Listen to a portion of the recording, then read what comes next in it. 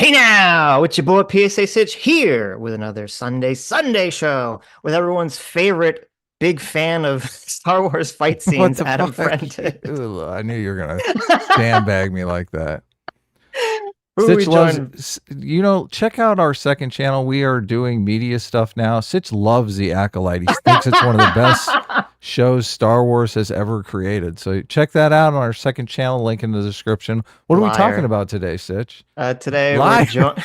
Liar. Today we're joined by Hutch and Josiah, aka Pondering Politics, to talk about. Well, originally we were going to talk about sort of Joe Biden versus Trump in terms of Biden, being an old man and whether he could be president. But obviously, there was some interesting breaking news that happened yesterday, so we're going to talk about that first.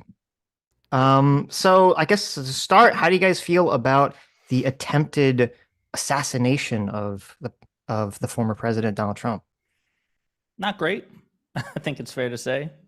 Can't speak for Hutch, but I imagine he agrees. Mm-hmm. No, you go ahead and you go first. What are your thoughts?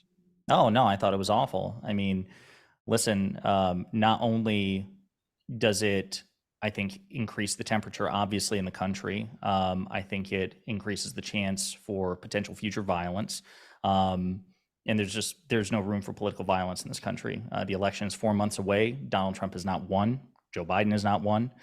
People have disagreements with one another about the state of politics, need to take it to the ballot box. Okay. What about you, Hush? I think it was unequivocally terrible. Mm-hmm. I'm just like, I'm a big fan of liberal democracy, and this kind of thing happening in any kind of like liberal democracy is just terrible. It would have been 100 times worse if he was killed too. Mm-hmm. And so yeah, I'm What do you think would have cracking any happened jokes if he had been shot and died? Oh man, I mean, from my perspective, obviously, like I would identify as like liberal, progressive liberal. Like I mean, it would be a nightmare of epic proportions because he would have been solidified as a martyr. I mean that shooter. I don't know if that shooter thought he was gonna end the MAGA movement with a bullet, but that Mm-hmm. absolutely would not have happened. Somebody else would have taken up the mantle, and the MAGA movement, I think, would have been just 10 times more emboldened than they are right now in this moment, and they sure do seem emboldened right now. So it would have been terrible. Yeah, I don't know what it would have done with MAGA because it seems to me like there's no real heir apparent to MAGA. I think the Republican primaries established that, but I think it could have triggered a series of mass protests or riots across the country. Yeah, the whole thing was awful, but yeah, it could have been so much worse. There's no doubt. What about you, Adam? This is our first stream since the event. Yeah, we haven't really talked about this at all. Look, No. we don't know much yet, so it's difficult for me to say. Like, I'm old enough to remember the John Hinckley shooting Ronald Reagan, and it wasn't political at all. It was because he was trying to get the attention of Jodie Foster because he liked the movie Taxi Driver. Jeez. Wait, So I I was mean, about to say, wait, what? Really? That was 81. There's no way you're old enough. look, I'm an old man. Okay, look, I'm many moons old, but look, in that situation, it wasn't political at all. We don't know this guy's motivation. A part of me wants to blame women for this. So I think maybe some woman dumped him and he just thought that this was maybe she hated Trump and he thought this was a good way to get her attention. I don't know. I'm just speculating here. Mm-hmm. So it's a and bit. The information we do have is confusing because apparently he donated to Act Blue when he was 17 years old, and then 9 months later, when he turned 18, or 9 or so months later, when he turned 18, he registered as a Republican and voted in the 22 midterms, never changed his party registration. And you could explain that it's a closed primary state, and so maybe he was doing it to vote against specific Republican primaries, or maybe his politics changed, or maybe he has incoherent politics. Like, we literally know nothing right now. Right. So what's your take, Sitch? I mean, yeah, it's awful. There's going to be a lot of the conversation right now is going to be centered around, the calls. Everyone's been talking about how calling Trump a fascist or a dictator or the end of democracy would be in line. Obviously, we don't know this guy's motivations. Maybe it had nothing to do with that, but it definitely seems like it's setting the stage for these sorts of acts of violence to occur. And I've always said this before in stream, and this is kind of the problem. When we in the political realm, everyone uses hyperbole to communicate. And it's all basically, as long as you're not directly calling for violence, it's kind of people just hand wave it away as it's totally fine until someone actually acts on it. And then all of a sudden everyone's like, oh my God, we shouldn't have been using all this crazy rhetoric. So my hope going forward to this is that this will attempt to at least calm down the country, calm down the rhetoric in the country. So far, Trump's responses to this, I thought, have been pretty good. He hasn't been calling for fire, brimstone, at least in what I've seen his responses. He's been very like, unify America, we need to be united. So that's great. I thought Joe Biden's response was along the same vein, so that's pretty good. So I don't know, maybe just the optimist in me, but I think maybe we can come out of this a little bit better. Maybe you can come out of this a little bit calmer. That would be great. But Biden's statement wasn't bad. Yeah, I mean, it was all right. Yeah, it seemed like wants to strike a note of conciliation, right? And Trump actually called him back and they talked, which I thought that was good, right? Mhm. Trump did a no-show at the inauguration, so Trump could have easily been like, fuck you, you got me shot, right? I'm not talking to you. It's your rhetoric that caused this, right? But no, Mhm. he reached out to him. Look, Trump is trying to look presidential, right? He's Right. in a presidential election, right? Mhm. So that was good. Look, maybe cooler heads will prevail here. Well, there was. We don't know the contents of the phone call. They could have been talking mad shit at each other in private. That's true. That's true, but probably not.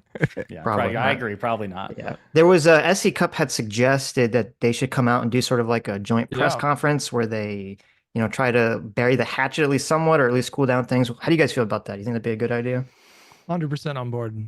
Mm-hmm. 100%. It sounds great in theory. Yeah, it does sound great in theory. In a sane and rational world, that would happen. But I mean, I don't share your optimism. I would schedule it for 10:30 p.m. tonight. That's exactly what I would do.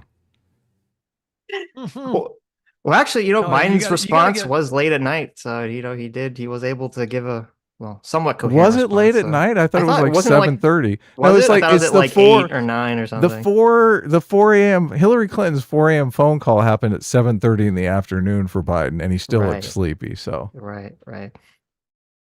Well, how do you? So I guess the question is now for you guys is that do you think Donald Trump is a threat to democracy? And if he is a threat to democracy, like a literal threat to democracy, why should Biden try to cool down the temperatures with some kind of like joint press conference or something to that effect? I still think everything I thought about Donald Trump before this catastrophe, I still maintain. I do think that he's an authoritarian. I do think he's a threat to democracy. But again, the election's 4 months away. And when you live in an advanced democratic republic, I think you forfeit any sort of like right to vigilante justice or political violence, and you go to the ballot box. You take it to court if there's like some sort of legal challenge. So no, my view on Trump has not changed. And as far as Trump and Biden trying to soften like things and lower the temperature, that's why I said it sounds great in theory, but these two have genuine and substantive disagreements where you have to do it. They would have to try to strike a balance where it's like Trump clearly believes that Biden is bad for this country, and not just like on policy disagreements, and Biden feels the same way. So how do you cool things down without pretending that each of them doesn't regard the other as a threat? I think it's really, really tough.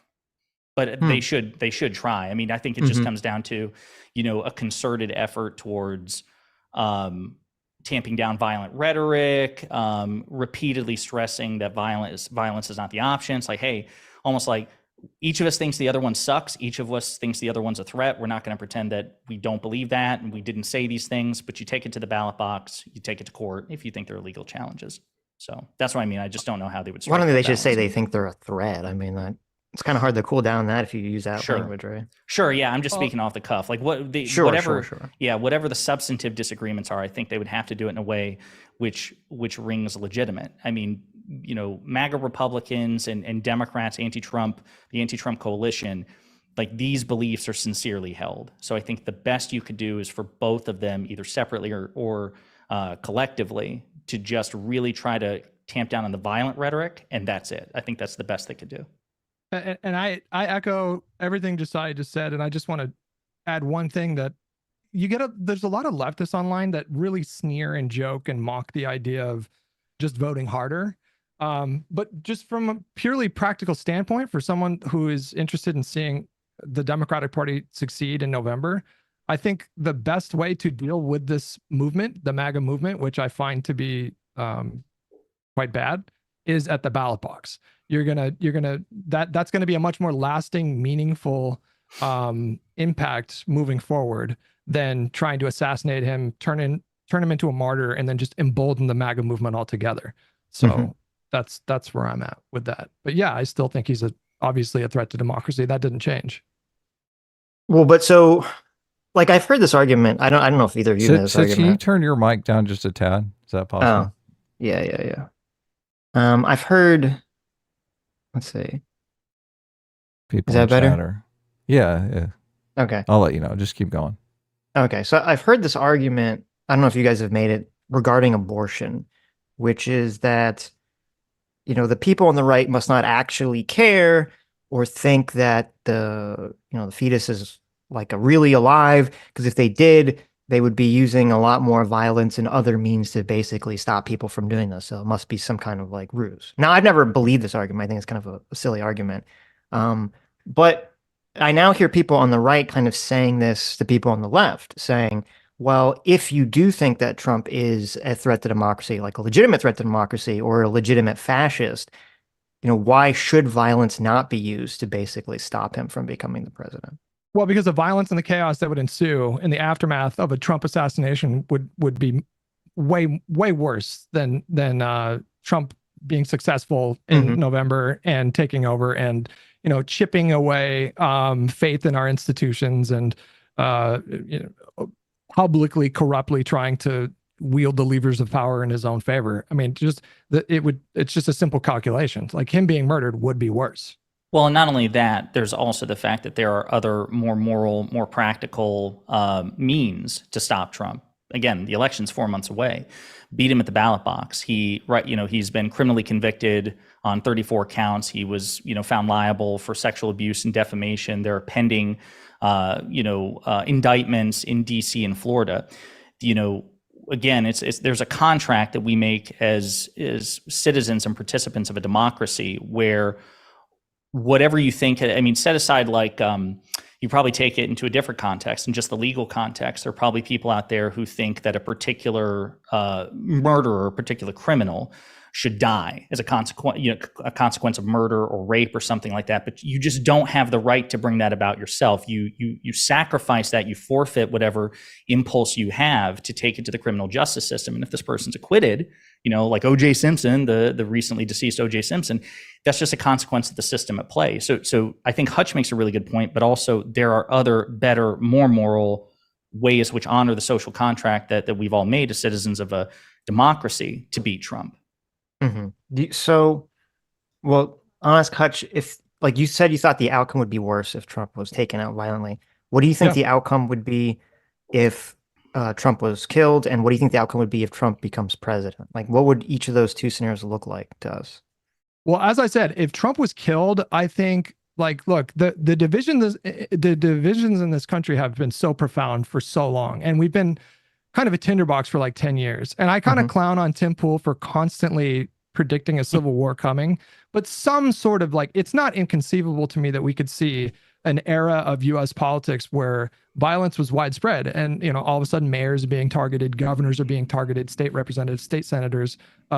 We've seen a little of that already with election officials in various states in 2020 that certified the election for Biden. They were bombarded with a deluge of death threats, and so Shea Moss and Ruby Freeman, not just them, Republican politicians who were just literally just doing their job and had no other choice. And so, that to me is a nightmare. I got to close my door because my Josiah, you take over 1 second. No, I think you said it perfectly. I mean, we don't know what the consequences would be, but I don't know what it would take to cause a second civil war here in the United States, but I feel like this would be, the closest catalyst to it since the first one. And again, I don't know what it would do for the MAGA movement, but you're talking about tens of millions of Americans who are devoted to Donald Trump. You're talking about an entire party apparatus, which wields enormous political power, and the tensions are high already. So, I mean, I dare not speculate, but I could see a timeline in the multiverse in which, it's just pure unadulterated chaos.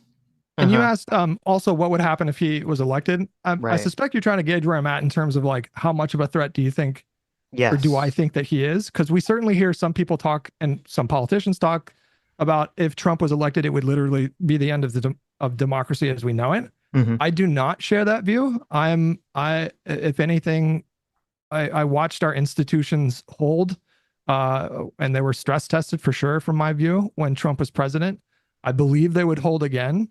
But it's perfectly rational and reasonable for me to see other people sort of wonder about like the worst case scenario. Like we saw what he did when he was president the first time. It's obviously not inconceivable that he would try to do the same sort of things the next time. And it's not even just about the short-term implications of what Trump would do to democracy. It's also about the long-term implications. It's also about the influence that he has on the culture, the influence that he has on young people. Like imagine being a 13-year-old kid and you're looking at the president and it's Trump. And so like that is a really formative time in people's lives and it really shapes their view of politics. So yeah, what are the you only saying? thing I'm sorry, just to really piggyback off this real sure. quick, just to say, so, I mean, I mostly agree with Hutch in the sense that I don't think that, Trump is going to, like, we're going to just transform into Nazi Germany or anything like that overnight. I imagine it would be more likely that we'd see something like, Viktor Orban's regime, where it becomes like an illiberal democracy. The only thing I would just say in response to Hutch, who I guess isn't here, is the institutions held before, they were stress tested, but Ben Shapiro said this in his debate with Destiny, and I thought it was just ridiculous, this idea that because the institutions held before, that they would automatically hold in a second Trump administration, even though Trump has repeatedly said that he's not going to make what he calls the same mistakes that he did in the first time. So these institutions are comprised of people, and if he fills them with people who are more loyal to him than to their constitutional duty, which is what he said he would do, he's looking for loyalty, then it could very well be a different outcome than the last time. He may be able to more successfully accrue executive power. He may be able to prosecute his opponents more successfully because he tried before, but he had attorneys general and prosecutors tell him no. So we just don't know what would happen. But it seems more likely that he would be more successful this time around than he was in the first one. When you say, well, first with Hutch, do you think that like Trump, like how likely is it? Do you think Trump's going to like, what do you think he's going to try to get for like a third term? Or it's not clear to me what you meant by like another January 6th style sort of scenario. I don't think I specifically said January 6th. That's just like that's just one example of him sort of having contempt for democracy. I don't like when people say we're not going to have another election in 2028. Personally, I roll my eyes. I think we will have an election in 2028. There will be two candidates. And if he refuses to leave the White House on January 20th, 2029, he will be escorted out of the building by U.S. Marshals. So you're not worried like about anything to that effect specifically? Not that specifically. I mean, I have so many other things that I do worry about that I think are completely valid. It is just a simple fact that, for example, like he publicly, openly pressured AG Barr to investigate Biden a month before the 2020 election. And if he is elected for a second term and he's no longer worried about maintaining his base in the way that he probably was in 2017, he was still like a new politician. He had these sorts of concerns. At this point in time, he's well aware of the fact that he really could shoot someone on Fifth Street and not lose his base at all. And so I do worry about like the sort of how much further he could take it during a second term without those political considerations in play. What do you guys think? Well, I mean, my position is, and I said this before, I think that if Trump wins again, it's very likely he'll try to go after some Democratic politicians,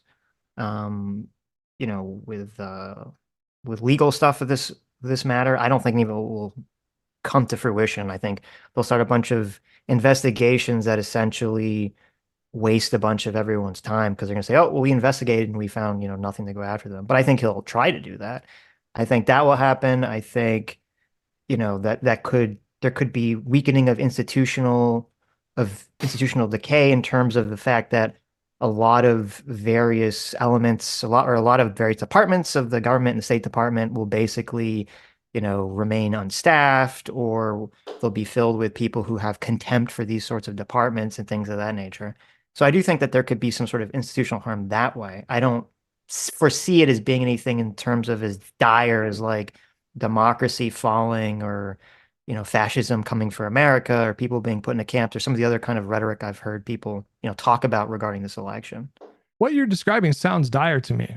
When you talk about sort of like emptying out the federal agencies and replacing them with loyalists who will, without hesitation, you know, actually weaponize the DOJ to go after political opponents. That doesn't sound dire to you?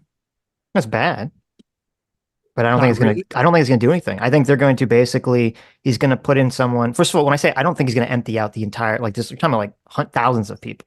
I don't think Trump is going to be able to staff thousands of people, but I think he will put people to top who he thinks, well, I mean, he did this the first time and all those people turned on him anyway, but I think he will put someone who's the attorney general, and he'll say, you know, go after Biden or Hillary or Obama or whomever, and they're going to investigate, and they're not going to find anything there, and nothing will come from it. What if they do find something? Wouldn't that be interesting? That would be interesting. I mean, I don't know what they'd find, but I mean, I don't think you're going to find a lot of Democratic voters that are sour that Hunter Biden, for example, got found guilty of a verdict. The guy, the Democratic senator, what's his name? Who's Menendez. Yeah. If he's ultimately found guilty, I really don't think you're going to find a lot of Democratic voters that are going to be pissed about that. Okay. So if there's if the DOJ under any president suspects criminality on the part of some prominent Democratic politician, I mean, who would actually have a problem with them going after that?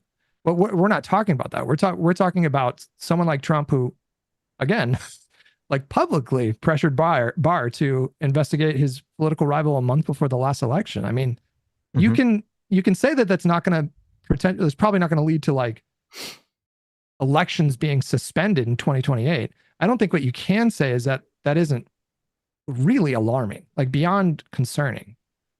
Well, first of all, I'm not voting for Trump.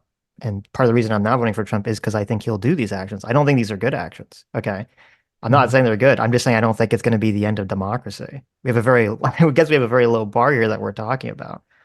So well, I'm not sure. I guess I'm not following what your point is. Well, and again, I don't want to speak for Hutch, but I imagine this is the case, and I know this is the case for me. Like, I don't think Trump has to literally end democracy in the sense like, hey, you know, again, I think before stream I was referencing, we were talking about Star Wars, and I referenced the Emperor, that he's going to pull a Palpatine and stand before, you know, Congress and go, you know, I declare myself Galactic Emperor. I think he can still be a threat to democracy simply by doing damage and eroding various institutions, including the Department of Justice, or trying to, you know, bring like the Federal Reserve under, you know, presidential control, and trying to issue commands to the chairman of the Federal Reserve, you know, raise interest rates here, lower it here when it's politically expedient. You know, he's even threatened to use the executive branch to investigate, you know, MSNBC and NBC and other media organs that he feels as being too critical of him. So there's that as well. And I just, the other thing I would say, is Sitch, that you mentioned that you don't think that Trump would necessarily be able to staff all these vacancies. My understanding is that's part of what Project 2025 is about, that the Heritage Foundation is, you know, basically creating a conservative LinkedIn, and has been for more than a year, where people can fill in their applications, so that the whole thing is, if Trump is elected, they can hit the ground running on day one and try to get many of these like policy proposals through with, you know, a workforce that's pretty loyal to Trump. So they've been working on this. So, but you both think that regardless if Trump wins, that the country will manage to survive, and it's not like, how much is this rhetoric of Trump is a threat to democracy? How valid is it? Because I guess it's not really clear to me what your position is on that, because you're saying like he is, but he's sort of not at the same, not worthy enough to, you know, merit violence. Well, again, can't speak for Hutch, but like, what do you think? I don't know how familiar you are with Hungary, but do you think Viktor Orban in his what they call again the illiberal democracy, do you regard him as a threat to democracy? So I have zero familiarity with That's his fine. policies. Yeah. But so like when you see, actually, I was going to ask you that. When you say a liberal democracy, like what does that look like? Paint the picture of the liberal democracy and the potential Trump America. Well, and I don't know if it would go this far. I would just say that it would be more likely than again something like full-blown Nazi Germany or even like Russia, for example. Russia, I think, would be considered an illiberal democracy too, like where they have elections, but well, they have Putin- finger quote elections, right? Right, exactly, right. So where but that's really, I mean, that is the end of democracy if that's what it becomes America. So I'm assuming that's like a very extreme thing. I don't think Trump's going to bring in like fake elections going forward. I don't know. I just, like I said, for me, we don't know where it could go. The fact that he wants to, again, fire the civil service and employ people, tens of thousands of Americans who are loyal to him rather than the Constitution, that you have Trump supporters and members of the Heritage Foundation and others who are flirting with, trying to either repeal or sidestep the 22nd Amendment so he could have Trump 2028. The idea of prosecuting his political opponents, investigating and prosecuting elements of the media that he finds too critical of him. These are things, I mean, and also, I think that he wants to have like the biggest mass deportation of undocumented immigrants. They've even talked about how American citizens may get swept up in that as well. It's just a much more stark and authoritarian agenda than we've ever seen. And this coming from a guy who doesn't respect free and fair elections. This is a guy who's said in every election he's run in that he either wins or it's rigged. He said it in 2016, said it in 2020. He's even set the stage for that in 2024.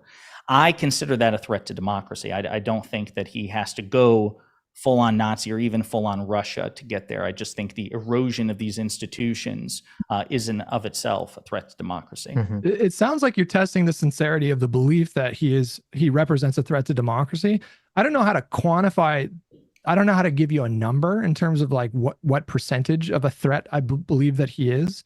It's just the very fact that we're having the conversations. Like nobody knows what he's capable of in a second term. We know what he did during his first term, and we know that he would not be constrained with considerations of another campaign to have to win 4 years later. And I think just sort of broadly, the MAGA movement has seemed much more emboldened during the Biden years. They're pissed. They don't like him and they want him out. I answered the question before, but like I don't think political violence would be justified in the spot, even though I view him vaguely as a threat to democracy. I believe that the better way to handle that would be to deliver an electoral loss. Like my ultimate solution to this problem would be that like Democrats win a trifecta and MAGA voters just become so apathetic that they no longer want to participate in midterm elections and special elections. Like I want them to feel demoralized. I don't want to ignite sort of like a cold civil war. Or even just a shift away from populism that may, because here's the other thing. Trump, and this is the struggle, I guess, to communicate this sometimes, is that Trump is electorally, like he is a loser. I mean, he may win this upcoming election, but it hasn't happened yet. He won in 2016 because of the Electoral College. He presided over losses in 2018, 2020, 2021 with the Senate runoffs, 2022, and 2023. So to Hutch's point too, this is why I think, for a variety of reasons, but also in terms of just being simply efficacious, the more political defeats Trump suffers, I feel like it should at least increase the likelihood that eventually, if for no other reason, just pure self-interest, the Republican Party finally emancipates itself from him. They're like, you know what? We tried this populism thing. It gave us one bright star in 2016, and it's just been, a bunch of L's ever since. And it goes back to the more neocon or Romney era where you don't have to worry about the dire consequences of the next election. And then it's just pure policy disagreement. I think Haley would be up 10 points right now if she was the nominee, for example. Oh yeah, I agree with that. Yeah. But Adam, how do you feel about what you've heard so far? Do you have a take on any of this? I took a couple notes. I mean, there's the institutions held once with Trump, right? But I mean, doesn't that really apply to your argument with the Biden team? I mean, you guys are kind of on board with Biden has a team of people helping him. So even if he goes completely senile in office, the team will be able to step up for him.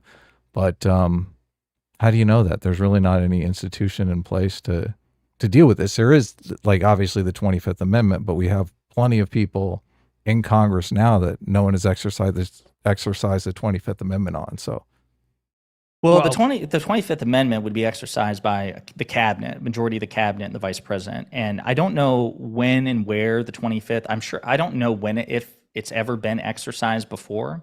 But the upshot is, like, you don't need a supermajority. You don't need hundreds of people. You would just need however many cabinet members plus one in the vice president. But the Congress has to vote. I think it's like 2/3. So I think that's impeachment. The 25th? Yeah, I think the 25th is just the cabinet and the vice president. I'm pretty sure. Pretty sure Congress can reverse it with a 2/3 majority. So, but look, we don't have to get into that. My question really is about, there's this black box scenario that you seem very uncomfortable with Trump, which I get. Like, you hate Trump, but you're totally comfortable with Biden. Like, for some reason with the Biden situation, it's like, oh yeah, that black box, that's nothing to worry about. It feels like a totally different universe. Like, my concerns about Trump are the short-term and long-term negative impact that it could have, not only on like policy decisions, but on democracy broadly. And I feel like those concerns are perfectly justified given what we saw during his first term. The concerns about Biden, to me, number one, I do not believe he's literally demented like you guys do.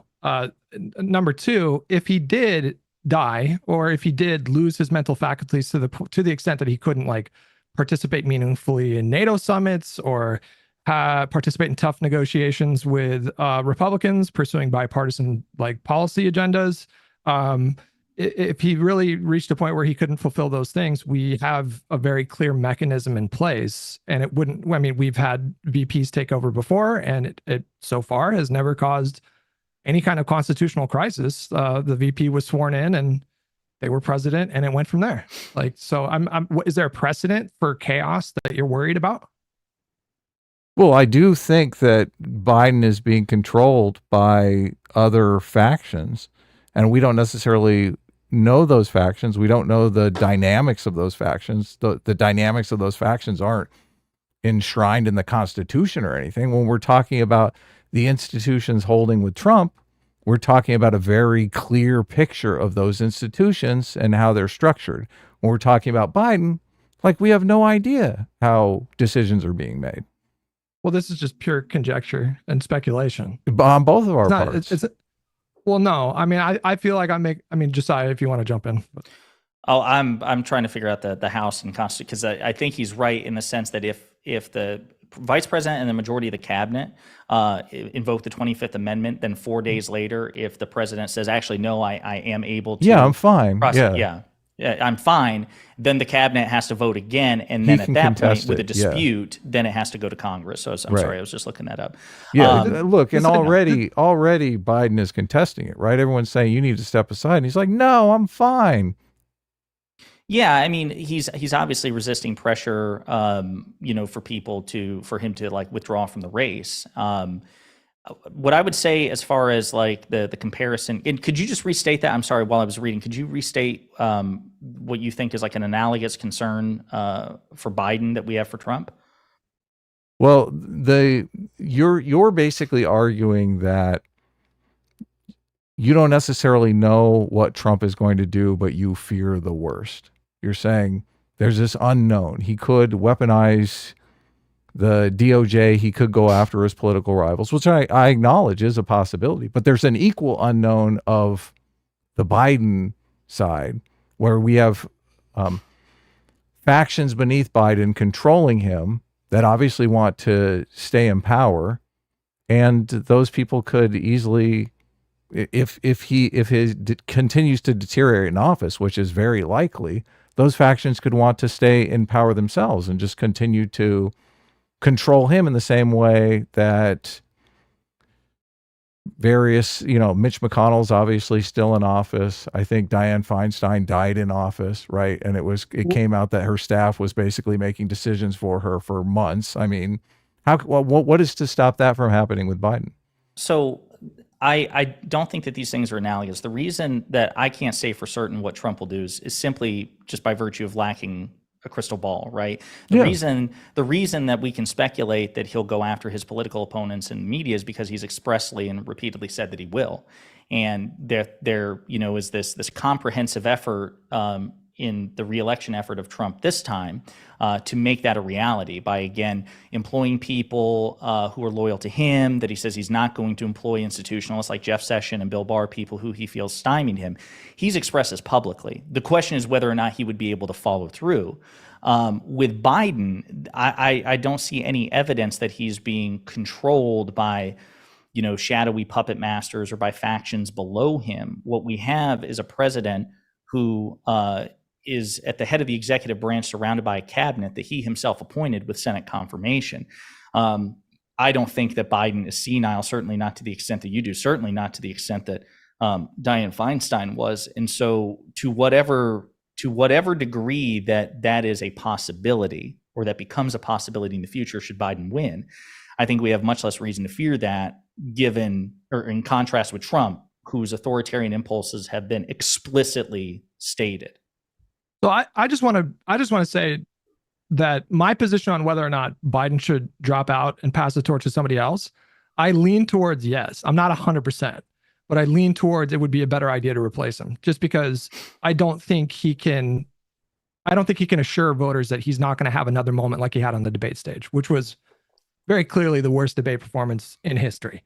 It was deeply concerning to a lot of voters. The idea that he's senile to me is insane. When we're talking about someone who has like I've been in close proximity to somebody that had dementia. It was nothing like this. And if we're talking about early dementia, then you're talking about like, well, he might have these flare-ups or these episodes. And there's no way that you can have somebody like Biden, who is currently right now like jet setting all over the country and giving speeches, and gave what I thought was a very good presser on Thursday. You guys seemed to be convinced that it was just as bad as the debate, and maybe we can get into that. But when we're talking about somebody with early stage dementia or full on dementia, there is no way they could give detailed, policy wonky driven answers to questions to the extent that he did on Thursday. Somebody who is demented cannot get into like granular details about complex geodynamics and the reason why he can have a conversation with Xi and the reason why he hasn't had a conversation with Putin, and et cetera, et cetera, et cetera. There's no way that you could hide the kind of dementia that you guys are alleging. I think that's silly. His press conference was obviously, it was better than the debate. It wasn't great. I did not hear this incredible display of policy facts that you heard. I heard a lot of very long, rambling answers that were kind of picking on some, general vague points. I shudder to imagine Biden being in a room with Xi or Putin trying to have some kind of discussion about, Ukraine or Taiwan or something to that fact, that Biden would even portray an ounce of strength or command of the facts. I don't see any of that. And the way that you're kind of talking about this, you have to remember that we're not having a conversation like, can Biden right now continue forward until, the last 5 months or whatever of his term.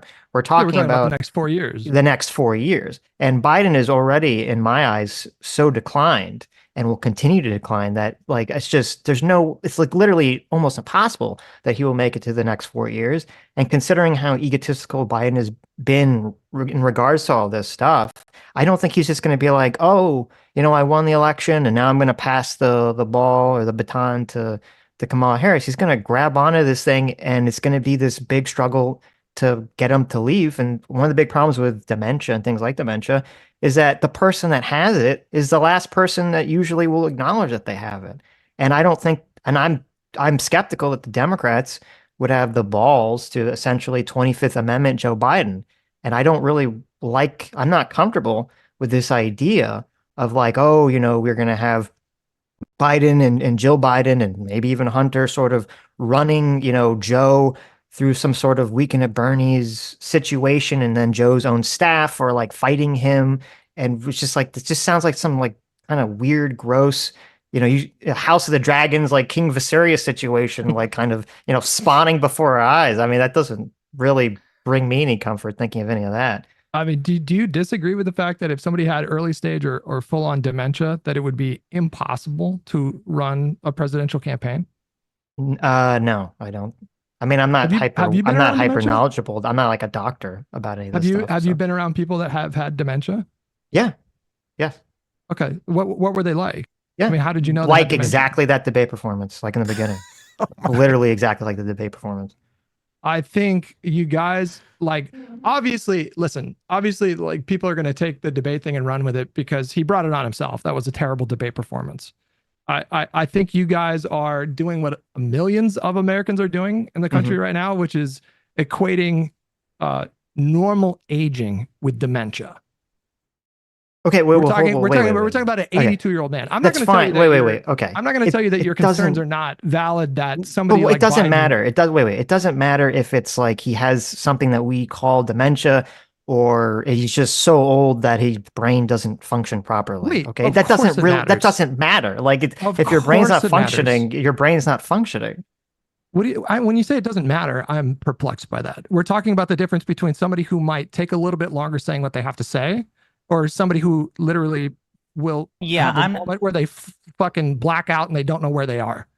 Right. I'm not a neurologist either, but I feel like most physicians would say that there is a difference between the aging process, which usually sees decline in verbal agility and vocabulary and verbal fluidity and these sorts of things, and dementia or Alzheimer's. I feel like there is a meaningful distinction between these things. There is a distinction between having dementia and just getting so old that you're not functional enough to be the president of the United States. Yes, there is a difference between those two things. And what I'm saying is it doesn't matter in that scenario. You shouldn't be president, whether it's dementia or you're just literally too old to be able to be president because you don't have the mental cognition. That's fair, but how do you know that he's too old to be president? This is because, well, when you have it, when you have an answer to a question, okay, when you get set up, when you get teed up to have to this question about Trump's weakest point, which is abortion, and for no reason you change it to his strongest point, to immigrants killing people, and you then kind of go on this weird rambling, barely coherent answer about how like people are being raped by their sisters and siblings.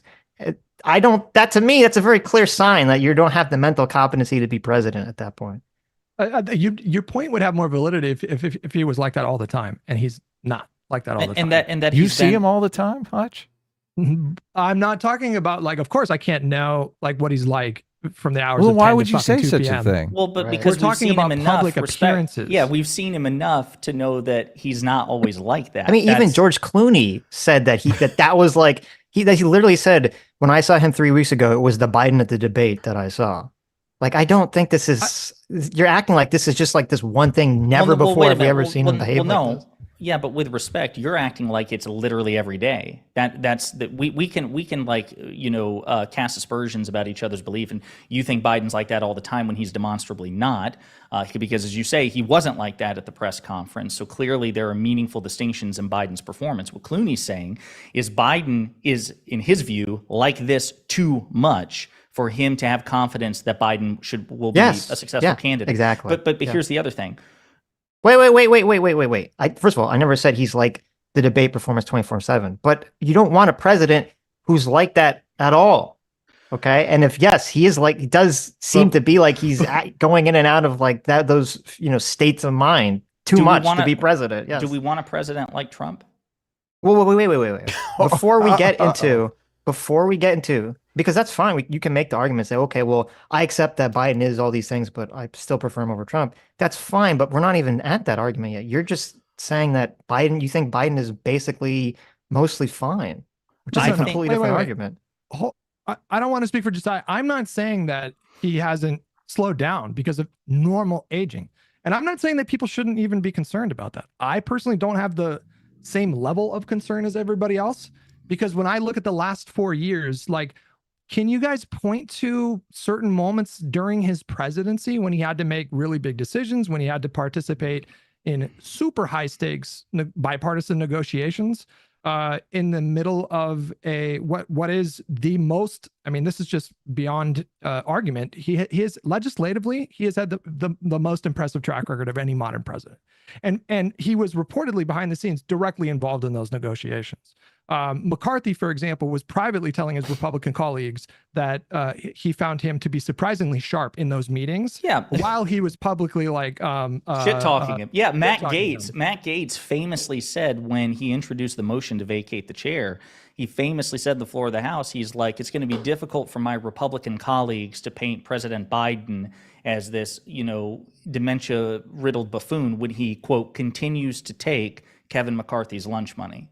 Mm-hmm. And so to me, I just want to again say for the record, I agree with Hutch. There's no question that Biden is in age-related decline compared to certainly where he was in 2020 compared to where he was in 2016, 2012. There's no doubt about that. But the reason that I bring up Trump is because at this point, it is a question between these two. Right. And so, and I will also say, before I turn the mic back to you, this is something else that I think is that Biden critics gloss over. Biden's record as president, executively and legislatively, is just better than Trump's. He's gotten more of his agenda accomplished than Trump ever did. And as far as I'm concerned, I can't speak for Hutch. That's a sign of competence. That's a better measure of competence than a 90-minute debate. Speak for me. Absolutely. So yes.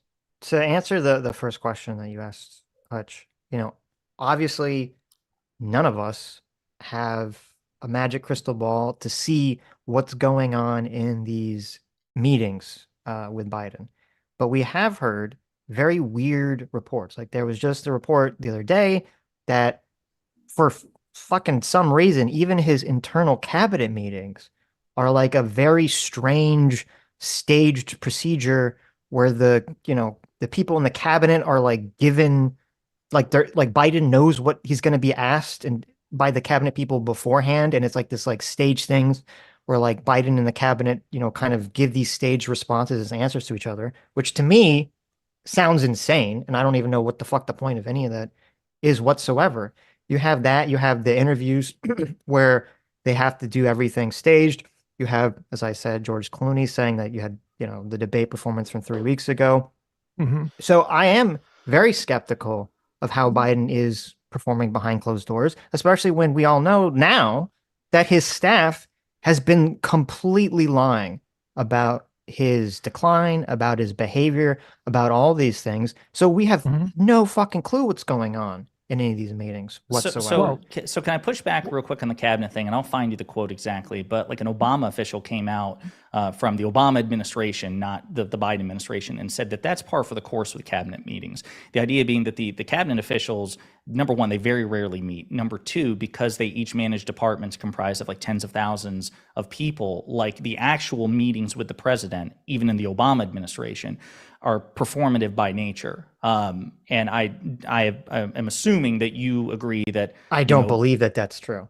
Okay. Well, that sounds like 100% sure. cope. Well, that sounds insane to me. Like, I mean, you can find me a quote, but I refuse to believe that's insane. That's like, that was like what the Fed chair said he hasn't talked to Biden in 2 years. Right, because cabinet meetings are that rare, and I don't think Chairman Powell is part of the cabinet anyway. But no, he's not. But I'm just saying, like, to me, again, that is further evidence of the decline. We're having an inflation problem that is the number one issue that Biden should be dealing with if he wants to win the re-election, and he hasn't had a conversation with the Fed chair in 2 years about it. What would he do with the Fed chair? That's supposed to be an independent agency. Fed chair is in charge of controlling inflation. No, sure. He'd want feedback on whether or not it was going to be down in time for him to be reelected. I mean, Trump pressured the Fed chair Why wouldn't you go to your chief expert? Trump publicly pressured the Fed chair constantly, and it didn't affect the Fed chair's decisions. And the president's not supposed to do that. The whole point of I didn't say pressure him. I said get feedback on what the condition was, when inflation was going to subside, how he was doing. Feedback from an expert. Wait, hold on. we're down to nearly nominal levels of inflation. So what more do you want to see? No. We're down to Oh my nominal God. increases in inflation. The inflation that has occurred in certain markets, especially like food, has not gone back down to normal levels at all. No, of course, but what are you guys asking for, like a deflationary period where that do you understand that would be like catastrophic? So we're just okay. So is the Biden's administration's response going to be, listen, guys, the food prices and things of this nature, they're just where they are, and that's just what it is, and we're just gonna have to deal with it going forward? Well, I mean, like, are you a communist advocating for like price controls? Like, what do you expect the president to do? I mean, he's gone up there and criticized corporations for things like all of this is like a shrinkflation or- total side quest. My only point was, if you are having problems with inflation, wouldn't you want to consult the guy that is in charge of controlling inflation? Why would you not even talk to that guy for 2 years? So I would. Sorry, go ahead. Well, I was just going to say, so number one, I don't know how common it is for presidents to meet with a Fed chair, number one. Number two, the president has an entire staff, including a chief of staff and a treasury secretary and a commerce secretary. I don't know like what the dynamics of this are. Did Powell say that it was unusual to have not met with Biden personally that long? I don't know. It's entirely possible that it's relatively common. I can find you the quote from the Obama administration official who says that cabinet meetings are generally pretty performative, even in the Obama administration. But let's say, I'll get you all that, and maybe we can get answers about the Powell thing. But it also sounds like there's just a lot of personal incredulity here, which is fine. You have a lot of skepticism, but I don't know how we can possibly satisfy that.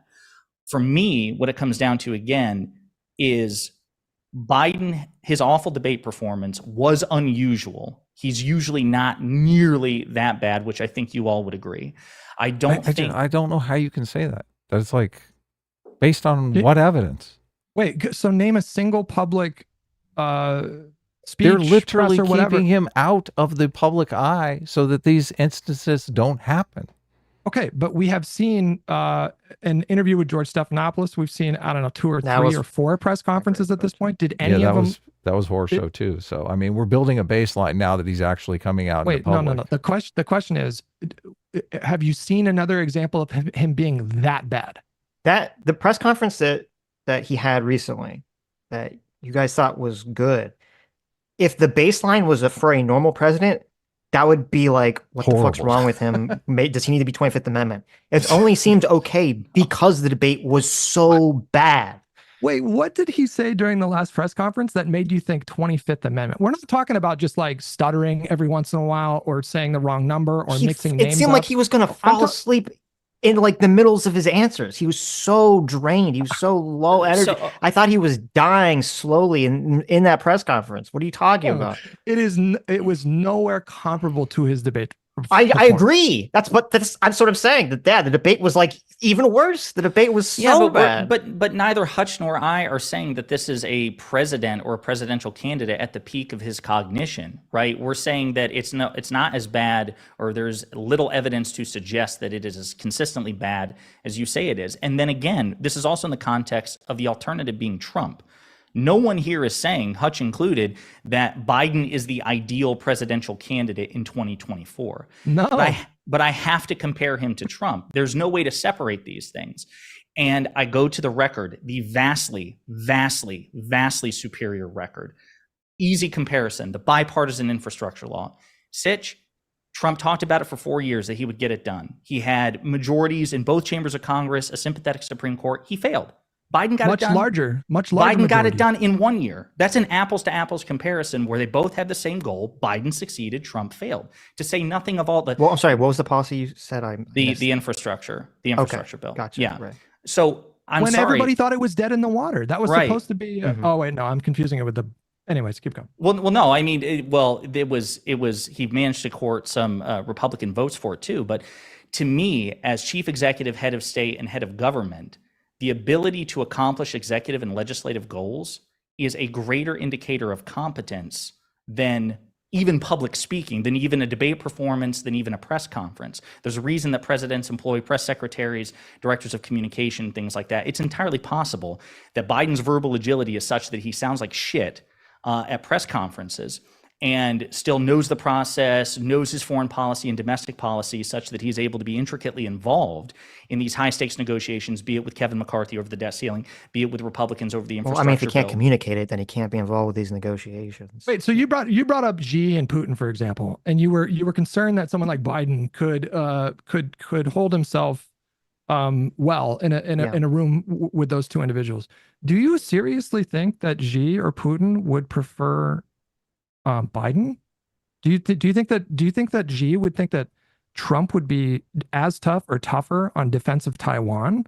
Or do you think that Putin would think that Trump would be as tough or tougher with respect to bolstering Ukraine's defenses? Yeah, that's actually a great point. If you have a situation where the president is not fully competent, and so you have a tug of war power situation in the executive office between his literal family members and his chief of staff, I think Russia and China would prefer that than Trump, because that's going to cause so much chaos in the American Maybe system. I'm talking out my ass here, but I thought the evidence has been clear. My understanding is, don't Putin and Xi want Trump to win the election? We have no clue what they want. Now I'm feeling a bit incredulous, because it's obvious that wait. Because based on what Trump said himself, he said that he would force peace in 24 hours between Ukraine and Russia. Does anybody in this call believe that he wouldn't push Congress to end funding to Ukraine, like right away? I don't think he would. No, I don't think that. But I want to go back before we can talk about that. But I want to go back to what you were saying earlier, which is that there's two different issues here that you guys kind of like keep conflating. And there's is Joe Biden competent enough himself to be president? And that's one issue. And then there's the issue of, well, I don't care if he is competent or not. I still have enough faith in his staff or whatever black box it is that will make the decisions, that will be better than Donald Trump. Okay. Yes. And those are and those are two different things. So we were talking, at least at first, about the competency of Biden. Me and Adam think that Biden is literally on its own, in a vacuum, completely separate from Donald Trump, that Joe Biden does not have the mental competency to be president. And so is your position that he does, or that he doesn't, but you still would vote for the Biden team over Trump? You would have to judge his competence based on his track record. And from the last 4 years, I see a very competent administration. I reject the premise that he has this shadowy cabal of people pulling the strings. I think that's just fucking silliness. I'm sorry. Do you guys curse on this, by the way? I want to. Yeah, that's fine. You can curse. Okay. I reject that. But even if I did accept your premise, which again I don't, but even if I did, I would have to say, well, shadowy cabal got a lot of legislation done. They got a lot of judges confirmed that I like. Like I'm a progressive liberal, so like all I care about is like judicial picks and legislation and executive policy. And if I like all those things coming out of this administration, even if I thought it was a shadowy cabal, I could not imagine throwing all that aside and being like, well, I like all that stuff. Well, and it's not a shadowy. Like I do reject the premise. It's a cabinet that the president appointed and the Senate confirmed. It's not shadowy as far as we know about anything. These things, these are public-facing officials who lead executive departments. We're not talking about the cabinet. We'd be talking about the cabinet's not the ones doing this. It'd be his staff, his chief of staff, and those people. Well, those are also presidentially appointed. The chief of staff doesn't require Senate confirmation. Right. So that's why. Well, again, we don't know that it's the.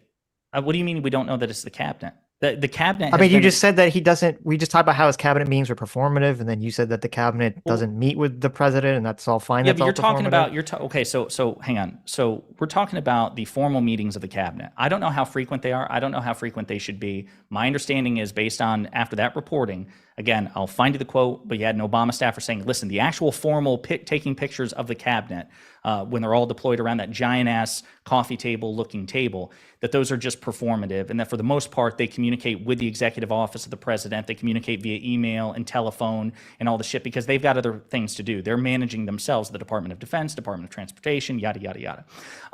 And then there's also the president's, like the chief of staff, the executive office of the president. It's a very incestuous relationship in these administrations, but it's not shadowy. These are all public officials appointed by the president with the cabinet, Senate confirmation. Without the president, they serve at the president's pleasure. But what again, I keep going back to, and I'd like you to address it. You clearly, unless I'm mistaken, you all clearly think that Trump is more competent than Biden. Like in terms of like having the mental competency and health? Yeah, I do. Why was that never reflected in a comparison of the administrations? Why did Biden get more of his goals accomplished than Trump did his? Well, it's because there's an issue here, which is number one, we don't know the trajectory of Biden's decline with these sorts of things. It's not like it's not like a standard, curve where the rate of decline is just this constant thing. It's like, something's kind of going along, and then all of a sudden it just drops off a cliff. And kind of like with what you're saying, I would feel more comfortable. I mean, I'm not voting, so I guess it doesn't matter. But in terms of like judging the competency of the administration, I would actually feel more comfortable if it was just a situation where I felt like, Biden is this kind of like figurehead from the beginning. He's never really been making these decisions. He has the staff, because then your arguments that you're making about, look at what he's been doing for the last 4 years, all those arguments would make sense. You're like, okay, well, I guess the staff is just doing all these things. And if you like those policies, those decisions, you vote for Biden. But that doesn't really seem to be what's going on here. What seems to be going on here is that it's kind of unclear who's running the show when Biden all the reporting says that Biden is the one making, these decisions about whether to stay in or not. It seems to be entirely on him and his family's shoulders.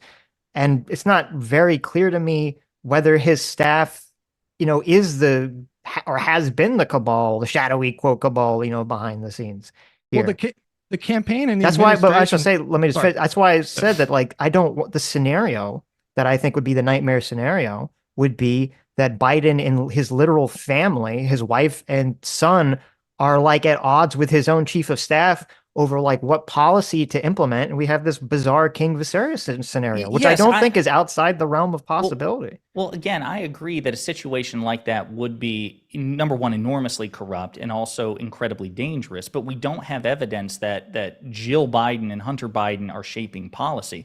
The evidence that we have is that they are influencing him to stay in the election, that they think he can still win the election. And wasn't there a report? I don't know. Did you see it? There was some report that Hunter was like gatekeeping access to his father recently.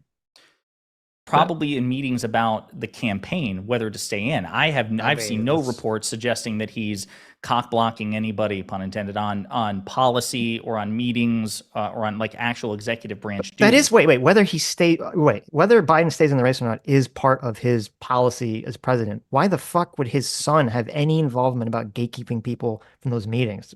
Before his chief of staff or something to that effect. Wait. When we're talking about policy, that's a totally different discussion from campaign stuff.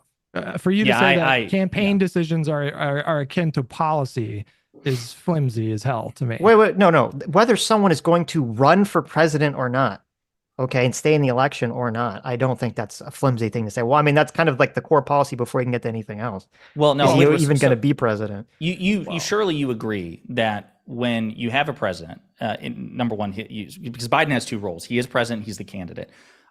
Do you agree that family would logically play a greater role in one than the other? In terms of whether he should run for president? Fuck no. I don't know why his family has any involvement in that conversation. That's insane to me. You think it's insane?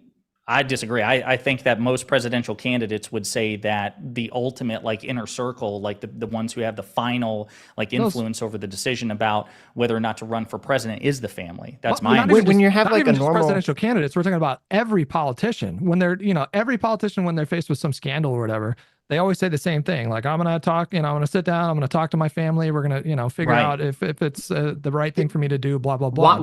Why do they do that? Well, because it impacts the family. Yeah.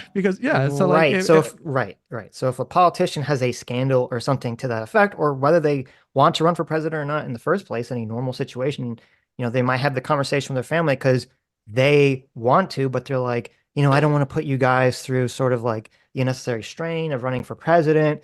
If you guys think it'll be bad or, whatever, right? That's if you guys don't have time to run the country for the next 4 years, then, maybe we'll call it off. Right. Like, yeah, this is a completely different scenario than like people think I don't have the fucking mental capacity to literally be president anymore. Like, why? Who gives a shit what your family says at that point? That's irrelevant. Yeah, so I disagree. I think that there is a colossal difference between any politician, Biden, Trump, whoever, consulting family actively and the family playing a high-level role in the campaign as opposed to the administration of government. Trump, ironically, did both, engage in disturbing amounts of nepotism by giving members of his family, security clearances and senior level positions at the White House. If Biden were to do that, that would be hella corrupt, hella disgusting, and I'd be appalled. But I'm not surprised that Jill and Hunter Biden and members of his family are playing an active role in influencing whether or not he should stay in the campaign. That still may make you uncomfortable, but I think that these two things are fundamentally different. But I do want to get back to the comparison of the record here, because what you told me, Sitch, was, we don't know the trajectory of Biden's decline. So I just want to make sure we're on the same page. Are you suggesting that a year ago, that based on Biden's record, he was more competent than Trump, based on how much more he was I'm not able to basing anything on accomplish? his record. I'm saying I have no clue what his health was. I don't know what the trajectory of his decline is at all. Yeah, we And can I don't- only I'm know saying where I don't we're at think that you now. point- Yeah. I don't think saying like, quote, his record. I don't think that that's evidence of anything. But you don't think a president's record is evidence of their competence? In terms of what has been the rate of Biden's mental decline, no. No, we're talking. That's what I'm saying. Maybe I'm misunderstanding, or maybe I'm miscommunicating. We're talking about comparing these two men and which one would be more competent presidents. My position is We're not. That's why maybe that's where the confusion. Yeah. is. I Wait, keep saying Isn't this the crux of the argument? No, wait. Okay. I keep saying You guys don't understand the argument. I know. I keep saying there's two different issues, and you guys keep jumping between them. The first issue is, does Joe Biden have the competency to be president? That's number one. And then number two, even if he doesn't, is he still better than, or his staff or whatever, better than Donald Trump? And I've just been talking about number one. We haven't even got to number two yet. So that's why I'm saying I'm not making the comparison yet. Right. And we're pointing to his administration's track record to demonstrate that even if we accepted your premise that Biden is so diminished that he doesn't have the capability of being president, we are, which I don't support that premise. No, nor I. Josiah doesn't support that premise. But even if we were to accept that premise, we of course would look at his cabinet and say, well, if that was true, his cabinet sure does have a lot of accomplishments that they racked up. And more importantly, the accomplishments are in line with like me and Josiah's politics. Like we like, broadly speaking, his policies. Yeah, but look, you keep backing it up though. We can't know where he was at 6 months ago. Like all this could have hit just now. We know where we're at. But that's why I asked. No, but that's why I asked Sitch if what he's saying. How do you? Okay, then let me phrase it more openly so we can reconcile this. You're dragging this in because you want it to be evidence that you should still vote for Biden, because even if his mind is completely gone, he's had all these great accomplishments. Well, that's why you keep dragging this in, but Sitch is not dragging this in. Sitch is saying we can only know where we're at today. Okay. Obviously, whoever tries to tackle these arguments, their perspective is going to be colored by their own political preferences. And so, right. But if his decline is just now, okay, and the battle for controlling Biden is underway at this very moment, you can't go back and say, oh, well, he's got all these great accomplishments, because that's just, who knows if those accomplishments are going to appear in the second term, or if it's going to be just a free for all of everyone close to him trying to get their own accomplishments. But again, at that point, you're measuring the risk of this proposed risk of like severe mental decline. So look, let's play that. You're measuring that against the potential risk of a Donald Trump presidency. And stop. Let's leave Donald Trump out of it for a second, okay? Let's pretend that it all just happened one night. Biden was filling out his Mensa application, and then the next day he was like completely cognitively declined, okay? They tried to hide it, and the debate came out, and we are where we are. Doesn't that completely erase your argument that all of this great legislation would appear in the second term? Because if it was Biden getting this legislation done, and now it's just going to be a bunch of underlings controlling him, how do you know you're going to get that same kind of great stellar record you guys are running on here? I don't know how to have a conversation about this with you guys without talking about Donald Trump. The crux of the entire argument is about Yeah, stacking up Biden's mental acuity versus Trump's corruption. And So his to- like, and also quite frankly his mental acuity, because you want to talk about reports from staff. This is what I was trying to get to all the way back earlier about Biden's incompetence. We have plenty of that about Trump. You have Trump's Secretary of State referring to him as, quote, a fucking moron. Like, it is, these two things are inextricably linked. Trump and Biden, they are the two choices in this election. Neither of them are ideal. The question is, which one do you prefer? It's not a choice between a senile whatever you think Biden is and this genius, cognitively fit authoritarian. It's a choice between a man who is declining according to age, and it's another aged man as well who's also got authoritarian impulses. And unlike Biden, you have people who worked for him in senior staff and cabinet who know him far better than the four of us, who say he's a fucking idiot. So when I weigh these two things, and those are my two choices, it sure seems like Trump is way worse on the odds. So I think you can separate the issues. I think you could say whether you think, I think you could say, yeah, I think Biden is completely not mentally competent to be president, but I think that the odds, the dice roll of risk, I still prefer that to the dice roll of risk of Trump.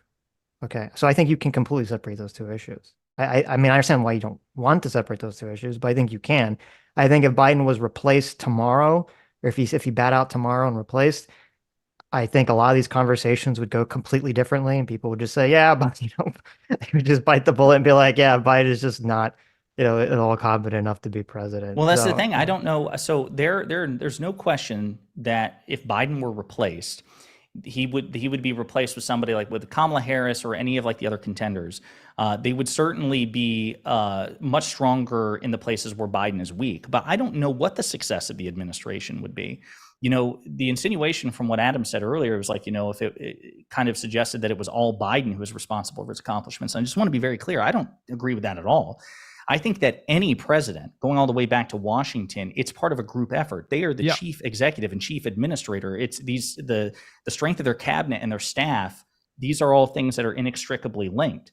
It's possible that a Biden replacement would do as well or better. But I mean, probabilistically, it's less likely, I imagine, given that very few presidents have had the record that Biden's had. So it seems to be uncommon. And I don't know.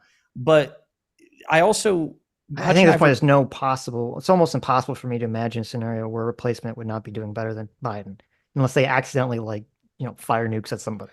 So can I ask you something then? And again, maybe I'm missing something here. Mm-hmm. If that's true, and if it's just, if Biden is so replaceable, why wasn't Trump himself as successful as Biden? At what? At being president? Yeah, policy being agenda. president. Yeah, policy period. agenda. Why didn't Trump repeal him? I'm not sure I understand the question. What do these questions have to do with each other? Because it seems to me that you're suggesting that Biden, that it's so easy to replace Biden, and anyone in Biden's shoes. I didn't say easy. I said it would be better to replace Biden. Well, or that, and we're not having a policy conversation either. Like, we're having a competency to serve. Like, once you get past that, then you start having the policy debate. Like, which policies are better? I don't know Who how did to better better at achieving their policies? Well, wait a minute. I don't know how to better demonstrate. I don't know how to better demonstrate competency than a policy agenda. That to me is the highest benchmark. Okay, but again, you don't even have to. I'm sorry, just real quick, because maybe we're talking past each other again. You don't even have to agree with the agenda. You can say that you just literally that you hated everything Biden did. You take value judgment out of it. The fact that Biden got more of his agenda done than Trump is a measure of competence. In that respect, I'm sorry, and I think it's a big one. Biden is more competent than Trump. If you and I have a goal, and you get more of your goals done than me, you're probably more competent than me, especially if we're doing the same goddamn job. And so can you square that for me? I said this earlier, maybe you missed it. Sure. I think your argument would make sense if we had evidence that, if it comes out 4 years ago, Biden was this level of cognitive decline, and that he's just been a figurehead this whole time, and his chief of staff has been the shadow president this whole time, and all these policies, all these things you're talking about, it was all boom. His staff was just really getting it done. If that was the case, even though people would not like that, I would say, well, your argument completely makes sense, because, well, there you go. This is the way it's been. You're just voting for the same guy, essentially, again. But we don't know that. Nobody knows that. We don't know what the fuck's been going on. We don't know what the rate of decline is. For all we know, Biden has been slow, but still been having, keeping it together for 3 years. And then the last year, all of a sudden, he fell off a cliff. And now people are scrambling around trying to figure out what the fuck to do. So that's what I'm saying. That's what I've said. Like, this is the third time I feel like I said in this conversation that the argument you're making just doesn't hold up to me. Well, no, because at that point, it's just a simple risk assessment. That's what I said. I said that. Right. And I'm going straight along with that and saying, right. If you're somebody who has liberal politics, whatever, if you're even just vaguely on the left, I don't understand how you could come away from a risk assessment saying, well, I have concerns about Biden's ability to like execute on his agenda in the second term, or to look at that and say, so therefore I'm more comfortable voting for somebody who has demonstrated an utter contempt for democracy broadly and just overt corruption at every stage of his presidency. And on top of that, pursued a policy agenda that I loathe as a liberal. Like, I don't know how do you come to that? I don't. How do you come to that I agree conclusion? With you. That is something I'd expect a lot of people, if not most people, left to do. Well, that's more of a question for Adam, because I was in an exchange with Adam where he was saying, correct me if I'm wrong, Adam, you said you would support Trump over Biden, right? Oh yeah, definitely. How do you explain that? I see Biden as a bigger threat, as a bigger unknown. You guys are just hand waving it away. So you guys don't see it as a threat. So obviously you're going to vote for the guy who you see as a bigger threat. But look, this is why we have elections. Everyone gets to weigh and everyone gets to decide. Everyone gets to do their own threat and assessment and cast their ballot accordingly. So, I believe in democracy. I think people are doing this threat assessment right now. And I think Trump is obviously going to win because Biden just seems like the bigger threat. So can we interrogate that a bit? Because you've all interrogated why we defend Biden. I'd like to know in more vivid detail why you would back Trump over Biden, or even Sitch in your case. I know you said you're not. Like, it's that simple.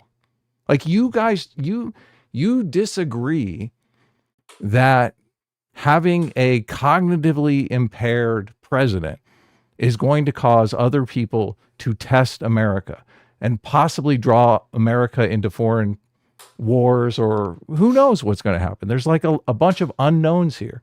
You guys are willing to say, oh, it'll be fine. All of those unknowns don't exist. I think those unknowns do exist.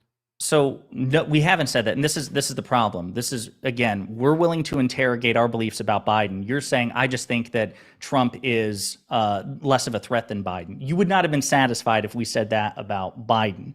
So I'm asking you to go into more detail. Do you think Trump is cognitively fit, or you think he's cognitively impaired, just not to the same extent as Biden? What do you think would be a manifestation? Trump could have cognitive decline at any time as well. I mean, he's old as well. He's not showing signs of cognitive decline. I think Sitch disagrees with me on that, but look, let's talk about that. Trump could get 2 years in and he could experience cognitive decline. Sure. Let's talk about this then. Okay. So not saying you're saying the lesser threat is the guy who's experiencing cognitive decline right this minute? Yes. I'm saying yes. I'm saying that. Yes. Okay. Yes. Oh, yeah. So my question is, if you don't think that Trump is cognitively impaired yet, but that he may, why is it then? What about all these gaffes? What about how the polls show that anywhere from 50 to 65%, yes, less than Biden, but anywhere from half to 65% of the American people think that Trump is mentally unfit? Do you think that Trump is the same man that he was in 2016? Like, let's talk about this, because I'm not going to do my threat assessment based on the polls, what other people believe. That's fair. Like, I don't even think I actually believe in democracy. Okay. I'm going to do my own personal threat assessment. I expect you guys to do your own personal threat assessment, and we vote in November, and that decides it. We decided in an election. What's wrong with that? There's nothing wrong with that. You were free. You are free to vote for Trump. We're having a discussion here, and I'd like it to go both ways for you to elaborate more. You say that Sitch doesn't think that Trump, or thinks that Trump is mentally impaired, that you two have a disagreement about that. Again, can you? Well, look, I'll let Sitch speak for himself on Trump's cognitive. Well, I said that I think his energy's definitely declined significantly where it was. Be honest, Sitch. Now that shot would have killed Biden, right? the ear nick. That is true. That's true. You might be right about that. I think But Biden would have been killed by I that don't. shot. I don't even think focusing on Trump's age is relevant at all right now. I would much rather talk about like what Trump did when he was in office. Like, so for example, you brought up like you want someone like Biden to be. Well, let me just finish my point real quick. Like, let's talk about foreign policy, for example. Kim Jong-un, North Korea. He sent Donald Trump. I'm sure he was given a psychological assessment by his experts saying that Trump is susceptible to flattery, blah, blah, blah. He sends these love letters to Kim Jong-un. And then Donald Trump flies to the DMZ, gives Kim Jong-un a photo op, which is exactly what he wanted. And we got nothing in return for that. We got literally nothing. Completely disagree. I mean, with we're you now. talking about, that is a plain fact. I mean, we're talking about someone who wanted nothing more than to be legitimized on the world stage. The rest of the world looked at him like a rogue state. I mean, like a crazy strongman, blah, blah, blah. And the propaganda that he got from that photo op was enormously valuable to him in terms of flexing his own powers on the North Korean population. And we got nothing. After Trump went and he met with Kim Jong-un, like did North Korea get some big weapons deal from Israel? Like what was the fallout to that happened that you're referring to? I don't think you're understanding. The entire purpose of that photo op for Kim Jong-un was to flex to the rest of the world and his own people that he was legitimized by a United States president. There was John Bolton, who served in Trump's cabinet, famously railed against this as just this huge foreign policy blunder. Do you think the embargo against Cuba has proven effective for all these years?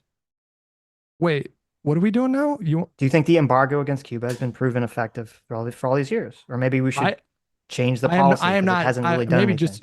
Maybe just so I can get it. I am not knowledgeable enough on that to pretend. Okay. I'm not going to try to give an argument. Okay. Well, I'll move then to another point, which is that we've been doing what we've been doing with North Korea for years, and it hasn't really been proven effective at all of making the situation for the people in North Korea better. And so if Donald Trump wants to try to start some kind of level of open negotiations and relationship with Kim Jong-un by first threatening him and then becoming friendly with him and saying, okay, we'll see where this goes. Because obviously what we've been doing hasn't been working. So let's see if this works. I think that's a completely legitimate thing to do. But I think it's really weird to say well, this has really created chaos for the world when nothing really happened afterwards. You're floating a hypothetical, but that we already know how it played out. Kim Jong-un pretended like he was going to normalize relations for South Korea for like a year, pretended like he was going to stop doing missile tests, and then he just went right back to doing missile tests and flexing on South Korea. We know how that played out. I think they're tighter with Russia than they've ever. I think they're tighter with Russia and China than they've ever been. So, again, Sitch, what did it accomplish? Well, it looks like it didn't really accomplish or do anything. Okay, so Trump got nothing done. We would argue that it made things worse. You're arguing that it created some greater harm in the world, which I don't foresee, or I don't see, and you haven't really verbalized.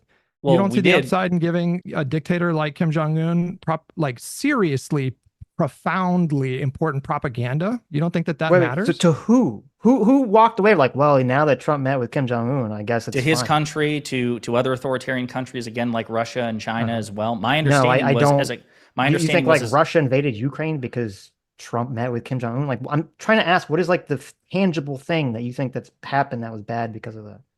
Tighter relations between those countries. I don't think that happened, no, because of that meeting. I think Trump was completely right to try to open negotiations. If Trump either fumbled the ball or him not having a second term fumbled the ball for that, then that's the way it came out. So I think you're wildly understating the significance of propaganda to that degree. I mean, that Trump broke with decades of foreign policy when it came to North Korea. That wasn't working. To give him that wasn't fucking working. What Trump did, that's fine. And what Trump did didn't work either. So let's move on. Okay, then it didn't work. What did Trump do? What were Trump's big wins? Where is the competence of Trump?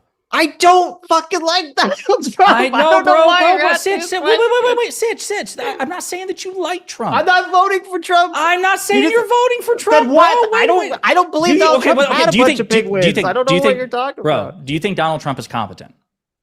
I think he's a fucking idiot, but I think he has a mental competency of an idiot of that age, where I think Biden is like basically is on the decline to dementia land. That's the difference. Just to establish something, I thought this was a conversation about voting for what you guys call the Weekend and Bernie's Biden versus Trump. Hey, I looked up For the us to- North Korean missile test. So I don't know when Uh-huh. Trump did his talk with Kim Jong-un, but the last missile test was in 2017, and there were no missile tests from 2017 to 2021.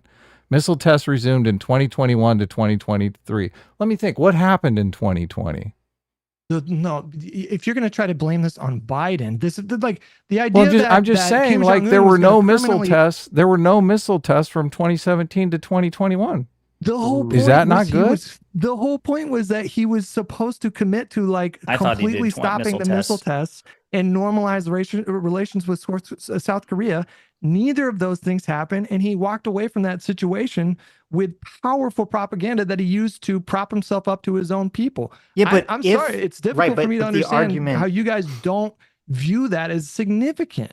But the argument, and I'm glad that you looked this up, Adam, because the argument would be that if he only resumed missile tests after, Trump was left out of after office, his buddy Trump left or office. He something, thought, then "Oh, wow." I'm saying that your argument doesn't make sense necessarily. at that I point. just Googled it. I don't know if Voice of America was the first thing that popped up. I just said did Trump deter missile tests? First thing, North Korea tests more missiles violating pledge to Trump, August 23rd, 2019. I see something different. Yeah. Wait. I'm looking at a list of the missile tests right now. There's a missile test on May 4th, 2019, May 9th, 2019, July 25th, 2019. Where are you getting this that it just stopped? Wikipedia page. I'm looking at a 2021 Wikipedia to page. 2023 North Korea missile tests. Wait, I'm looking at a Wikipedia page right now. And it shows the last one happened on was November 28, 2019. But that was after he met with Kim Jong-un, right? Sure. Send it over. So it didn't end because Biden left office. That's just one foreign policy decision. I mean, like, how do you guys feel about the fact, for example, that Donald Trump completely iced Palestinians out of all the discussions in the Middle East when he was normalizing relations with like the UAE and beginning to do that with Saudi Arabia, moved the embassy to Jerusalem, which directly led to the Great March of Return in 2019, which you can draw a straight line from Trump's actions during his time in office to October 7th.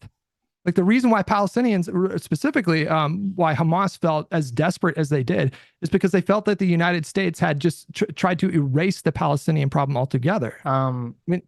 Okay. Well, this is weird because I was gonna like half agree with you, but then you went this direction, which I think is I completely disagree with you. So, and I said several times on the stream before, I think Trump is just basically giving Israel the capital for nothing was a huge and very stupid mistake on his part, and not really approaching the situation properly. Because before then, he actually had pretty good relation, apparently, with a lot of the heads of the PA, and they liked him, and that really harmed him, and him and his staff completely misread how that situation would be perceived. And I think it was a total fuck up on his part.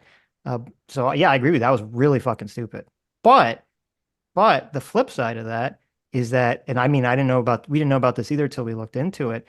The Abraham Accords were basically Trump's team scrambling and getting very lucky to prevent Israel from annexing huge swaths of the West Bank. They were about to do it, and they only didn't because of the Abraham Accords. Right. So I don't agree with the idea that, well, Trump's handling of the Middle East situation is what led to October 7th. I think that's wildly like a bunch of steps that you're jumping to get to that position. I want to clarify. I'm not saying that Trump was exclusively responsible. There's obviously decades or even remotely responsible by naming the capital of Jerusalem. I don't agree with that at all. Wait.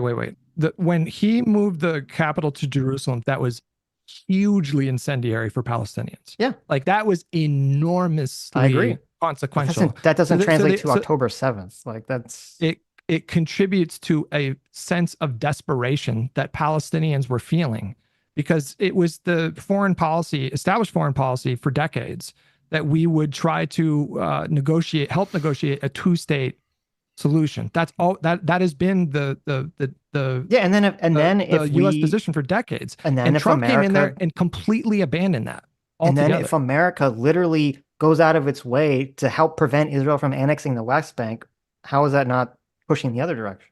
No. Wait.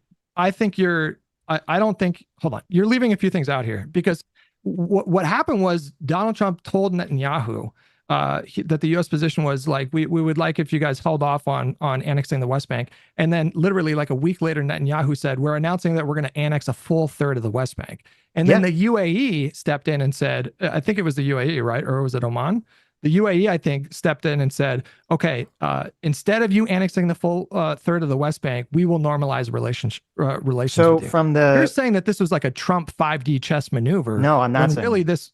So from the Sorry. article that I read about it, basically Jared and his, I forget the guy, this friend or something, they sent there were in these very long, heated negotiations with Bibi that ended in a lot of screaming, which was them saying, them trying to get him to not do it, and Bibi essentially saying that they were going to do it. And his friend floats this idea is like, listen, if we, open up, if Israel, if we can get like, some of these surrounding countries to open up negotiations or trade relations with Israel, Right. would you not do this? And Bibi Right. said, maybe, and I'll think about it.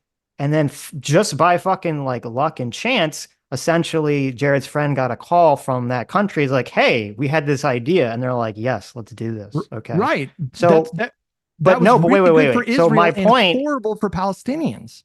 how is that? Wait, it's literally preventing Israel from annexing West Bank. How is that horrible for Palestinians? It was terrible for Palestinians because they felt like they were losing critical support in the Middle East by the neighboring Arab states. The only way that those countries are going to have, isolated. but then that's retarded because the only way that they're going to have, you can't. It's the same thing with like Kim Jong-un. I don't understand. Like there's this really weird idea where people are like, hey, we've been trying to do this thing, and every time we do this thing, it produces a bad outcome. Should we change course? No, we should just keep doing this. We should keep slamming our head into the wall again and again because maybe eventually it will get knocked down. If all these surrounding countries having not, no relations with Israel has not obviously produced a two-state solution at all. So why don't you try something different? Like, well, now we have relations with Israel and now Israel actually has, an economic incentive to listen to us and maybe they fucking will. I don't think anyone is advocating for defending the status quo for the sake of the status quo. We're talking about actions that had a profound impact on the psychology of Palestinians. Every time Israel normalized relations with some neighboring Arab state, the Palestinians felt more and more like their sovereignty was out of reach. I don't think you're recognizing how powerful that was, that feeling of desperation. Right.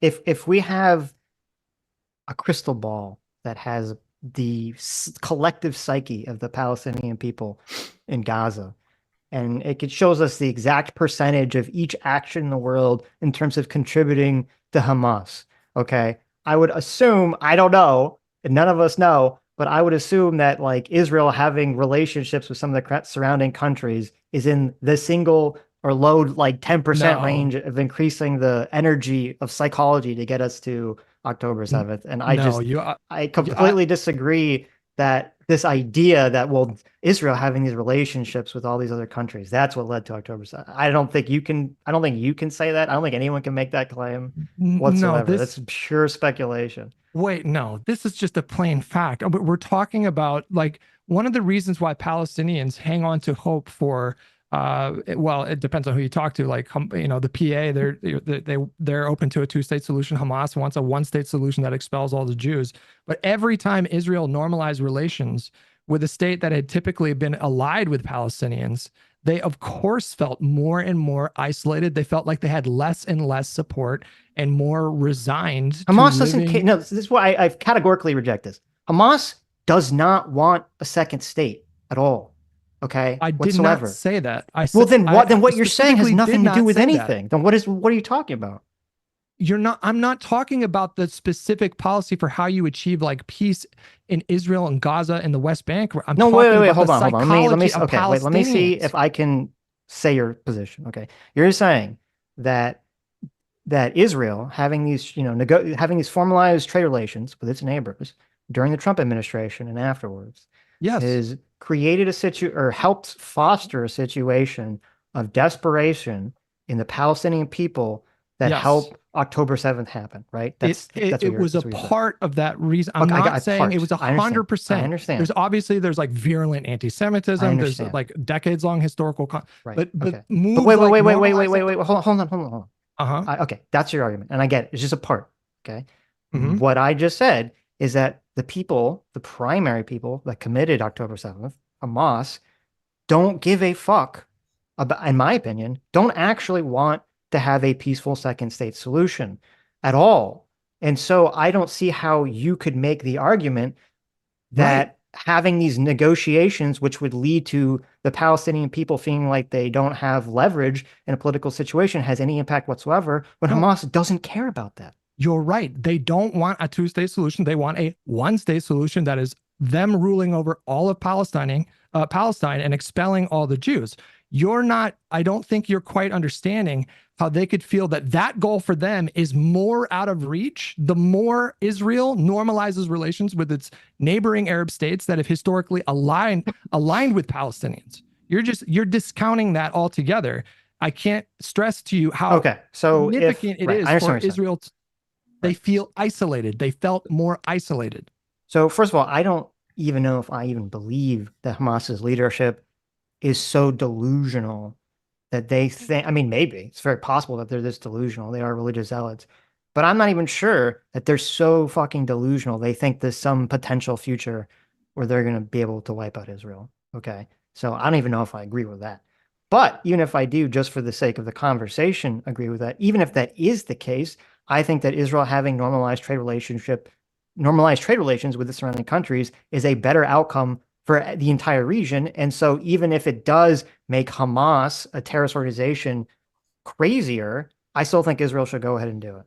No, I totally agree with you, but I'm saying you are completely discounting the notion that Israel normalizing relations with countries with huge populations, capable militaries, them steps just leapfrogging over Palestinians and normalizing relations with those other countries, you don't seem to make any space for the idea that would make Hamas leadership feel angry and more isolated, and therefore more likely to commit a terrorist attack like what happened on October 7th. That to me seems ridiculous. Well, as I said, I can't read the minds of Hamas. I think Hamas's goal at the moment and its leadership's goal is to basically perpetuate the current, not the current situation, but the pre-October 7th situation, where they're basically able to siphon as much money and resources out of the region into their pockets as possible. I think that's what Hamas's leadership's goal is. And I don't, and if that's their goal, then I don't see how them doing, Israel having normalized relations with any of these countries is going to really have a huge impact on that one way or the other. Okay. I don't know if we want to get hung up on Israel the whole time. I know it's interesting, but let me read. We got $100 super chat, so I want to read it. Yeah. Because I like money. Joe the Mig, thanks so much for the $100.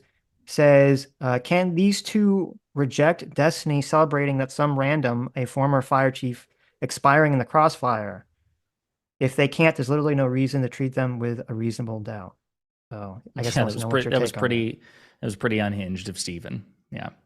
I think like I loathe MAGA politics, but I think the idea of a guy, even if he was at a Trump rally, and I totally disagree with him politically, a guy got murdered in front of his daughter, which is a terrible thing. And so I don't co-sign what Destiny said. I don't run his Twitter account. He makes his own decisions, but I thought that was in poor taste. Okay, yeah, good. Same. Twisted Trading for $100. Thank you so much. Says, as a lib that owns over 100 guns, this crap needs to stop. Identity politics is poison. Well, there you go. Why are you whispering? Speak up. Say it like you mean it. He's doing a Biden. He's whispering in his press conference. Watch him. As a lib that owns over 100 guns, this crap needs to stop. Identity politics is a poison. Is that better? I loved it. Oh, that was great. 10 out of 10. Listen, I'm still getting over COVID, all right? Oh, yeah, that's true. That's true. Still sick. Yeah. That's true. I took some medicine right before the stream, and it does make me feel fuzzy. So if I pass out in the middle of the stream, you'll know why. Look, I I went back and I looked at the missile situation on North Korea. Mhm. You are correct, but there is a gap actually. In 2018, there was no missile tests. They seem to be pretty consistent missile tests, and then there's this They gap stopped. in from 2017, Right. no missile tests in 2018. 2019, 2 missile tests start up, and those 2 missile tests are right before Trump goes over to North Korea. So they launch 2 missiles. I think Trump harassed him on Twitter, called him Rocket Man, went over, talked to him. I don't know, like, I don't know what happened here in 2018, right? But obviously they're not doing any missile tests. So Mhm. maybe but Trump, the whole- maybe Trump said, look, I'll come visit you, but put him on hold so long. He's like, fuck this guy. I'm going to start testing missiles again. Right. No, but that's the point though. I think it would, his move to go there and visit the DMZ and shake Kim Jong-un's hand, I think that would have been considered historically as a huge success if he actually extracted the concessions that Kim Well, Jong-un maybe was maybe initially extracted promising, the but that didn't concessions happen. beforehand. Maybe he contracted the concessions ahead of time, though. Like maybe there was no missile test in 2018 because he said, listen, no more missile tests. You're making me look bad. Let me come over and visit you. But he didn't go visit him. That's exactly what happened, though. The reason why he took that visit was to extract those concessions. He got them temporarily, but Kim Jong-un went right back to doing missile tests and provoking the South concessions Korea. came before he went. The argument that I'm making is maybe he got those concessions, but then never gave his part of the bargain to go shake his hand. There was no missile testing in 2018. Who was president of the United States in 2018? I think you're missing the point that he did get concessions from Kim Jong-un temporarily. The point was that they were supposed to be permanent. They were supposed to be permanent. That did not happen. What were the look? I'm just reading about this now. So look, I haven't done some deep dive into this. Listen, if you want to say, and I like Trump, this is the way it would look to me. Let's with this information, okay? Trump doing what he did to open the door with Kim Jong-un was a good thing, but then they totally dropped the ball, like cementing it going further. Right? Is that fair? Would you agree with that? Is that fair? I'm saying he fell for an obvious ruse. Like there were like. Okay, so you think the whole thing was just a mistake? I think you could say it was well-intentioned, but I think he fell for an obvious ruse to think that Kim Jong-un was literally going to commit to normalizing relations with South Korea and discontinuing the missile testing program. It was Why were there no to do tests that. in 2018 though? There's That's part of tests it. every single year. Because he did extract concessions. I would have to go back and look at the timeline. But Okay, he did. so Like, Kim Jong-un did agree, like, hey, I'm going to stop doing the testing. And it was like that for a little bit. And then he picked right back up. So he agreed in he agreed at the end of 2017 and then didn't shoot any missiles for a year. I would have to look at the timeline. I know Okay. that he did. I know that he was successful. And You sent me getting the Kim timeline. You Jong-un's- can look at it. So, but we can move on. It's not a big deal. right. Okay. Yeah. I just want to make sure that it's clear. Well, so at around 6:30, we're gonna be talking to Chaeiry and her co-host. Jstlk. Yes, just a Yeah. look. But Adam, is there anything? Well, I feel like we should go back to the assassination attempts, right? Because that's sort of like the breaking news on Trump. Is there any element of that we haven't really covered, Adam, that you feel like that we should? I mean, we don't really know a lot, so Well, it's hard I to guess say. here's the question. Okay, so how's there a way to talk about these issues, right? Like if you think that Trump is a threat to democracy, like is there a way to have that conversation without it getting into the realm of basically setting up candidates for political violence? Here's why I'm hesitant to have that conversation, Sitch, because tomorrow they could unveil that this guy's the next John Hinckley, right? And he did it all for a girl. He's got no political motivations whatsoever. And if that's the case, violent political rhetoric is back on the menu. Like it's, I guess, right? But, I mean, but all of but I that is assume predicated on the idea that the Sure. guy was driven by the rhetoric, and maybe he was, maybe he wasn't. Look, I'm glad that people have dialed it back, but as soon as his motivation comes out, you're gonna have, like, if it becomes he did it for a girl, you're gonna have Biden talking about the MAGA Republicans and fascism and all this. It's gonna be right back to where we were. Mhm.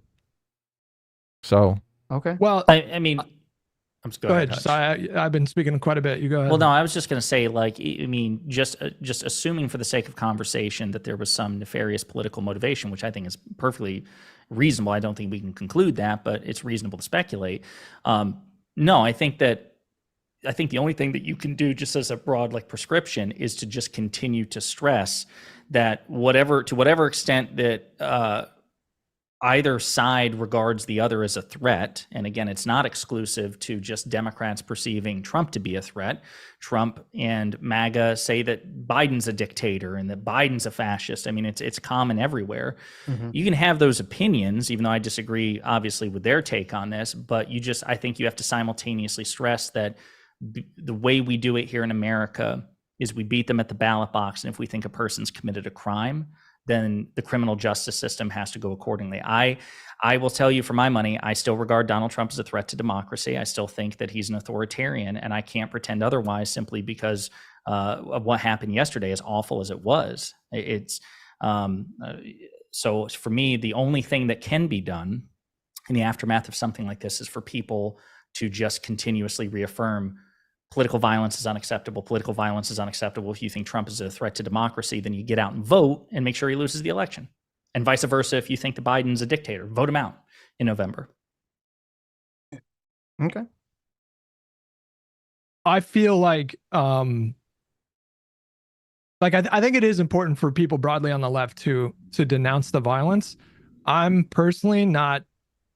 I don't feel like I can't stomach the lectures from people that made disgusting posts about Paul Pelosi after that attack.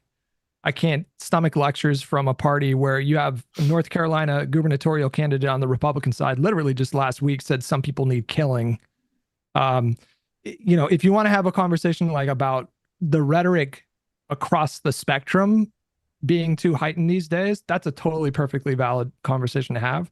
If it's framed in a way to suggest that this sort of rhetoric is unique to left-wing circles, is just preposterous. And so like, I'm not going to take that on the chin. I do think the violence needs to be unequivocally condemned. Yeah. I really don't feel particularly sympathetic towards Trump, who had, like the stuff that he joked about Paul Pelosi stuff routinely. So, well, in 2016, he suggested that Second Amendment people can do something about Hillary Clinton, even if she wins the election. So, I mean, right. there has to be a consistent standard. There has to be. Ben Shapiro can't simultaneously make fun of Paul Pelosi and then clutch his pearls about this. You have to have a fucking consistent standard. Violence should be condemned categorically. And I'll say this. That's where I'm very impressed with how President Biden and prominent Democrats have handled this. Bernie Sanders, AOC, I mean, they've just come out and unequivocally condemned the violence. That's the way it should be. Republicans need to reciprocate when the shoe's on the other foot. And there's just an obligation to have a consistent standard and enforce it. So I would agree, obviously, that there should be a universal standard in terms of, people not celebrating violent attacks on elected officials, and all these things should be condemned. And yes, people celebrating the Pelosi thing is really gross, even though that situation was like really weird. And I think that's part of what contributed to people's reaction to it. But that's not really an excuse. People shouldn't be celebrating someone being attacked by like a psychopath with a hammer, obviously.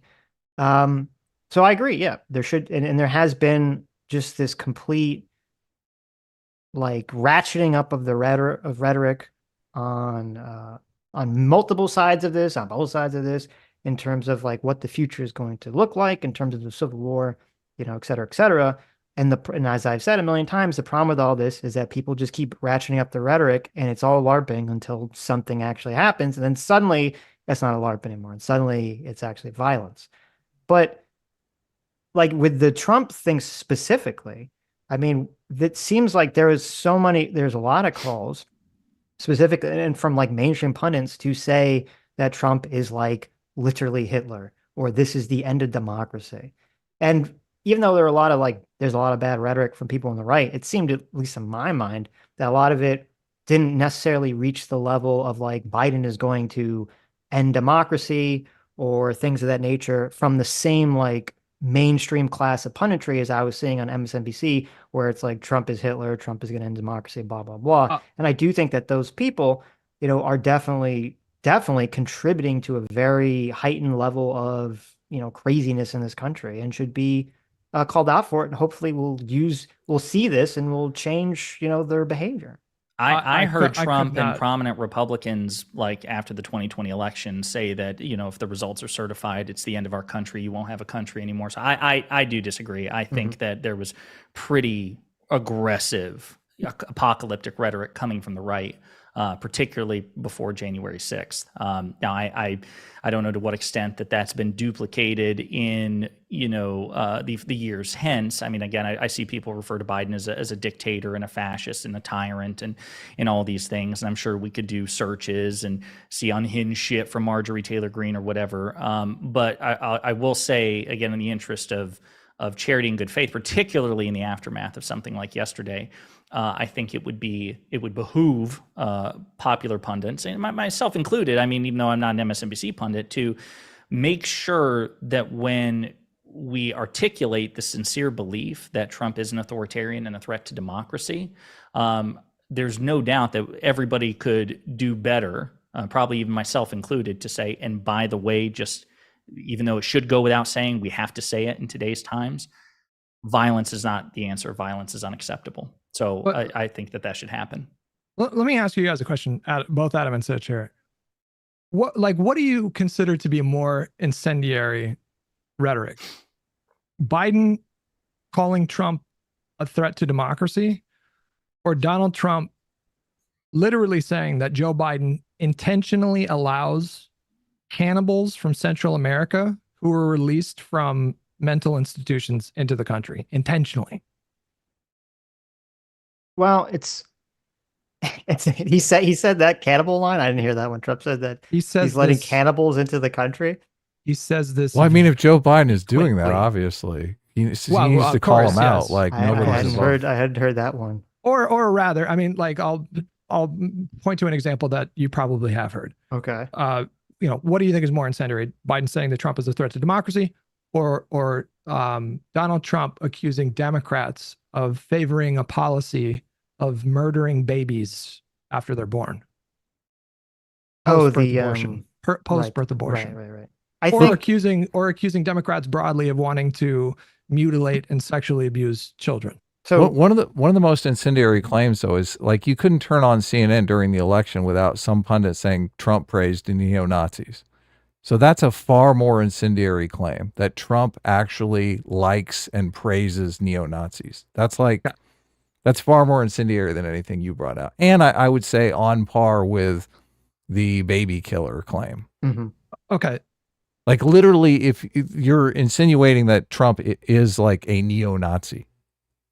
Okay. So I mean, I don't know how much time we want to spend on Charlottesville, but just to briefly unpack this, that was a rally that was explicitly organized. Well, look, you're gonna say that the claim is justified. Let me hear. Well, hang on. I mean, like it was a Unite the Right rally was a group of disparate neo-Nazi groups who organized an event to protest. Biden said he is in favor of a woman's right to choose. It should be between her and her doctor. So he's in favor of baby killing in the third trimester.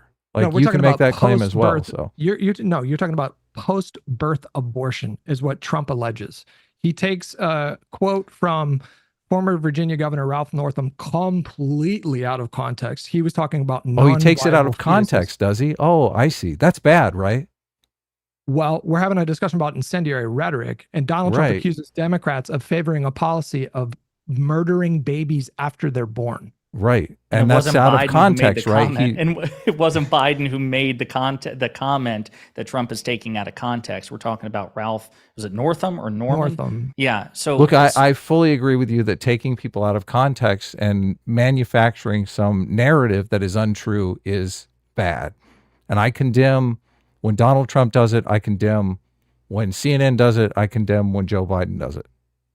Well, in the case of Charlottesville, it is true that later on in that speech, Trump said, well, I totally unequivocally condemn the Nazis. The problem here is that it was a Nazi rally. There were no normies at this rally. It was a group of Nazis and counter protesters who showed up. And one of those Nazis drove a car into a crowd of people, injuring a dozen and killing one person. And the best thing that Trump could come up with that day, on a day of deep division, was an equivocation. So you can say at best, he had bad information and just thought there were normies in that crowd. And at that case, I would just come back and say that it's still unbelievably irresponsible for the president and the moral of like authority of the country to get something that wrong.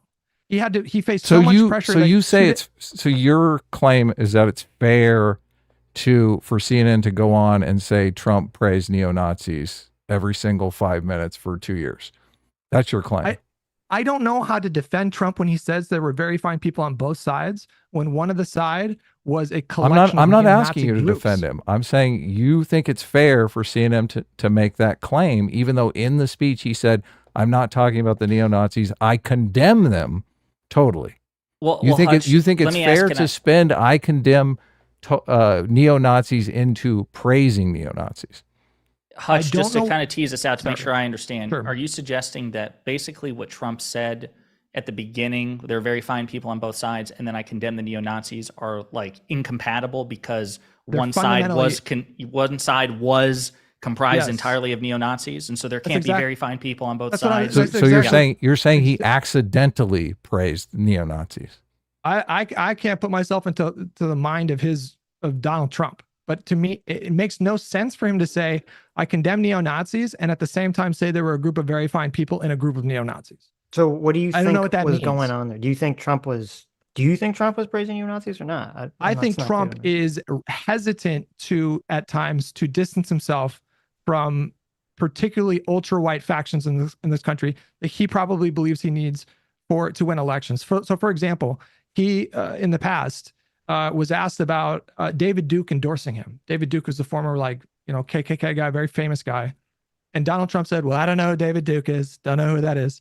Didn't even disavow the, on the spot, didn't even disavow the affiliation. He obviously knew who David Duke was. There were plenty of quotes from him in the past talking about David Duke. So I think his instinct in that moment was maybe he didn't want to piss off, people that he viewed as necessary to his coalition. That's speculation, but I feel like that's reasonable inference based on his own behavior and rhetoric. So which was a terrible thing for the country in that moment. It was the worst thing. I believe in the Charlottesville speech, Trump said specifically that there were people there, or he believed there were people there, that were just protesting the removal of some kind of statue. And he says that's what he says that. And then he says there were, fine people on both sides. And then after that, he says, I'm not talking about the neo-Nazis. I condemn them, wholly. Right. And if that's the statement, maybe you can make the argument that you think, well, there wasn't any non-neo-Nazis there protecting the statue or whatever. I don't know all the facts about the entire crowd of people that were there. But from that statement, it's very clear to me anyway, that he's condemning the neo-Nazis. And I don't see how it's even remotely fair or truthful for the media or anyone to then go after for the next, including Biden himself, to then go after the next, 6 years to say forever that Donald Trump was praising neo-Nazis. And that is highly incendiary. Well, let's just try to imagine if the shoe was on the other foot. Like, let's say this happened, there was an Antifa collection of disparate Antifa groups, and they all collected in Atlantic City or whatever. And one of those Antifa members drove a crowd into a group of MAGA people. And then Biden got up there and said, they're very fine people on the Antifa side. What do you think the response would be? Well, number one, I think if there was an exact one-for-one flip comparison, yeah, obviously there'd be a lot of people on the right that would do the same thing. It would be a shit. Wouldn't disagree with that. But number two, did Biden even comment on? I don't even know if he ever commented, or who was. No, I guess he wasn't president at the time. No, but he did Antifa guy that shot the Trump guy. Well, I don't know what he said about that, but he for sure unequivocally condemned. Let me just say, we did see the amount of bending over backwards and pussyfooting from the Democrats on, the BLM riots or the riots after the BLM protests, however you want to frame it, and the Antifa stuff was pretty sickeningly disgusting. So, and the media gave them a massive pass on that. So to me, that's like a terrible comparison. Biden came out immediately and condemned the riots. So did the rest of Democratic leadership, Pelosi, Schumer, the rest of them. I mean, Kamala Harris literally supported a bail fund for these people. I will concede to you that I think that that was stupid optically and politically. At the time, you have to remember that there were, I don't know if you guys remember, there was like a 2003 tweet thread of some of them were very clear instances of police brutality. And so in the context of that, you know, you can make the argument that she was posting the bail fund, assuming that the police were out of pocket. But I'm not even going to like try to defend her too much on that one. I think that was politically stupid, and it was just practically stupid for her to do that in that moment. But broadly speaking, when it came to Democratic leadership, they encouraged peaceful protest, which I don't know if you guys went to. I went to a protest in Los Angeles. There were 3,000 of us. It was totally peaceful. I mean, that happened all over the country. And yes, the rioting that happened, usually if you're out when the sun goes down and you're still protesting, you're probably doing some fucked up shit.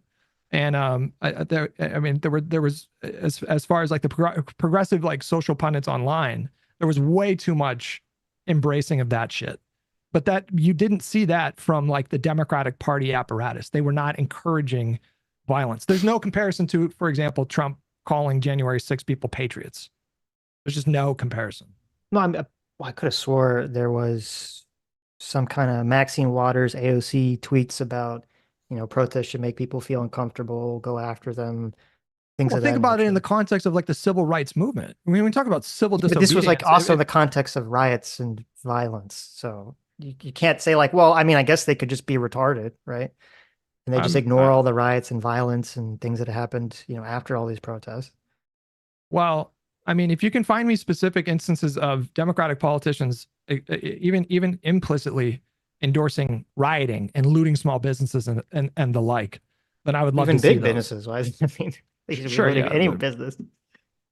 I guess the point of like what we're trying to say here is just, you know, the rhetoric is escalated a lot. I think you can make a much stronger case that the rhetoric coming out of the Republican camp right now is uniquely unhinged. I mean, talking about the cannibal stuff and the post-birth abortion stuff and blah, blah, blah is just, I don't see that happening from mainstream Democratic politicians. Like I'm not seeing that on that level. This is my problem. Okay. I don't like the rhetoric that Trump and the Republicans have been doing for the last, you know, 6-7 years at all. And I do think is definitely contributing to heightening everything up. I agree completely. But I don't see the Democrats as been any stabilizing force. They've been heightening everything just as much, just in a different way, by saying we're living in a white supremacist country, we're living in a neo-Nazi paradise country. Donald Trump is praising white supremacists and neo-Nazis. They're doing the same thing. They're just heightening it up in a way that you think is closer to the truth. So you're not perceiving the threat. Well, you think is acceptable. I mean, you had like AOC's like faking photos at the border, like the kids are in cages. Oh my God! If would anyone have been surprised? I'm shocked there wasn't. Would anyone have been surprised if there would have been some like shooting or violence at one of these facilities because AOC's like crying, doing a fake photo op at the kids in cages? So okay, so you were saying this, and it reminded me of a screenshot that I saw earlier today, and I don't know why. I just assumed it was fake. I should have known better. And I just looked it up. Marjorie Taylor Greene, 2:16 p.m. today. We're in a battle of between good and evil. The Democrats are a party of pedophiles, murdering the innocent unborn, violence and bloody, meaningless, endless wars. Right. They want to lock up their political opponents and terrorize innocent Americans who would tell the truth about it. The Democrat Party is flat out evil, and yesterday they tried to murder the president. Yeah, Marjorie Taylor Greene is an unhinged psychopathic. A bit more than AOC. I mean, I don't know what you want from me. Well, no, would it be fair to say a bit because Hutch's point? Why is she not getting primary? Wait a minute. No, I'm sorry. She should. I bet she should get out. Well, wait a minute. But the point is, I don't think that anyone here is saying that there hasn't been dangerous rhetoric at times coming from the anti-Trump coalition. What Hutch is saying, and I agree, is that there is a meaningful difference, that they're not equal. We see it as it's more represented on the right. The extremes tend to be more on the right. The way that the rhetoric battle works is that like one side says something and it kind of goes unchallenged by its own side. and then the side responds by hyping it up. And then the other side goes, oh my God, look, they're hyping it up. We have to hype it up too. And then the other side goes, oh my God, they're hyping But it is up. there anything from We AOC have, and it just like hypes, this? But that's wait, what I'm hold saying, on, like, hold on. okay. And it just hypes itself up, right? Now I'm unfamiliar if there's anything as explicit as that from the Democrats. But regarding the earlier question that you were asking about Democrats saying these things in regards to the BLM riots and protests, I mean, I even pulled up, this was the AOC tweet where she had this whole thing about the whole point of protesting is to make people feel uncomfortable. The activists aren't, you know, PR people, which we were hearing about the college kids on campuses when they were shouting for Jews to like leave campus and to go back to Europe or whatever. So I just, you know, yeah, if you want to say Marjorie Taylor Greene unhinged, taking it to a new unhinged level, I agree with you. But we can't pretend that, you know, the Democrats calling all the people on the right Nazis and saying all this crazy shit is not also contributing to this. Look, I want to make a point too, Hutch, Sorry, real quick. Yeah. So look, I agree that is unhinged rhetoric, okay? I don't know that it's the equivalent of every pundit going on Fox News for 2 years and saying Joe Biden is a pedophile every 15 minutes, okay? Are we at that level? Do you guys see that on Fox News? Is Joe Biden frequently called a pedophile? Like day in, day out by all manner of pundits? Because that's exactly what we experienced in the mainstream media with Donald Trump and the praised neo-Nazis claim. I understand, but to me, the reason that this is disanalogous is you're comparing, I'm giving you a single Republican congressperson, just in response to Sitch bringing up AOC. I'm trying to match one for one. And I understand that. No, I'm trying to match. I brought up one AOC for in one. response to MTG, but you had the order of operations. You asked about Fox News. The open pedophilia QAnon stuff, that's way more to do with prominent right-wing social media accounts. But when we're talking about the Fox News stuff, they absolutely talk about Democrats having this agenda of wanting to mutilate and children in the context and groom children. Libs of TikTok was obviously one of the biggest. And to your point about the college protesters, and to be clear, a lot of those college protesters were totally unhinged and they were way too embracing of Hamas for my comfort. I personally spoke out against that and caught a lot of shit from lefties online. But it was one of the worst examples you could have given because the Democrats in the House and Senate broadly condemned those like the extremists in those college protests. They passed a resolution on a bipartisan basis. There was like I think like 150 House Democrats, you know. Yeah, I know. It was good. Finally, the Democrats waking up to the problem that has been cultivating the left. Finally, I don't know if it's actually going to. But do you see the equivalent going on the right when it comes to QAnon? But wait, hold on. Adam's point was, which I think is well taken, is that yes, you have MTG. She says something that's like way more unhinged, right? But is that comparable? Even if it's more unhinged, is that comparable to the entire media apparatus saying Donald Trump praised neo-Nazis and we live in a white supremacist society for 6 years? And also multiple people saying it. I mean, the persuasion power of every single pundit coming on CNN and saying it over and over again. It's like everybody believes this. Everyone can dismiss Marjorie Taylor Greene as just some loon. Wait, no. She's one of the most powerful fundraisers in the Republican Party. She sits on two. I don't think you understand the argument, Hutch. So, wait, no, maybe we just don't agree with it. Maybe we just don't agree with it. Move on. Well, maybe we just don't agree with it. Maybe we disagree. I take your point that there were misleading statements about Trump's endorsement of white supremacists and neo-Nazis on mainstream media. But the only reason I brought up Hutch or Sitch was talking about AOC, and I thought it was, again, to try to compare apples to apples. And so you have a sitting member of Congress that you think engages in irresponsible rhetoric. And the way I look at it is, okay, well, I can do one better. I have another sitting member of Congress who's a Republican who says things infinitely more egregious and explicit than AOC. And I was curious if you would recognize, again, that apples to apples comparison where just the Republican came off worse. And now you're saying, okay, well, that's one person. Compare her to the entirety of CNN. I mean, again, I can't speak make for an apples to apples comparison of the Trump praised neo-Nazis being broadcast on CNN every 15 minutes for 2 years. Make the apples to apples comparison. It is a mainstream conservative position in this country at this point to think of Democrats broadly as child abusers, as like literal There pedophiles. are pundits on Fox News or any mainstream conservative network saying every 15 minutes, Joe Biden is a pedophile.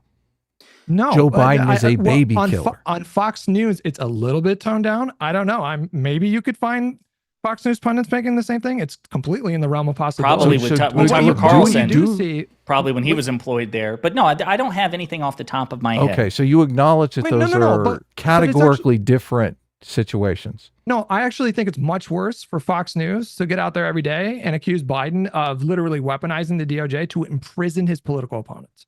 There's Okay. no evidence of that happening. Well, now we're at That's- least that is having that's a conversation. substantively Right. right, but that's a substantively, in my opinion, much worse claim to say that Joe Biden is like truly like a dictator who. Well, is, look, like, you can politically- make the argument that the persistence of that claim is equal to the persistence of the Trump praised neo-Nazis claim, and then we default to which is the worst claim, like weaponizing the DOJ or just saying Trump is a literal Nazi. So, but look, Right. Obviously that's going to be a subjective claim.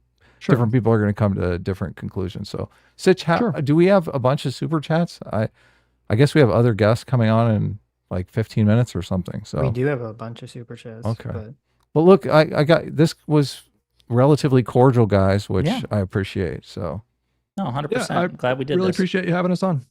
yeah, thanks for coming on. You're always welcome to come on, talk about these sorts of things. Fun to argue. So, Did you Yeah, want us so- to stick around for the super chats, or are we cutting loose here? I mean, I don't know how many super chats we're gonna get through before we talk to our next guest. No, it's fine. It just were there any directed at us that they wanted like questions answered or? I mean, there's lots of insults. Yeah. Do you guys want us to spare you? I mean, I'm a You know, masochist. No, I it's don't fine. care. It's fine. Yeah, it doesn't matter to me. If there are no You like know, no that's questions or our- whatever, that's cool. forget it. Yeah, I'll read them after you guys go. So, Yeah. Well, listen. Hopefully, we'll be able to talk about Trump and Biden again in the future because I imagine this is going to be an ongoing. Yeah, when Biden drops out, we should have you guys back on because Okay, can I ask you one question actually on that score, Adam? Yes. If Biden dropped out, would it change how you vote? Like Kamala, like well, Vice I would President. definitely move to an undecided voter. Obviously, look, I'm not a Trump supporter, so I know- and yeah, I know I you're know a not. lot of people are like, oh my God, thank God, Adam's supporting Trump. Look, all I said, and this was what was so crazy about it. All I said was I would vote Trump over Biden. Right.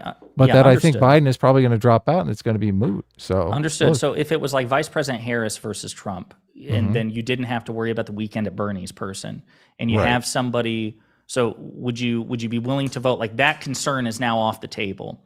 well, Would you be does mo- I mean Kamala? Does she have a functioning brain? Do we know that for sure? is there any Democrat that you think is more intelligent or cognitively fit than Donald Trump? I would like say Dean all of them, Phillips. I mean, I like what Dean Phillips had to say. I think I wish they would have actually had and they should have had a Democratic primary. They should have actually had debates, and they saw this coming. Like the people around Biden knew this was going to be bad for their, whoever's controlling Biden, their reelection bid. So I think they were trying to keep it in the dark until Biden wrapped up the nomination. And No, But I hear you. I'm they sorry to be screwed us. clear. I'm just talking about in terms of Democrats that you think, because it seems like the crux of your concern is that you don't believe that President Biden is cognitively fit to be president. So whatever disagreements you have with Trump, you see Trump as less of a threat. I So- see a lot of threats in the world, and I think Biden opens us up to testing from like Russia, from China. There's a lot of stuff that needs to be dealt with that I think just a Biden presidency, it's just too dangerous. So look, and I'm an undecided voter. If the Democrats dump Biden and bring someone else in, look, I'll listen to what Kamala has to say, and I'll try to be objective. Sitch, what about you? I know you're not voting, but you think that Biden is less Sitch will cognitive- vote for Kamala. Let's be honest here, Sitch. You Come on. you think That's that not true. that What- you, fuck well, wait you, a minute. Adam. What the fuck?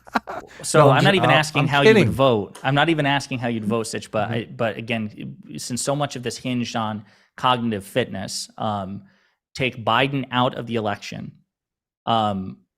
what Democrat do you believe is more intelligent and cognitively fit than Donald Trump? Would Kamala Harris, do you think she's more intelligent and cognitively fit than Trump? Well, I have two answers. First of all, Sure. as I said publicly on stream multiple times, I'm not going to vote for a president as long as I'm covering politics, because I feel like when I said I wasn't going to vote this time, I did feel that it affected me psychologically and made it easier for me to try to look at things objectively. So I'm not going to vote for that sense. But to answer your second question, I mean, I think that Kamala has mental cognition and abilities to be president and is smarter than Biden and any of that stuff. So yeah, I agree with that, obviously. What about Trump? Is she smart enough to stop laughing in public, Sitch? I don't know. That's a good question. That's a good question. So what about Trump? I think Kamala is probably more mentally capable than Donald Trump is. Yeah, I'd agree with that. I just want to say real quick, as far as primaries go, incumbents never entertain primary challengers. Trump had primary challengers in 2020. Obama had primary challenges in 2012. It would be to ask the incumbent to devote resources, time, money, staff to fighting candidates. This is a rare situation, chance. Hutch. Obviously, he's in cognitive decline. Well, I just want to say, because I feel like it's framed in a way that like the DNC sort of broke with tradition to stifle a primary. And this is like what happened in 2024 is perfectly in keep. I don't want to get hung up on it because I know you guys didn't Biden agree that he was going to be a one-term president? Wasn't that some commitment that he made and then backed out of? Negative. No, he never made a commitment. He signaled that he may be a transitional president, but he never made like a formal commitment. There were other times. So he dangled the carrot. He's like, look, I don't know. That was reporting. I think that was reporting done in Politico that he had maybe floated the idea to like his aides sometime in the campaign. But whenever he was asked, he always answered like, look, my intention would be to run for 2 terms, but I'm not going to announce anything until the time for the primaries. Well, look, you would know better than I. And I think this is a rare situation that lends to perhaps saying we need a primary. I mean, but I get it. Yeah. I mean, I've 100% thought that there was no way Biden would even run again. And, I was proven completely wrong on that account. So we'll see. Me and Adam have $100 writing, both with different people, that Biden drops out. So hopefully, I don't know. After this, I feel like it might be less likely that Biden drops out. So unfortunately for our bet, this hurt us. So there you go. Well, I want to thank you guys again for having us on. That really was an enjoyable conversation for me. And yeah, hopefully we can have it again in the future. Okay. Yeah. Let's do it again. Take care. All right, fellas. Bye, guys. Talk to you later. Bye. Okay. Should I send the link? You can. To Chaeiry? Yeah. Sure. Okay. But do you not want to? You want to be like Chaeiry? No, I meant like, should we wait at the exact 5-minute mark? We have to wait no. I mean, read a couple super chats. I think we got some big super chats. So. Toxic Mix, thanks so much for the $50. Says, what do I care if Biden pushes agenda through sycophantic Democrats and push over Republicans who rather lose than stand for anything their voters want? We're flirting with World War III, losing energy independence, and the border is a disaster. Not so 5 years ago. Well, obviously, that is sort of, if you're on the Democrat side of things, you say, oh, I think that the policies that were passed, are good and policies I agree with. And if you're on the Republican side of things, you tend to disagree with that. So yeah. Well, my position is that it's just disqualifying when there's that giant danger of having the Mad King, the King Viserys situation. So all of a sudden you're like, I got to focus on this problem. You become a single issue voter. Right. Jason Molgren, thank you for $20. Says, which side do you see taking the rhetoric literally and attempting murder? You can't compare any of the right's rhetoric to everyone on MSN and Democrats calling Trump Hitler literally for 8+ years. Yeah, I do think, and I think that's a good point. And I'm glad you brought it up, Adam. I do think that even though I would agree that there are pockets or Republicans that have said things that are more incendiary or more unhinged, the constant drumbeat of like the apparatus of the mainstream saying that Trump praised neo-Nazis is very damaging and more incendiary on that level. So yeah, it was devastating. And I mean, Trump didn't really do anything substantive to fight it, which I think was a political miscalculation, a grave political miscalculation on his part. But I don't know. Maybe he's smarter now. Right. Hiding in Dev's car while he moves specifically for $42. Thank you so much. Says anniversary of the luck ritual still going strong. Thanks again. There you go. That must be because this crazy thing happened with Trump right before this conversation, right? Which completely mixed things up a bit. Yeah. That's true. That's true. This conversation was not supposed to have anything to do with that. And then obviously this crazy situation occurred. So Adam has always said it's better to be lucky than smart. So yeah. Right. Bastilio 48 for 22 euros says, I've been listening to the show since episode 1 when I just started studying history at university. After some long years with mental health issues, I finally graduated. Would have been a lot harder without you guys. A-team reigns supreme. Well, even though you're a dirty A-teamer, I'm happy for you and I'm glad that you graduated. That's great. Yeah, woo-woo. Awesome. Daniel Irish for $20 says, hi, Adam. America. Hello, Dan. There you go. There you go. Loser Doma for 20 Canadian says, I'm busy roofing my aunt's house with my cousins, so I will miss the first couple hours. Have a great time going through all the silliness. A-team reigns supreme. Well, thank you. Yeah, roofing. That's hard work. Hello, Chaeiry. I had to get my roof done, and I thought, look, I'm going to do it myself. And then I watched some YouTube videos, and I was like, I'm going to pay someone to do this. That's funny. This looks like a lot of fucking This work. looks terrible. Yeah. Yes. Yes, indeed. What's Hello, up, Chaeiry? How you doing? Good. I think How are last you time we guys doing? talked was like infamous. Was right. it? People have never gotten over it. Oh, did you send JS the link? Because I don't know if I Yeah, I sent put it in Jstlk a link. Okay, nice. How do you say I his think he name? wants to Jstlk. Jstlk? Yeah, I call him Okay. Jstlk. Some people call him Jstlk. I don't know which one of this is better. You know what? I'm gonna let you decide. Okay. Well, what does he say? How's he introduce himself? You know what? I feel like he changes it every time, so we should see. Oh, okay. We'll see We what he should does see. this time. Okay. Are you streaming now, Chaeiry, or? Yeah, I'm not. Right. No. Jstlk is going to be. Okay. that's cool. He's here. He's here. Oh my God. CS Pitch for $20 says, hey guys, how was your weekend? In my universe, Trump was doing a rally at a dinner eating a burger and accidentally squirted some ketchup on his ear. Everyone had a good laugh. What happened in this Oh, that's not universe? working. Oh, can you hear us? We can hear you. That's not what happened. Trump was. I guess that was in the alternate CSA Pitch universe. Trump just got some ketchup. Oh, on his ear I from eating a gotcha. burger. Yeah. I mean, I think that would have been a calmer, better timeline. So yeah, that's nice. Also, Uh, is my volume okay? Yeah. You sound Okay. great. You sound Okay, good. wonderful. Such What a was our- little- Yeah, go ahead. So What was our last infamous talk? Oh, I don't remember. Okay, because there was a panel which never seems to go away. mhm. And then I do know I Well, disagree with why are you asking me if you fully remember? Wow. this? Look no, at because that. I have a better memory than you. If that's Just what like you this. think our last talk is, then our What last is it talk about meant women nothing that to are you. always testing? Wait, what They're was our always last testing. talk? Our last talk was me and Straight Raid were on your stream. Oh, you're right. Oh, I guess you do have better memory Yeah. than us. I guess you do. That's right.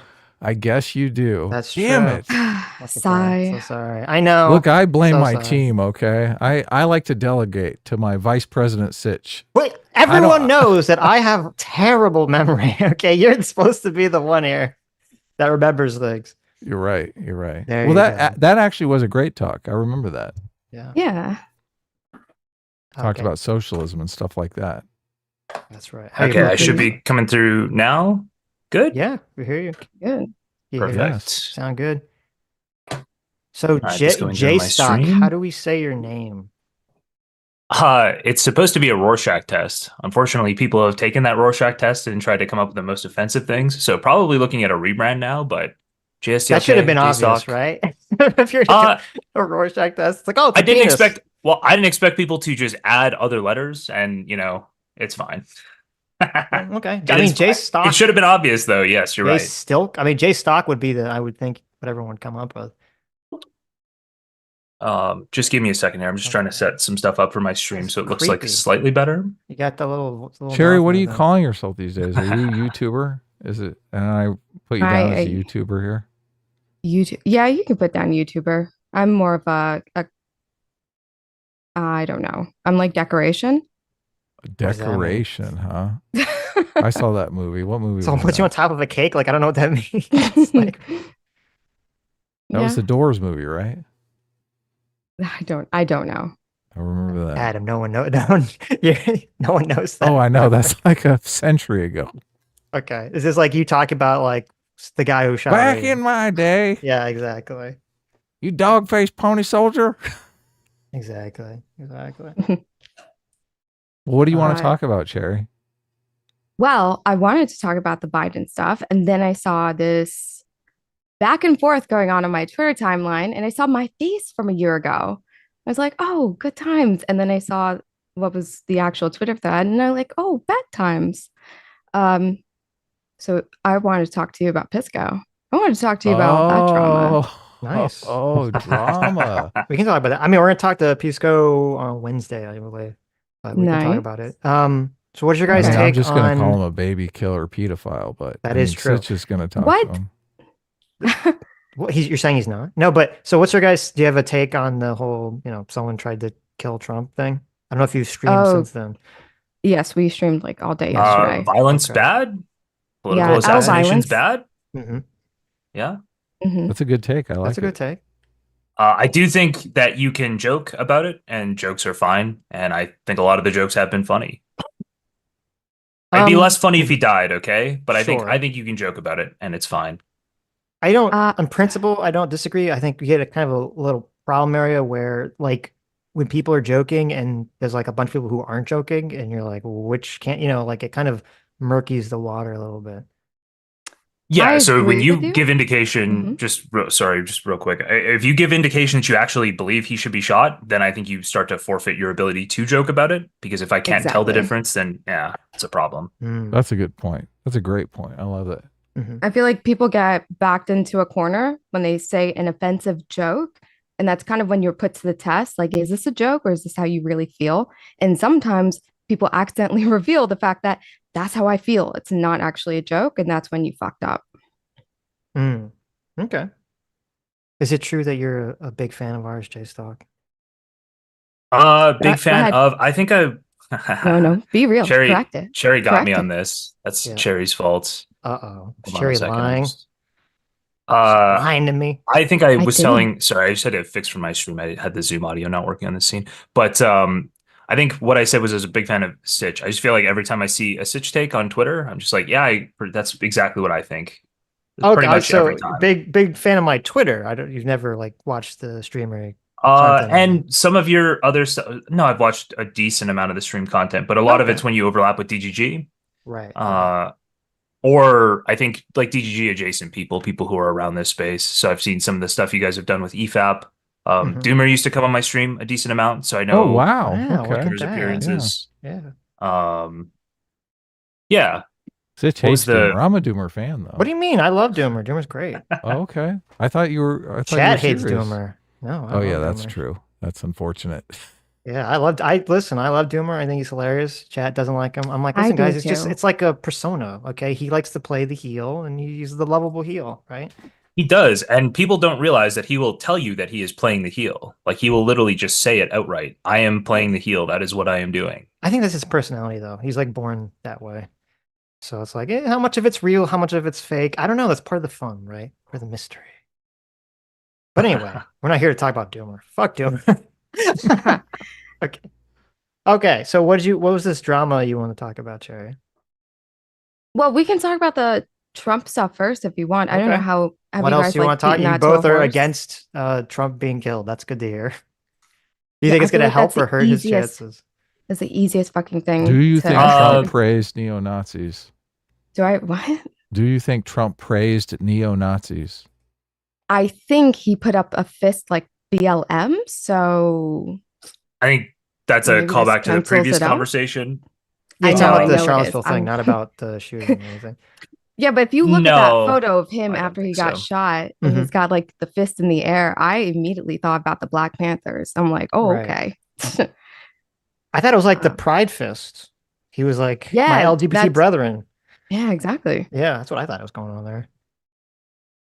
But I think that this it sucks, but that it looks like such a patriotic photo of him, and there's a flag behind him. He's got blood on his face, and I'm happy he's not hurt. I don't think that Mhm. that's how you get rid of him. Okay. But he's so fucking Yes. pissed at that.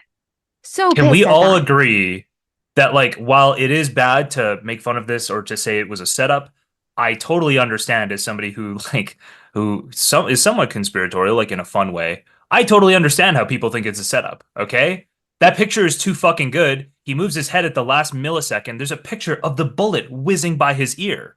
I Mhm. totally get. And also, there's only one roof that you could even make a shot from, and they weren't watching it closely enough to shoot this guy before he actually fired a shot. I I think get there's it. 3 roofs. What do you mean? Okay, I well, thought there are a was couple of roofs around there, but I think this is the Right. primary one, right? Like it's the closest one. Well, no, I think my understanding, I don't know if it was real, it could have been fake. The picture I saw, I thought was that there was Secret Service on the 2 closest roofs, and then there was another roof, a third roof that was further away where the Oh, the guy yeah. was. I mean, where the Secret Service wasn't, obviously. Oh, okay, Obviously, gotcha. I think he would have had a bad time if he went up on the Sure, roofs with the sure, Secret sure, Service.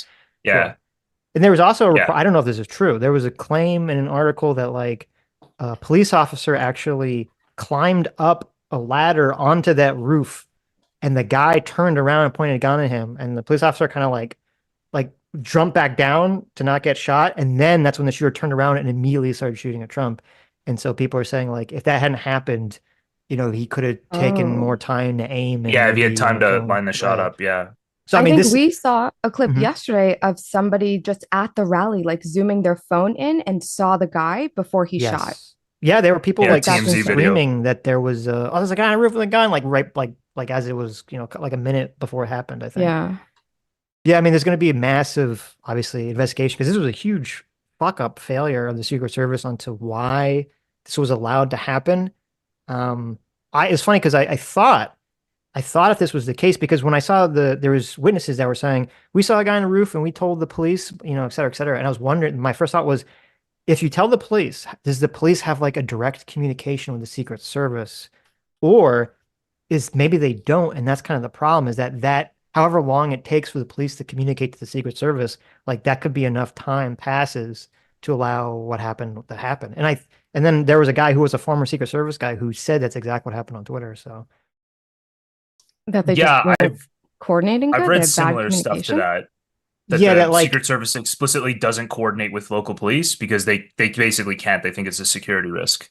So they right, basically tell them, right. like, we're going to be there and we're not even going to tell you where we are. We're just going to be there. Well, he said that there's like a liaison. So essentially, if the police want to contact, like, it's not a situation where the police can go on the radio, like, there's a guy on the roof, blah, blah, blah, blah, blah. And then the Secret Service hear it. Like, they have to contact some specific person in the police, and that specific person, the police has to then Oh, relay that information to the Secret okay. Service. Because they want And to so, keep secure lines and stuff like right. that. And so, Okay. like, that time gap is probably what allowed the situation to occur, which obviously this is going to have to be looked at if that's the case. This is all just kind of somewhat early, but if that's the case, it's all going to have to look at and be, these policies be changed because that'd be literally, yeah, like Trump like moves his head. So like this literally like a millisecond away from getting shot and killed.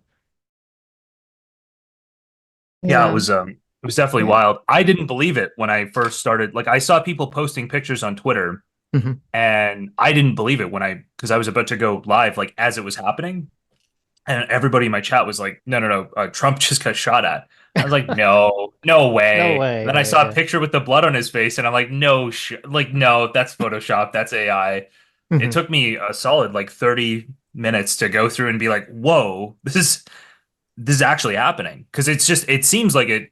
I feel like the reason nobody takes shots at presidents, I feel like people maybe plan it and it just doesn't happen. It seems like it should be impossible in like the Mhm. current age. I And think yeah, it just took me so long to even believe that it was happening.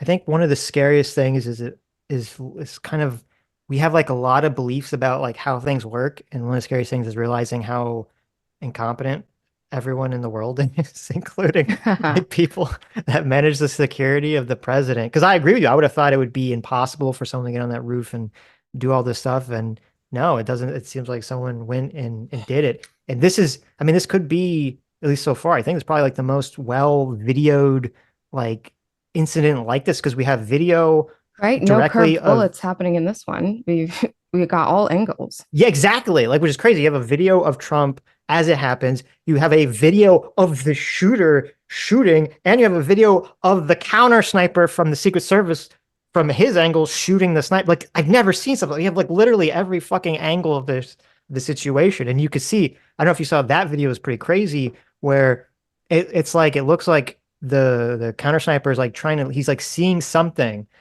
and he's kind of trying to look at it. And then the shot rings out, and he kind of scrambles to readjust his gun because I guess he wasn't aiming at the right place, and then he just takes the guy out like in like a couple seconds. What did you guys think of it? Yeah, because Just real quick, 'cause you got our take. I don't think I heard where you think things are going from here.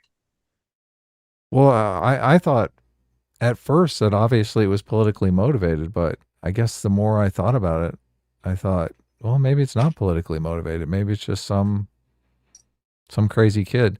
I'm reading an article here. Now they're saying he's a kitchen worker in a nursing home.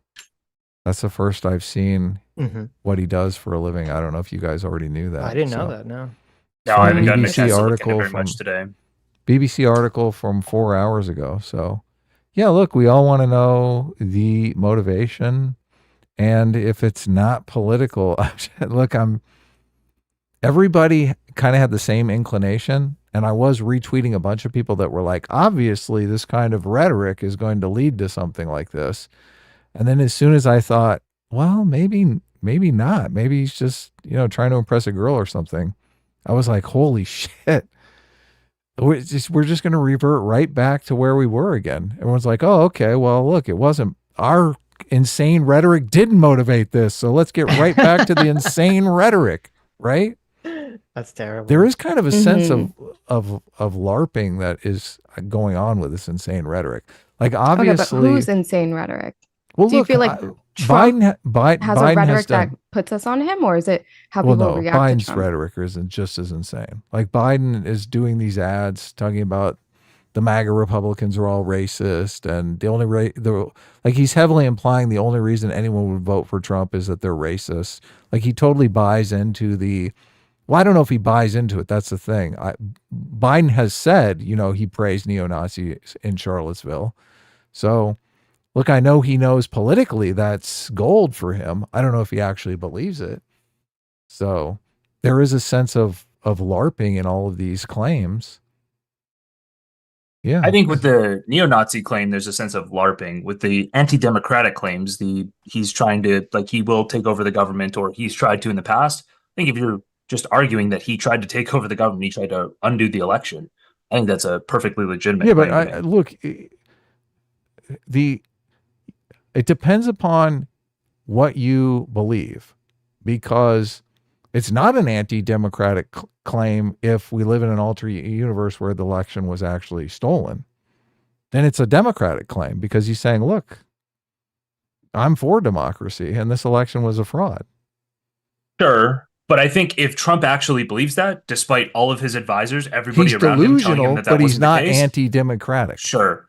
If he is that delusional, then I think he is by far. Then I think if you believe he's then that make the claim he's delusional. Don't make the claim he's anti-democratic. Well, hold on. I'm making a different claim. I'm saying if he is that delusional and you believe he's that delusional, then I think he is at least as big a threat in terms of his mental fitness as Joe Biden is. Yeah, but make that claim. The reason why people make the claim that he's a threat to democracy is because it's a stronger claim, which is the same reason they make the claim that he praised neo-Nazis, because it's a stronger claim than to come out and go, oh, he accidentally praised neo-Nazis. No, but he is a threat to democracy, whether he's deluded or not.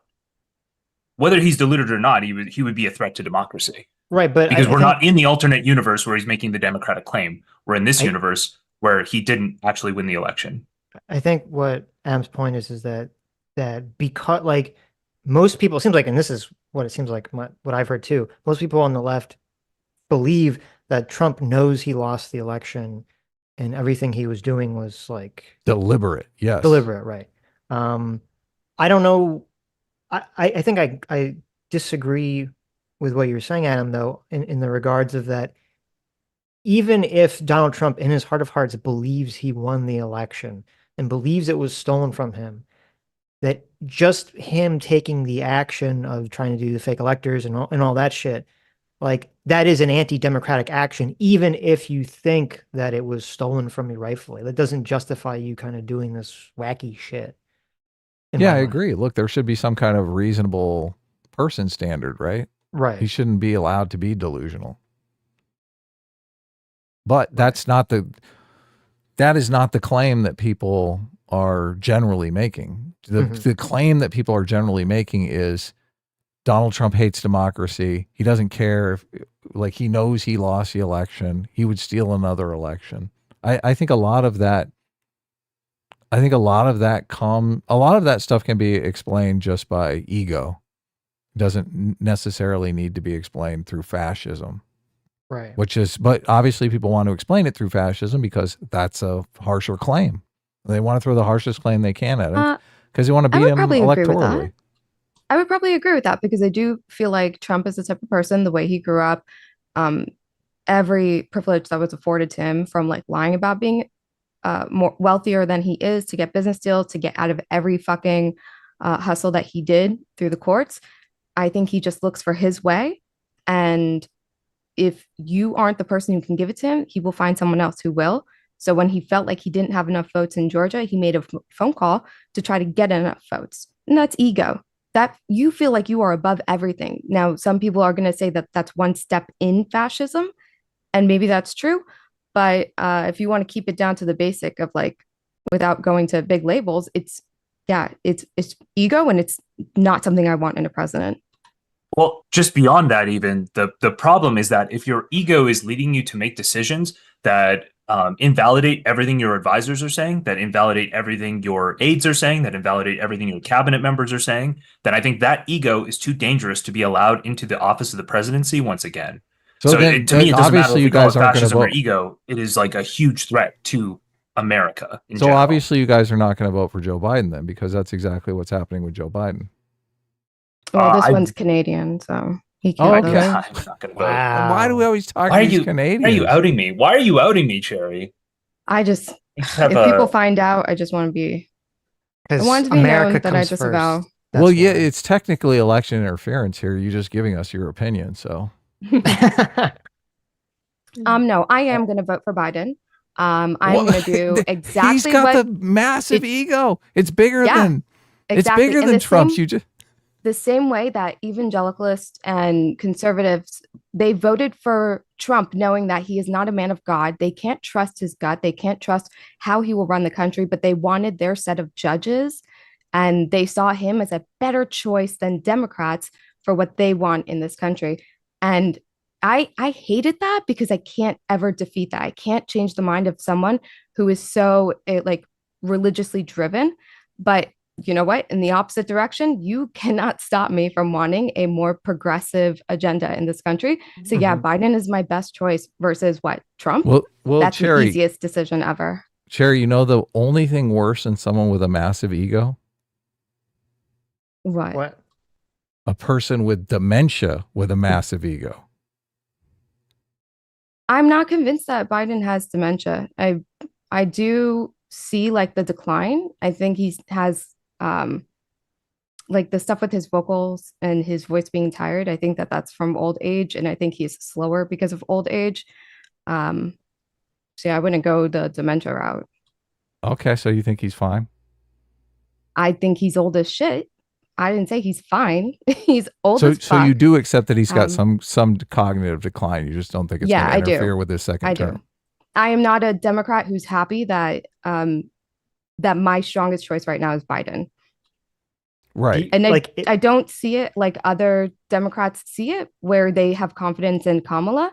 I am probably even less pleased with her. The idea that there is everybody in that cabinet, I've got a question mark next to them, and I want to know why they haven't 25th Amendment, like why they didn't enact that. I question all of their judgment and all of their ambitions. we should ask Hutch and Josiah this, but like if it wasn't Trump, if it was Nikki Haley or something, would you still vote for Biden, or I'd you'd be vote like, Nikki Haley. or would you be like Biden's too declined to run? I You don't said you would see vote for myself. Nikki, just at Jstlk, Yeah, I would vote if for you were Nikki not Haley. Canadian. I'm sorry, Chaeiry, Yeah. what were you saying? I interrupted. It's okay. Yeah, Jstlk's more conservative than me. I wouldn't Mhm. vote for Nikki Haley. No. You'd still vote for Biden, even if it was Nikki Haley. Yes. Okay. But The yeah. closest Republican that I've ever liked, I would say, is Mitt Romney, despite his binder full of women. Really? Yeah, he's the one who basically had the Obamacare, Mhm. and the child tax credit is his authoring. Okay. Him without the Republican agenda, I think he actually comes up with some good shit. I mean, I'll never forget Romney for doing what's it called? The dog thing? His Not the dog on the dog thing, roof? no, his job. His what? His job before he was Oh, yeah. the Corporate raider. the corporate rating. I'm trying to I forget what the actual job was, where they basically leverage a bunch of money out Leverage of the company. buyouts. Leverage buyouts. Yeah, they would leverage a bunch of money out of the company Oh. to buy the company. I always thought that was really disgusting. But anyway, that's neither here nor there. Okay. I don't think we've quite gotten to where I wanted to get. So my issue What do you with, wanna so get?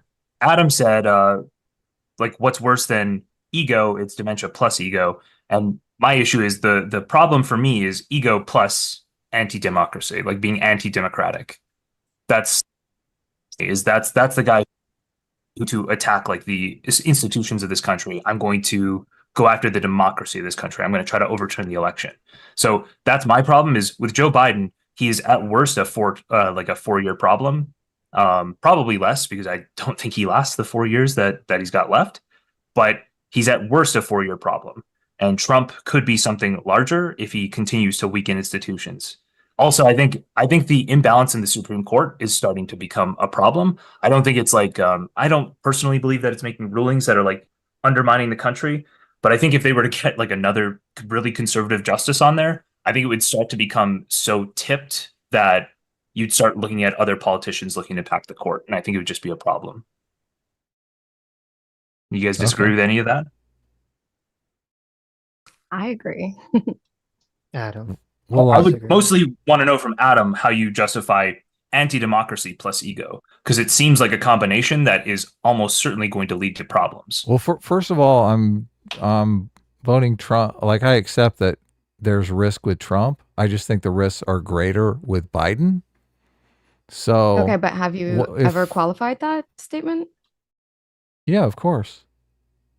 What is the greater risk with Biden than with Trump? Well, he's commander in chief of the military, and there are other players in the world that want to test America. They want to divide, and they want China wants to be a superpower. Russia wants to be a superpower. They want America to be second fiddle. Right now, America. I think you're explaining the job. You're not explaining the dangers of Biden. Well, I said this. Like when the what other progression guys of were on. events, I guess, would lead to like, do you think Biden would fail in that Trump would succeed in? Well, first of all, Biden doesn't have the cognitive ability. Well, I don't believe Biden has the cognitive ability to last another 4 years. So the decisions are going to be being made by people beneath him, like probably Joe Biden and probably Hunter Biden. So Biden is going to actually utter the words, "This is what I want to do," but they're really going to, the decision making is going to be done by other forces. Might be Joe Biden, might be Hunter Biden. I don't know. It might be his chief of staff. There might be different factions. There might be 3 different factions all vying for Biden to make the decision that they want to be made. But all of that is going to be completely opaque to us. And to me, that just seems like a larger danger than Trump making decisions. So that's so there we've had that threat aside, who, that threat aside, I would look at, obviously, I would compare the policy between the candidates. I would say, look, both of these candidates have the ability to do the job. There's not some sort of physical impairment in standing in their way. And then I would look at policy. And then I would always look at what are the chances of this person being able to implement their policy. That's what you're looking at. They set out various policy goals. Do I think they can achieve them or not? So, but we haven't made it past that first step because I just think Biden is physically incapable of doing this job. So there you go. Does that make sense? Everything makes sense now? Not really. But I I would want like believe a that you set of believe circumstances, but yeah, and also like I guess I agree with you completely that if we knew Jill or Hunter were making decisions, I think that would be disqualifying. And if that is the case, I've seen some reporting to that effect. If that is the case, I think that would be disqualifying. But yeah, all that is to say, I think basically anybody who isn't Biden, who runs as a Democrat, would be a better choice than Trump right now. Don't you mean That's if we where don't know I'm that they coming from. aren't making the decisions, that's disqualifying? No, because you don't know that Michelle Obama wasn't making every decision for Barack Obama. Look, if You don't know, Michelle, frankly, I mean, if we Michelle know. Obama you want to be able to moves prove a into negative, the White then I think we're gonna House, have like bigger problems than who we're voting for. Well, do you agree with that, Chaeiry? That like if you knew that Jill Biden was, worm tongue whispering into Joe's ear and controlling him, would that be disqualifying for Joe at that point? The woman in me is That going to come sigh out just said it tenfold all. right now because I just don't understand. Like, what do you guys like in the 1900s? You imagine that two people who are having a successful marriage, that the wife is just sitting on the side. They don't have similar goals. She's arguing that she's already making the decisions. I'm not saying that she's worm tonguing, but this idea, input. Yeah, the idea that you imagine Jill Biden must be a stark contrast to Joe, that her involvement is clearly something that would only happen if he was dementia ridden, that he wouldn't be she wouldn't be his confidant throughout his entire time working in government. To me, it just screams 1900s. All right. Well, if that is your concern, that the wife of a president might possibly be pulling strings, then where are you speaking about Melania and Trump? Well, it's obvious Melania was making the decisions in the Trump administration. Not that she's right. I mean, she is the mail order bride from Russia, right? He loves Putin. Are we not? Maybe Melania would make better decisions. Any correlation there? Any theory crafting there? Are we only fanficking for Biden? So I think there's a difference, though, in what you're saying. I think there's a difference between Obama and Hillary and Bill. Like, I'm sure that the wives of presidents have had conversations of substance where they bounce ideas off of each other. And that can affect people's judgments. I think, I'm sure that's definitely happened through all of American history. I don't deny any of that. I think it's very different. I imagine it should be viewed as a positive, not negative. Well, I guess it depends on the people involved. Yeah. Right? But it does depend upon the person. Jill Biden is educated. She's been. What if it's Marjorie Taylor Greene? What if that's the wife? Let me just finish. Okay. So I agree that that's all happened, and it depends on the people involved. But that's a very different scenario than if the president himself or herself in the future is infirmed to the capacity that they're not bouncing ideas off of their spouse. They've become the mouthpiece of their spouse. I think that's a completely different scenario. So I don't think you should compare those two things. Well, I compare them because they're both theories. It's just theories that we're talking about. You're theory crafting that she's worm tongue. And so I'm offering you the theory of, maybe people are complaining because he talks to his fucking wife. That's normal. But that's not my argument. I don't know who's making that argument. I'm making a completely different argument. And you're right, the worm tongue thing is a theory, but it's a theory that we presumably should not really have to ever indulge in because we have a president who seems to be mentally capable and competent. Right? Like, that's what we'd want, ideally.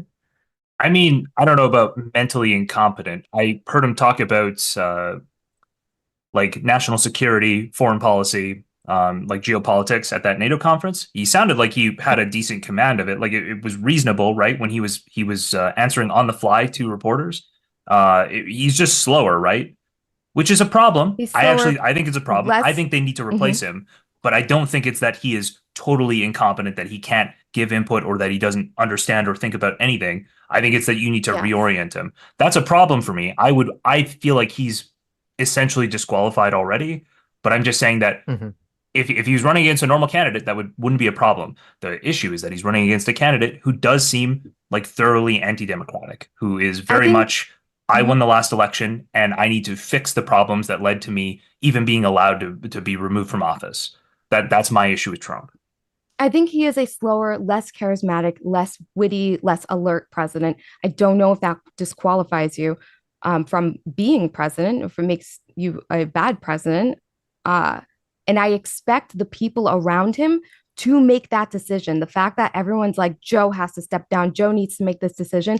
If he is as dementia ridden as people are telling me, he is the last person I expect to make this decision. So that's why I hear this conversation. I understand where it's coming from, but it seems like if there are adults in the rooms pulling strings, they are the ones who are supposed to do shit in the correct way. We're not supposed to look at Biden like he's the one allowing himself to be taken advantage of.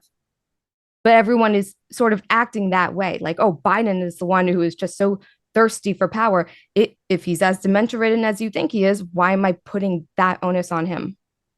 Well, then it would be whoever's pulling the strings would be that thirsty for power. Right. Yeah, so that's why I said if it turns out that he is declining, I don't think I would feel very good about Kamala, and I'd be questioning her along with the other people in the cabinet and really question their judgment and why they basically puppeteered behind Biden.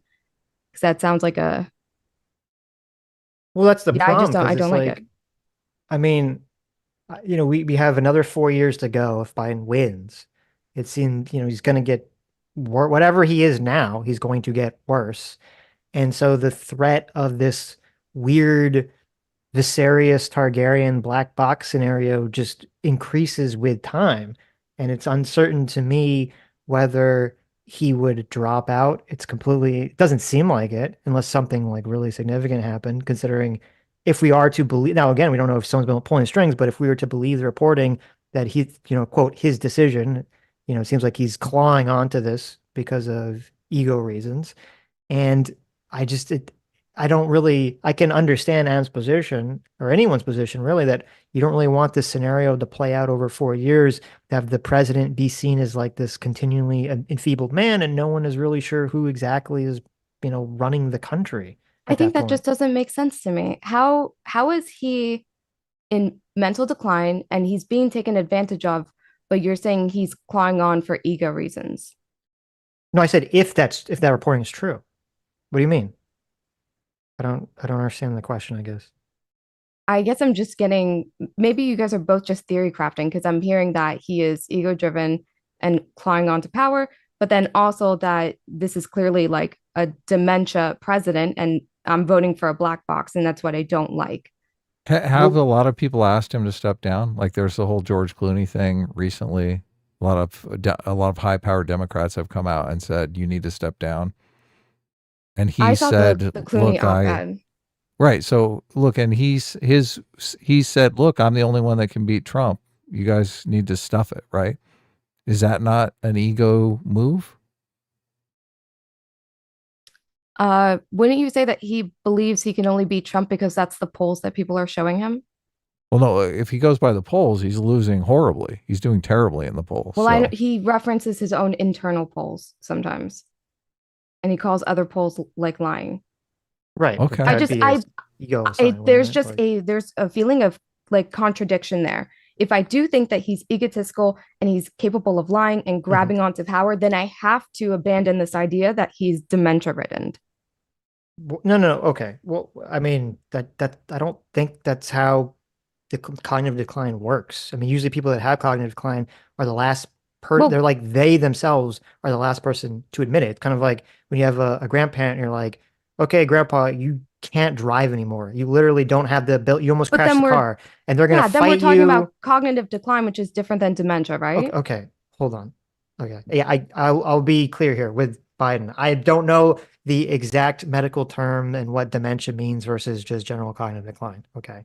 But what I'm saying is that when you have someone who is suffering some flavor of cognitive decline, usually they don't want to admit it. And I feel like most of us, at least I've had this situation where you have a grandparent who, or maybe even a parent who you're like, okay, you can't do X, you can't drive anymore, you can't do this anymore. And they will fight you tooth and nail until you get to that point. So I could clearly see a scenario where Biden could be in the same thing, only instead of driving the car, it's driving the country. Yeah, an abuelo who was way too prideful to admit that he was starting to lose his hearing. So I understand how like that decline with age is something that they wouldn't be forthright with, or maybe even aware is happening. Right. But So that's why I'm saying that that would be my response to, you could have a scenario where Biden is clawing onto it for ego reasons, but doesn't have the physical or mental capacity to be president. Those things are, you could have those things happen at the same time. But I just think that those are two different things. I think cognitive decline is different from saying someone is dementia-ridden and senile. Well, we don't know the extent of it, obviously. I don't think the White House has been truthful or forthcoming with it whatsoever, so we don't know. We all have to guess. No, you don't. Also, I would just say that Chaeiry and I probably both believe he should step down. I think the issue here, and what we like, we can keep arguing over whether Joe Biden's like a houseplant or not. I do believe he's like totally cooked. I believe he should absolutely step down. The issue is whether or not the black box, and yes, not understanding how the power structure works behind the presidency, is worse than handing power to Trump, given what he's already stated his goals are, given what he's already done in the past. Which one is worse? Is it worse to have the guy there where you don't know exactly what the power structure is? You vaguely know the people around him, but you don't know what the power structure is and how authority is delegated, which is a problem. I agree. Or is it worse to have Trump in office, who is explicitly like tried to overthrow an election already and now has a Supreme Court ruling that has essentially made him immune from some of those charges, so that there's not really a huge threat to him if he attempts to do it again? Which one is less threatening? That's like where we should have the conversation. It's not really, I'm not super concerned with exactly how mentally addled Joe Biden is, because realistically, you can just say, I don't know the power structure there. We could hypothetically see a world where, what's his name? Antony Blinken is making all of the decisions, or Lloyd Austin is making all of the decisions, or I don't even know who Secretary of State is right now off the top of my head. I've lost it. Or Kamala Harris is making all the decisions. It doesn't super matter to me. All three of those people seem to be better decision makers to me than Donald Trump right now. The thing that would concern me, and the thing I think Joe should come out and explicitly say if he wants to keep running, is Hunter will have no place in my administration. Jill will have no place in my administration. They advise me from a personal standpoint. They have nothing to do with policy. They have nothing to do with anything as far as the office of the presidency goes. That's not going to help because he's still in cognitive decline. So someone's going to be doing it. I mean, it gives the authority to anybody around him to blow the whistle if that is happening. Right? Because he said they will have no role. So if they are standing in and having some kind of role, it gives authority to somebody around him to go, no. You can't do that. Right. Look, I understand what you're saying. And my response would be that there are structures in place. Our whole country was built to constrain power. And I realize what you're saying. You know, Trump has a track record of testing those bounds, those structures that are in place held once before. I don't know that there are structures in place to deal with the Mad King scenario. Like there aren't really. I mean, there's the 25th Amendment, but there is the 25th Amendment. Yeah, but has any president been taken out of office by the 25th Amendment? Why didn't they use the 25th Amendment to take Reagan out? Everyone believes now that Reagan went senile in his second term. Why wasn't it used on Reagan? Okay, I feel like this is a lose-lose. Okay, if I do not catastrophize Biden's mental decline, then all of a sudden I let you paint a picture that he is more of a harm or a wild card than Trump ever is. But also, for some reason, you want to imply like Democrats aren't speaking out about this, right? The problem is acknowledged. People are speaking out. People are not supporting him. It's not that they are incapable of taking that step. It's the fact that they're trying to do it with grace and trying to do it according to what voters want. Okay. And also not trying to just assume somebody is actually senile when maybe they are just in a slow decline that's like due to aging, right? Yeah, look, I think Biden wants a second term. He wants to go down in history as a two-term president. Just like that's why Trump did January 6th. He wanted to go down in history as a two-term president. Now he's going to tell everyone he's a three-term president if he wins in November. I don't know that he will. I think they might dump Biden and Trump lose. All right. I guess I don't totally understand exactly. Yeah, I would want to hear like a set of circumstances here, just like hypothetically, where you think Biden would fail, where Trump would succeed in terms of being the commander in chief. Well, Like just any hypothetical scenario. I'm more interested in you're making a claim that Trump could stay in office. That how is Trump going to end democracy? You're saying you don't want to vote for Trump because he's going to bring an end to democracy. How does he do that? Um, let's say I'll just go with the roughest hypothetical I can. He sequesters half of Congress. He passes a constitutional amendment saying he can have 3 terms or he can have infinite terms. You think Because Trump they have has the a power supermajority. to? You think Trump has the power to pass a constitutional amendment? I'm saying he would sequester like up to half of Congress, as in he would literally like arrest and hold them. And I believe he has the authority to do this through like certain national security provisions. And if nobody is going to challenge him, and if that is his unique purview to command the military to go and sequester these people, to kidnap them, put them away, then I believe Congress could do that. No? He's going to black bag half of Congress. I'm That's saying what you think he's I'm giving gonna you do. I haven't thought of a hypothetical on this, so I'm giving you the roughest hypothetical that is possible. And if he's doing that through some unique provision of his own power that is delegated to him by the Constitution, I believe he's criminally immune from that. Well, Okay, look, just I will. Let me bet you $5,000 right now that he doesn't black bag half of Congress. Okay. well, wait, hold on. I totally agree with interject you. I'm just giving for- you a hypothetical where he Okay. could. Let me interject for a quarter second. Okay, there's two different scenarios. First of all, number one, even if that theoretically happened, you couldn't. That's not the way that you ratify the Constitution. The state legislatures have to, or state conventions have to sign off on it. So even if he did do that, that wouldn't change the Constitution. Number one. But number two, I think the more important issue is: do you think that Trump would actually engage in such an action where he would start arresting Congresspeople? Because that would clearly be a massive threat to democracy if that were to occur, regardless of whether it's to change the Constitution or not. Since would that be a threat to his legacy? Personally, you asked me for a hypothetical where it could happen, and so I tried to give you the hypothetical where it could happen. I'm assuming Adam was asking for a hypothetical that you thought was personally possible, yes. in terms of whether, assuming that you believe Trump is a threat to democracy, what do you think he would do? Would it be something he would do personally, or would it be his continued as president? I guess Something that he like would his do as continuing policies as president. So if he gets a 4th or 5th judge on the Supreme Court, is that a threat? Is that a problem? Is that something where we start seeing Democrats go and start arguing to pack the court more aggressively?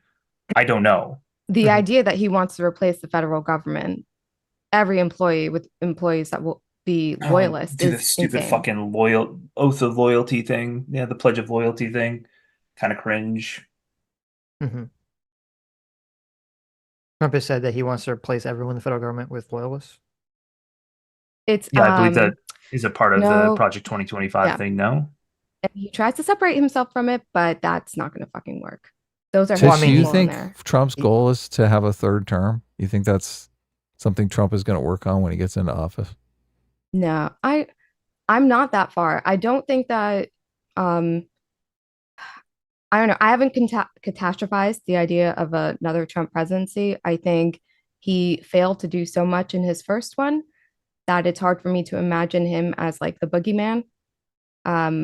He couldn't get his own Congress to build a wall to pass infrastructure. He couldn't get them to allow him to have to get away with the election shit, right? His vice president didn't even co-sign him stealing the election. The Georgia representative didn't give him the extra votes. His own judges did not grant him any of his petitions. As far as I'm concerned, my argument here. I don't see a catastrophe in either direction, Adam. I am independent thinker, as you like to put it. I think the institutions held, and we've essentially said that there will be no repercussions, that he's felt no repercussions.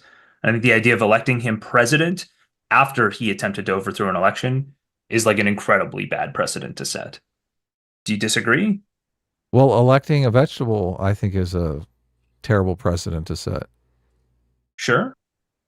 Do you think they're equal? No, I You think think they're the equally bad? electing the vegetable is worse. Otherwise, that's why we're having this conversation, right? Okay. Yeah, I think probably so in my mind, there is this continuum of where political violence is. Do you guys think political violence is ever acceptable? You live in North Korea. Is political violence acceptable? To overthrow Kim Jong-un? I mean, sure. Yes. Yeah. Okay. So I feel like there's a continuum, you guys can disagree with me if you want, of where political violence is acceptable and it sort of moves in relation to the amount of democracy, the amount of liberty you have, the amount of freedom you have, right? hmm Would you disagree? I mean, in the general vague sense, sure. I would caution because people are probably going to misinterpret what you're saying Yeah, because exactly. of Trump being shot yesterday. So, Well, I'm not so worried about people misinterpreting me. I'm already banned on well, YouTube. I am okay. Yeah, well, just to they're- be clear, So- you're not no. suggesting Trump I don't is advocate doing anything violence. I currently don't that advocate merits violence, but I'm making a political point violence. about speech, okay, and where you can Well, start to. And okay, I hold on, I hold on. hate Could you this just concept. mind the Go ahead. TOS for Wait, everyone's wait. channel? Sure. Let me just I be do clear. No, not. I don't even. Yes. It's not even a question of TOS. Okay, I want people to say what they really think. I'm just saying, to be clear, because you said at the beginning of the conversation that you don't support and you think it was awful that the person shot at Trump. So you said that. Yep. And do you think that Trump has done anything so far that merits any level of political violence at all against him? I think. How do I put this very specifically? Because I've been thinking about this. It's been something that's been like on my mind, obviously, since this happened, right? So Mhm. my thoughts are pretty raw on it, but I do think there is an issue where if you aren't condemning anti-democratic acts and anti-democratic speech, then I think you can't be shocked when actual physical violence arises. Do I advocate physical violence now? No. Am I shocked that physical violence would arise as a result of anti-democratic speech and anti-democratic action? Also, no. Okay. So it strikes me as very similar to the thing with Israel, where a lot of people will say with October 7th, it's like, yeah, not justified, not okay, not good, but also probably expected. Probably almost anybody could have guessed that that level of violence would end up happening. Well, I think that's a terrible comparison. So I don't even think you want to In what bring that way? into the conversation because it's just that the situation is so wildly different. You're talking about like that justifies in the Israeli mind, like that's why we're worried about the threat. That's why we're doing all the embargo and everything. It's not, so I'm just saying this, I don't think it's really comparable to saying like, well, people need to denounce anti-democratic actions and statements. Otherwise that will lead down other people down the path of violence. So, which is, I thought. Bye, Sitch. Refuse. I What? personally believe. Oh, What? you're back. Oh, You didn't- faded Oh. out a little bit there. Oh, okay. It's okay. Okay. What I'm saying is that I think people pretending that their inability to call out and take seriously anti-democratic speech, anti-democratic action, Mhm. if they have no heat for that kind of speech, that kind of action, if they aren't taking it seriously and denouncing it seriously in the same way they denounce violence, they're kind of clowns. Now, I know both of you denounce what Donald Trump did with the election, but I'm saying that if you aren't willing to denounce that kind of action, that kind of political speech, and then you get very, very upset when a sort of predictable reaction happens, I think you probably aren't being honest with yourself. You're missing something. Well, I think the issue is I like sort of agree with what you're saying in the terms of that obviously people should denounce very strongly anti-democratic actions, especially the electors stuff on January, trying to throw out the electors and all that stuff. 100% agree with that. And, people completely cope about it and defend it. It's retarded. Okay. I agree with all of that. But it's not like I don't think we don't know. We can't draw like a one-to-one comparison because again, we don't know what motivated this person. And as we were having this long conversation right before you came on, which was that I don't, when you have the media essentially pushing a narrative that Trump is in favor of neo-Nazis and that is like a literal Hitler fascist, to me, that's really the thing that's probably motivating the political violence. And I You think know, that if should such absolutely be denounced strongly. And I think right, if people right. aren't willing to denounce that Mhm. strongly, they are clowns. Okay.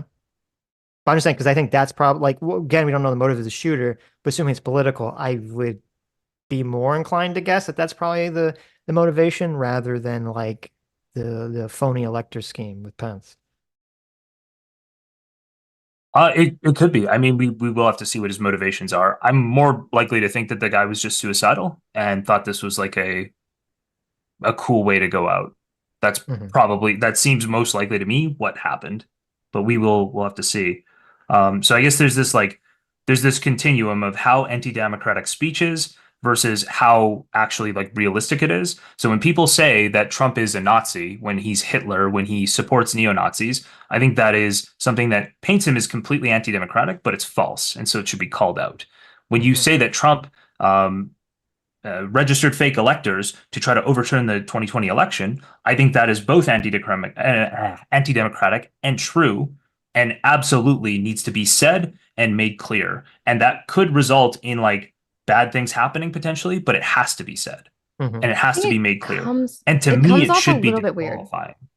Now, even Go this ahead, comes Jay. off a little bit weird. The fact that Trump would say stuff that would invoke people to correlate him with Hitler, but we are supposed to criticize the people comparing him to Hitler and not tell Trump, hey, it's a like high key your fault if people are associating you with Hitler for so many reasons. Well, regarding, I mean, I don't know what you're Like, at what referring point to are because you with the responsible for people's like outrage uh-huh. towards you? What's I was going to ask is like with the Charlottesville thing, I think he was completely mischaracterized with that because he did say he denounced the neo-Nazis. So is that what you're referring to? You're referring to something different with the Hitler comparison. No, I don't know if people like when people compared him to Hitler. I'm just going off of what Jstlk just said. Yeah, but like, yeah, but to respond, I'd have to know what did because you said like if he's saying things that gets him labeled as Hitler, it's like okay, but there's people. I mean, that's like the go-to insult nowadays on the internet is to call people Hitler. So I don't know if just because a lot of people are saying it, I don't know if that makes it a valid insult, right?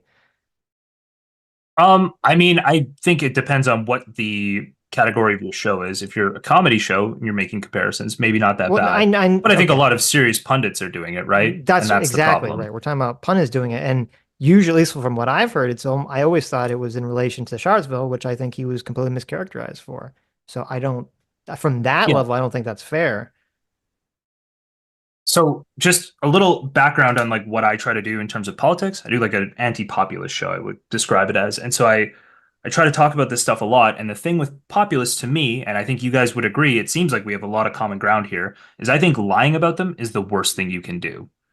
So when you say Trump supports neo-Nazis, when you say that he is yeah, that he is, I think the Epstein stuff just came out. I'm not sure how I feel like that stuff's just witness testimony that can be essentially thrown away. But if you say like rapes kids, when you come out and say these fucking insane things that have no tether to reality, that harms the democratic process. I think those people should be denounced who come out and say those things. But then the problem is it also leads to other people getting very, very upset when people talk about the 2020 election and what actually happened there. Okay, Right? no, I'm gonna go back to the same thing that when you get people who have, in this regard, you guys want to say it's hyperbolic or it's uncharacteristic, it doesn't map on. If you get people who respond to you in that way, at what point do you self-reflect, or do you require that person to self-reflect before you instantly tell other people to couch their language? Trump is the same person who doesn't feel any burden whatsoever to labeling immigrants as, oh, these are rapists and like murderers who came over from Mexico. Well, it would depend on. I don't Like think I don't think a you person get the should make. same that you give Hold on. back is what I'm I'm saying. right. I don't think anyone should make a general statement saying that, well, if a bunch of people are calling you something, you should, necessarily question it or believe it because it depends on who those people are and what they're basing that off of. And, you can walk into it. I'm sure you both recognize you could walk into, I don't know, Hassan's chat or some socialist chat, and they're all calling Joe Biden a fascist, Nazi, right? You probably don't agree with that. So I don't agree with that general statement. I think now you have to say, like, what is Trump specifically said to merit this claim? For the, they're not sending the best people, they're sending rapists. I, again, for my criteria, he specifically said, he's not saying every immigrant is saying that. He was saying that they're sending, quote, the bad ones, right? So I don't see that as being like, well, he's No, using that is Hitler sick. language in his Okay. talk. So what you're telling me is he's not saying every Mexican is like that. But then when I am in my country and I might be around immigrants, he's painting every immigrant around me to be that. And I'm not telling you mean, that, oh, this person actually, needs to agree or this person should disagree, you should question.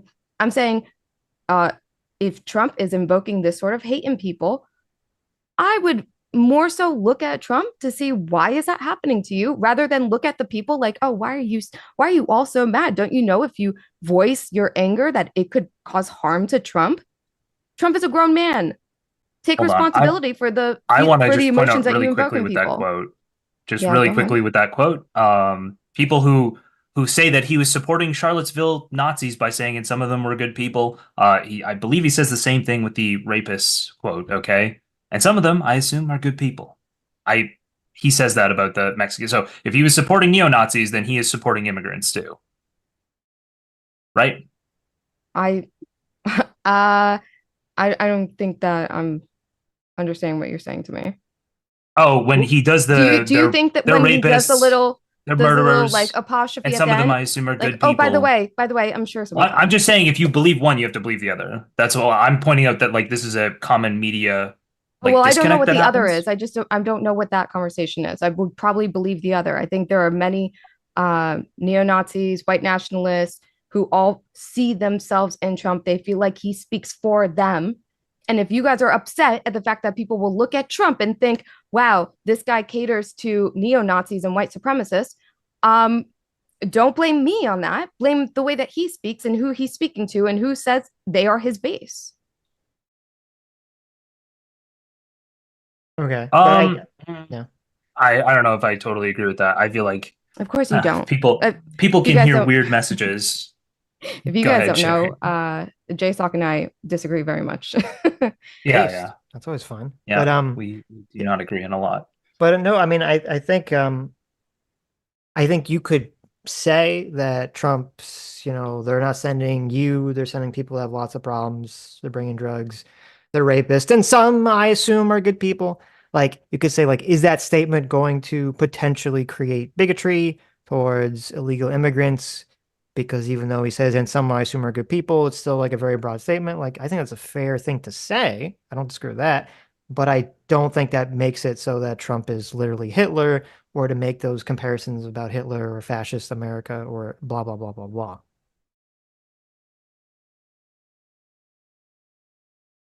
So Yeah, I mean, that, I don't know how we ended up getting here. I totally agree with you. My point was the whole thing well, we about got here him because, being wait, the question anti-democratic. was asked, does Trump, when people call you Hitler, should you reflect and say, well, am I being Hitler-like?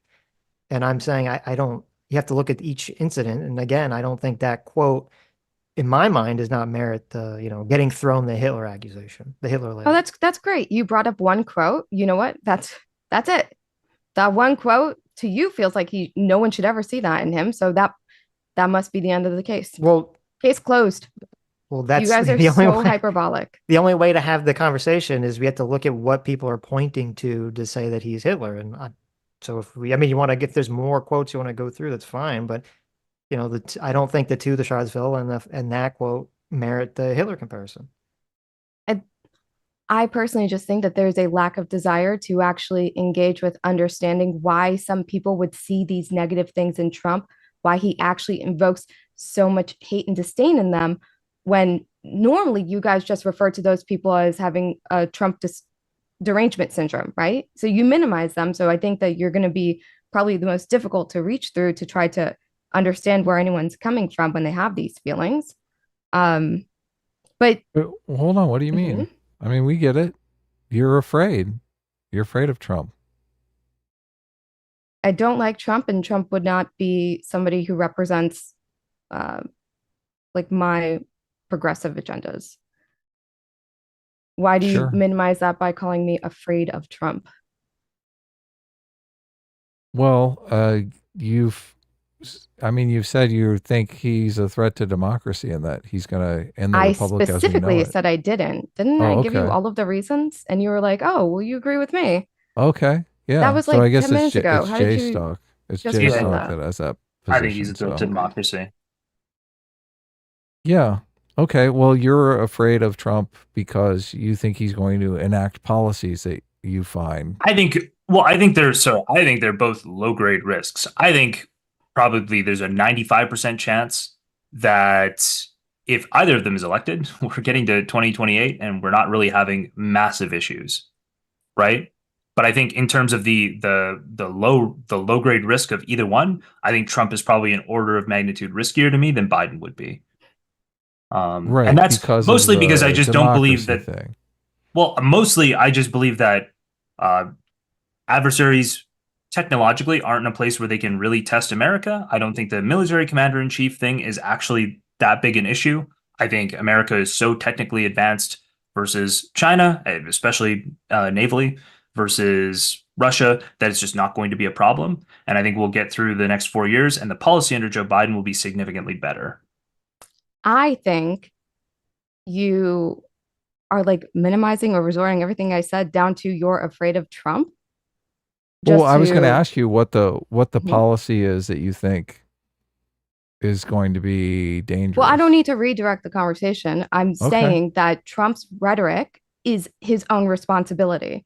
And the idea that you would look towards other people and how they react, how they respond, how they feel about it, maybe you can engage in an actual conversation with them one by one or point by point to see if they're having Well, this is a perfect point, Chaeiry, because look, Yeah. I remember a press conference where Trump said, "I'm not talking about neo-Nazis. They should be condemned totally." That to me is good rhetoric in a president. That's what Okay, I want to hear. We so should when you- condemn neo-Nazis. They suck. I'm But not if the asking entire you to media is feel going the way to that spin other- that Mhm. good rhetoric into something that is effectively a lie, how can I you am not blame Trump asking for you his to rhetoric? agree with those people, but when you guys do cherry pick your quotes for me and let me know, Would oh, it- I have this quote, so I don't feel negative about him in this way. You guys are just playing to your side, to your feelings already. You're finding like supportive quotes for your feelings. Look, this isn't about my feelings. This is about fairness. Like if somebody says something about you, Chaeiry, that is substantively Like your whole chat a is saying a lie. whole bunch of shit about me. Yeah. Well, if it's substantively a lie, it's going to hurt more than if it's obviously true, right? Well, I'm not sure if it hurts more if it's a lie, if it's true. Sometimes getting bad reception from people is just a negative Look, feeling. chat, in be general. nicer to Chaeiry, okay? No, you guys don't have to be nicer to me, and then we can listen to Well, look, Adam and I Sitch talk about in- how other chats are not nice to them. Look, in all It's honesty, fine. I don't like it when chat goes after people. A lot of times I'll just turn the chat off if they do. So I understand that it can be uncomfortable. So if that's what's uncomfortable for you, I get it. So, but look, And if you want to go back Did she mention it? You brought up chat, Chaeiry. Now I brought so- it in context to what we're talking about. right. Well, look, It was chat like a relevant aside, point to make. chat Mhm. aside, chat aside, your claim is Trump needs to be better about his rhetoric. I think Trump reached a point where he was like, I can be great with my rhetoric and I'm still going to get in trouble. So what's the point? I think he kind of threw up his hands and he was like, the media is out to get me. I can say one thing and they're going to spin it into something completely the opposite. So after facing that for a while, I don't think it's fair to blame somebody for their rhetoric. Do you agree or disagree? I would disagree. And I would say that just sounds like as soon as you criticize someone for their rhetoric, then that's enough for them to be like, oh, well, throw in the towel. Might as well say whatever I want now. No, you're not addressing the point that I'm making though. Oh, It's what not a was the point? criticism of somebody's Your rhetoric. incorrect criticism, right? No, if somebody says something and people take it out of context, spin it around, make it mean completely the opposite, okay? Mm-hmm. That's on the person spinning it around, right? That's not your fault. right? That's not you. That's not your rhetoric, right? Well, Is Mhm. saying we should condemn neo-Nazis bad rhetoric? Is that terrible rhetoric? I understand what you are saying. I don't believe that it applies to Trump. And it's like, I feel like you are using good logic and good points on a bad subject. Okay. And so it's really hard to engage. And I do believe that you guys will be able to point in times where it's like, well, no, this is a time where he said this. This is a time where he said this.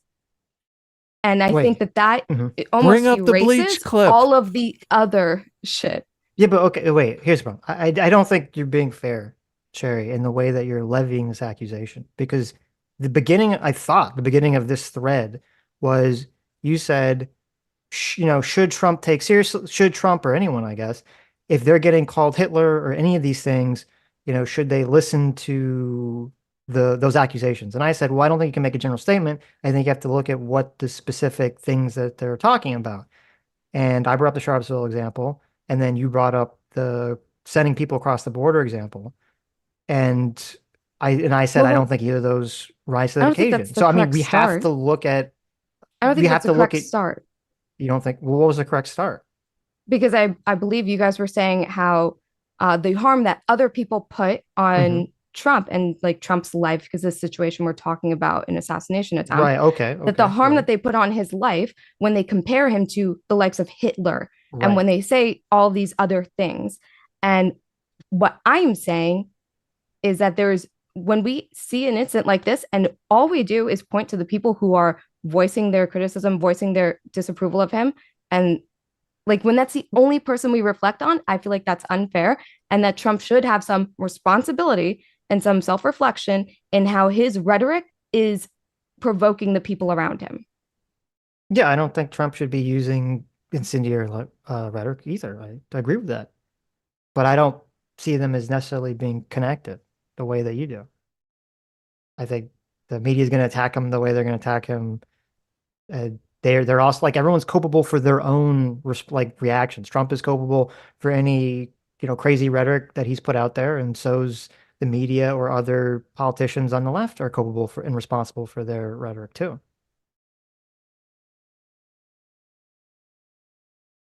I'm not responsible for my rhetoric at all. Okay. Look, when I say Joe Biden is a baby killer, I mean it. Okay. I feel like this is just politics, right? You do a speech, you do a rally, and you realize that some of the things that you said don't reach to your audience, some of the things they didn't like, and you put pen to paper and you work on it. Look, this is why I keep going back to the Charlottesville thing, because when you literally say, I am not talking about the neo-Nazis, they should be condemned totally. Like, but there's almost that is obviously good rhetoric. But when you go back all the way to that time, it's almost as if you thought he's never said anything offensive, divisive, or hateful within that time span, which is several fucking years. Okay. Look, so it's like you want me to go back in time and be like, "Oh, good." Yeah, so Trump look, did good. are you making the argument that he had such offensive rhetoric that it's okay to spin something he said into a lie? No, I'm saying that he has such offensive rhetoric that I cannot blame people to vocalize their opposition. But should they stop at lying, though? Should they stop at deceiving people? They should not intentionally lie, of course. Oh, but they can look. I think most of it is unintentional lies. I think most of the people. Yeah, that's the other problem. That's the other problem is that they hear him CNN talk knows and the truth. They can shut those people up. They can say, "Get the fuck off our air." But whose fault is it if they hear things that you don't believe that he's saying? And it's not just one person. You call it Trump derangement syndrome, which I understand. Like that's funny. It's a quip. But if there are so many people who have Trump derangement syndrome, at what point is it his fault for being so misinterpretable? Well, it depends. It depends upon who is forcing people to who is misrepresenting him, I guess is the best way to say it. Like, I feel like if he says one thing and the media says other things, then it's obviously not his fault. Look, this happens in the YouTube space all the time. Like, people are constantly misrepresenting other people, right? I mean, that's just like, Yes, right. I agree. What people do. I feel like I have to bite the bullet that Biden has declined. He's not charismatic. He's not witty. He did terrible debate performance. Every time he speaks, it's a disappointment. I Well, bite also, that and bullet. he's I lying eat about- that. You too are like forever copers. That no, Trump is actually I'm not coping so offensive. hard right All of these now. people, they just hear I'm things in that's a not full-on there. cope They've got spiral. derangement syndrome. I mean, right now you I'm in brought a up, hyper cope spiral. Sitch, You- help me. I'm spiraling. I mean, first of all, right, you know, a lot of people regularly accuse me of having TDS, so I don't think that's the scenario.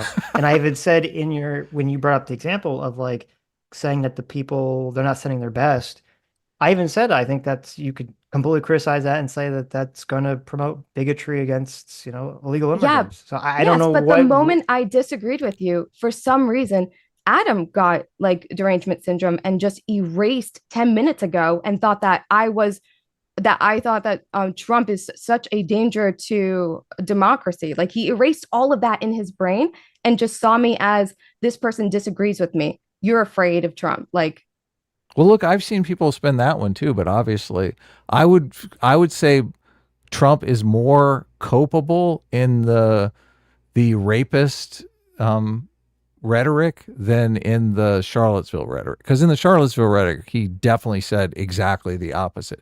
In the you know, they're not sending their best, they're murderers and rapists. Like he's walking the line there.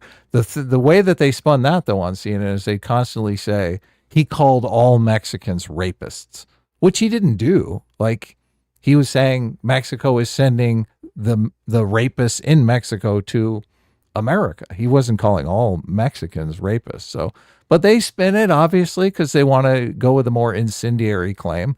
And I would give you that one. I would say, look, Trump, that's Trump's fault. Like Trump's rhetoric could have been worded better so they couldn't make that accusation, right?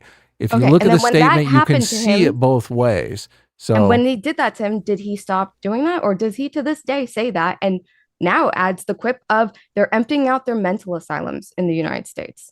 He doesn't do anything to prevent this. He look, adds I fuel think to it. his numbers with Latino voters is like going up. So obviously Listen, I am they get Hispanic. it. They're like, I'm look, fucking I crazy. left Just Mexico don't- because just because- I didn't like the just because rapists. these motherfuckers vote for him does not mean that they are not like fucking racist people themselves. Okay. Oh no. It just doesn't mean anything. Are you saying all Mexicans are racists? Is that what you're saying? It sounds like it. You got to watch that rhetoric. What, me? Yeah, I'm not up for any fucking election. Okay. So you My are saying that. the entire Chaeiry. Dominican side of my Ugh. family is racist as fuck. Yes. Look at that's this. just a You heard it fact. here first. Chaeiry making news. Chaeiry says all racist Mexicans- against who? Racist against other Dominicans who haven't immigrated yet. Definitely Mexicans who haven't immigrated yet. My Dominican family all being immigrants themselves. Wow, interesting. So Okay. I agree with you guys completely on this. Like Adam, I agree with you completely on this. I'm Okay. wondering where we have disagreement on how I can arrive at voting for Biden if I lived in America. Yeah, how I arrived there versus you arriving at voting for Trump. Because I totally agree with you Oh, that God, that's really I've said bad this a that million I times. Why do denounce I have to all of say it these again? people. No, I'm saying where's our I'm trying to figure out where, because clearly you've laid out your position. I'm saying like for me, I just don't think the commander in chief thing really comes into play that much. And if I'm going to take a risk on anti-democracy, on some anti-democratic thing, I think I choose the black box by like Look. not a ton over Trump, who's explicitly tried to undo democratic systems, the democratic process. I'll give you this, okay? If it was between the black box and the Biden black box and Trump black bagging half of Congress and disappearing them in the middle of the night, I would go with Biden, okay? I don't think that that's going to happen with Trump. I think you're greatly overstating the risk with Trump. Sure. There is some I risk. also don't think it's going to happen. So let's just say that what would it be? Let's say that hypothetically he changes it so that there aren't term limits. Would that be a problem for you, or would you be fine with that? It's not really anti-democratic. Do you think term limits are important? For president? There already Yeah. is term limits. I mean, for that president. would require the black bagging scenario because that requires a constitutional amendment. Like Trump couldn't just change term limits. Okay, fuck. I hadn't thought of. I know as a Canadian, you're like, hypotheticals oh, for this. I don't know what your Canadian laws no. work, I'm but here in America. This is my argument is there are institutional structures in place to constrain the power of the presidency. Like that's the whole point of the Constitution. There are not. I mean, the president is the commander in chief of the military, and they have wide latitude in foreign policy. There really isn't a structure in place to deal with the King Viserys Mad King situation on foreign policy. And I think that's dangerous. You obviously don't think that's dangerous. I understand. You're like hand waving that danger away. You're like, that's not a problem. And if there's hand waving it away, I'm thinking that Biden, given his policy decisions, given how well he handled Israel, I think if the situation were to remain as it was for his entire term, and we don't have guarantee of that, but I would be completely confident in that.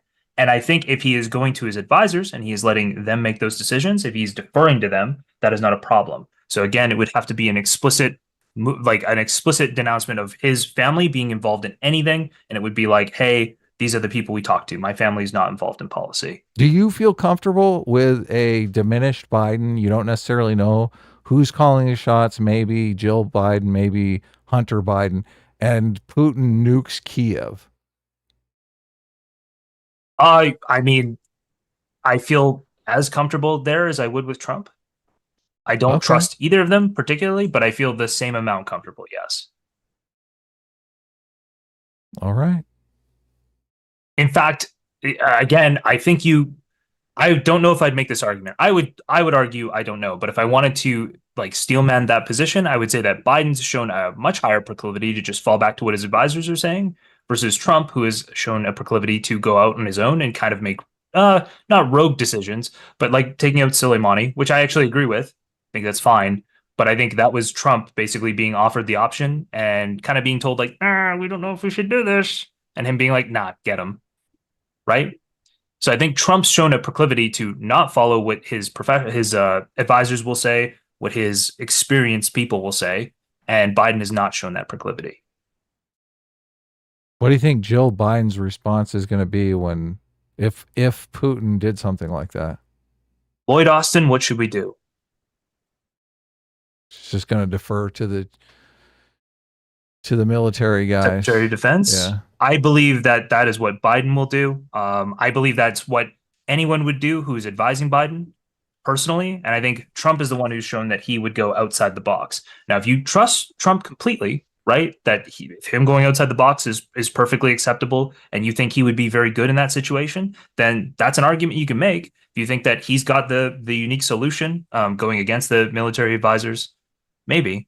I mean, Trump's bragging about how he didn't get us into any war. So, I mean, it would be a complete reversal of his brand to all of a sudden hold on, but engage in World War III. But you would want him to get into a war there, wouldn't you? If Putin nuked, would you just stand down if Putin nuked Kiev? I'm not sure.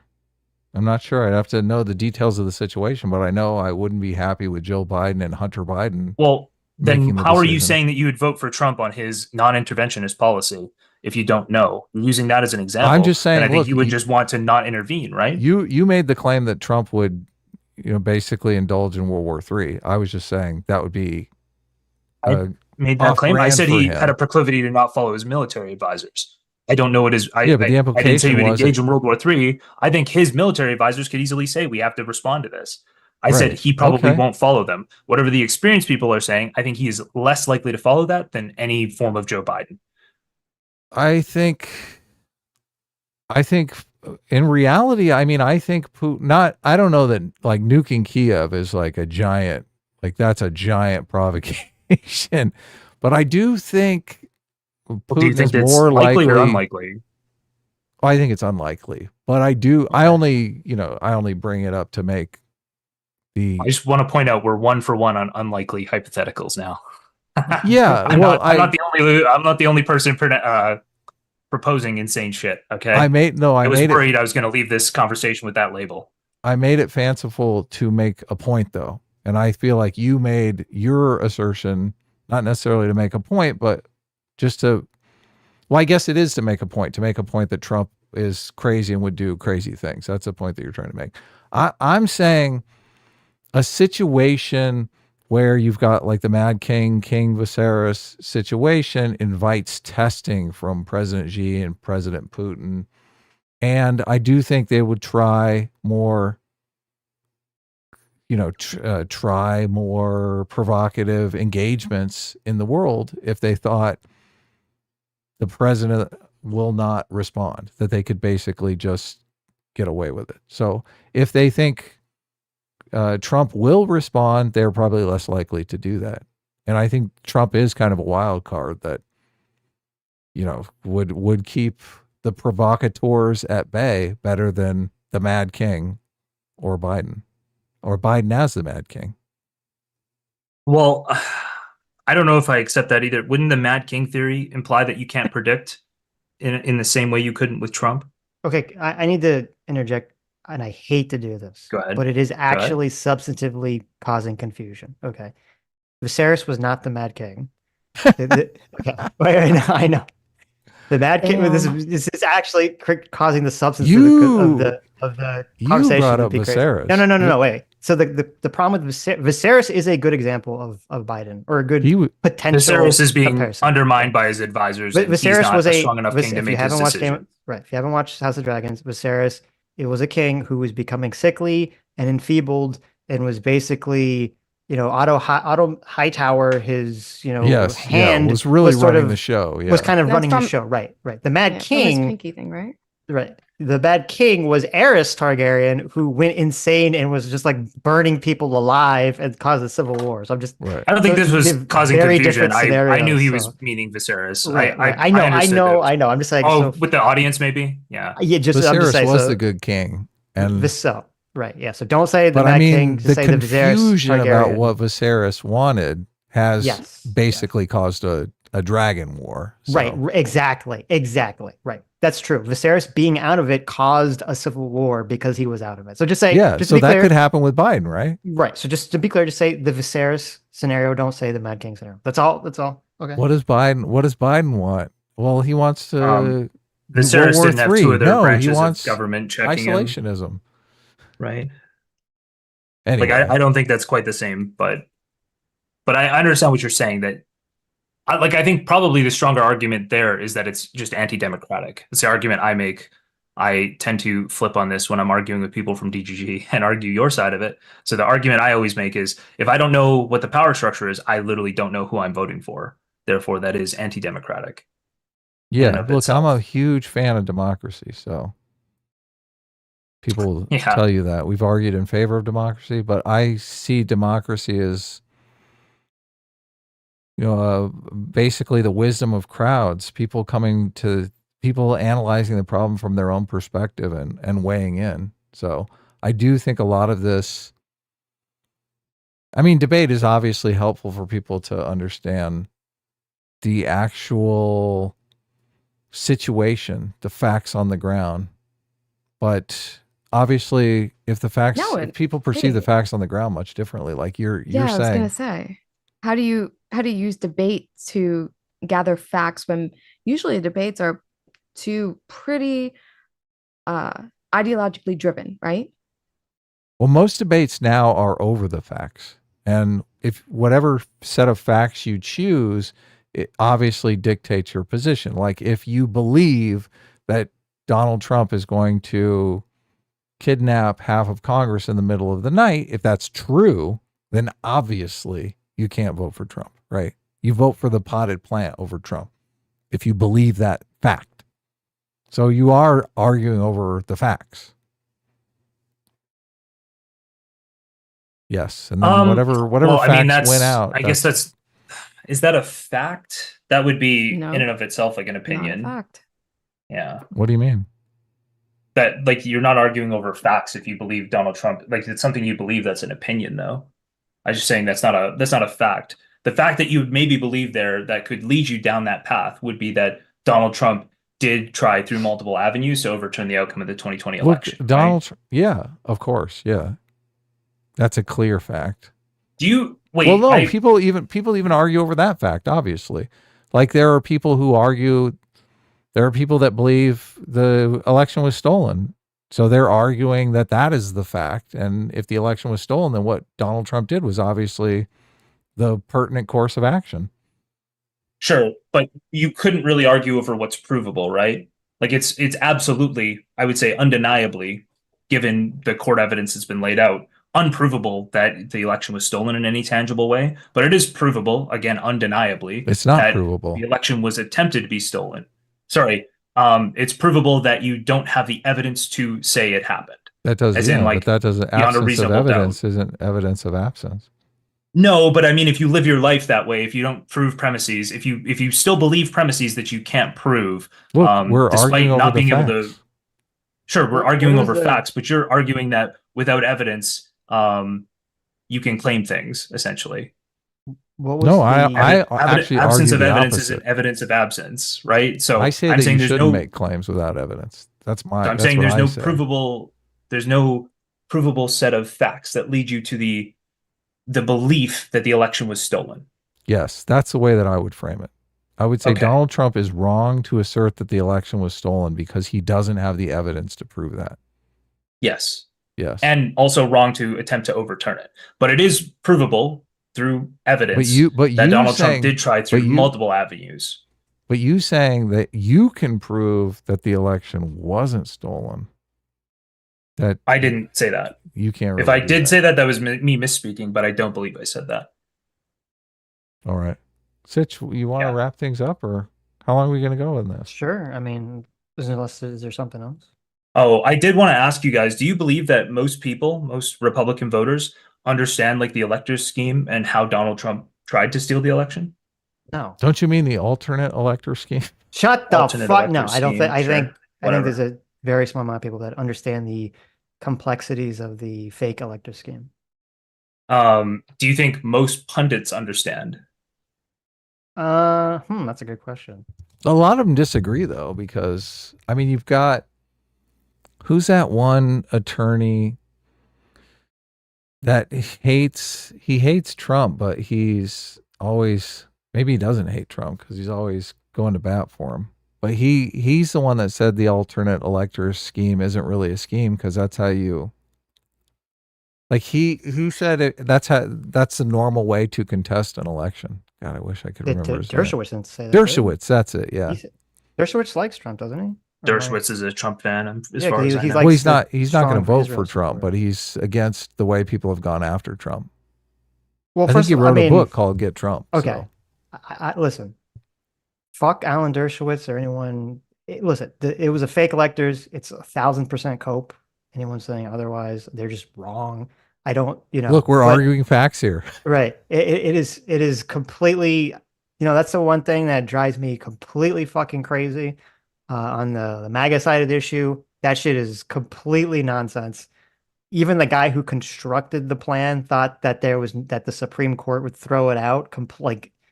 All Like of them, 9-0, all the yeah. conservative justices would also say this is bullshit. Yeah. So Well, let me know, just come on. Let Wait, me but steel wait, man so- Dershowitz for a second. no, Dershowitz this is saying, ridiculous. look, Dershowitz is saying that you compile the electors. Yeah. He's saying where the problem comes in is when you try to use the electors without some sort of court backing. Like you compile them in case you win your court cases, but then when you lose your court cases, you abandon the That's okay, elector but that's scheme. okay. If that's what he said, then that's fine. I agree with that. But he has to acknowledge that yes, the compiling of the electors is one of those things where you say, well, that's technically illegal, but if you just throw them in the trash, like no one's really going to charge you for it. Right. It's kind of like the Hillary technically, did something wrong with the deleting the email, the server emails being deleted, but you need something further to like go after them, right? So- Dershowitz says it's not illegal to compile them. It's illegal to try and exercise them. So Well, okay. Well, I don't know enough about the legality to say that. My understanding would be that simply creating a document that even says it is technically illegal. But Like, were regardless, these yeah, people arrested? I think some of them are being charged. yeah, they're But- definitely worried about getting arrested. Yeah. If They were arrested, which If- leads me to believe that it's very likely illegal. if Trump had taken those alternate electors and said, I'm going to hold on to these in case we win our election, I mean, in case we win our court case and we need it to have these very, very quickly, to avoid the deadline cutoff. And then once they lost all their court cases, they took those electors and threw them in the trash can. Then we wouldn't be having this situation. But that wasn't what happened. But that it bring wasn't up the video. Pence to acknowledge and count them. But that wasn't what happened. What happened was exactly. Bring up the video where he hands them to Pence. Right. Yeah, exactly. That's not what happened. What happened was they then tried to, after they lost their cases, they tried to use this to give Pence the excuse to throw out the lawful electors, which is obviously seeming to me completely fraudulent and bullshit.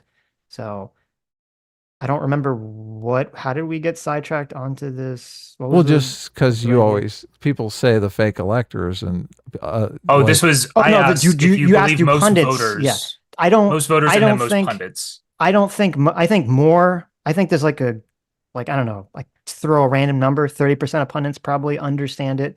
The rest probably don't. Because I mean, to be fair, it is a highly complicated and obnoxious thing and boring thing, and so. That's what I would say. 30%. It's not boring. How could I would say that? That's probably what most people who are saying Trump should be ineligible, like he shouldn't be voted for. That's probably what most people rest that argument on. And the fact that that information isn't disseminated seems really concerning to me. It's like it would be as if one of these guys were actually a Nazi or a pedophile, and if that wasn't getting out. Like, it is that level of disqualifying thing, and most people either don't believe it's true or don't know that it happened. Yeah, because it's seems. Yeah, I know. I agree. I agree that people. I wish people knew about it. This problem is it's one of those, the psychology of it. It's just too complicated for most people to understand or care. So I don't know how to solve that problem, but. Yeah, well, it seems like the core issue of this election to me is how and why have we not been able to disseminate that information to people? And how can we have a democracy where none of our media seems very keen on trying to disseminate that information and make people understand it? People, even I hate to be fair to, MSNBC, I'm pretty sure you could find Rachel Maddow or some of these people correctly explaining what it is.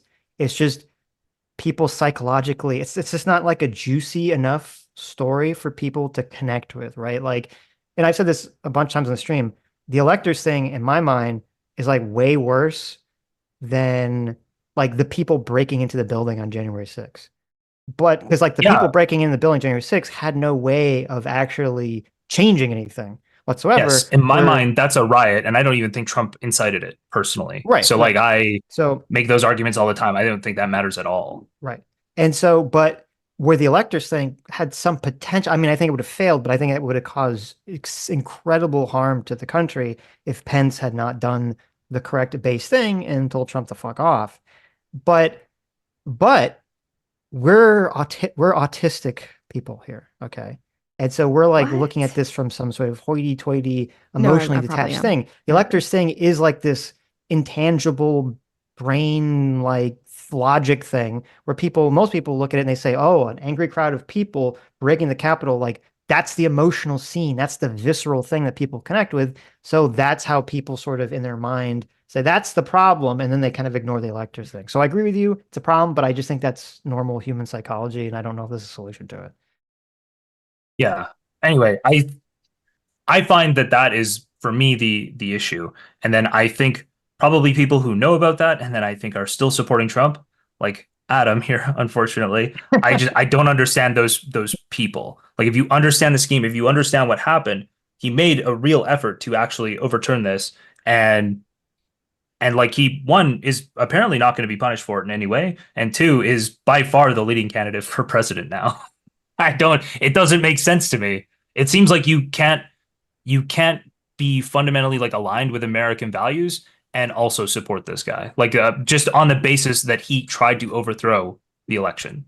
I don't think you can the other option is that he is so delusional and so egotistical either. That he'll ignore Canadian, everybody so you're not American. And go for it. That's true. But that's not dealing with the argument, really. Well, I find this in DGG as well, actually. A lot of DGGers actually make the same argument. You're Canadian, so I don't have to argue back in this. Look, your argument you're actually getting some overlap with these guys. There you go. Based. Thank you. whatever. Well, I mean, you could, I'm assuming you could look at a hypothetical scenario, or you can envision a hypothetical scenario where, despite Trump doing what he did with the electors, he could run a second term where nothing like too horrible happens, where there's a scenario where, because Biden's health gets worse and worse and worse, if there's some sort of like crazy power struggle between his wife and Hunter Biden and the chief of staff, that could create some sort of massive conflict in the country. Sure. Or do you just not think that? I mean, I'm assuming you think that's hypothetical. No, I totally agree that is hypothetically possible. Okay, so then the difference between your position and Adam's position is that you're saying, I think the risk chance, if I have to roll the dice here, okay, yes, is I think lower the risk than chance is higher on Trump, and Adam is saying, I think the risk chance is higher on Biden. That's the difference of opinion, right? Yeah, and unless there was a significant delta in favor of Trump, then the policies under saying, Biden look, would I'm just be a far morally better. repugnant person if I make that calculation. I didn't say though, morally. I don't think morally repugnant. I don't understand it. Like logically, I don't understand it, because you seem like you a just smart logically guy. understood it. You just logically understood it. Sorry, I don't understand how you could make that calculation given the fake electors. Because that fake electors thing, anyone who votes for Trump is morally repugnant because of the fake electors. It's obvious what you're doing. You're like, it's emotional blackmail. Like, I'm not trying to add morals into it at all. Not morals at all. Just logically, given this, I don't understand how you could do that. I think, and still maintain that like democracy is like super important. Oh my God. But you can understand, he just weighs things differently in his mind about what is the greater threat. Yeah, logically. I mean, I'm logically weighing the threat. Sitting down with my logic, I'm like, here, this. Well, so make a again, little table, I'm just saying that logically, in my mind, I typically don't weigh hypotheticals super heavily. I weigh like actual evidence pretty heavily. And the only actual evidence we have for one of these two being an existential threat is on Donald Trump's side. And that we have to go into hypotheticals, fairly extreme ones, in my opinion, on Joe Biden's side. Oh my God. Sitch, if you disagree, do you disagree with that? That you should weigh like actual evidence of behavior higher than hypotheticals? Obviously, Joe Biden. Look, I can think of hypotheticals where Joe Biden is an existential threat too. No, but he's saying you should weigh not hypothetical, or you should weigh like what's actually happened as weightier than a hypothetical. That was his position, right? Me? Are you talking? No, that was Jstlk's opinion. So, anyway. I mean, I agree generally. That's what you should do on average. Sure, yeah, I don't disagree with that. Look, and I'm one single solitary voter. Okay, out of what are we up to? Like 149 million voters. Okay, if I get it wrong, it's not the end of the world. Okay. Well, again, my issue is actually more significantly with the pundit class of people, the people who talk about these things and not actually disseminating correct information to people. I think you guys do disseminate correct information, so you're like very, very far ahead of the game compared to some people like the Daily Wire. I'm just saying that like that seems to be my issue. Is understanding they're not getting the correct information, and I think if you don't get correct information to your populace, or if you don't get at least all of the facts to your populace, then you can't have a functioning democracy. And it seems like this layer of social media and this layer of punditry that's currently developing, specifically this alt media stuff where there's no editors, no burden of actually proving things out, that seems to be causing significant disruption to democracy. I don't think there's anything wrong with American institutions, but I think there's something wrong with the populace and how they're getting information. I don't know if you guys disagree with any of that. Feel free to say what you disagree with. I mean, I disagree. I would agree that yes, a lot of alt media, people just say crazy shit constantly. But I mean, it seems like the last 8 years have been people in regular media say crazy fucking shit constantly, just because a lot of the safeguards in our media establishment have basically become corrupted, only not from the right perspective, but from the left-wing perspective. And that's how you get all this crazy DI, white people, evil shit that we kind of had to go through for 8 years. I think we come together on that and say that, yes, it isn't just an alt media problem. It's actually just all pundits, like left and right, mainstream and alt media. Okay, cool. Yeah, okay.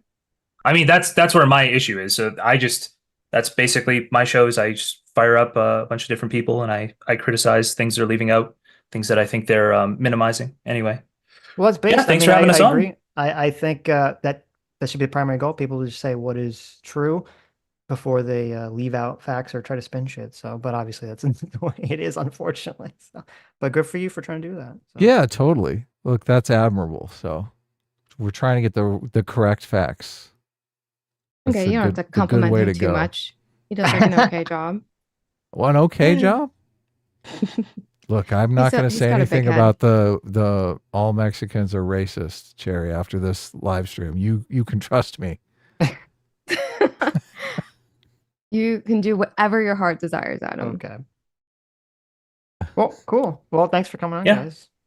Yeah, thanks for having us on. Yeah. Nice seeing you And guys. we'll talk to you guys find again. Yeah. Bye, Give a- chat. Give a plug to your channels. Yes, Really. do that. Oh, sure. Stop being mean to kick.com. Chaeiry in chat. At kick.com/JSTLK is where we stream. Also, twitter.com/JSTLK with an underscore because apparently JSTLK was taken. So, Wow. yeah, if you want to check us out on either of those, Chaeiry, throw out your Twitter as well. You want? It's Twitter. No, not it's. You know what? Just fuck. Twitter.com/itschaeiry. Fine. No, don't tell them. Don't tell them. You guys don't deserve my Twitter account. Okay. It's okay. There you go. It's a challenge. If you want to find Chaeiry Social, you have to work for it, right?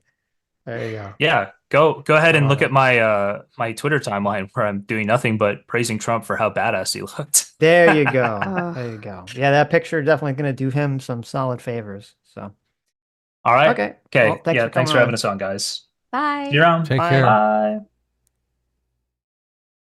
Okay. Let's see. I feel like I have food poisoning. I don't know why. Terrible. Okay. Let me read the $20 and up super chats, and then we'll go back and read everything. Can you refund a super chat, Sitch? I don't even know if that's possible. I don't know. Did someone send too much by accident? I think Dan said some super chat went through twice. Let me see. Is there a way to Google search it? Oh no, Is- no, it's fine. I saw okay. he says it's fine. It just I showed don't up know the twice, answer. but he was only billed once, so Oh, okay. Yeah, sometimes it does that. So it does weird things, definitely.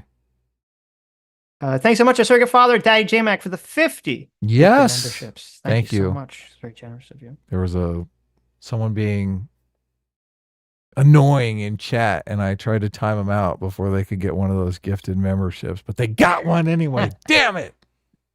Right. Damn it! How dare they? I know. Ugh. Terrible. We've got haters that are members now. I know. Watch out, guys. Be careful. Everyone is suspect. um. Let's see, I'm trying to figure out where we were. No, that's good. I'll Here we bring up go. the I super found chats too. Do we have to- Marcos Lich Oh, go ahead. for $20. Thanks so much. So some of the responses I've seen on this are concerning. Destiny mocking the death of an innocent Trump supporter is an interesting take. I don't see how anyone could take him seriously after this. Yeah, I mean, obviously, it's really funny. I said this before the stream started. We were just talking to Hutch and Josiah backstage. Yesterday, I was planning to I was out in the real world yesterday. I was planning to not really be on the internet and to not really look at political stuff at all, whatsoever. And then, obviously that's the day that someone tries to shoot Trump or does successfully shoot Trump. And I was like, oh my God. I remember when I just glanced at my phone and I saw this blowing up. I'm like, oh my God, of course it's today. Of course it's today, the day that I'm not going to be autistically able to sit down and look at everyone's responses and everything, because it's always interesting. So, but yeah, I mean, his responses that I have seen seem completely unhinged. I don't know what's going on there whatsoever. I don't know if, and maybe this is interesting. I'm curious to what your take on this, Adam, because I was wondering, when I first saw him saying the crazy shit, I was like, is this just because is this him trying to corner the market on being the only person that will come out, or the person that come out and say all this stuff? Because that gives you traction. So it's kind of like a grift. Or number two, does he just honestly believe it and he's just saying it? Or number three, does he realize kind of in a weird way that in order for him to maintain consistency on his rhetoric, he kind of has to take this position publicly. And so it's just like being consistent. Like, what's going on there? What do you think's going on there? He has to be consistent because he hates Trump, and like he Well, no, said, because Trump he's is a been- fascist, and Yeah, because he's been saying Trump is, a fascist. Because like the argument is, if people have been saying that Trump is a horrible fascist dictator and a threat to America, then don't you have to, quote, support this action, right? you would Or- think, you right, would definitely so- think, and I mean, I retweeted a bunch of people saying the exact same thing. This kind of rhetoric makes the shooter a hero, right? Like if Trump is really a fascist, really the Mhm. next Adolf Hitler. Right. I mean, shouldn't we have dealt with dealing with Adolf Hitler democratically? He's got the concentration camps, and you're like, we'll get him at the next election. Right. Come on, I mean, come on. I am curious because I mean, I saw what he was saying. It comes off very unhinged to me, obviously. And I am very curious if it's going to end up hurting or helping him because that, like, in terms of like his, I don't know, his channel, I guess. Because on one hand, I think it could help, but on the other hand, I think it could hurt because there's a lot of people that were kind of interacting with him and would have him on shows, and they don't seem to. I mean, they think this is like pretty crazy. They think this is a bridge too far. So I don't know what going forward if it'll actually help him or not. Yeah, I wonder that as well. I mean, it seems kind of like the Alex Jones route to me, right? Mhm. It's like, I'm just going to say the crazy shit that's going to gather the most attention humanly possible. But Right. I mean, I was watching those tweets, and I mean, I thought his engagement on those tweets was getting, I mean, I thought it was going down. Normally his likes seem to be a lot higher on just standard tweets. It seemed like a lot of people were distancing themselves. So my gut reaction was really, oh, this is going to be horrible. It'll hurt him. But Yeah, I maybe. could, my gut reaction could obviously be wrong. We got to wait for the facts to come in. So I just, I don't know Well- what's going on there though. As far as like, Mhm. is it just completely emotionally driven? Is it really TDS? Is it literally TDS? Sure. I mean, Yeah. it could just be that. Like, if you honestly think that Donald Trump is a threat to democracy, then that position would make sense. So Yeah. yeah. I just, I don't the know. threat to democracy claim, I'm like, Mhm.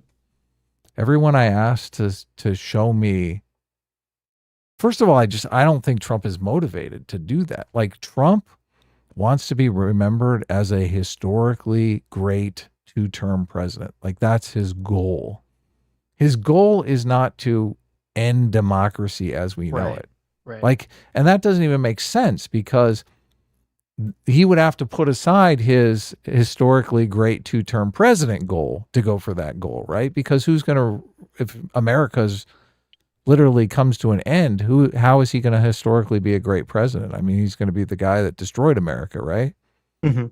That does seem kind of off-brand for Trump as far as I'm concerned. Like, I think that's the key thing that in these conversations that you should bring up in the beginning, because you have a worldview that I think is true, or I would agree with, that's hilarious. that I would agree with, Yeah. but is, I think, also unique because I don't really, I haven't heard anyone else vocalize this, which is that, Trump's primary motivation for January 6th, even though we obviously very strongly disagree with the elector scheme and doing all that shit, was because in America, one of the highest status things a person can achieve is to, quote, be a two-term president. Right. And the weird flip side of that is that being a one-term president is almost like a status, low status. Yeah. it's like a decline in status. It's like, oh, you're a joke, right? Well, it's look, I kind would of- argue that like a CEO, a reputable CEO is actually higher status than a one-term president, right? Right, Like right. Jeff Bezos is higher status than Jimmy Carter. Right, exactly, right. Well, I mean, Jimmy Carter's done some work to sort of come back, and people That's to what like you him. do when you're a one-term Exactly president, right, right? exactly right. Yeah. But but since that's like so you're starting with like this worldview. And so in your mind, you're like, okay, so Trump doing what he did, even though I disagree with it, it was in service to accomplish this goal. Or he also views the world through the status lens. And so what he did was in order to achieve the status of being the two-term president.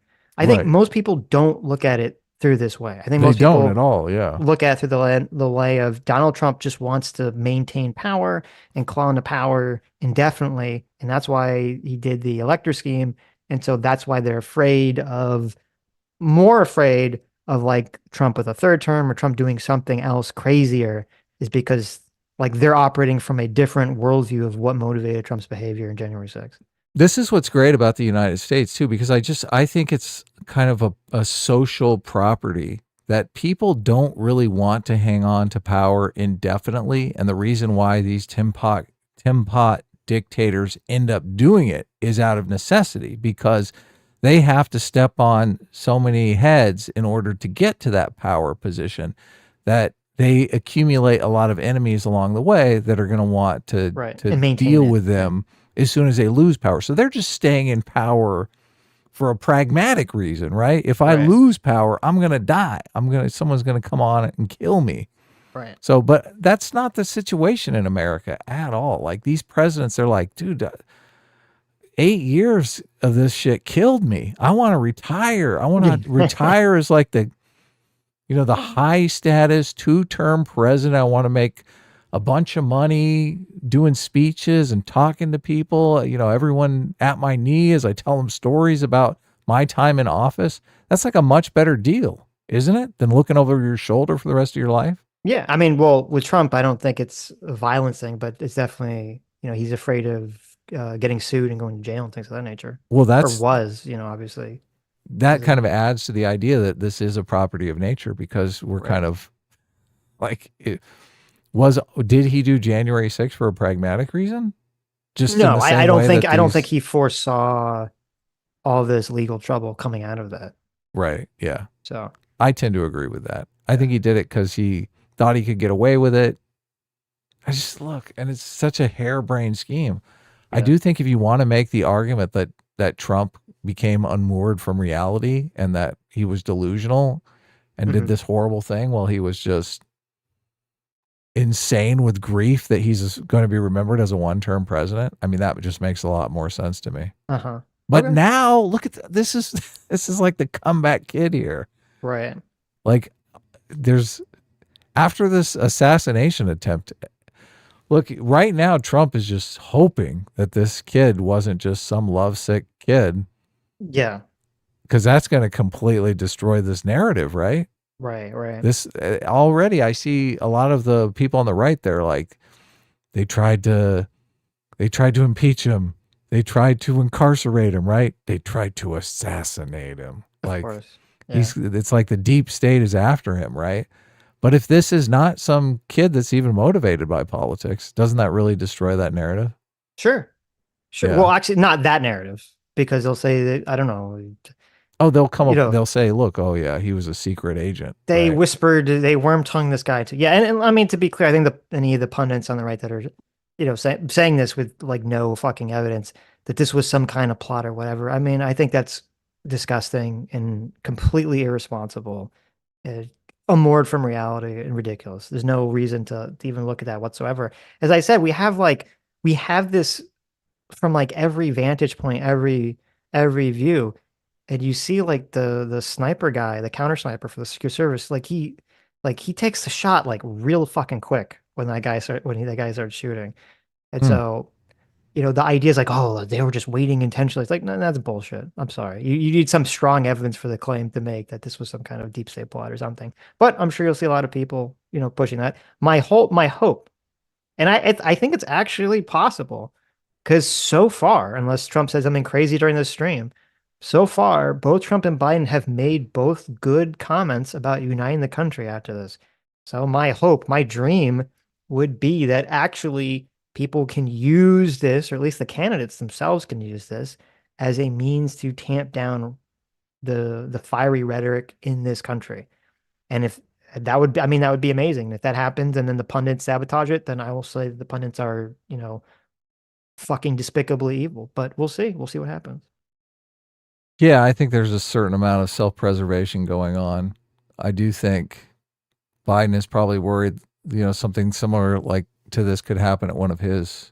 Or he's just worried about he's worried about being blamed for it. That too. Yeah. Too. And that's Definitely. people will say like, oh, you shouldn't say blah blah blah blah. I don't care. I care about the result, the end result. And if the end result is that Trump and Biden can come together and say, let's all try to be a little nicer to each other, right? That's great. I want, if it comes with a good positive result, then who cares? That's what matters, is the result. So I don't know what the ads are. Biden supposedly suspended his ads against Trump. Are these ads? Trump praised neo-Nazis in Charlottesville, and it's going to be another white supremacist takeover.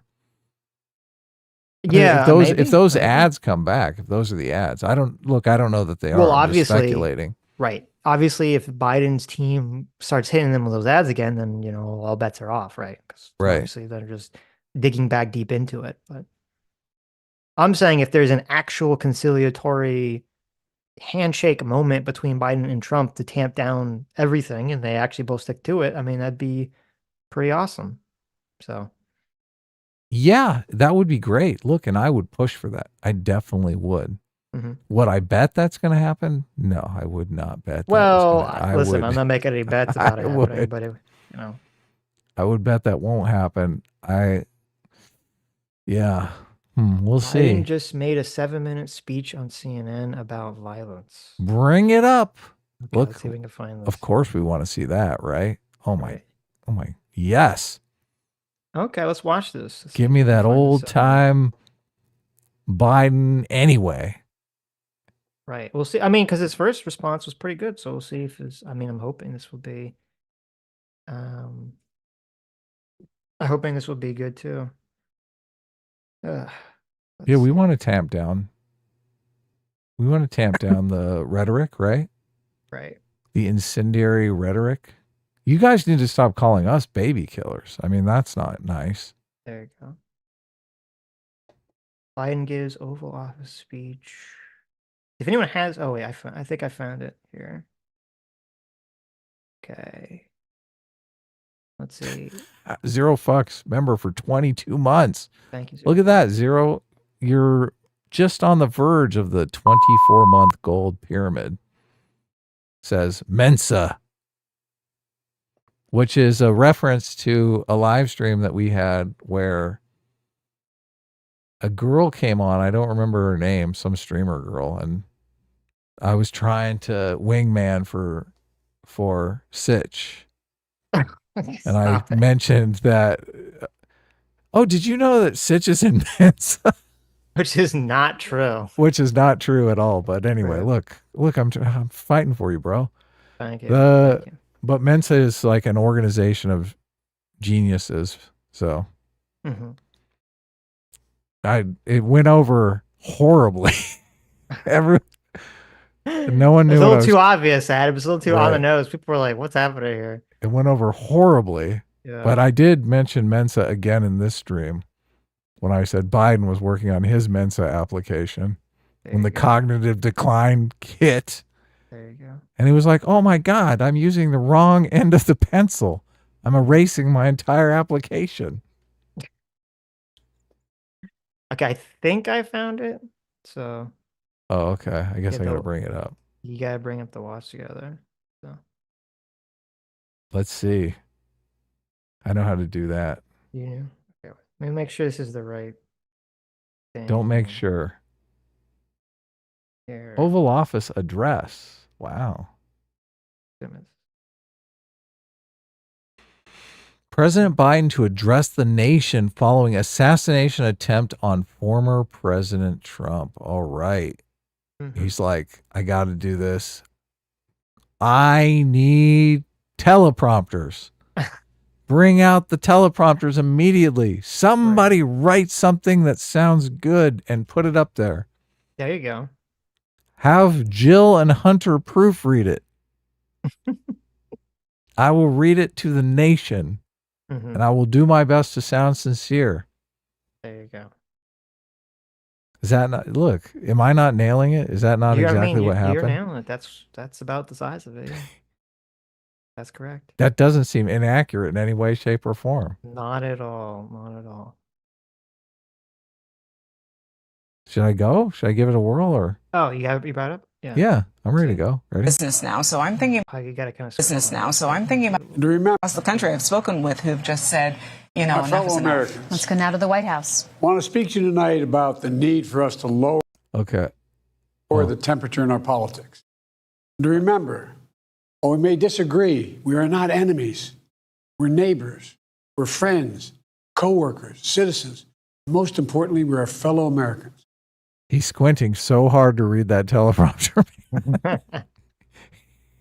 Just Is let it- me wear my glasses, Jill. No, they don't look presidential. Is the volume on the video? 'Cause it's pretty quiet. Is it good for chat? I turned it up for chat, yeah. Okay. We must stand together.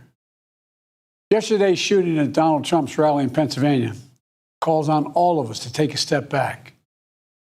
Take stock of where we are, how we go forward from here. Thankfully, former Trump is not seriously injured. I spoke with him last night. Sitch. What's happening here? What? I don't know. What's what? You talking about the squinting? No, I'm talking about the stumbling. He's Biden. Of course he's gonna You stumble. What are didn't you get that? talking? So that you've completely taken this new baseline in, and you're just like, it is what it is, man. I okay, hold on. It's hard. Like I have it. I turn up like really loud to hear, Uh-huh. and then when you talk, it's just you killing my ears. So Okay. I just want to hear the speech. We could talk about the. No, you got, is it- look, I got to back it up right here. You got to hear this amazing stumble. Okay. Just listen closely and laugh out loud. Okay. Take stock of where we are, how we go forward from here. Thankfully, former Trump is not seriously injured. I spoke with him last night. I'm grateful Injured. he's doing well, and Jill and I keep him and his family in our prayers. We also extend our deepest condolences to the family of the victims who was killed. Corey was a husband, a father, a volunteer firefighter, a hero, sheltering his family from those bullets. We should all hold his family, all those injured, in our prayers. Earlier today, I spoke about an ongoing investigation. We do not know the motive of the shooter yet. We don't know his opinions or affiliations. We don't know whether he had help or support, or if he communicated with anyone else. Law enforcement professionals, as I speak, are investigating those questions. Tonight, I want to speak to what we do know. A former president was shot, an American citizen killed, while simply exercising his freedom to support the candidate of his choosing. We cannot, must not go down this road in America. We've traveled before throughout our history. Violence has never been the answer. Whether it's with members of Congress of both parties being targeted and shot, or a violent mob attacking the Capitol on January 6th, or a brutal attack on the spouse of former Speaker of the House, Nancy Pelosi, or information and intimidation on election officials, or the kidnapping plot against the sitting governor, or an attempted assassination on Donald Trump. There is no place in America for this kind of violence, for any violence ever. Period. No exceptions. We can't allow this violence to be normalized. You know, the political record in this country has gotten very heated. It's time to cool it down. We all have a responsibility to do that. Yes, we have deeply felt strong disagreements. The stakes in this election are enormously high. I've said it many times that the choice in this election we make in this election is going to shape the future of America and the world for decades to come. I believe that with all my soul. I know that millions of my fellow Americans believe it as well. And some have a different view as to the direction our country should take. Disagreement is inevitable in American democracy. It's part of human nature. Politics must never be a literal battlefield, and God forbid, a killing field. I believe politics ought to be an arena for peaceful debate, to pursue justice, to make decisions guided by the Declaration of Independence and our Constitution.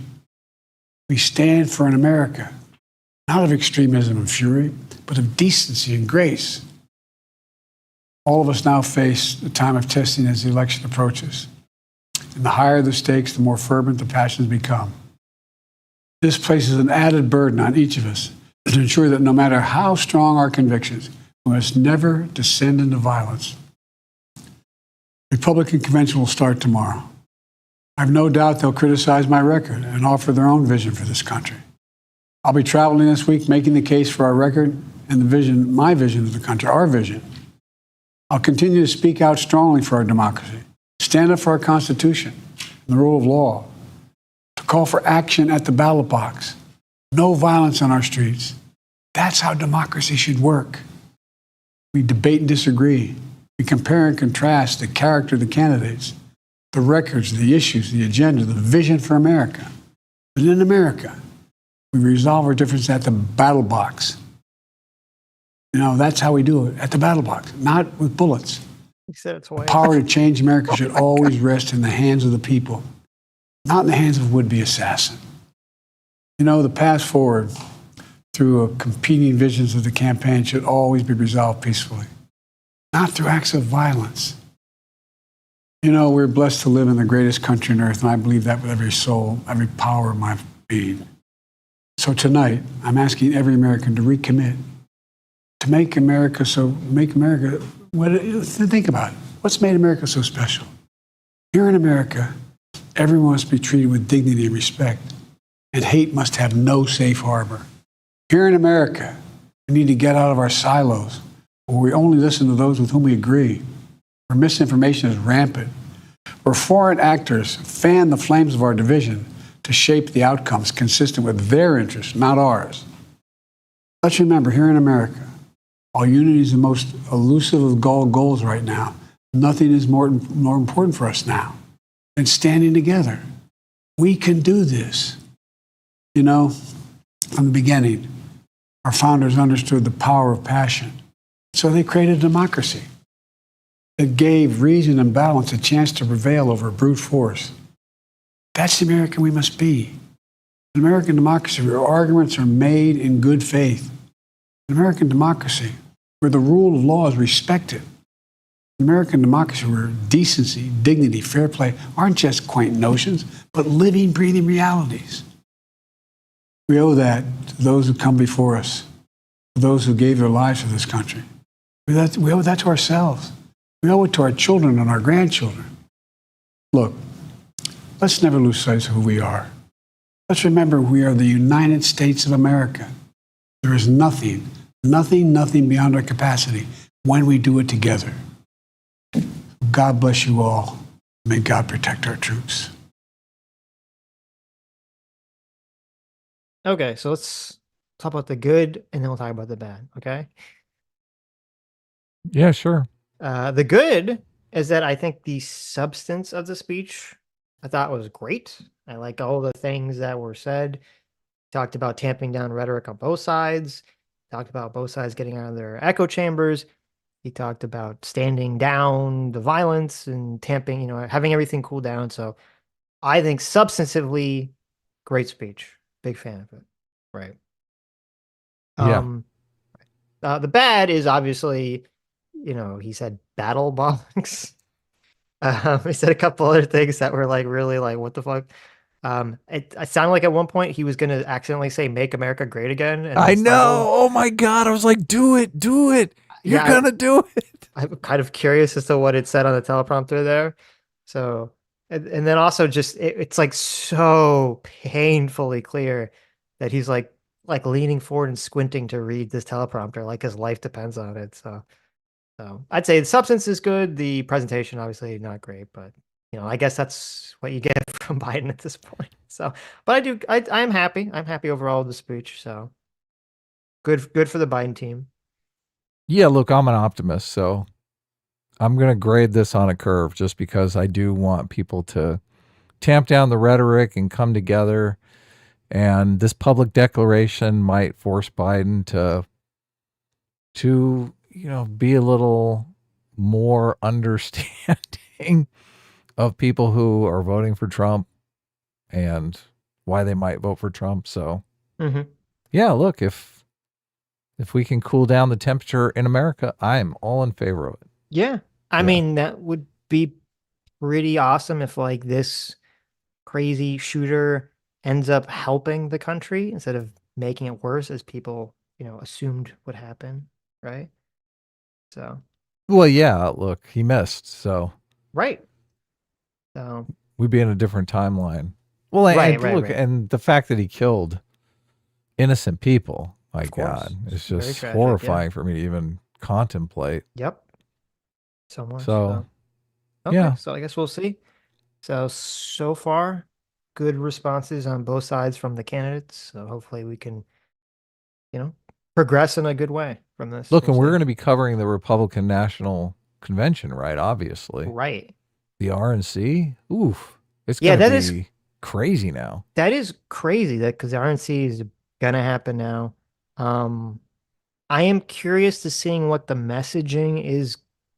I think the RNC could prove a big challenge for Trump in terms of keeping the united rhetoric, right? Because I feel like there's going to be a bunch of Republicans that want to go on stage and be like, Joe Biden's tried to kill Donald Trump, right?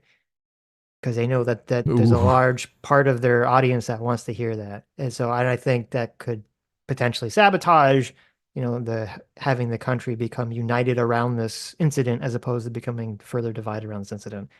So hopefully Trump will stick to what he's been saying so far and continue to be pro uniting the country. How does that play out? Because I had contemplated that too. I'm like, okay, Biden is going to come out and strike a conciliatory tone. And a lot of people are going to just slap that hand away and say, your rhetoric caused this. You're responsible for this. You're not getting away with this. You're not going to try to do a switcheroo on us. It's your violent rhetoric that made this happen, right? Well, if you're like in terms of winning the election, I think from Right. a strategic perspective, Right. that Trump would gain a lot more. I think Trump would win if Trump uses this incident to become to like kind of cool his image to be like, I'm in favor of uniting the country, right? If he uses this as kind of like a reset button, I think that would be like phenomenal at helping Trump win the election. Yeah, he can't lose. I agree. 100%. Yeah, I don't think he could lose if he did that. Elections are ultimately aspirational. If he goes aspirational, Trump he's got the imagery. Obviously, Biden's caught in cognitive decline. Like he can't lose. Yeah. Right. It would be seen as very magnanimous. The rabid base doesn't like that, but they don't matter because they're going to vote for Trump anyway. The swing voters and the undecided, they're gonna, if they see that behavior, they'd be like, wow, that's wonderful, right? Yeah. I like that. They're gonna like that. That warms the cockles of their heart. If he goes fiery and brimstone or just goes kind of like, both, goes in kind of both directions, then I think it's still anyone's game whether Trump wins or not. I think it would hurt him electorally if he doesn't just go full on magnanimous. But obviously I'm biased because I think that would be better for the country anyway if he did that. So this is the thing that really bothered me about the Charlottesville thing, because I do feel like Trump came out and did try to unite the country after Charlottesville. If you go back and listen to those speeches, he was basically saying, we got to come together. There's no place for this kind of violence in America. And they completely spun it into something nefarious. Yeah. So Charlottesville is a very different scenario than this because obviously, yes. But I'm just saying we could get that same Trump that wants to unite the country, that ultimately comes out and says, look, it's time to let bygones be bygones. We're all Americans. We all love America. Right. And he goes down that path. It helps him politically. And it makes him look good. And I think he can win the election with that. It's all signs point to go here. I agree. I think Trump's it's definitely something Trump could do. I think it's within his character to do that. But I think there's a lot of people I don't know how close any of them are to Trump. There's a lot of people in the right and there's a lot of people in the right-wing pundit space that don't want that. It's kind of like they want vengeance, they want blood. And it's kind of like you have the same situation like when we talk about the Israel-Palestine situation, where in my mind, it's always like, okay, you got to turn off the emotions, you got to turn off the thirst for revenge or the thirst for justice, depending on how you view it. And you have to say, what is going to make what is a better outcome? That's what's important. Okay. The better outcome is always what's important, not the thing that makes you feel like revenge or justice has been satisfied. And so that would be my take on sort of how Trump should sort of approach this. And so far, that's the way he has approached it. He's approached it completely correctly. So, Right. I'm still optimistic about the situation. Yeah, me too. So we'll see. So are you gonna read super chats? I'm gonna run to the bathroom really quick. You run to the bathroom. So I couldn't obviously miss this Biden thing because There you go. this is the big news, right? Right. Okay. Bob and Go for $20. Thank you so much. So they heard Hutch and Josiah are experts on the Project 2025 agenda. I want to ask them if that's true that Trump will scramble fighter jets to shoot down any rainbows that form in the skies over America. So there's a lot of things. I mean, obviously, Project 2025 has become the boogeyman. I don't think it's, quote, the fascist takeover America that some people say it is. I don't think it's good. I think it has a lot of bad shit in it in terms of like, trying to shut down a lot of like the abortion pill and things of that nature, trying to make every position in the government a political position, I think is fucking stupid. And I think I'm glad to hear it. I think Trump did a good job saying that it was, nonsense or that he doesn't know what the fuck it is. So good on him for doing that. Now, obviously, people on the left will say they think it's just cover, but I guess we'll find out if he wins or not.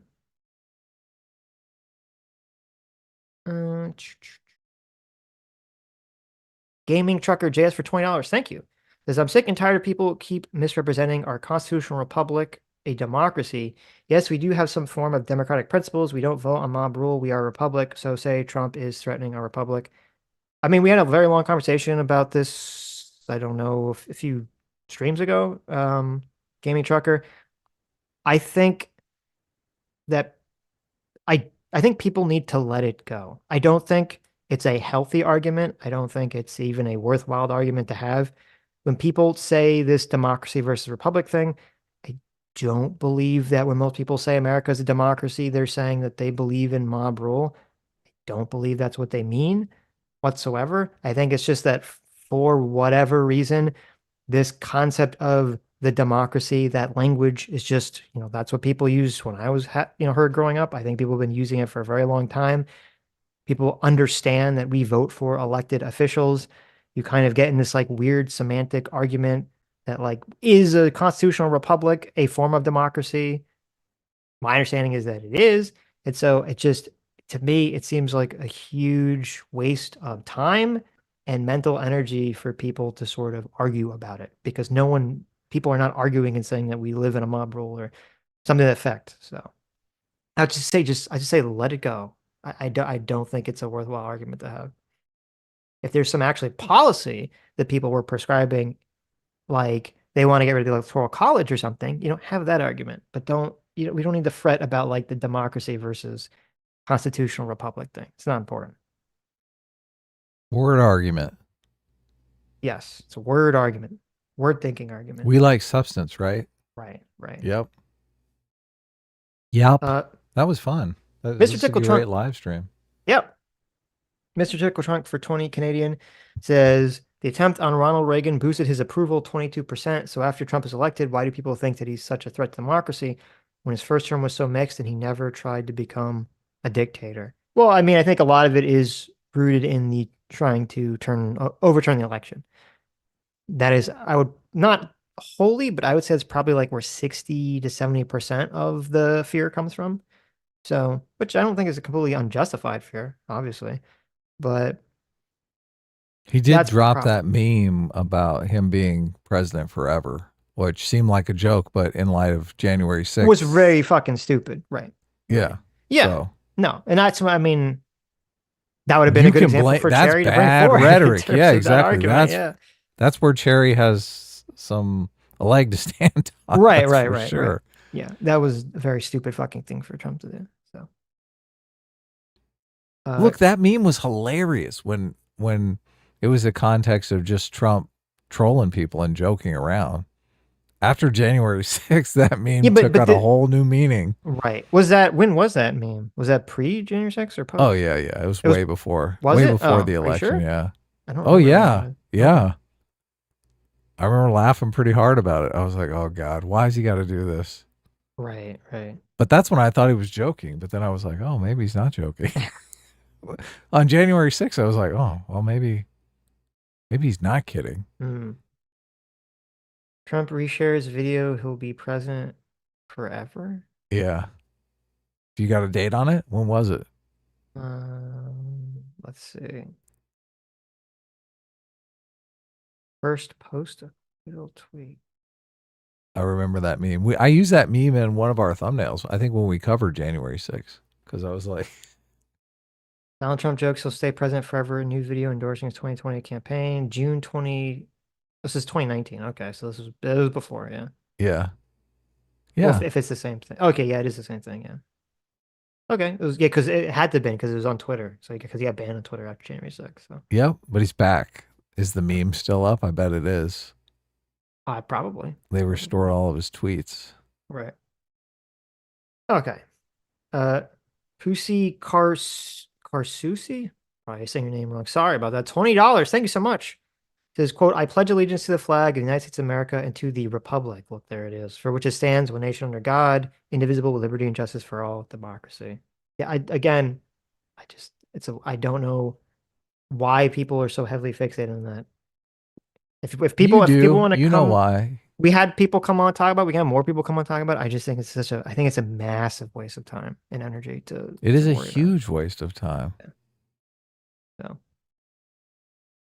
Look, if you want to call the process of people voting and majority deciding policy prescriptions or who's going to be an elected official, if you want to call that something else, if you want to call that republic, knock yourselves out. Right. Joe the Make for 20 hours. Thank you. Says when you constantly claim a person is the next Hitler, you engender political violence. These people are so dishonest, hiding their power level at every step. I despise Trump. The left has literally enabled him at every step. Yeah, I mean, I don't disagree. Or I should say, I agree with what you said. Yes. I agree. Daniel Irish for $20 says Trump had his Jules Winfield moment. He is primed to accept UBI. Oh, nice. Jules is that's his last name. I didn't know. Jules Winfield is Jules' character from Pulp Fiction. Samuel Jackson's character from Pulp Fiction. Oh yeah. He has his transformation. He had a transformation. Maybe. I guess we'll find out. Look, that's gotta make it. That bullet was pretty close, Sitch. You gotta have. Imagine last night. I mean, I would be thinking about that bullet all night long. I don't know about you. I wouldn't be getting much sleep.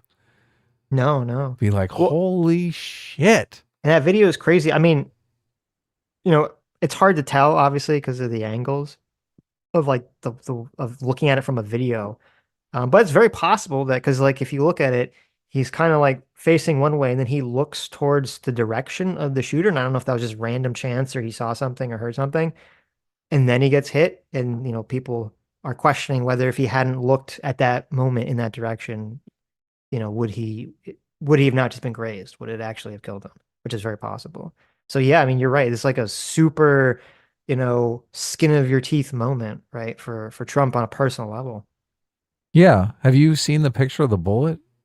Like the bullet being captured in midair? No, I didn't even know that had been. There's a freeze frame of the bullet. There is, yeah. Wow, that's crazy. I haven't seen that. I'm like, holy crap. Right. So, I mean, that's real. A lot of people, and it's kind of crazy because it definitely appeals to that primal brain, right? Mm-hmm. You're like, anyone who can have that close a call and has the presence of mind to like let the crowd know that he's okay You're like, oh my God, this is leadership quality. Well, I mean, it's definitely it definitely is funny because like once he gets back up, he's like fighting the Secret Service so that he can get like the picture. It's I mean, it was definitely like a good from a political standpoint. It definitely was the right move, right? Look, so you see it as, I mean, my primal brain sees that as like, make this will be our tribal leader. Like, just even in the fact that he's so lucky. Come on, you don't Really, that you're like, nah, he's like, I mean, I don't just see that blindly necessarily. self-serving. I don't necessarily know that. You're like, he's still the salesman. You see him as a used car salesman who steps up and is like, I'm still gonna close the deal. Is this true? This is hilarious. Dr. Diller just sent this to me. Is it the picture? It's no, it's hold on. You ever get that problem where like your phone and your computer Twitter just don't refresh properly? Yeah, look, Twitter's kind of been a mess. I downloaded the Twitter app, but the Twitter app doesn't allow me. I have my phone read to me. The Twitter app is kind of lame. It doesn't let me read tweets and stuff. So hold on, am I saying the wrong thing? Okay, let me send you. This is the right thing. Okay, so Mario Knopfel put out a tweet claiming, I don't know what this is based on. I just saw Dr. Diller just sent this to me, claiming that this is what Trump was looking at that saved his life. Oh no, he said the New York. It's from a New York Times source. So the New York Times is it like a hot girl in the crowd? No, it's like an immigration chart. He was looking the opposite direction of the immigration chart. How do you know? You could see the immigration chart in the video? Yeah, it's off to the right-hand side. I mean, I could be wrong, but I wasn't paying close attention. In the video that I saw with Trump, you just see him. I didn't see any chart in the video. There's different angles. I looked at it at a different angle. Correct me if I'm wrong, chat. Was the immigration to Trump's right or left? I'm remembering it on his left, but he was looking away from the immigration chart, not. No, he says, well, I don't know. He says right before he gets shot, he says that chart is a couple. Well, I don't know. Maybe he was looked away, but he said that chart's a couple like weeks old or something in the video. Oh, people in the chat are saying it was on both sides. Oh, okay. That would make sense. Right. I mean, who cares? It's not as good a story as if there was like a beautiful woman in the crowd. And she looked like Melania when she was 21. Right. And Trump pointed at her. Well, bring it up because I think it's funny. Bring up He said, grab that pussy. Bring up the chart or the picture. Which picture? I sent you the tweet. Oh, you want me to bring it up? Yeah, or you can bring up the tweet. Whatever is easier. I mean, I thought we were reading Superchats. This is interesting to me. Oh, it is? Shut up. Yes. So Mario says, this is from the New York Times, says, quote. What is it? Fixup.com. Fixup.com. Oh, I don't know. What is that? Yeah. Send me an actual tweet and I'll look it up. That is the actual tweet. Really? What's going on with Twitter? I don't know. Was Twitter hacked or something? I don't want to click on that strange link. Okay. What are you trying to do? There, I sent it to you. I don't know why it sent that weird fix-up thing. There. You see the tweet? Maybe. Okay. That's big difficult. I'm checking my email now. So this is from the New York Times, says, quote, that chart that I was going over saved my life, Trump told his former White House doctor, Rep. Ronnie Jackson, referring to an immigration statistic chart he pointed to just as shots rang out at the rally in Pennsylvania. Dr. Jackson recounted Trump saying, if I hadn't pointed that chart and turned my head to look at it, the bullet would have hit me right in the head. So apparently, according to the doctor, Trump told him that the chart saved his life because he turned and pointed at the immigration chart, which is kind of funny and hilarious in a weird way. That he's like, look at all the illegal immigrants coming to the country, and then that chart's doing that's the action that saves. What if he flips on illegal immigration now? He's like, open borders. There you go. You're right. If it wasn't for the problem of immigration in this country, Trump might have died. That's a good point. Right, exactly. I owe that problem my life. I'm not going to fix it now. Exactly. Well, that's hilarious. Thank you for showing me that, Dr. Diller. That's pretty funny. Okay, interesting. Fondue for $20 says, quote, I disagree with you, Adam, but pondering, please explain why. How's that? What's that mean? That was, there was a part where Hutch said, I disagree with you, Adam, but pondering, that he kind of like turned to pondering to like explain. Like he didn't necessarily say why he disagreed with you. It was kind of funny. Okay.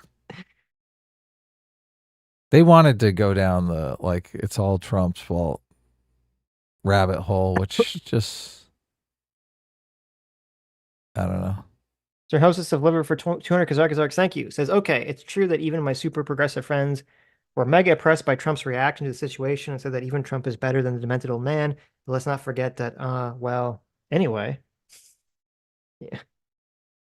I mean, yeah, obviously this definitely helped Trump's chances significantly, so. Dr. Fire for 20 Canadian says, regarding Biden being controlled, hasn't that happened in the past? Didn't Woodrow Wilson suffer a severe stroke during his second term and his wife, Edith Wilson, screen all state matters through herself? I mean, we've heard incidences of this having in the past. Sure. Doesn't obviously mean it's a good thing that you want. Though I do think it's nobody's interesting been because 25th Amendmented though. no, not to my knowledge. But what I don't know that we've ever had happen in the past is for a situation where the president is enfeebled or potentially enfeebled and everyone in the world knew it, right? Like with the Woodrow Wilson thing, I don't know if like the enemies of America were aware that Woodrow Wilson's wife was like running the show. So that would be uncomfortable. Yeah. Joe the Make for $20 says, this is so dishonest. I work with dementia patients regularly, and his performance is well past that a person should be leader of the free fucking world. Adam, let me join for 1 minute to explain. I mean, it's, I mean, I think that argument is very silly. That's why I was trying to separate it out, because I believe someone can make the argument. They could say, yes, I think Biden is mentally not capable of being president, but I still have greater faith in, the black box of his staff to run things than Trump. I think someone can make that argument. It's interesting to me that, people seem very hesitant to make that argument. They want to say, oh, Biden's not so bad. It's like, okay, that just does not seem, that seems not evident to me. He seems pretty bad. So. Yeah, it's a tough problem. Austin Unruh for $20 says, a few minutes behind, but Afghanistan withdrawal is a prime example of poor decision-making. That's true. I don't know enough about to know, is that poor decision-making from Biden personally? Or that was Jill. Was it Jill Biden? Yeah, right. Or was it just the military leadership overall? I guess he's the president, so it doesn't really matter. At the end of the day, he's the commander-in-chief, so that falls on his shoulders. Squeeze Louise for $20 says, one candidate can hardly form a coherent sentence. The other gets shot and immediately stands up with his fist raised. I'm no Trump shill, but what else really needs to be said about this election? I think a lot of people are going to feel that way too. Well, at least you can see that. Sure. And so I don't much think of it it's is like the gaslighting on Trump. What do you say? So much of it is the gaslighting on Trump. They're just like, right. If you believe the facts about Trump, obviously you're going to come to the conclusion that the potted plan is the better solution. Sure. But that's why I said, I think it all comes down to the people rolling what they view the risk dice when they roll the risk dice. What does it look like? Yeah. Fondue for $20 says, I know the conversation isn't over, but both of you did great, especially Adam. Well, there you go. Oh, thanks. That's nice. I don't hear that much.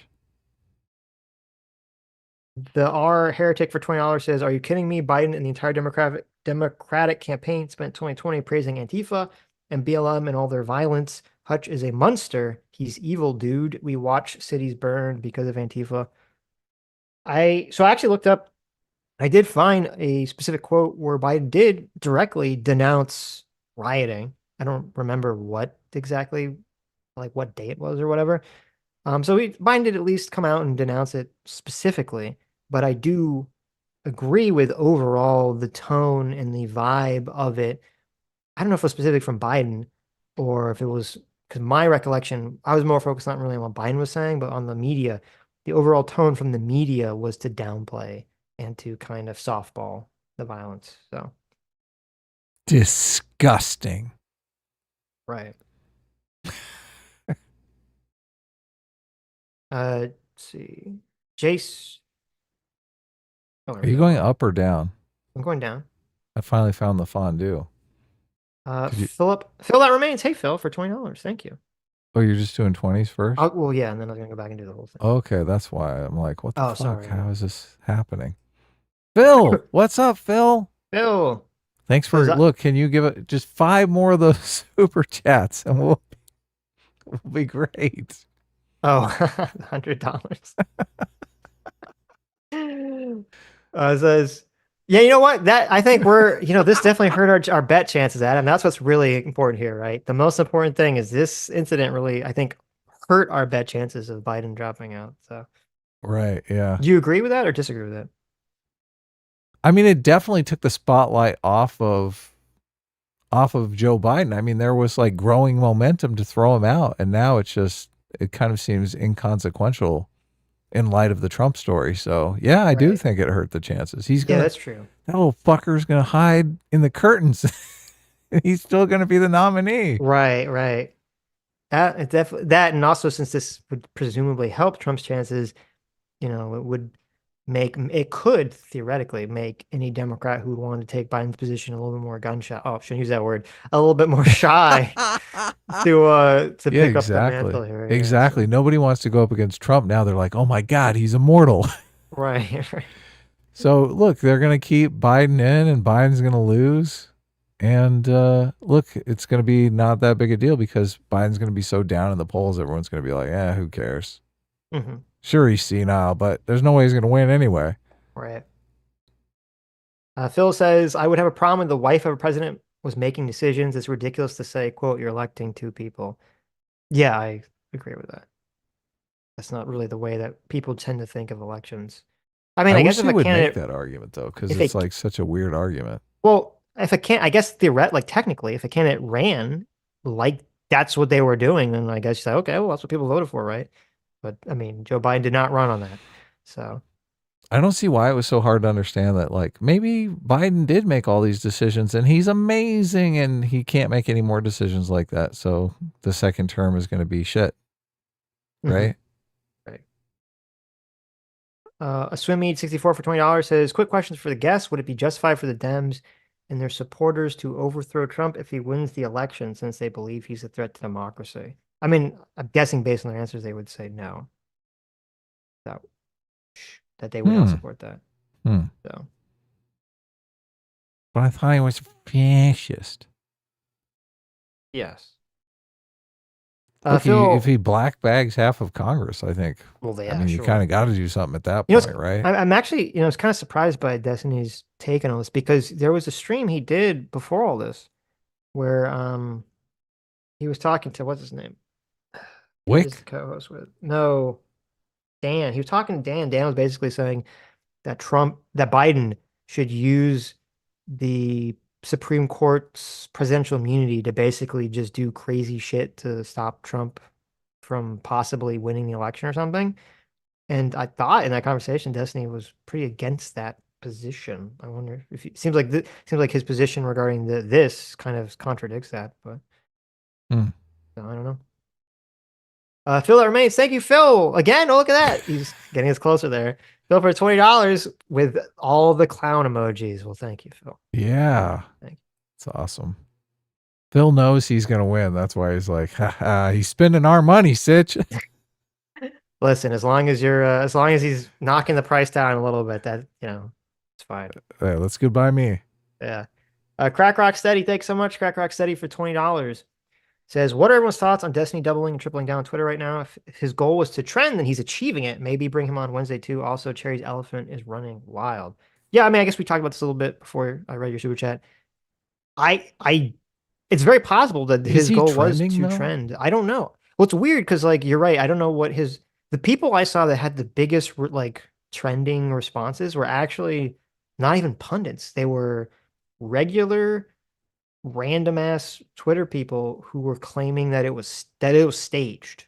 They thought, and it was like right after the incident, they were claiming like the whole thing was staged, and they'd get like 50,000, 100,000 likes. I'm like, what the? Who are these people that think this is staged? It's retarded. So, Yeah. Weird. I caught some of David Pakman's stream when Trump was shot, and he was super uncomfortable with his chat because his chat was doing all that staged. This is fake. was he watching it live as it happened? He was responding. He was watching the news broadcast Oh, live. no, yeah. but I mean, like he was responding. He wasn't watching to the it. rally. Yeah, he was Right. responding to the news story, right? Gotcha. But his chat was uniformly like saying, "This is staged. This is all fake." Wow. And David Pakman was not thrilled with that. Like he even contemplated turning his chat off. Wow. Yeah, and I was like, wow. Yeah, my suspicions are completely confirmed here that David Pakman is in fact smart and does know what's going on. Right. And he's 'cause, just yeah, gaslighting his audience with all this Trump has dementia nonsense. Interesting. Well, I mean, listen, if David Pakman can come away from this with maybe a better view of not gassing up his audience so much, that'd be good, right? It would be good. Yeah, look. I saw it as a win. I really did. I was like, oh well, this is great. Yeah, I mean that is a problem. If I feel like especially the political punditry space has become so like unhinged recently. It even look. I was thinking about it. I think it's completely dishonest to do the comparison. Just because I don't think it's factually correct that Trump is failing cognitively comparatively to Joe Biden. Right. But it is better than calling him a Nazi, right? I guess that's true. I guess that's true. Like, David Pakman kind of carved out his own niche, right? He's like, look, this Nazi rhetoric is going to get someone killed. I'll just say he's losing his mind. Yeah. That's funny. I guess so. The bar is very low. Stacking damage for $20. Thank you. Says most people think Trump tried the coup with a violent mob. The false general impression is worse than the real fake electors thing. I mean, that's a good point. I would agree with that. The false impression of it, the more visceral impression, I would agree is worse. Like obviously that would be worse if I thought that's what was like Trump's plan or something. So that's true. Where was that one? Was that a $20? That was a $20 from Stacking Damage. Stacking Damage. Huh. Yeah, I don't see that one at all, but go ahead. Oh, because that's the last one that came in. Well, there's Stop doing that. No, I didn't do that. Inert Italian for $20. So just got back from a haunted house themed bar, about to pass out. Don't know what's going on. Just wanted to wish you two well. Well, that sounds fun. Look at that. Yeah. Wow. Amazing. Mm-hmm. Were they just playing the news? I mean, that's pretty scary, right? The Stupidologist for $20 says, Dad admitted he voted potted plant over Trump. Didn't watch debate and is in denial of Biden's mental decline. Mom heard about attempt on Trump, laughed and wish he dead. I'm in TDS hell. Send help. Oh my God. A-Team Brigadier General. There you go. Just tell them you're a general and you'll have them black bagged in the middle of the night if they don't shape up. That's a good way to change their opinion, right? No, it's a terrible way, but it'll feel good. Yep.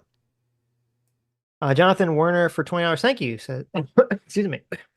Says Project 2025 in a nutshell. A long stupid document they say represents a dude who they say can't read to market a platform to constituents they don't think are smart enough to read. If there's a dog whistle, it is the media. Well, I think to steelman the argument a little better than that. I think what their argument they're saying is that Trump will basically just rely on these people essentially to run his administration, which I don't think is true. And the fact that Trump has specifically denounced it, I think is a good thing and shows that that's not the case. So, yeah, he's going to be focused on his legacy and less worried about. I mean, he's a lame duck president, right? He's going to be focused on achieving. I hate people say that. I hate it. That's my own pet peeve. Well, why? Convince me I shouldn't say it. Well, no, you're right in terms of that's there was this weird shift. I don't know when the fuck this occurred. Lame duck used to refer to the time period where an elected official lost their election, but was still in office. And then somehow it got like transformed into just meaning anytime a person is in office, a president's in office, and they can't win again, they can't run again. Right. So, I mean, you're okay, correct I to use gotcha. it that way. That's how people have been using it, but to me, it's like my own pet peeve. I don't know how the term evolved or changed. But He's going to be focused on his legacy and not winning re-election. So right. Yes. he'll have less political constraints. Well, I guess legacy is political constraints, but it's just a completely different rubric. That's true. Yeah. Yeah. Oxy for $20. Thank you. Says Sitch, the whole republic versus democracy thing. After a discussion, I understand your argument better. The big disagreement is that you think no one thinks we live in mob rule, and I disagree. Example, National Popular Vote Act. Well, if you think that people are saying, I mean, listen, I've heard for my entire life, and I don't know if you've had the same experience, Adam, that, they say America's democracy, right? Is it America's democracy, America's democracy, America's democracy? I mean, if you, has that been your experience when you went to school? Were they like, America is a constitutional republic, right? No. Yeah. It's been America's a democracy. Look, Yeah. even as kids playing, what game do you want to play? Let's vote. We're going to vote on it, right? Right. It's like culturally ingrained in you. And I've heard growing up my entire life, Republican politicians talk about democracy this, democracy that, this whole constitutional republic thing. I've only heard very, very recently. So I don't agree. I don't think people are using this as some kind of like weird dog whistly way to say that they should get rid of the electoral college at all. Because before people were even talking about that in modern politics, I've always heard people say democracy, including people on the right. So I don't perceive that that's what's going on.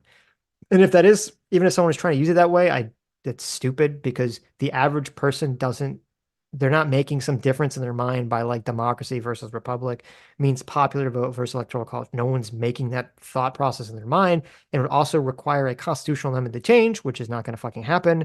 So it doesn't matter if someone thinks that anyway. So to me, it's just such a weird bugaboo for people to get like fixated on. I literally think it's just a massively autistic waste of time.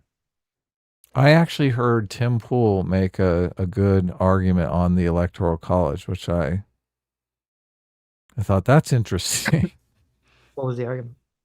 He was saying that the purpose of the electoral college is so that you can actually have minority rule on occasion, which kind of keeps people in line, because if the majority is always in control and thinks that there's no way the minority can ever gain control, then obviously they can be more mean to the minority, more oppressive of the minority. So, but if you know that there's a chance that the minority will get in power, and probably will at some point, you're like, okay, we got to be cool. They're going to be in power. And I think a lot of people do kind of take this calculation into consideration. They're like, do we really want to make this rule or this law? This law serves us now. Well, we're in power, but we're not going to be in power forever, right? The Republicans are going to take over sometime.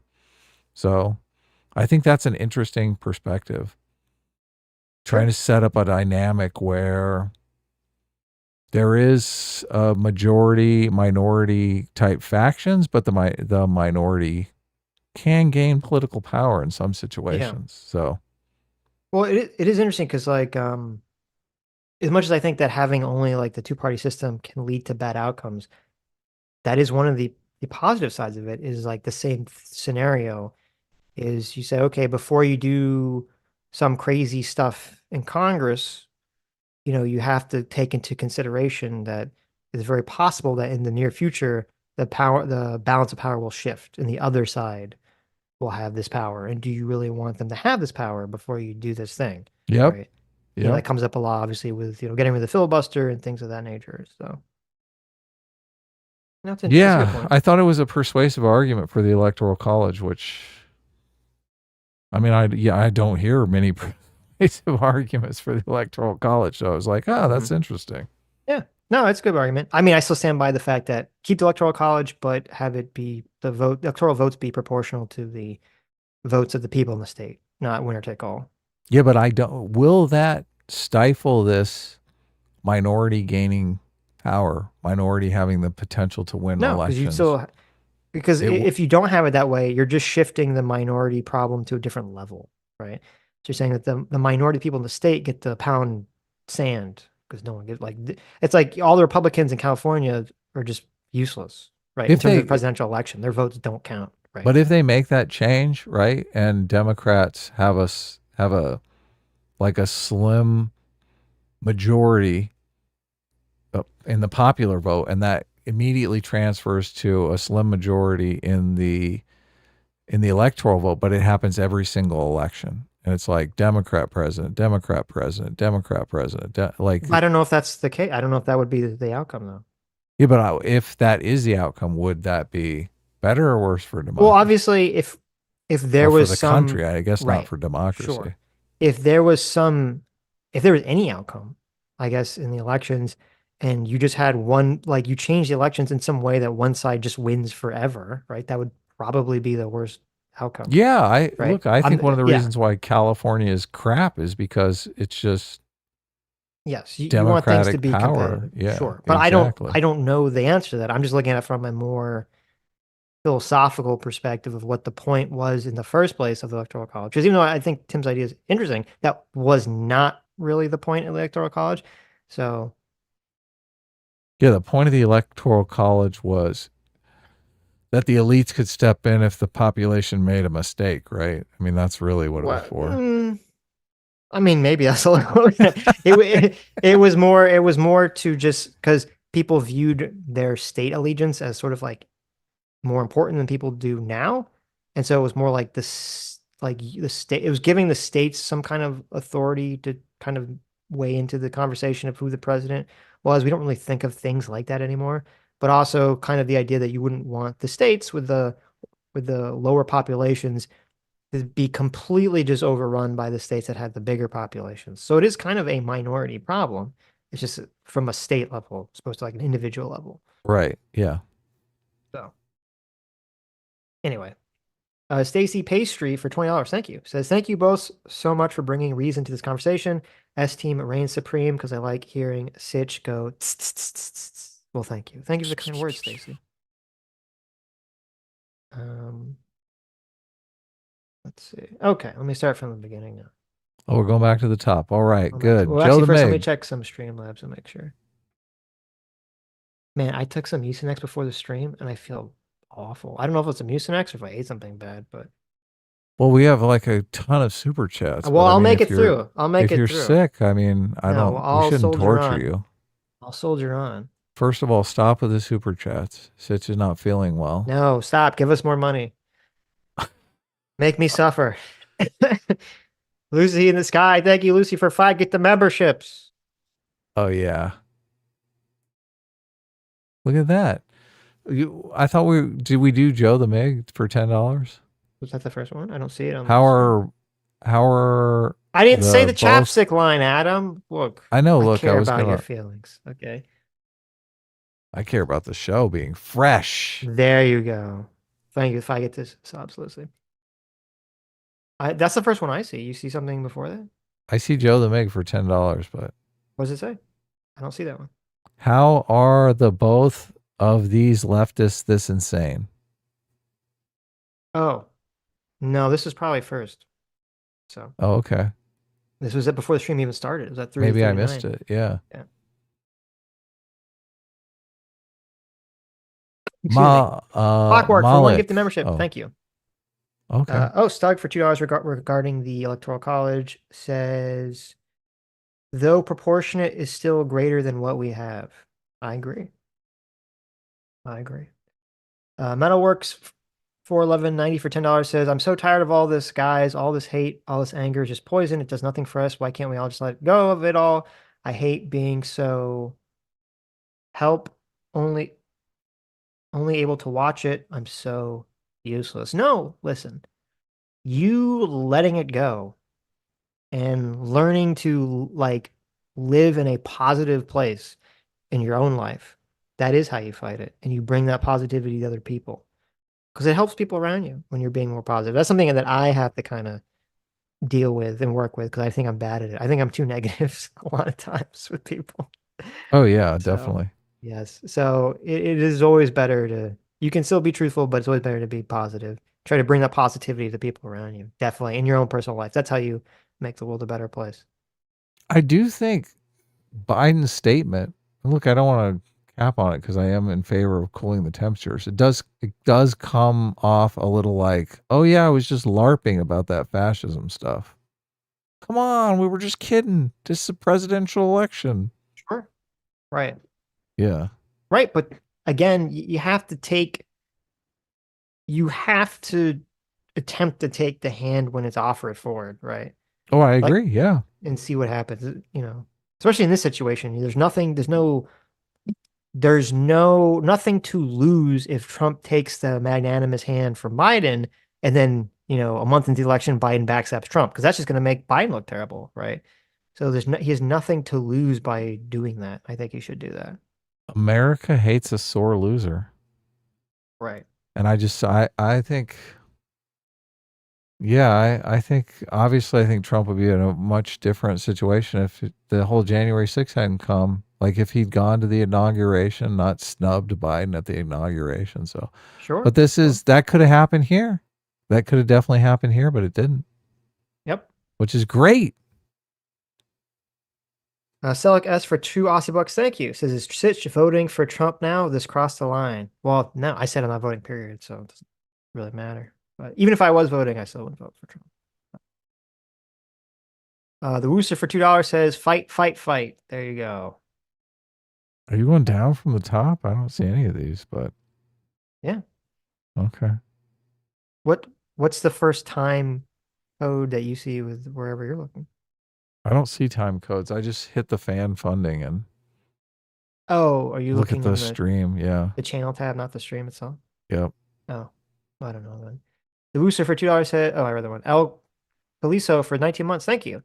Says, I'm going to use this super chat to say rest in peace, Corey, the ex-fire chief that got shot at the Trump rally. Prayers out to the family. Yes. Thank you. Definitely.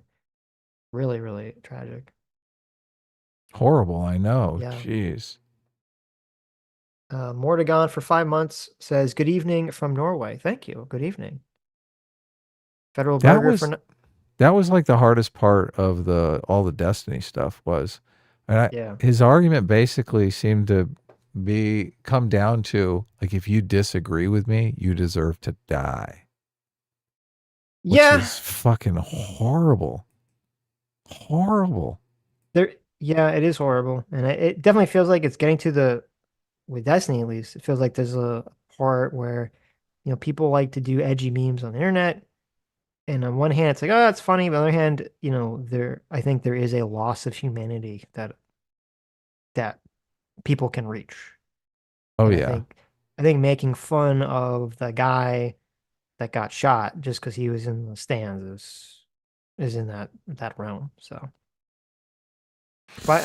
yeah. I mean, Destiny. I'm assuming Destiny believes he believes, I guess, he believes Trump is going to do a fascist overthrow, and that's where like this is all stemming from. So, my mind just goes in terrible directions. mm-hmm. I'm like, oh my God. Like how could you do something like that? Right. Like obviously the guy has a family. Mm-hmm. Like, is he going to argue that the family deserved this?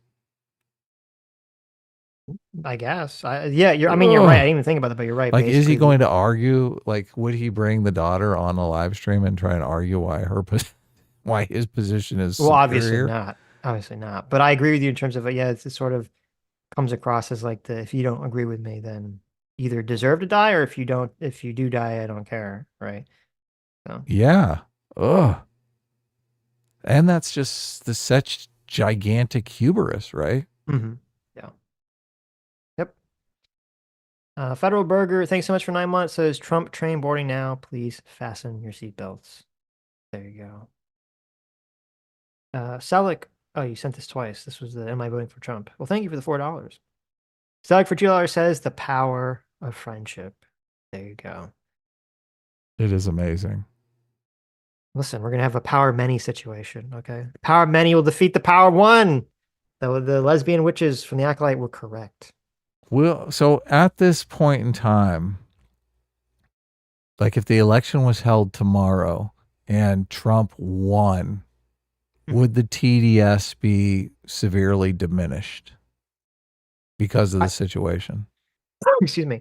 Well, I think even before Trump was shot, I think if Trump wins, the TDS will be less for most people, because even though they're sort of pushing the whole end of America thing, which we seem to hype it up, I still think that from a psychological level, what caused the severer levels of TDS for most people was the fact that it was so unexpected and it destroyed their worldview, which sent people into sort of an existential dread moment. And so that's like, so they latched on to whatever they could latch onto, and they latched on to, white supremacy. And since this seems very likely that Trump will win the election, especially now after this, and then if things cool down even more so, then yes, I think there'll be significantly less TDS if he wins again, despite the fascist America rhetoric. Plus, this is completely pushing against the narrative that all Trump supporters are white supremacists. I mean, they're doing all these interviews with the people who are at the rally, and they just seem like normal human beings. Right? Yeah. Yes. So that's like a huge persuasion aspect. Mm-hmm. Yeah.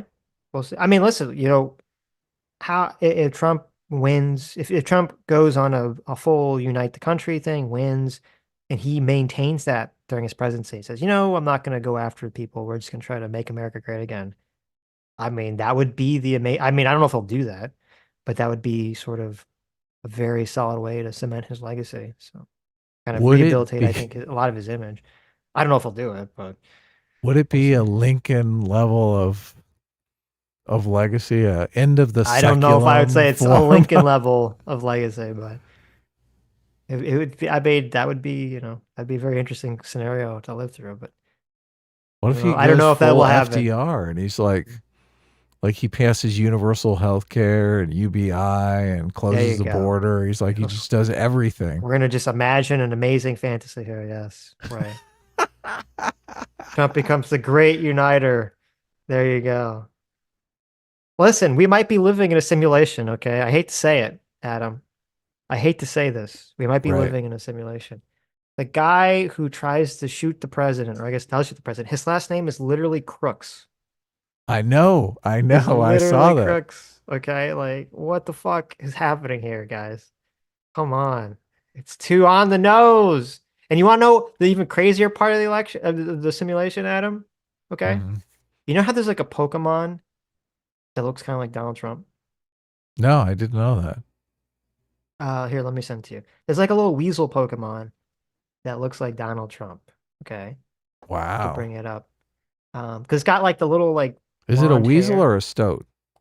It's just a weasel. So you see the picture I sent you? I'll bring it up. No, I don't see it, but I'm in the wrong tab. Yeah, okay. Oh yeah. Right. Yeah. Is this intentional? It seems intentional. I don't know. But if you look at it, there's a little weasel. It looks like Donald Trump, right? The picture on the right is the unevolved form of the little. Oh, nice. Guy, I like it. The evolved form is more like Trump. Yeah, but then look at the evolved form. Do you notice something about its ear? No. Look, it's got a little ear like cut out. Oh my God, it's prophetic. Yes. What the fuck? What is happening here? Sitch. This can't be real. This is like, I'm like, do we live in a simulation? Even the fucking Pokemon that looks like Trump, its evolved form, it has a little like ear cut off. Like, what the fuck? Adam. This is like Revelations level of prophecy here. What is happening? Pokemon predicted the future with a meme. All right. Wow. Crazy. Someone needs to get Pokemon to predict more things, okay? Make more Pokemon based off people. That is crazy. This is insane. So I don't know, man. Never believed the simulation theory, but maybe I'm sorry until this is pretty Until ridiculous. now it seems totally plausible. Yep. That's not an edited image, by the way. Anyone could look it up. That is the way that Pokemon has looked for years. So there you go. Crazy. Eagle Shit Ox for $5 says, so this is what it's like to witness history. I truly believe we were inches away from widespread civil conflict. All I can say is God bless America. Yes. I mean, if Trump died, I don't know what the fuck. It would have been chaos. So Well, there could have probably been would have chaos. been assassination attempt on Biden Oh, I'm within the sure. first couple of weeks. I'm sure. And there would have been widespread rioting, and it wouldn't matter who the shooter was, because obviously it's this weird guy. Doesn't matter, a huge swath of the population would forever, it would be inconsolable in believing that it was the deep state, and they would never ever believe otherwise. Yeah. So it would, even based on zero evidence. So yeah, it would be a huge. It caused a lot of conflict in the country. Yeah, which is probably why Biden is tamping down his rhetoric right now. Right. All of them are. They're like, holy Yes. shit, we're all going to die. We need to shut the fuck up. Jacob Lloyd, thanks so much for joining the Free Will Seekers. Christian Baller for $5 says, bring on Mr. Ubercross and Pisco. Let's make this a 3v3.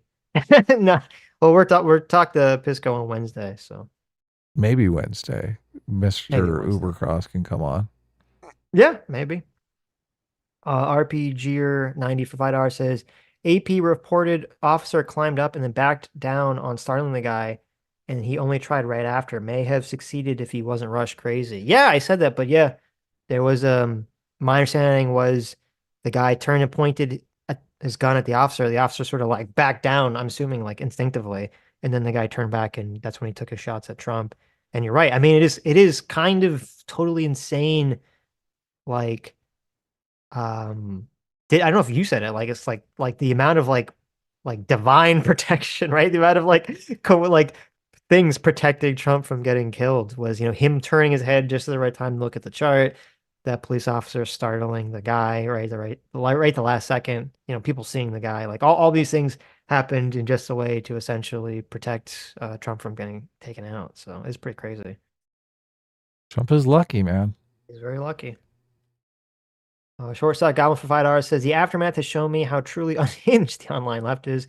Hassan was gleeful. Destiny might be TDS patient zero. Pac-Man muted his chat. Yeah, the pun, I mean, I haven't really, since I wasn't really online at all yesterday.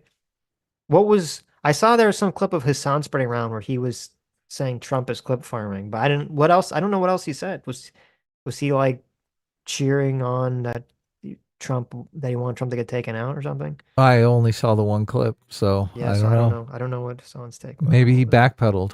Hopefully he backpedaled, right? And Pac-Man left his chat on. He didn't mute his chat. He contemplated it, but he left it on. He's like, okay. I just won't look at it. Yeah, I don't know. So yeah, the online side of politics is getting more hinged. So hopefully the non-online will be able to tamp everything down a little bit.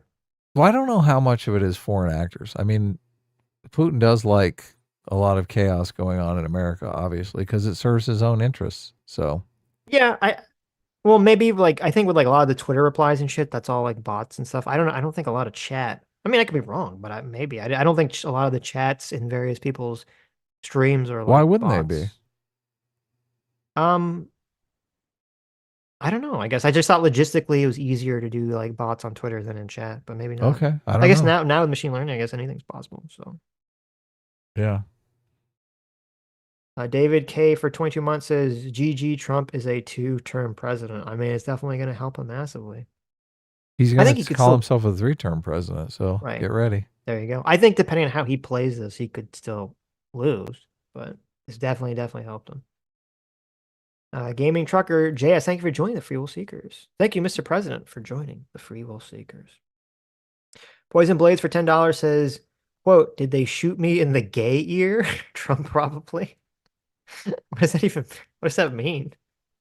Yeah, what does that mean? Oh, does it mean like, are you saying, how there was like if you pierce one's ear, you're gay, and if you get one ear pierced, you're straight. Oh, I do. Yeah, I do Maybe that. remember that. Okay, there you go. Wow, there you go.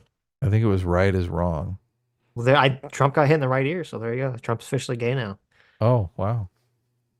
Gwynlyn iFans, thank you for joining the Freewill Seekers. Forrest for $10 says, Sitch sent you a link on X. Destiny on Wick TV last night said, quote, my only regret is the guy didn't spend enough time practicing first. 3 hours, 11 minutes, 40 seconds. He's totally lost it. Yeah, I did see that clip. It was pretty crazy. So, Oof. Yeah. I'm glad it seems like so far, most people that I've seen on the left have been saying that that is the wrong reaction to have to all this. So that's good at least. Do you think that will hurt him getting on like Piers Morgan and stuff going forward? I don't know. It's hard to tell because like with Piers, Piers specifically, he likes to have controversial people on that will say crazy shit. I wouldn't be maybe it will surprised if help you him? see, yeah, like I would not be surprised at all. Okay. If you don't see Destiny on Piers Morgan on Monday or Tuesday arguing with Piers Morgan, where Piers is like, how can you support this, Destiny?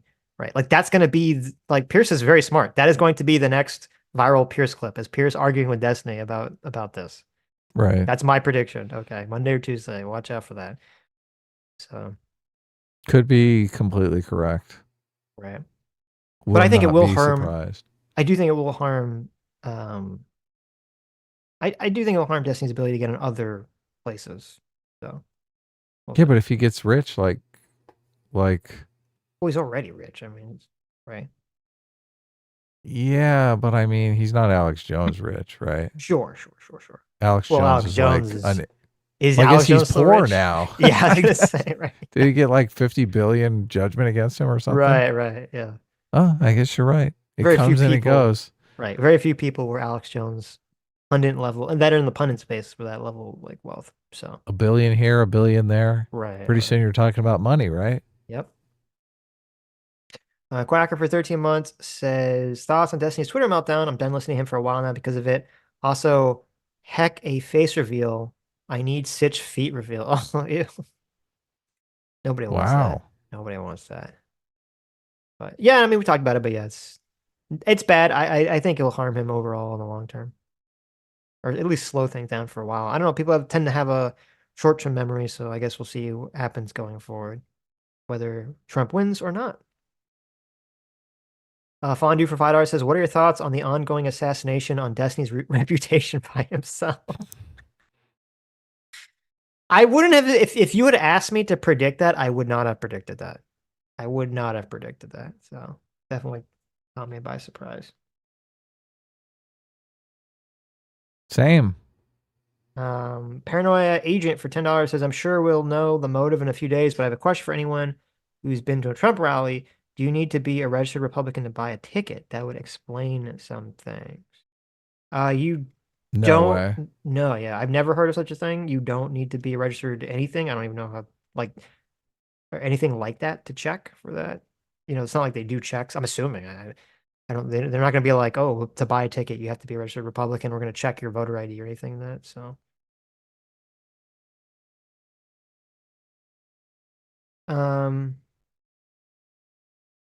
you know, I hope we do get a motive. I sincerely hope we do. I'm worried that we never will get a clear motive of this. Oh, I'm we're gonna worried- get a clear motive. There's no way that we're not. You don't They're think going to we'll- interview everyone who has had any association with him. Mhm. I mean, he worked at this. I guess he worked at a old folks' home in the restaurant or something like that. Yeah, Yeah, but, look, like- they're gonna find. They're gonna Mhm. unless he doesn't talk to anyone. Maybe I don't know. I don't know. I'm worried that's going to be the situation where they're just going to be like, we talked to a bunch of people. They all said he was a weird, quiet boy, but I didn't see this coming. Right? You know, it's not going to be a clear like, oh yeah, he talked about how much he hated Donald Trump or something, or how much he wanted to bang this woman and thought that if he did something crazy, maybe that'd get their attention. Right? So Yeah, I don't know. It's hard for me to imagine someone do something like this just for no reason. right? Well, obviously it wasn't for no reason, right? Yeah. So And that reason would be detectable in some way, shape, or form. we hope. I mean, they never found out really what the Las Vegas year's motive, did they? I thought they did. I thought he had lost a bunch of money and stuff. Oh, so you just had like a mental breakdown? He was like a big gambler, and Okay, maybe. he was in like financial straits and was just like, Hmm. fuck it. Oh, okay. Interesting. Someone just sent me this. It's kind of funny. They said regarding the simulation from the Twitter drill account, famous Twitter memer. This is from 2019. He said, "If I were president and got shot at, I would just deflect the bullet with my ear or something, run around the stage a bit, throw my fist up unbothered in my lane, and win re-election in a landslide." So there you go. There's I guess, drill predicting the future by accident. So good for him. Totally called it.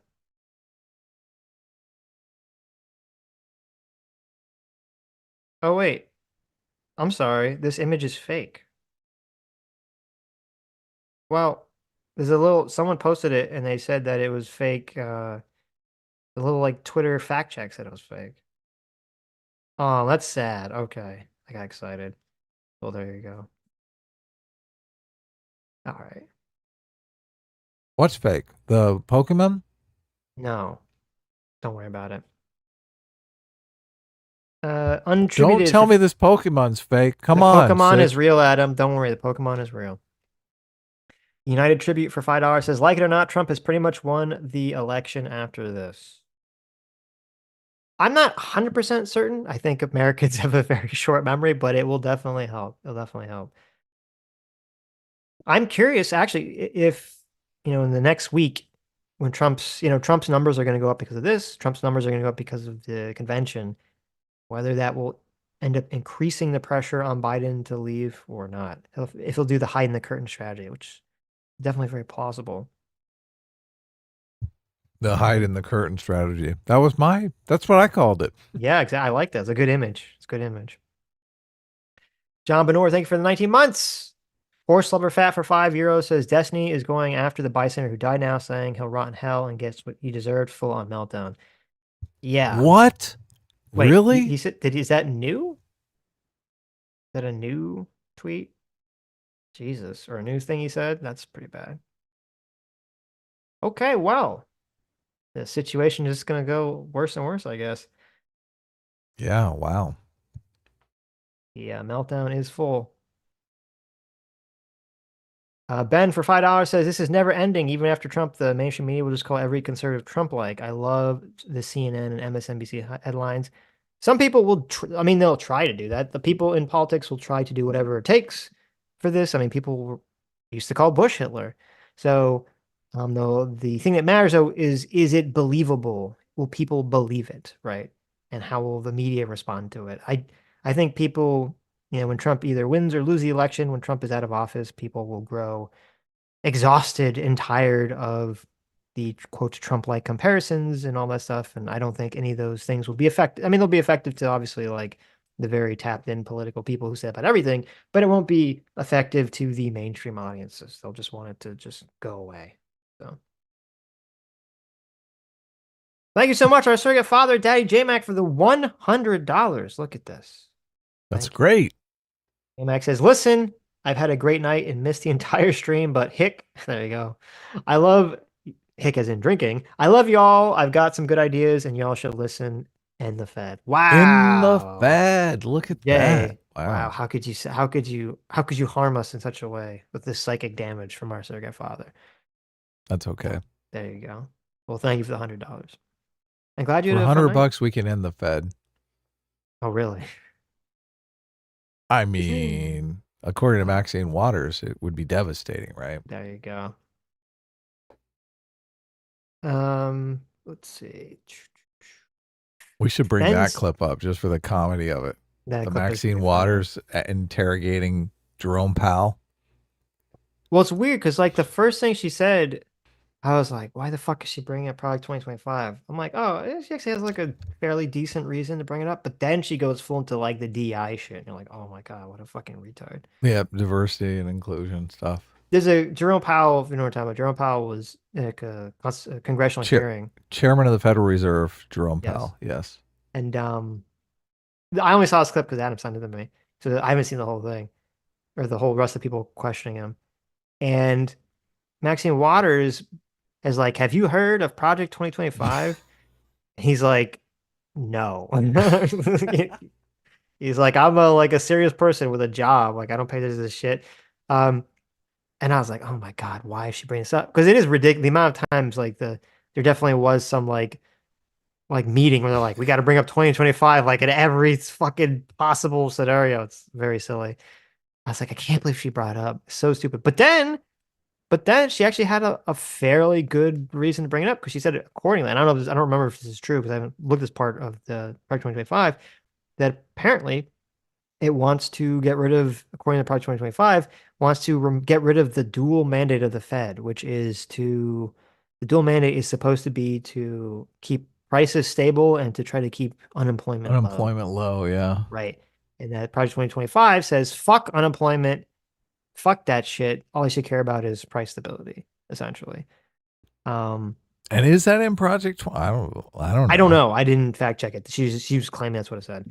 And so I think that's fair to ask. I think that's a good question to ask Jerome Powell. Like, what do you think that would look like if the Fed did that? Now she didn't really ask the question well because she was just doing it for an optics victory. And so he didn't give like a cogent response as to what that would look like, even though I think it would probably be a bad economic policy or economic policy that would harm the country, I think would come out of that policy. But and I was like, oh, okay, I guess that's fair. But then she immediately goes after that into like did you see that I started a DI group in Congress, Chairman? Did you know this? And he's like, no, I didn't know this, obviously. And she's like, don't you think that like diversity is important at the Fed? I was like, oh my God, are you fucking kidding me, Maxine? He sounded off. He totally sounded off. He's like, of course, diversity is great. I know, it's terrible. I'm just like, we stopped hiring white people years ago. My God, it's so fucking bad. It's a religion that he's got to bow down to. Come on. I know. Well, it's funny now because some people are questioning if there's a bunch of pictures of female Secret Service officers kind of like trying to get Trump to safety, and how they're kind of smaller than him, and they're like, don't you need someone who's like bigger to shield the bullets? And so now people are questioning whether there's DI things going on at the Secret Service. Also, I think the head of the Secret Service there's some clip of her talking about how like, oh, it's important. We're gonna have like 30% of the Secret Service gonna be women, like going forward in the future. Like, who gives a shit, right? Well, I mean, if their whole job is really just to catch bullets, I mean, what's the difference, right? Well, you need a bigger target, right? That's the difference. You need Hire a big man. You need a bunch of big fat guys, right? That could just soak up the bullets. I was thinking that when they were all standing in front of Trump, I was like, well, their job is really just blocking shrapnel, right? Right. Well, I mean, listen, to be more real, obviously their job to being Secret Service is far more, far more to it than to just stand in front of the president and take a bullet, right? There's a lot of logistics involved. You got to get in front of the president. You got to get between the president and the bullet first, right? You need to have the trained counter sniper on the rooftop and things of that nature. So. Well, I noticed that was a dude, by the way. That guy was a dude. That's true. And people were criticizing him, because the guy got a shot off. But I mean, that guy, I was impressed. That guy was able to, because I read, now I don't know if this is true, okay, but there was someone who made this claim, and we'll probably find out about this because there'll be a lot of investigating, who had a very long Twitter thread about how he claimed he worked in the Secret Service, and he was saying that the way it works is that the Secret Service, there's like 3 levels. There's like the close range threats, the mid range threats, and the long range threats. And that the Secret Service generally works on close range and long range, and that the police generally work on the mid range threats.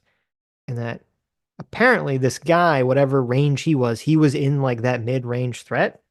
Now, obviously, if you're the Secret Service, it would make like sense to pass the blame off to the police, right? So I don't know. This could be bullshit, but I'm just saying what this guy said, this Twitter thread. And so he was claiming that that's why the sniper guy, or the counter sniper, I should say, when you look the video, he has to like readjust the rifle in order to hit the guy because he was kind of more adjusted for a longer range threat than wherever this building was. Right. So now if that's the case, and I don't know if that's true, obviously, but if that's the case, and I mean, you definitely see him readjust the rifle in the video. And if that's the case, I think that was very impressive. He was able to readjust and fire in like 2 to 3 seconds. So That's pretty cool. but yeah, obviously the allowing the guy to get up on the roof and even get in that position shows a massive security threat in the first place. You know, you always assume there's going to be people on all the rooftops anywhere within the surrounding vicinity, and that was not the scenario here. So I brought up the Jerome Powell screenshot that I sent you just because I recalled. I was like, you got this, right? The screenshot where he says, clearly the level of the U.S. debt is not itself unsustainable. I did get that, yeah. Because a lot of people believe that we need to get rid of the debt. The debt needs to go down to zero. And here you have Chairman of the Federal Reserve saying, oh, no, the debt is just fine. You can't grow the debt too quickly. Right. That's the problem. Yeah. Yeah, but the people that I mean, most of those people that are afraid of that don't like the Fed anyway, so I don't know how much expertise they're going to give the Jerome Powell. Of course not, yeah. Right. But I just think it's interesting that, oh, yeah, they know what's going on. They're like, the debt, that's no big deal. Well, he is the head of the Federal Reserve, right? It's not no big deal, but no, it is no big deal. Okay. Well, if the inflation... He just says clearly that the level of the U.S. debt is not itself unsustainable. Well, he said it's the... What's the but It's after the that? trajectory. Right. It's the debt growing at two. He even says in this exchange that it's the debt growing faster than the economy grows. He even says that. So I'm like, this guy gets it. If the debt continues at the pace it's increasing and the interest rate stays at the level of interest that it's saying, did he say, is that going to be a bad thing? The interest rates, well, the interest rates are completely separate from the issue of the debt growing. Well, no, because it means that proportionality to the economy growing. Because the higher the interest rate is, the higher the government has to pay on the debt, right?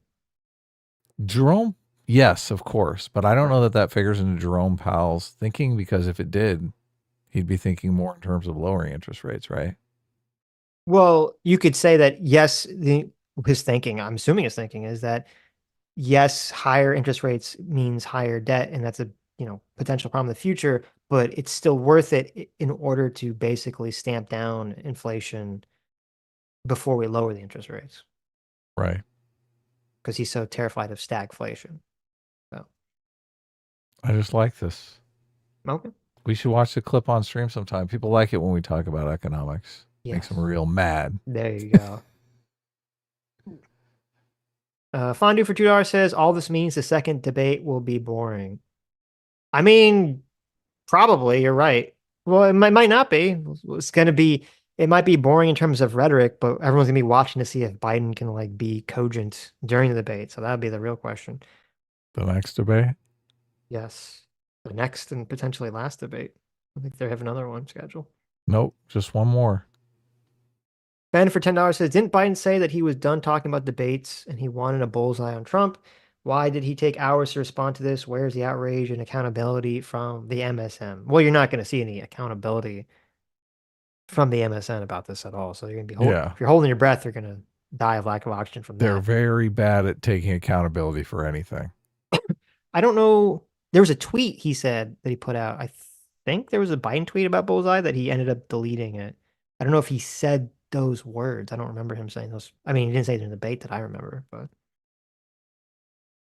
Lethal Strain for $10 says, hell no, Trump shouldn't come out and have a joint press conference. The left needs to stop fear-mongering everything. Trump is a threat to their power, not our democracy. Well, if he does, so the problem is you have to let, I think this is in isn't this in Rules of Power or is it in Sun Tzu or one of those guys things? Mm-hmm. One of those Machiavellian it's Sun sorts of Tzu. privileges.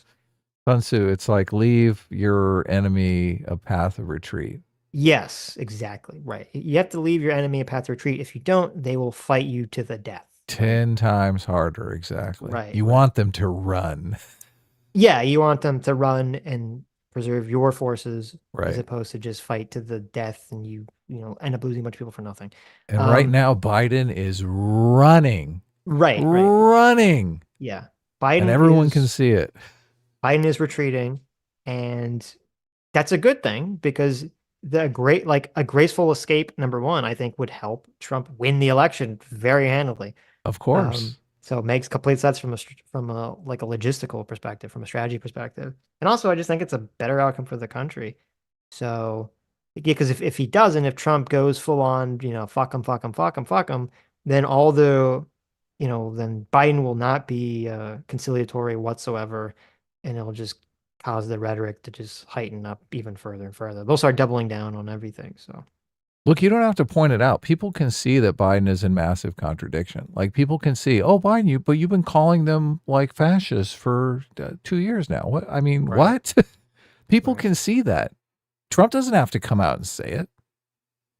Yeah. And he looks bad if he even does say it. Right. Yeah. I don't know if he looks bad. I just think he will look better if he goes conciliatory. Yeah. Goes uniter, goes conciliatory. It looks very presidential. Right. He looks, yeah, I guess you're right. He does look bad. He looks very presidential because he's like, he does. He's above it. I'm above it all. Yeah. I'm the uniter. Let's not be children here, okay? Right. Let's not argue over our golf swing. Right. Well, can you imagine the next debate? Look, I got shot. Let's not be children here, okay? Yes. There you go. Oh my God. Oh my God. You could put like a big earring on so that you have to keep staring at like the ear that he was shot. So it's like a big bullseye earring, and his hanging out from his ear like a big hoop. Oh, I just Has he had? I mean, I haven't seen a picture. Is there a picture yet of like the wound? Does he have like a big chunk of his ear missing now? Do we know? Trump is coming out in a neck brace. Come on, Sitch. He's got Be real crutches. He's got crutches. No, he's wearing like the cloak, the Emperor Palpatine cloak. What's the bandage? The attempt on my life has left me deformed. What's the bandage the Revolutionary War guy with the Piccolo Pete has like wrapped around his ear? I don't know what you're talking about. The marching band in the Revolutionary War. It's like it's the meme of the guy. He's got some bandage wrapped around his head, halfway around his ear. Oh, come on. I have no clue what you're talking about. Is it like 1776 meme? Will that get me there? Okay. There you go. Armor Guy for $2 says, who are these limp-wristed mincing soy boys? Send that one to Pondering. Armor God was not impressed, I guess, with Hutch and Pondering's performance. Screenshot that one. No, come on. Can we at least send it to Pete? Hey, you guys unload on Pisco, okay? You guys have as much fun as humanly possible. We're going to make Pisco sit here and listen to all the super chats. There you go. 16-pound hand for $5. Thank you. Says, it doesn't matter what happens. Trump will not be allowed to become president. Listen to Bogino from the Secret Service point of view. Shooter was BlackRock. I think that's completely unhinged. Especially the last part of that was completely unhinged. There was this weird super chat. Let me decide if it was unhinged. So there's a claim. I don't know if it's been confirmed yet, but there's like there's a claim. There's like this weird BlackRock like commercial for like education or schools or something, and it has a video of like a bunch of kids in a classroom, like kind of like a stock footage sort of thing. And it looks like it's possible that the shooter's in the video because he has a very weird like head shape and structure. Mm-hmm. And so people are saying, there you go. BlackRock's behind the shooter or something like preposterous. So I think that's fucking stupid. And any pundit that's saying that is retarded. Ben for $10 says, why do we never talk about the complete lack of reproductive rights for men? It's always about women's rights, but don't women have plan B in abortions? Why can't men abort financially? I think that's a fair point. I think it is a fair point to say why I mean, the reason we talk about it is because obviously women are the ones that have to carry the baby to term. But it isn't it. But So it is a easy. fair point to say, why, if women can make this decision, why can't men? Because I mean, essentially, men. If you're saying that a man has to work for something, right? Use their physical labor, their body to work for something, shouldn't that also be a consideration? So I think it is fair. I think it is fair.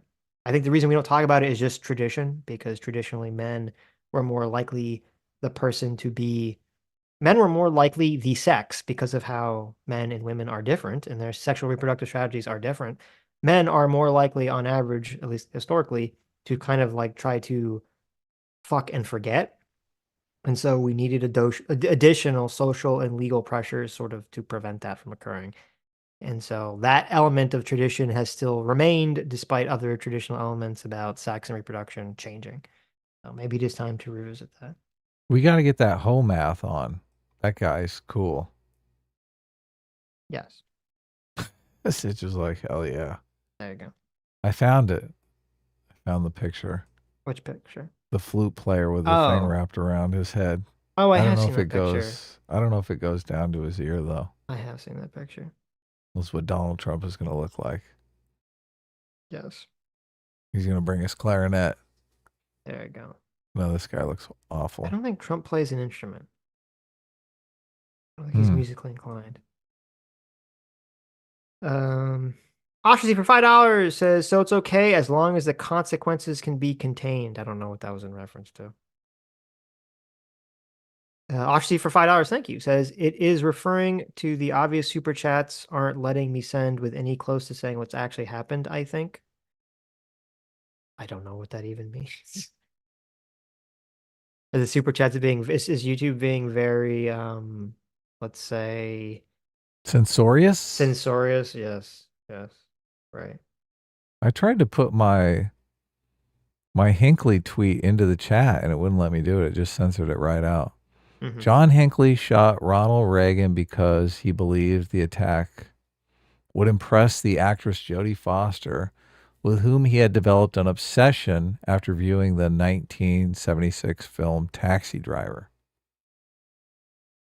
I tried to put that in the chat. It wouldn't let me do that. What word is, I guess shot maybe?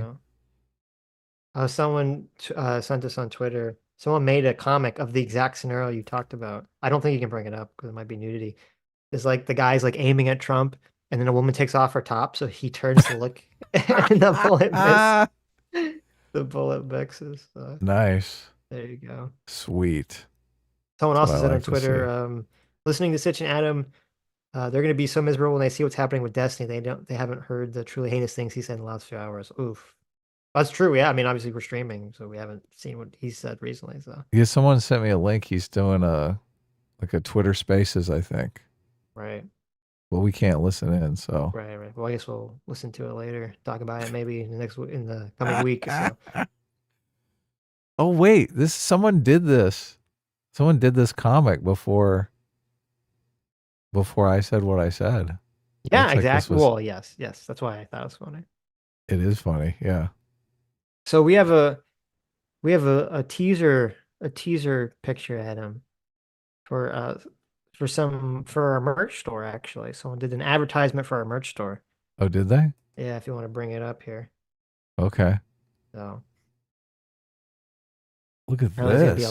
a lot more Wow, pictures. that's pretty cool. Yeah. Oh my God, I'm going to the merch store right now. I have to. Right. I have to shop. I have to shop so hard. All right, look at this. Look at that giant sword, man. Look at that. We have a big ass sword there. Cloud Strife and Aerith Gainsbrooks, whatever the last name is. We have Cloud and Aerith supporting the Sitch and Adam merch store. Look at that thing. Look, it's beautiful. It is. Beautiful t-shirt. Don't you guys want a t-shirt that's officially endorsed by famous video game characters Cloud and Aerith? Yeah, I noticed something. Amazing about this picture. What? Hold on, which one of these anime characters is Aerith and which one's Cloud? Aerith is that strappingly beautiful lady in the pink dress. Okay. Okay. I was like, oh my God, that bicep is so big. It barely fits in this. Get up here. Holy it barely shit. fits in the, yeah, exactly. Yeah. Look at those guns. Look at that. Look at Forget the that. sword. Look at this. Look at this weaponry here. Right, right. So actually, okay, so that is our surrogate father, Daddy J Mac, It is. as Eris. Look at that. Look at him. He's bursting out of the outfit. He's bursting out of the outfit. Is this trying to inspire you to get an address, Sitch? He is. Is He this the is play? actually, yes. And that makes sense because there as Cloud is actually the one and only Sammy G. Wow. Amazing Cloud cosplay. Look at that. Look at that. Yes. Great stuff. Yeah, look at that. Super impressive. I like that wig. I wonder if I can do my hair like that. Don't laugh. Why are you Do you have laughing? like plaster of Paris? I mean, maybe. Yeah. Right. Is that what it takes? I don't know. I think I Sammy, can what does it rock take that. to style that wig? That's the $1 million question. I think I can rock that hairdo. I think that Right, might be my right. new style. Okay. That'd be impressive. I That'd be can do it. impressive. Yeah. So look at that. That's awesome. Thanks, Jay and Sandy, for this. Look at this. And there's more to come. More. We can put this. These are gonna be the official Sitch and Adam advertisements for merch that we can just use forever now. It's great. Yeah, look at that. Sweet. Beautiful. Now, and we know, look how confident Jay is, being a big, beautiful woman. Okay. Oh, yeah. A BBW. There you go. Terrible. What? Terrible. Terrible. You said it. There it is. I love it. I love it. Tears and prayers of God. Thank you. There they are. Sam and Jay are both in the chat. Beautiful. Beautiful work, guys. Wonderful. Are there any more pictures to look at? There will be. Any There more will merch be. pictures to check There out? will be. Okay. I think they just took these pictures today. So they're being, photoshopped, edited out a little bit, professionally grade done. Oh, yeah. Look, I mean, when I see a photo with bad color, oh, it just pisses me off. That picture looks great. Where the picture and the editing of the picture, beautiful. That's a really cool Yeah. backdrop too. Looks like you're in a Kingdom Hearts Tower of Oblivion or something. I see a sword like that, and I just want to chop off someone's head. There you go. That's like the perfect sword for it, huh? Yeah. Yeah. Yeah. Okay. But Short Stack- obviously someone who deserves it, like a rapist or a murderer or something. Of course. I don't want to chop off some innocent person's head. Of course. Short Stack Goblin for $5 says, this is my problem with the left. Trump rhetoric is super dangerous, but theirs isn't, as to call him a fascist and threat to democracy. Yes, There you go. true. Right. They're like, but wait, our rhetoric is perfectly okay. Douglas Lamar for $10 says, stop saying Trump is a threat to democracy. He was president for 4 years, to which he had the House and Senate, and he did nothing. This constant rhetoric is what got him shot in the first place. It's Maybe. nothing for excuse me. It's nothing for $5. Says, do y'all see Destiny's full meltdown on X? Lots all credibility whatsoever, saying Pennsylvania is -1 Trump supporter. I did see that tweet. That was pretty fucked up. Yeah. Isaiah de la Cerda for $2. Thank you. Says, oh, so today is a PDS stream. Well, it's funny because we actually had this set up before, obviously, yesterday. So just Yeah. just a coinkydink. Nittany New for $2 says, ask them if this was worse than January 6th or not. That's an interesting question. I don't know how you'd really answer that. Is attempting to shoot him worse than January 6th? Kid Truck 91 for $10 says, so as just a philosophical question, would it be morally acceptable to take such an action after a guaranteed dictator wins an election? What about someone with a 90% chance to be a dictator? Interesting. Yeah. So much of it is misperception, though. That's the problem here. Right. Like, I think the obvious answer is yes, but nobody has a crystal ball. So the problem is people's hubris. They think they have a crystal ball. They're like, of course, this guy's going to be the next Adolf Hitler. Oops, I was wrong. Look, he's just an innocent dude. Well, the answer that I think you would get, which I don't think is an unfair answer, but it is sort of a useful dodge. And I think it's the answer that Hutch gave. And I think it's the answer you're going to hear most people on the left give, which is that they think that they'll say that the outcome of Trump being shot will cause so much chaos that they don't like. That's why it's worse if he gets shot and killed, even if they think he's a quote threat to democracy or something to that effect, right? Which is a fair point, but it sort of circumvents the question that the super chat asks, right? Or the spirit of the question that the super chat asks. So. Dylan Gilmore for 5 months says, imagine what Trump was feeling in that moment. Can respect that courage, even if I don't fully support his campaign. Yeah, that's what I was talking about. Just the primate brain. You're like, courage, respect. There you go. Obviously, it's not working on Sitch. Sitch. There's like the primate brain and then the autistic brain, and Sitch is like. I mean, yeah, I'm pretty immune to that stuff generally. So yes, that's true. I mean, I can see it. I can see it, but I don't feel it. I can feel it. And look, maybe I'm more biased than I think. I like to think I can overcome that bias. But I do, I think it's interesting to share that feeling with other people and be like, yeah, I mean, you still shouldn't make decisions based on that feeling, right? Of course. Because your feelings can often be wrong. Your feelings betray you. Exactly. Yes. Who said that? They were very intelligent. Emperor Palpatine. Oh, damn it. I knew that was Palpatine, by the way. Yes, that was a joke. Mr. Tickle Trunk, thank you for 24 months, 2 years. Look at that. Free Will Seeker says, been here since the beginning, even though I wasn't a member. This channel has matured like a fine wine. Thank you for the abundance of free will. Well, thank you for the support and the fine words. Appreciate it. That's nice. It's always nice when people will stick around. Yes. Yeah. That nobody guy for $10 says, quote, he's a threat to democracy. He must be stopped at all costs. He's a fascist pig. He's literally Hitler. Mainstream media, Democrats, and rhinos. It's a wonder it's taking this long for an attempt to be made. You know, I actually am also surprised it has taken this long for something like this to occur. That is kind of surprising. I am surprised. But here we are. So many people thought Obama would be assassinated. Yeah. And there wasn't even, no one even took a shot at him. I believe there were attempts, but none that were like. Oh yeah, there was that one insane one where the guy tried to drive into the White House. He tried to then he climb over the fence and he actually made it into the White House. Did he? Okay. I think he did, but he got tackled at the door or something. And Obama wasn't even there, so it didn't matter. But there were some attempts. There was nothing obviously anywhere near as serious as this. So I think just generally people don't want to. I think it's two things. Generally, people don't want to engage in actions like this, which is good.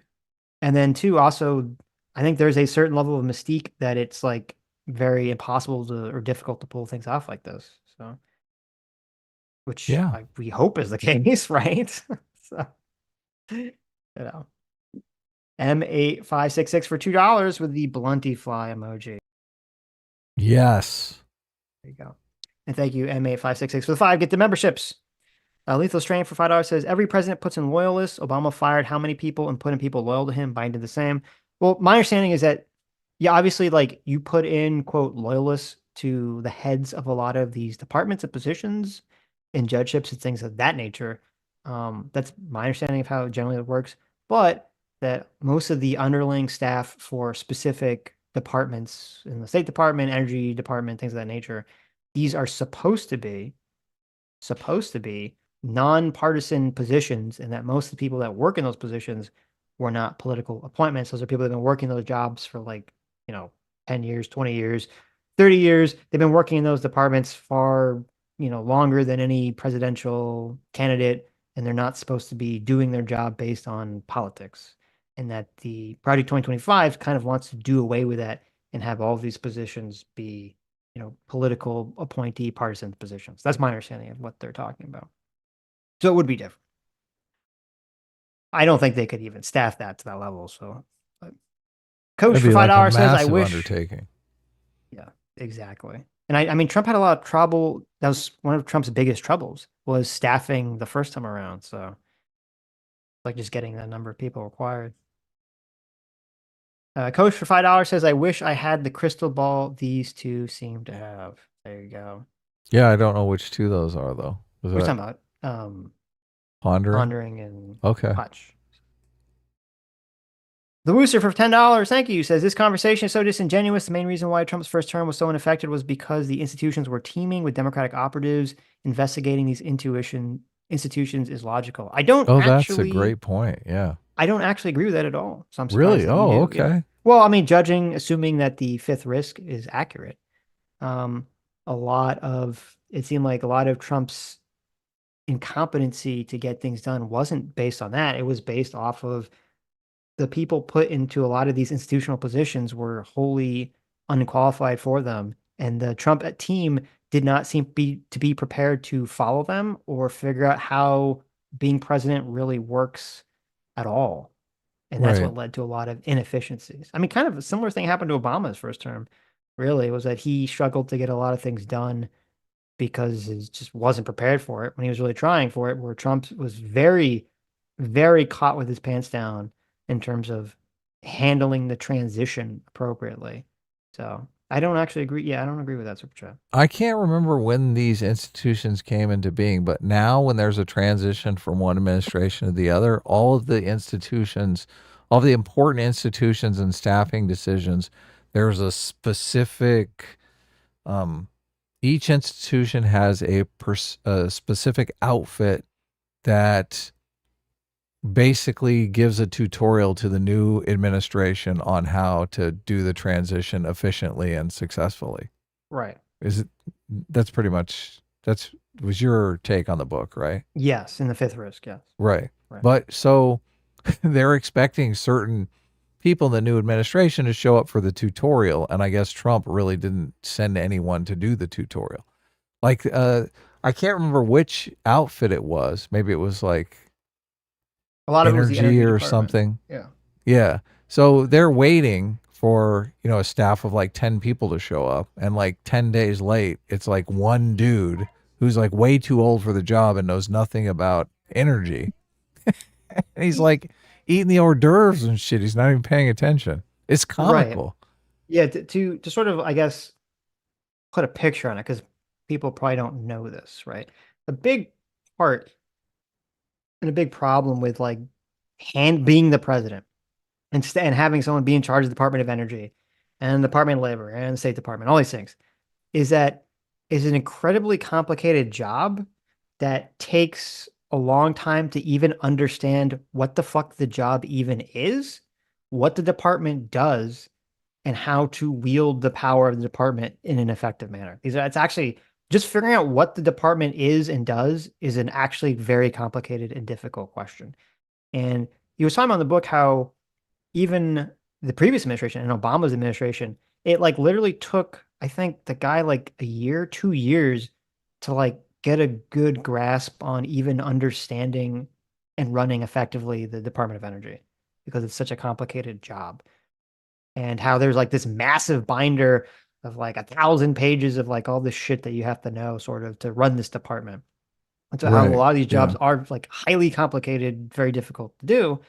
And then there was like this scenario was like kind of what you're talking about with like the Trump team, which, he's got like Rick Perry or whoever, running the shit, and he doesn't, fucking know anything, doesn't care to know anything, seems completely out of his depth, to do this. So, well, they go in super biased because they basically believe government does nothing.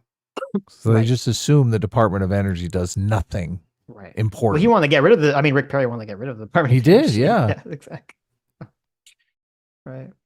So. And then they're like, "Oh, Department of Energy, they're in charge of securing nuclear waste." Interesting. I didn't know that's an important thing, right? Exactly. You're like, "Oh, wow." Right.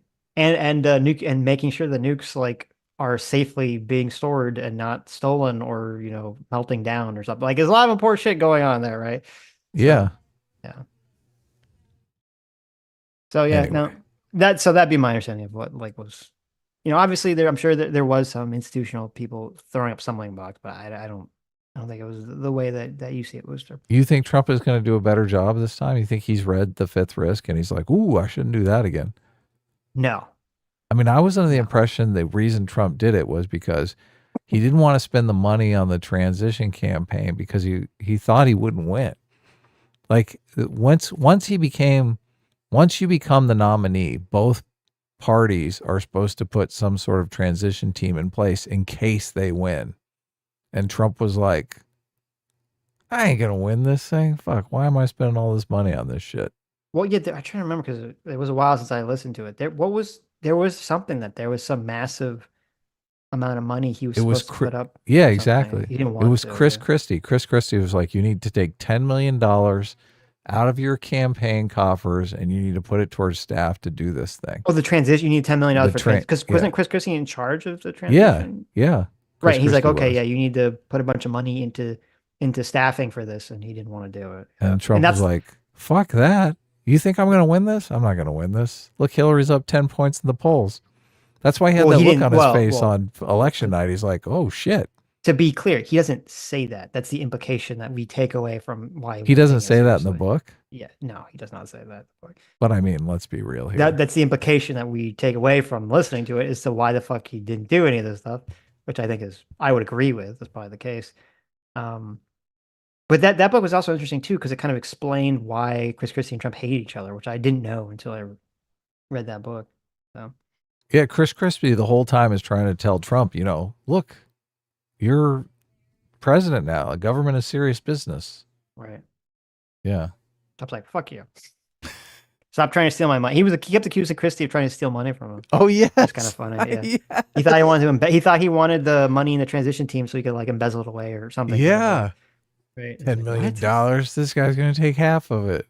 Yeah. Well, I mean, listen, it was the same thing with Bill Barr. Bill Barr was like, listen, you need to put a bunch of money aside to like fight all these states that are putting up these These absentee ballot laws. And Trump didn't do Yep. it, so I don't know. It's not listening to some of the good advice around him. Okay.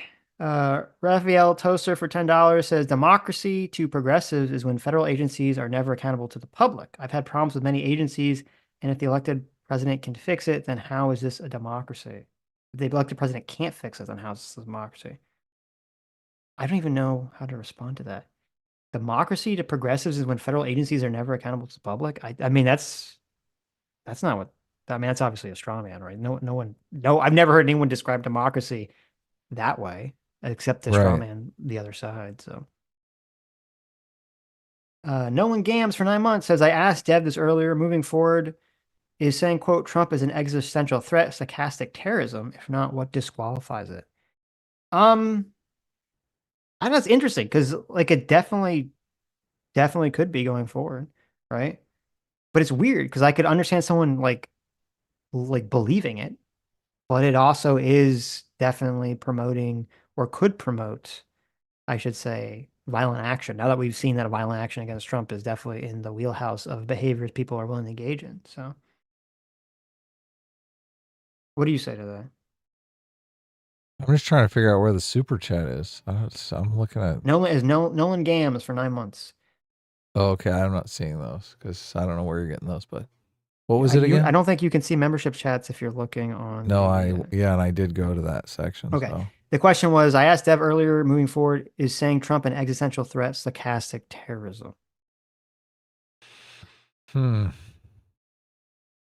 I mean, it is stochastic terrorism definitionally. The problem is, do you really want to open the censorious can of worms you have to open to? I mean, you really want it to be just social pressure for people to censor themselves, right? Right. You don't want to make it illegal for someone. Then you got Well, yeah, I don't this, think that's what they were asking. right? Is it? Yeah, no, I think it is. Yeah. Well, I guess, so the definition, the specific definition of stochastic terrorism is that you are saying something. My understanding, maybe you could Google it, was that you're saying something with the intention of getting someone to act violently, right? Is that the definition of stochastic terrorism? I'm looking it up. So I guess there is a, quote, mens rea, since we like to use that term now, mens rea, state of mind associated with it. So if someone says that they think Donald Trump is an existential threat, but they don't support nor want anyone to support violent action, and they appear sincere in that, then you'd say that that is not stochastic terrorism. So, I mean, it doesn't necessarily say it has to be intentional. is it like is there like an actual law? Is it just like a Stochastic term? terrorism is targeted political violence that has been instigated by hostile public rhetoric directed at a group or individual. So, Okay, never mind then. it's not If like, right. yeah, could be accidental. That's true. And I guess Unintentional. the dictionary.com definition says the public demonization of a person or group resulting in the incitement of violent act, which is statistically probable, but whose specifics cannot be predicted. Well, I mean, if that's the definition, then I take it back. I guess intention doesn't matter. And then See, it is. Yeah, like I said. I guess it just would be clearly stochastic terrorism at this point then. Okay, well, there you go. Hey. Ashi for $5 says, just going to sum up Pondering and Hutch. Quote, I want to say extreme things in my political opponents, but not be accountable for being extreme. End quote. Their conversation done. There you go. I mean, the part about Charlottesville was interesting. Yes. Totally interesting, but yeah. No. Philip Kogan's for 18 months says, if any of us handled classified info like Clinton did, we'd be in Leavenworth for the rest of our natural lives. I mean, probably, but we wouldn't get the yes. opportunity to handle it. That's true. I mean, you could say the exact same thing of Trump, but yes, definitely. Or Biden or any of those people. Arden for $10 says, seems like the threat to democracy is a democratically elected president doing things that leftists don't like. True. There you go. I mean, again, if it wasn't for the electors thing, I think on an argumentative position, the Trump camp would be in very solid ground. So that was a big fuck up on their part, or for Trump's part. Tommy Simonson for $200 Donkey Kong dollars says, you sound like a threat to democracy. There you go. Oh, Lethal yeah. Train for $10 says, these guys are just recapping what has been done to Trump and the right from the left for the last 3 years. You guys missed the mark by having those guests on today. Well, I completely disagree with you, Lethal. I mean, if you come here for the Trump like echo chamber, then you're in the wrong place. Okay. So yeah, that's a thank you. narrative about us that's completely untrue. Right. But thank you for support. Raphael, the toaster for $5 says, populism is when people vote against the left. Democracy is when they go left. They hate populism because they are losing nothing more. I mean, I have my own problems with populism, but I agree with you in terms of how I believe most people kind of look at it is like, yes. I mean, there's a lot of people, because I think kind of the issue we have right now is you have the populism is kind of both sides of the issue taken over. You have the kind of the right-wing brand of populism, but you do have the left-wing brand of populism, which is, all the weird socialist shit that's going on right now. So, but yeah, in the mainstream, it's kind of viewed through that singular party lens. So. Yeah, I got no problem with populism, so I I don't have a problem with it in theory. It just doesn't seem to, in practice, produce great results. So, okay. Nick, elitism, that's what produces the great results. No, right? that produces really bad results too. Right. Okay. Everything's about the golden mean, baby. Between populism and elitism? Of course. Got to find the right balance, like right a pickpocket. balance, or safecracker, like a safecracker. Yeah. Nick the Greek for $5 says, progressives, Trump/MAGA is a threat to democracy. Also, progressives attempt to end political opponent for me tweets. Yeah, God, I love that. That's funny. Yeah, I mean, I think it's funny too, because if it was for January 6th, I think Republicans would be in much better shape. Same Democrats, if it wasn't for all the fucking socialist shit. And Antifa and BLM, they mean in much better shape. So, I mean, this hiding Biden's cognitive decline forever is going to do major brand damage. I mean, sure. They should listen They should listen to the people in their party that are saying replace him just to salvage their brand. I think I mean, I think that's what they're trying to do to salvage their brand. They're saying, Yeah. I mean, I think that's why so many have come out against him. Yeah. Just for that reason. So they should. Yep. Apathetic 8 for $10 says, I'm a Trump voter. If Nikki Haley was a candidate, I'd vote Biden out of spite. It's delusional to think Nikki Haley would get half the support Trump would.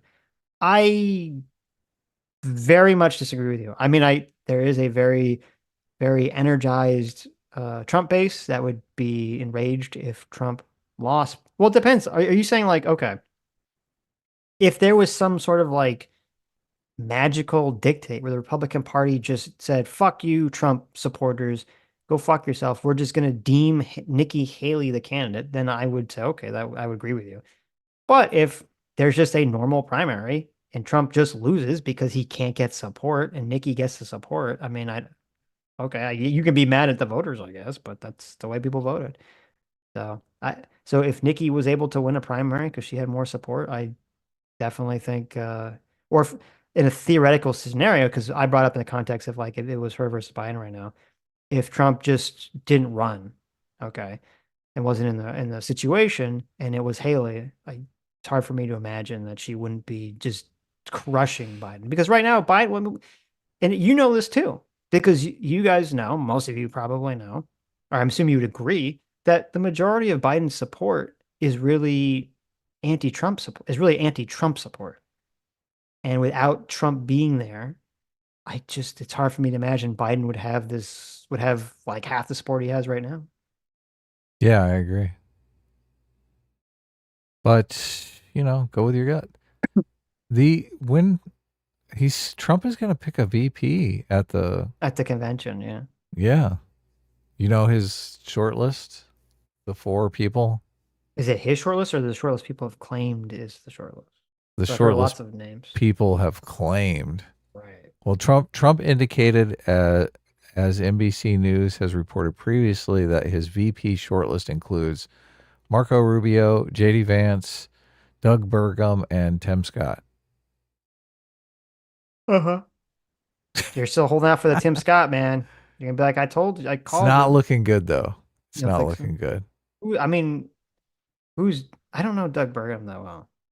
He was the snooze. Well, look, we covered the Republican debates. He was that Doug guy? Burgum was the snooze fest. Yeah. You're right. That was that guy. Yeah. The sleeper guy. Governor of North Dakota. I mean, it looks big like eyebrows. He belongs in a horror movie, right? He's like an Addams Family member.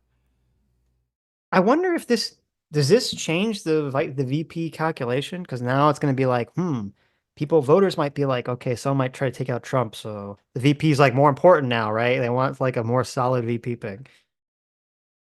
Maybe. I'd probably doubtful. I mean, it's small hands Rubio, eyebrows Burgum, monarchist Vance. Yeah, exactly.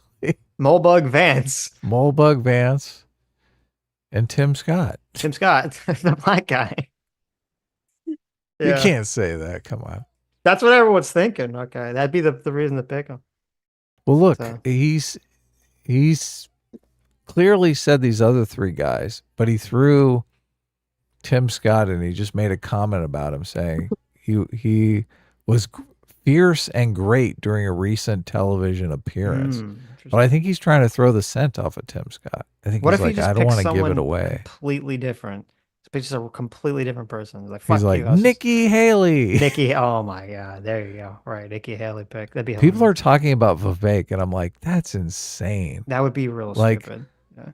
There's no way Trump is going to pick up a guy who is going to be completely upstaging him. Like, Trump comes out and everyone's like, where's Vivek? Well, it's weird because, I think people he's upstage him, but then also everyone fucking hates Vivek except for the internet. Oh, yeah. So what does that even get him? Like, VP pick's supposed to get you something. Nobody yells, where's Doug Burgum? Nobody. That's true. Well, Doug Burgum ever yells that. Doug Burgum would be, I guess, the Mike Pence pick, right? It'd be which would make sense because he picked Mike Pence. It'd be the sort of like guy who seems to be the safer Republican spare in your back pocket. You're like, oh well, if Trump's out for whatever reason, you have this like standard Republican guy who will do standard Republican things. Is Doug Burgum like a big time Christian though? Because I have no clue, but I'm just saying I think that's the I don't know anything about him because I don't remember anything he said because he was so boring. But that's the perception I think people. Pence would was have of great for the essentially. evangelical vote. I mean, if That you got to is true. grab him by the pussy problem, you pick Pence. That's true, but Trump doesn't need to do anything to pick up the evangelical vote. Right. Everyone is confident that Trump did grab her by the pussy now. Right. They're like, we've and all they're still going to vote seen for him. Stormy They don't Dan- care. Right. Yeah. We've all seen Stormy Daniels' testimony. Okay. Right. It's not controversial. We don't need the conservative Christian VP now. Right. Because they've shown that they're willing to vote for him regardless. So. Yeah, I don't know. I guess I probably lean on probably Burgum or Scott being the choice. If those are the four, that'd be probably my guess. So. Oh, what's this? How rich is Doug Burgum? Oh, he's only worth $100 million. Oh, that's a fucking loser. I know, God. 1/10 of a billion. Marco, Why I'm would not he sure. pick that guy? I guess Marco, if he just wants to try to be like, I'm going to pick up the Latino vote, but the only one of that, I guess it'd be fine. The only one of that person that I think would be a huge mistake, picking Vance would be retarded, so I don't think he'll do it. But JD Vance, oh yeah. That would be their dumb fuck take to do. But I don't know. He could do the dumb thing, so we'll see. Trump likes to do the thing that nobody expects, though. That's true. So he could pull the JD Vance. It could be no, yeah, but if it's the thing that people don't expect, it would be someone on the list, right? Well, that's why I think he's basically throwing the scent off of Tim Scott. He's like, that's the thing no one expects. Trump picking the black guy, of course. Right. Everyone's like, never gonna happen. Daniel Irish $5 says, if we get JD Vance, we might get custodial voting. Oh, it's true. JD Vance is in favor of custodial voting. That's right. I forgot about that. Yeah. I mean, it'd be colossally stupid. Like, so you have all this narrative about Trump where people are worried that he's going to, quote, overthrow democracy. Be a monarch. Right. And then it's like, oh, so let me pick the VP who's like super big simp of the guy who wants to get rid of democracy and replace it with like weird monarchy. Like, that's a terrible fucking decision. I think the only reason JD Vance is even like politically viable at his own office is because people just don't know that about him. He's, there's like a different level of scrutiny when you like become the VP. So, oh yeah, I think for even JD's for Vance's own career, I think he's stupid to hit for this slot too, because I think it will end up destroying his political career if the spotlight kind of shifts over to him. So. Okay. Matt Geddes for 9 months says, I'm at a loss from Hutch saying Trump will stop caring about how people think of him, the very foundation from which Trump's personality is built upon. Yeah, that's a good point. We did miss that. That is a good point. Yeah. Because he was saying that, quote, Trump would be more untethered during his second term because he's not worried about, what people think about him because he can't get reelected. But I think that's why Trump does everything he does. So it doesn't really make sense. Sent you a picture of Doug Burgum with his wife. I want you to look at it and see if there's anything, if you notice anything odd.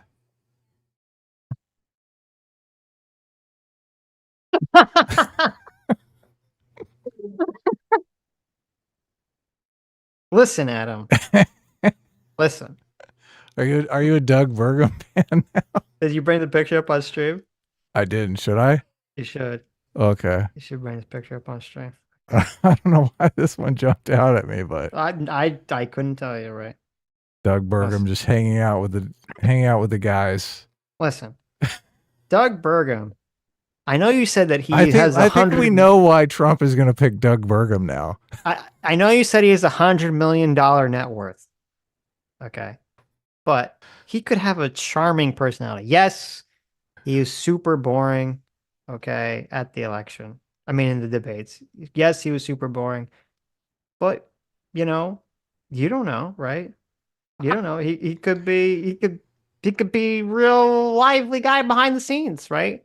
Could be a very exciting individual. Yeah. We've discovered why he's even in the running now. We totally did. We did, obviously, right? This is why he's in line to be Trump's VP.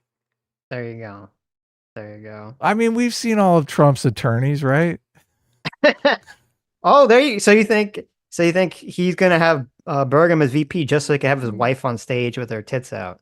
Like, he's wearing like a big shirt. She's like, "Listen, Doug, I want you for my VP, not because of you. I don't give a shit about you. I just like your wife's tits. I want the tits on display. I want to say, make America right on those tits. Okay. I want that right there on stage with us. I wanted my daughter to do this, but she didn't want to do it. So now we got you. We got your wife. I got a Make America Great Again t-shirt right here with her name on it. Very low guy. I mean, you know what? You've sold me. I think it's going to be Doug. It's Doug Burgum. I think it's Doug Burgum. We cracked the code. Right. Tim Scott's not married, isn't he? Wasn't that part of the controversy? Oh, yeah. Tim Scott did get married.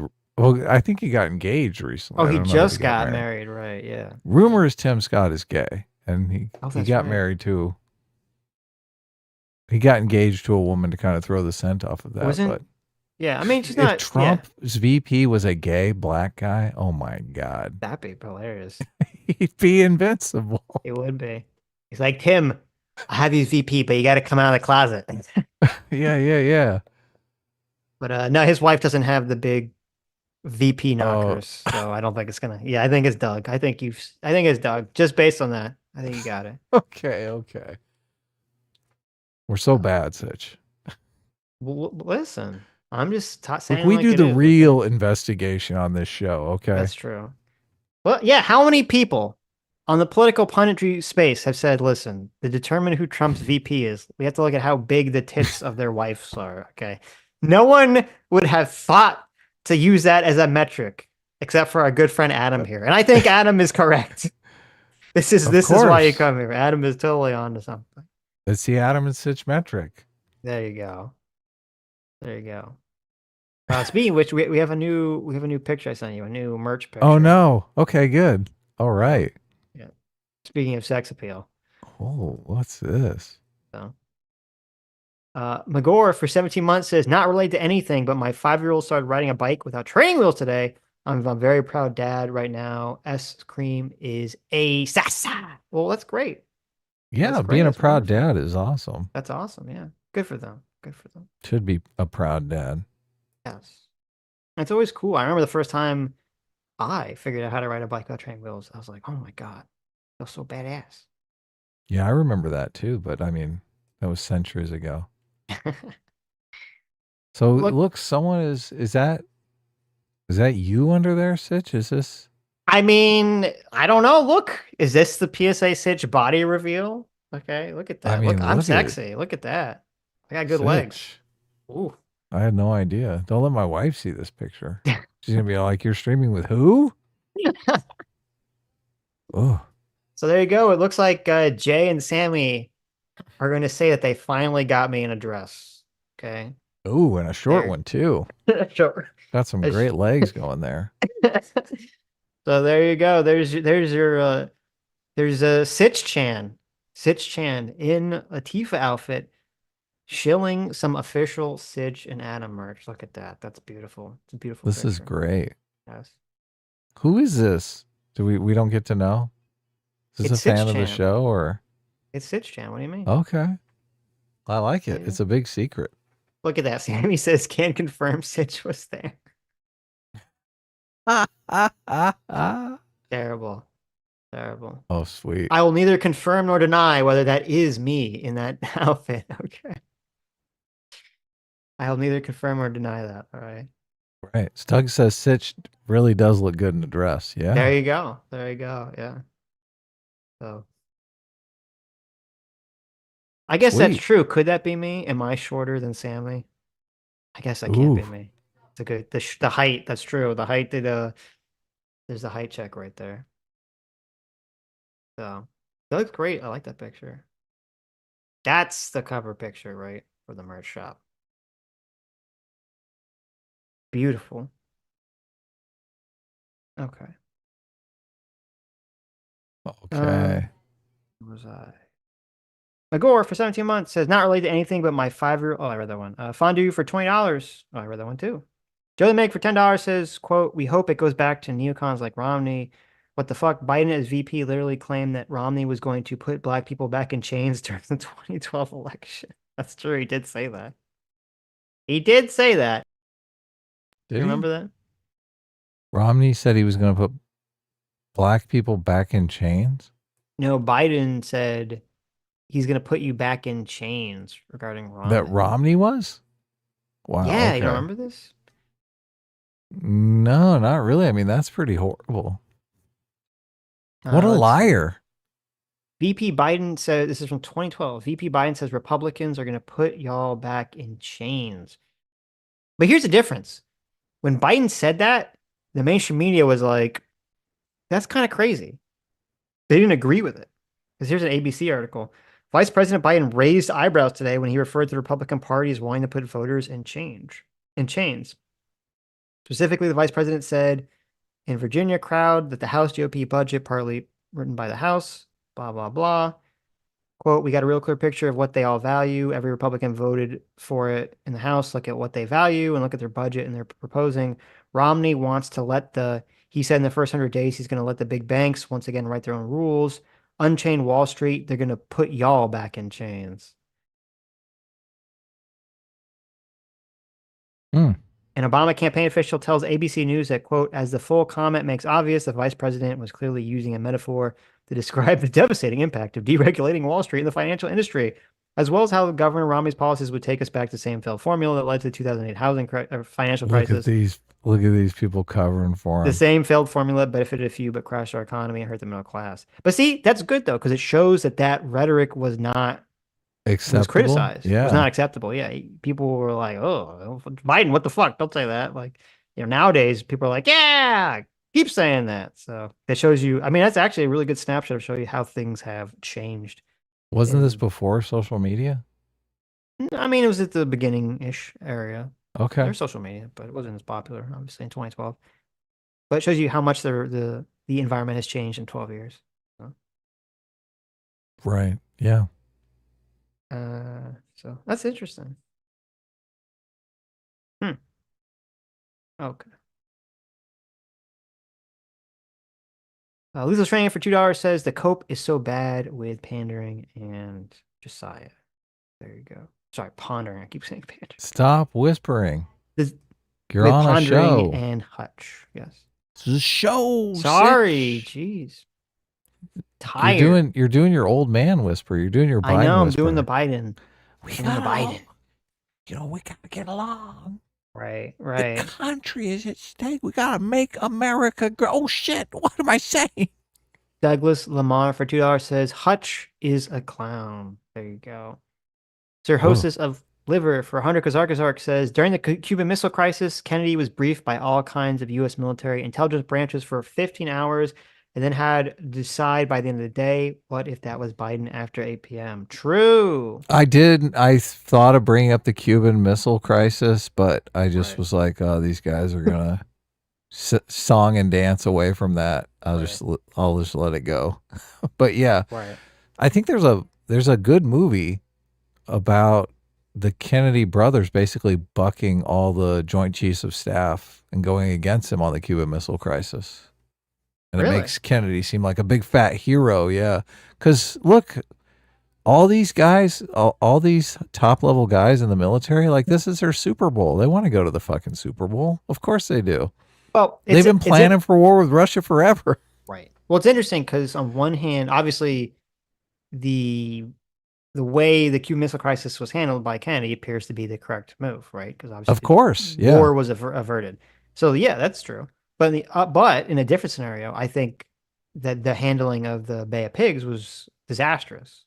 So, well, I didn't see the movie on that one, so I don't know. Oh, okay. Well, just not but JFK not wanting to send in air support and stuff like that. Right. Yeah. Because I mean, I don't know. I think if Cuba had been able to overthrow communism, I think they'd be in a much better place than they are now. Obviously. So. All right. Still, Biden after 8 p.m. No, thank you. Right. It's a good point. You're going to have Hunter making the decision. And we all know what Hunter is doing after 8 p.m., right? Right. Lots of cocaine. Yeah, exactly. Quotation point Thanks so much for joining the Fuel Seekers. Ben for $10 says, saying Trump wants to go after opponents and needs loyalty can easily be surmised to, quote, there's corruption. I want to prosecute them, and I need people who won't bend the knee to said corruption. Well, that's kind of the difficulty with the scenario, is that obviously that's how the Trump supporters will perceive it, and the left will perceive it as the opposite. And so it's could be a difficult time to ferret out which one of those is true. But Sitch and Adam will perceive it correctly, so don't you course. guys worry. Like, Because we perceive everything correctly, even when we disagree with each other. Of course. Right. What is this? I have this video of J-Mac doing pull-ups. I don't know. J-Mac sent this to me. I thought he wanted us to bring it up. So That's I mean, hilarious. he's executive producer of the show, so we're. That's so funny. Look at that. Look at that. There's Jay in Eris outfit doing pull-ups. I'm impressed. Look at that. Look at those. J-Mac is ripped. Like Yes. he's J-Mac is a beast. Look at that. I wonder, I'm sure everyone liked the reaction to the scenario of Eris Gainsbrook, right? Is that what we call Oh, it? really? That's Yes. the real last name? Gainsborough? Eris Gainsborough, I think. Oh, Eris Gainsborough. So there's your real Eris Gainsborough. Getting them gains in public. Gainsborough. Yes. Gainsborough. Wow. There you go. Yeah, there it is. There's Eris Gainsborough. There's your Eris Gainsborough. I like it. J-Mac is officially Eris Gainsborough. Look at that. That's incredible. There you go. Yeah, it's great. It's funny.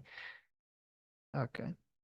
We need to J-Mac get for $20. fit. Or so your father, thank you so much. Daddy J-Mac says, Baka, Sitch Chan made me do it. He knew I was wearing a dress.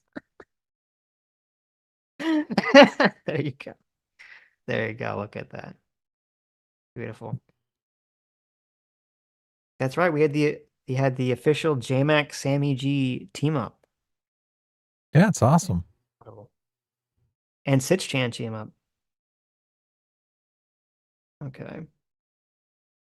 English at Ox for $5 says, I like some of what Hutch is smoking. Biden delayed the conference 2 hours to freshen up, and he still fell on his face verbally and mentally.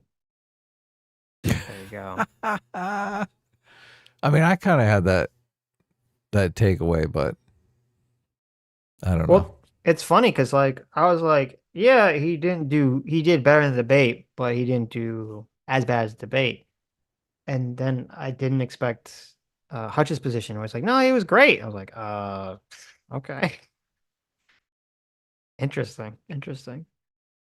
Well, I've been hearing that a lot on the Republican side too, and I'm skeptical of it. They're like, they want Biden in. They think Biden is I see. You think they're just softball? ultimately beatable. Gotcha. Yeah, Interesting. exactly. Yeah.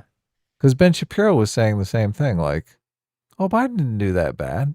He didn't do bad enough for them to kick him out. I'm thinking, yeah. Well, he's talking about, because it aligns with my perception of it, then it must be correct.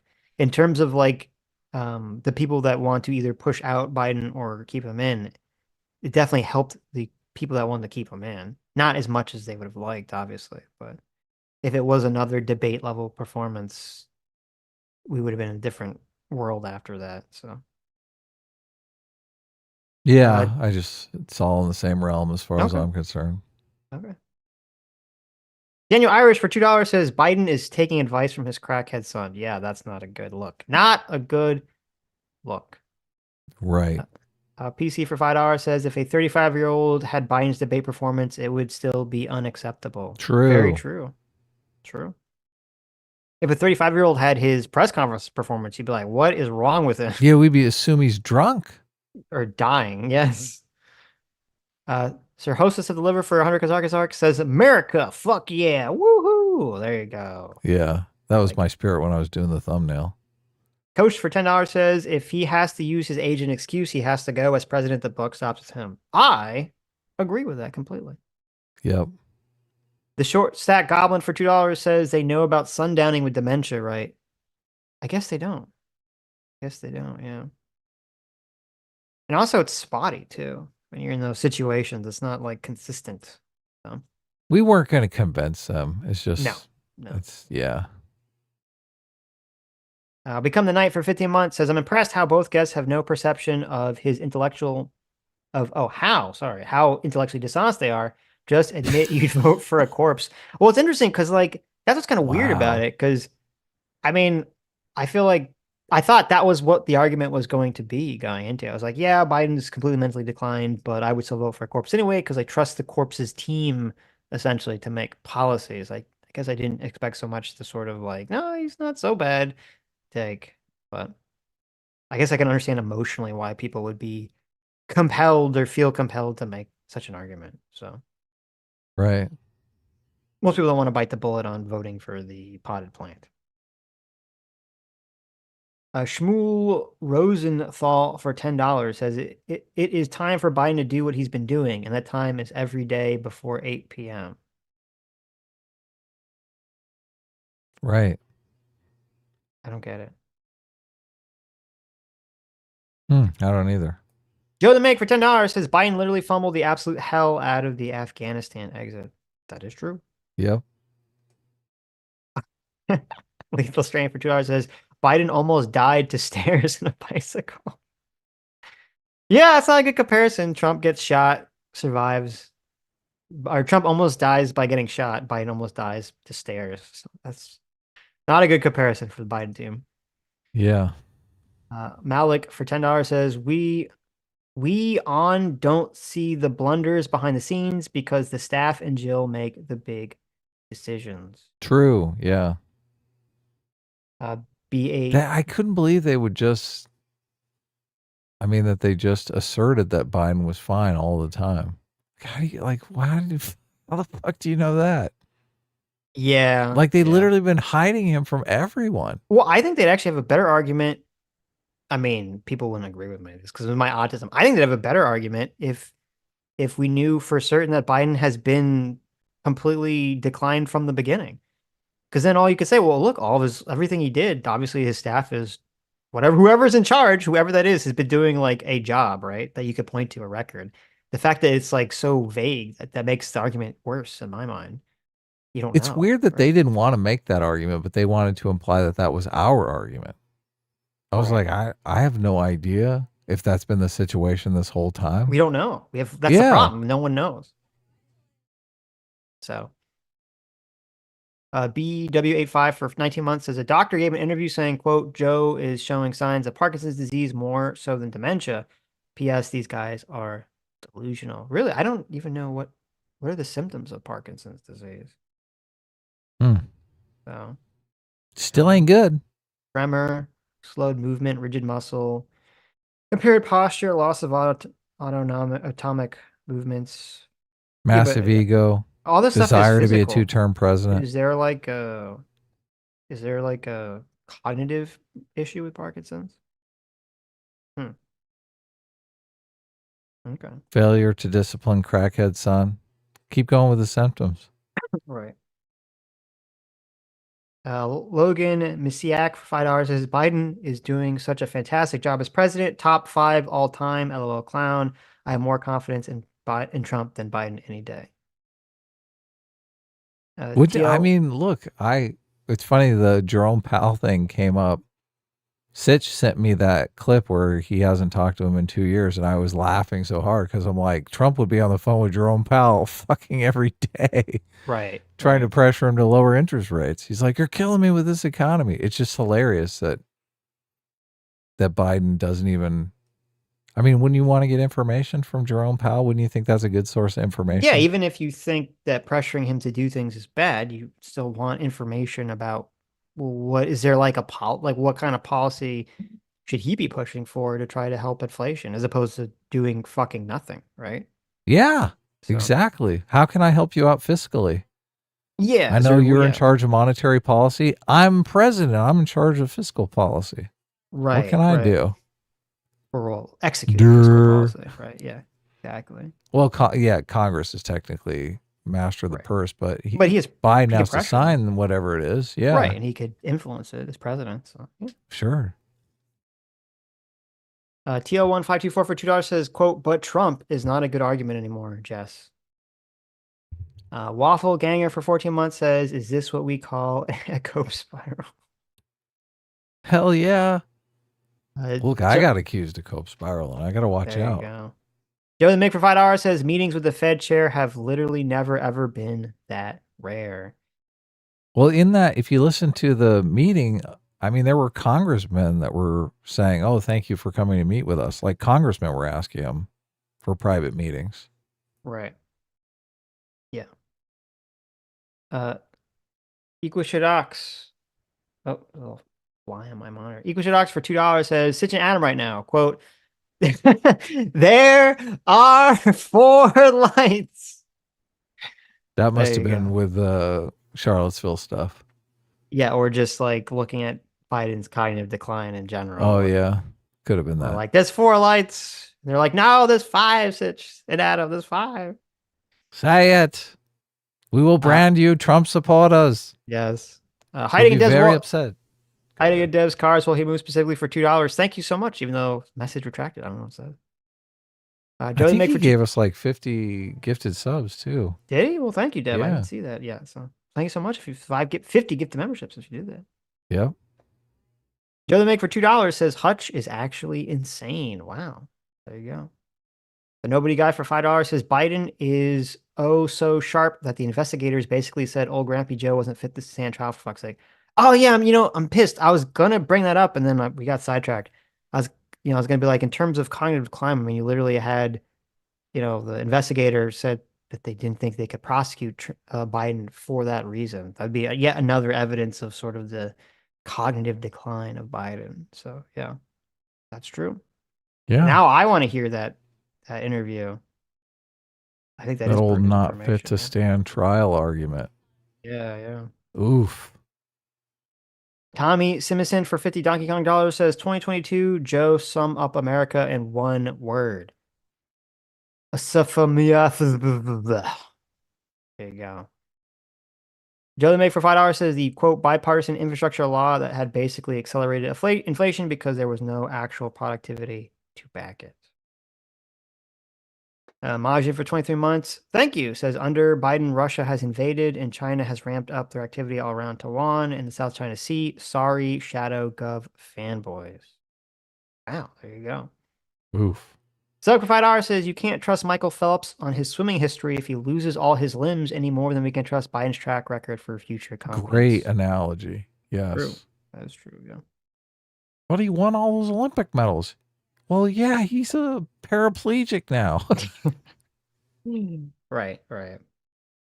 Lethal Stray for $5 says if you say you're okay with the president incapacitated and that his cabinet is doing great, democracy is already over. TL1524 for $2 says why is Pondering such a Biden apologist? Cope. Dr. Well, Fire. he's terrified of Trump. Yes. Dr. Fire for 5 Canadian says if Biden's family is gatekeeping him, then that does sound exactly like Woodrow Wilson and his wife after he suffered that stroke. So, yeah, but that's not good, right? Obviously, that's really bad. But if he's that's even, to me, that's even kind of like scarier. Is Biden's family gatekeeping him from his own staff, from his own chief of staff? That's a scary situation. Yeah, see, that's why I was saying you don't know how many factions are at play here. Right. You've been involved in office politics, right? It's like, oh Yes. my God, there's like 3-4 different factions here. Yeah, Everyone's that's why fucking choosing sides. exactly, and that's why I brought up like the Viserys comparison. You got he's got his advisor, he's got his wife, he's got his daughter. You got all these people like vying for power. That's not a good situation to be in. Not at all. Who knows how that's going to go down? Right. Joe the Make for $10 says, how are both of these leftists this insane? I don't think they're leftists. I think they identify as progressive, but I don't think they're socialists. So. I should bring up the Progressive. progressive. What do you Bring want? up the picture No. again, the Sitch Jam picture. You want Doug I Burgum's like my wife face on a hot again. woman's body, Adam. Oh. Okay. Thought you wanted the Doug Burgum picture again. No. No, it's just seeing the same GIF like again and again kind of like melts my Drives you brain. crazy. Yeah. I'll do a little light graphic design so you can see There them you go. both. Okay, thank you. So you can see the Just have a still picture of Jay on the pull-ups or something. Like get a freeze No. frame. I'm doing Yeah. Doug Burgum's wife and Sitch Chan. Oh, okay. No, I'm not doing that. Goodbye. Here we go. We got Jay's beefy muscle. There it is. What a beefcake. Malik for $5 says weird usage of hella. You must be from LA. I never said hella. People look, I used to say hella all the time and people gave me a hard time. They I kind of didn't know shamed that's me an out LA of it. thing. I didn't even know that. Oh yeah, hella. Hella LA. Dear Fox for 22 months says Mensa. There you go. Oh yeah. Logan Misiak for $5 says it's obvious that these two individuals on the bottom have their heads screwed on right. On the other hand, the two guys on the top aren't the brightest. Well, there you go. Thank you, Logan. Gaming Truck JS for $5 says I can name 10 accomplishments Trump has done. This is just very disingenuous. Fondue for $2 says finally we are back to MAGA accusations. Orca You for knew it $2 was says coming. Orca for $2 says these two are preventing a better conversation. Logan Misiak for $2 says it's also about values and beliefs. Yep. Become the Knight for $10 says question for the guests: how would you feel if you didn't eat breakfast yesterday? Terrible. Walking Tid Camper 19 Bud says we can't take Grandpa's keys away because sometimes he drives the car correctly. That is their argument. Yeah. It wasn't persuasive. Logan Misiak for $2. Thank you. Says 34 trillion in debt, open borders, 2 wars, etc. Ocracy for $5 says I am popular, therefore I am competent. The Squeeze Louise for $5 says there's a difference between competence and policies I agree with. It's very true. That's what I kept trying to say. I'm like, well, we can have the policy discussion after we get through the competence discussion. Right. But he did say, this was how he was measuring competence. So, right. Raymond Fields for $5 says, what are the outcomes of the legislation passed? Inflation is still high. Border crossings were at a record high. The CHIPS Act is facing DEI issues. Is it? Wow. I didn't know that. That's awful if that's the case. Lethal Strain for $5 says Biden has been in government for over 40 years. You would think that Biden would have made America utopia, but he hasn't. That's Biden's failure. Jeff is not for 5 Canadians says I see blue hair. You see indicators. I don't talk to. I don't hire. I don't do anything. Asaya de la Cerda for $2 says 18 for the win. S class, not the best class. Wow. Ooh. Terrible. Hurtful. Look, you got to get your shit together, Sitch. There you go. Jeff is not for 10 Canadian says Biden is the machine proven he didn't need anything. Anything. I don't know what that was in reference to, but okay. Malik for $10 says leftists should be concerned because Biden will depress turnout and votes in the down ballot races. That is true, and that is I agree. Yeah, it is a concern for all. It's going to hurt him. Trump's going to win the House and the Senate, all because they left Biden in. Zorlak for $2 says there's nothing duller than a Trump v. Biden debate. That's not true anymore. Detective Stabler SVU for $5 says my energy has declined since 2016 and I'm 34. Biden is hashtag veggie press. Oh, yeah, I know. Hiding Dev's card while he moves specifically for $5 says whatever your opinion of Trump, he took Piccolo's most important lesson to heart where child Gohan failed. That is true. And you know what that lesson was? He learned to dodge. Ooh. Always good in a debate. Donald Trump. Terrible in a debate. Terrible in a debate, but very useful when someone's shooting at you, right? Of course. Yeah. There you go. That's how you win. Joe the Meg for $20 says Hutch most affected. There you go. Jeff is not for 2 Canadians says Blue Moon on a Monday. Oh, Blue Moon on a Monday. There you go. Oh, we having a blue moon? We had some crazy rain roll through Los Angeles today. Really? Like thunder showers and shit. Isn't that good? Don't you need rain usually over there? Sure. We'll take it. Joe the Make for $2 says, fuck you, Hutch defending 27? Did you mean, what is 27? Did you mean 10/7? I don't think he was defending October 7th, but Maybe. I He probably think meant that's, 10/7. yeah, it says 27. I think it should be made 10/7. I don't think he was defending it. He was just blaming Trump for it, which I'd never heard that one before. That sounds crazy to me, but Malik for $10 says the North Koreans do not care about the US president. They are made to think we are savages, killers, rapists. Pics with Trumps wouldn't do any good for Kim at home. Yeah, I agree with you. I found those arguments utterly not persuasive. I did think the timeline was interesting. It Because is I could interesting. imagine Trump wheeling and dealing with him on the phone and getting like a year out of him, saying, "Oh yeah, I'll come and visit you. I'll Right. give you whatever you want. I'll shake your hand. We'll be best friends. Just no Right. more missiles." Yeah. Yep.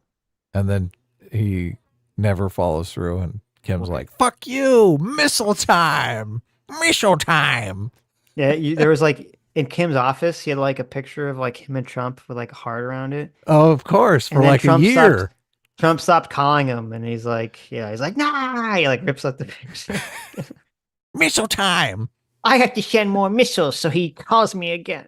Right. So he does There you 2 go. missile launches, and then Trump's like, "Oh yeah, I forgot. Kim, my buddy." Yeah, but see, then you don't want to. Yeah, you don't want to incentivize the behavior, right? It's not like every time Kim gets cranky, he sends a missile because he wants Trump's affection, right? You don't want to incentivize that behavior. I Difficult mean, you give it a balance. shot. Maybe he turns the missiles off. It didn't Right. really work, but No, right. Logan Misiak for $2 says Trump Supreme Court justices overturned Roe v. Wade. That is true. Fondue for yeah. $2 says Hutch, the Hamas whisperer.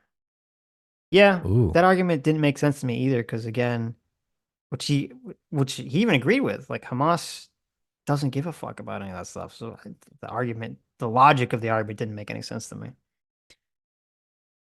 Zombie Licorice for $10 says unsuccessfully executing your political agenda is not a measure of competency. It disregards the political environment, how ambitious the goals are, etc. Successfully aiming low isn't impressive. True. Hiding in Dev's cars while he moves specifically for $5 says Hutch, seemingly unable to close his mouth when he isn't speaking, is incredibly distracting.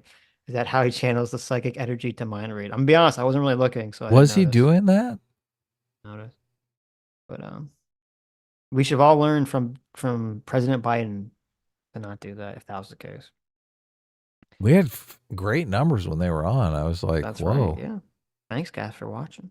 Well, also, I mean, this is like our first stream after someone tried to shoot Trump. So Oh, you think that's what it was? I think that's what it was. Probably so. You're probably right. People's I political think it numbers was the have been like thumbnail. crazy, because of like after the debate and after this. So Did you So change thank the you. stream title? I don't know. I I was didn't like, change anything. oh, okay. What did I title it? Something America cool. will never die. Oh, yeah.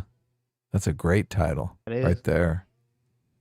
Cameraman 502 for $10 says maybe the Palestinians should have looked at themselves to see why their historical friends are leaving them. All the Palestinians have to offer is their grievance and social pathology. True. Yeah. Gege Nuts for $10 says if there's anything the 2020s have taught me, it's to not take personal political advice from anyone with the name Steve. Wow. Ooh.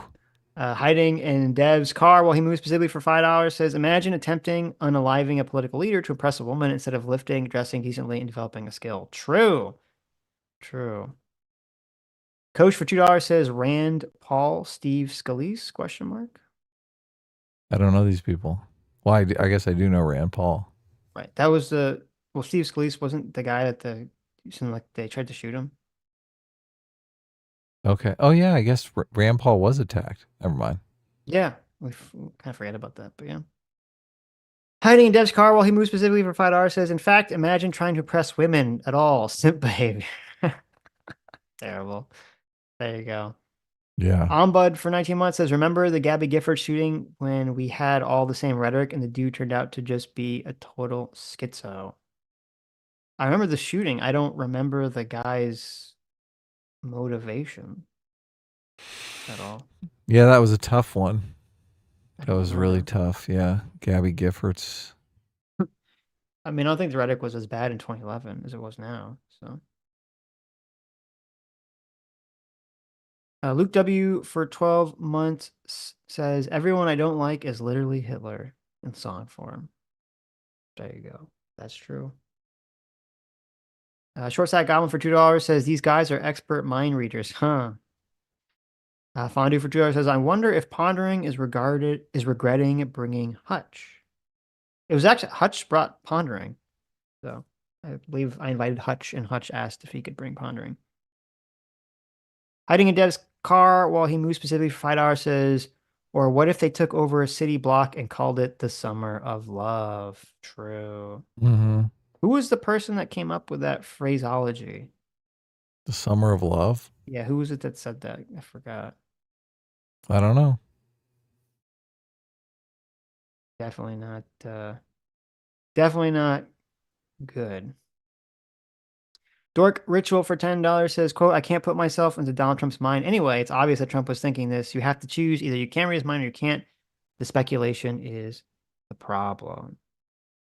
Thank you. Right, Good yeah. point. What's the takeaway for 18 months? The Democrat politicians literally got on their knees in front of BLM. Cope guzzlers are way off base. Hypnotoad for $5 says, AOC said some U.S. communities have no choice but to riot if marginalized. Oof. That's not good. That's harsh. Dork Ritual for $5 says, quote, this happened to you because of your rhetoric is akin to you. Did you see what she was wearing? There you go. That's the political version. Right, yeah. 1W for $5 says, if Dems support queer studies, then they support keto. Fondue for $5 says, for hours now, both Sitch and Adam have had zero problems disavowing right wing, but nothing from Hutch and Pondering.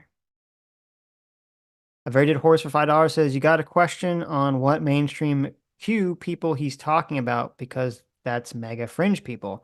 Also, did we forget about Scalise and Kavanaugh? What did they do? We're getting people going after them. Oh, yeah, yeah. Look at Axie this. All these right-wing people that have been gone after. Right. Axie for $10 says, this Hutch? No, he's tarded. There you go. Idiot Toasted for $2, thank you. Says, Sitch and Adam, Xander Hall lore added to the EFAP wiki. Oh, that's funny. Wow. Dad for 13 months says, hi, Adam. Hey, what's up?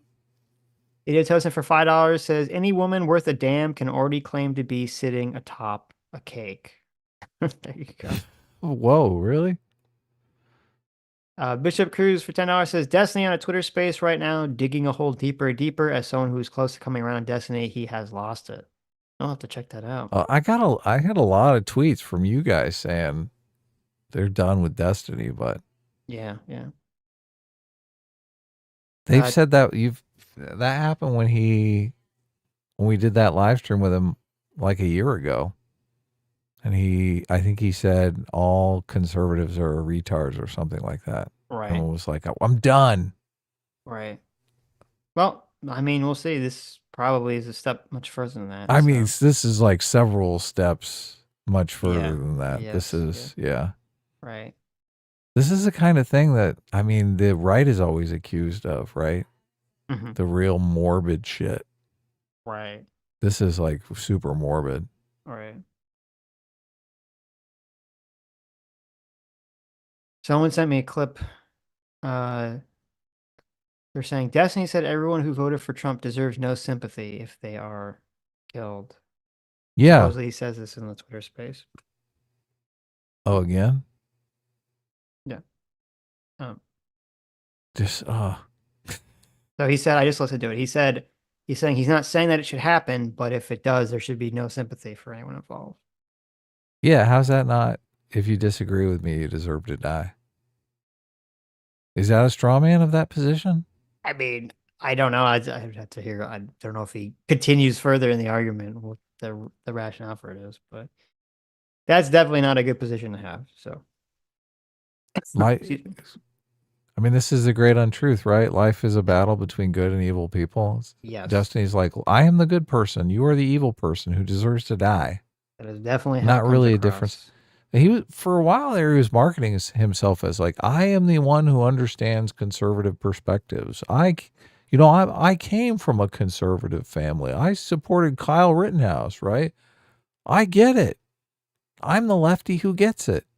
Yeah, I mean, also, I mean, that's definitely kind of morbid too. Because you say, well, I mean, isn't his family still going to vote for Trump or his parents and stuff? I mean, so Look, would have last sympathy time if they Pondering were- was on, Pondering said his dad was a Trump supporter, and I kept thinking, oh, right. does he But go I'm to saying rallies? I mean, I understand that, but Pondering's did not verbalize. I don't believe that holds a position about this.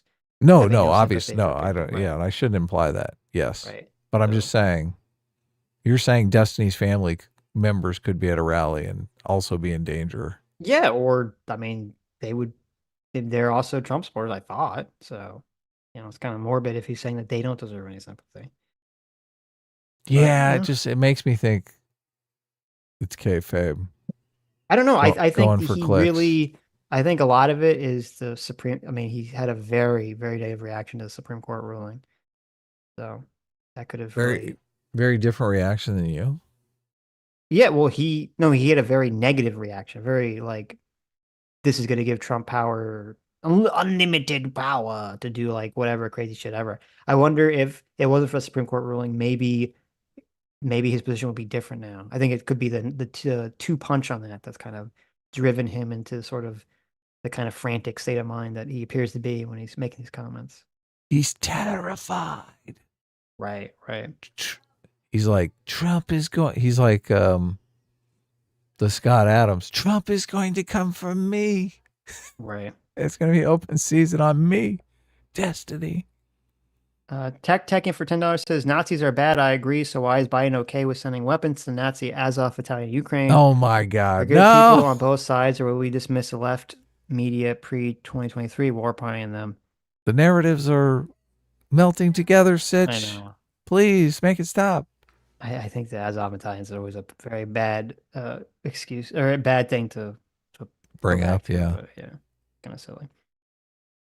Crack Rock Steady for 27 months. Thanks so much for looking at 27 months of discipline equals freedom. Our favorite Ninja Turtle supervillain. Crack Rock Steady. Wow. That's a high tier.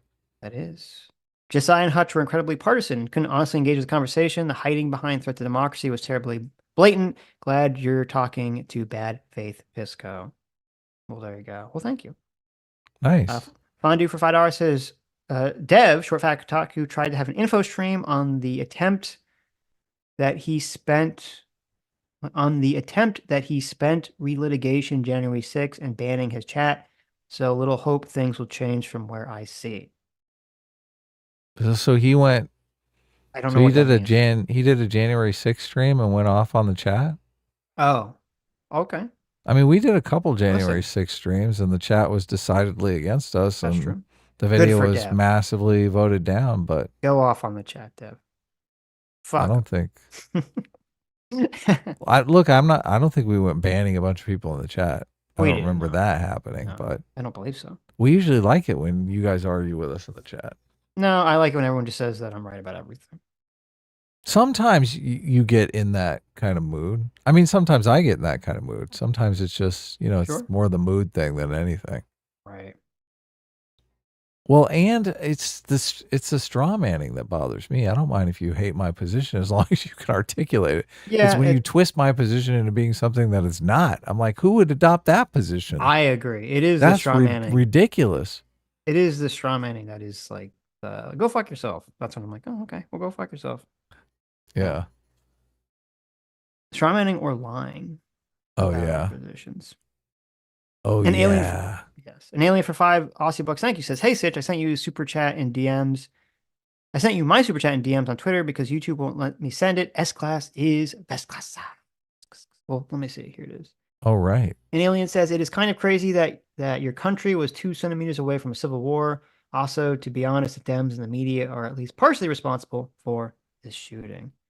Maybe. I mean, I agree. Yeah. I don't think we would have had a civil war if Trump got killed, but I think it would cause a lot of problems. But I don't think we'd have like a full blown civil war or anything. So I don't think you can say the rhetoric is responsible for it until you know the motive of the shooter. So It just seems like a clear line. He was either motivated by the media or not, right?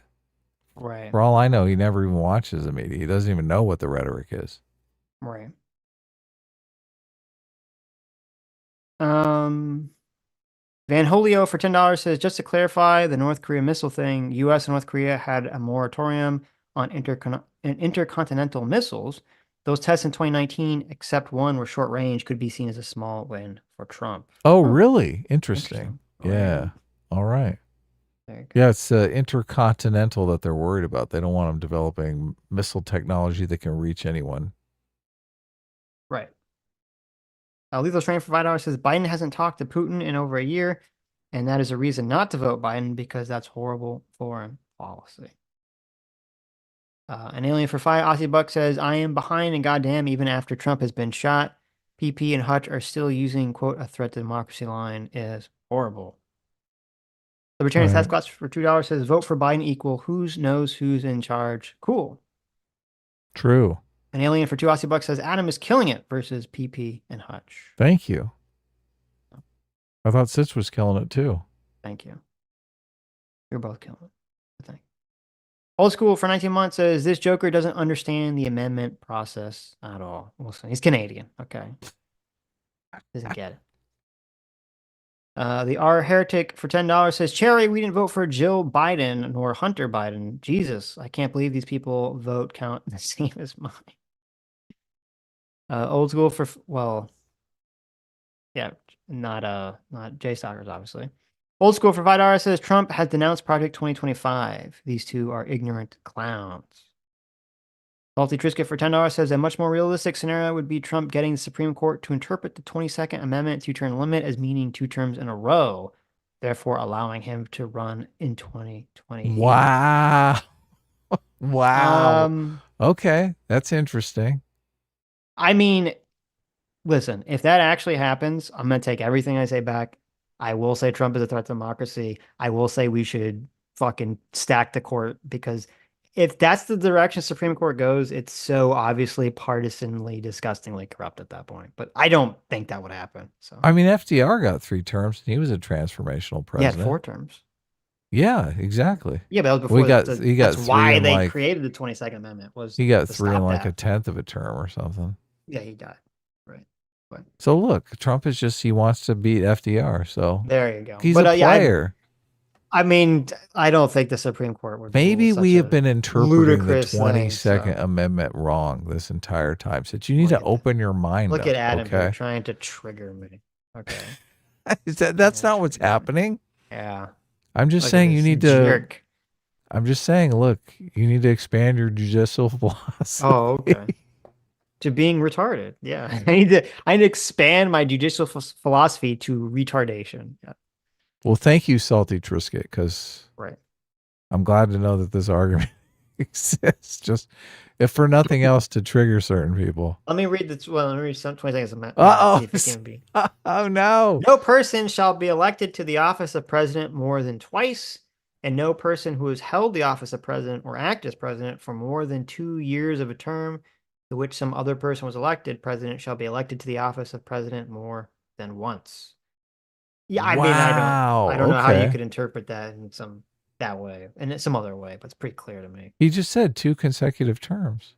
Yeah, it doesn't say anything about consecutiveness. It says more than twice. Period. I mean, like, where would you get the you're right. consecutive from? There's nothing about consecutive in These guys know how to draft law right there. Right. So yeah. No more than twice. They Right. covered the No consecutive more than angle. twice.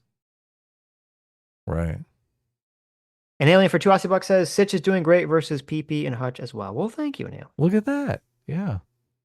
Bob Mango for 24 months says you don't get to do violence because words. There you go. Old School for $5 says Sitch and Adam are really scraping the bottom of the barrel with Chaeiry and J. Wow, hurtful. So I kind of like mean. J. He's autistic like I am, okay? Don't be mean.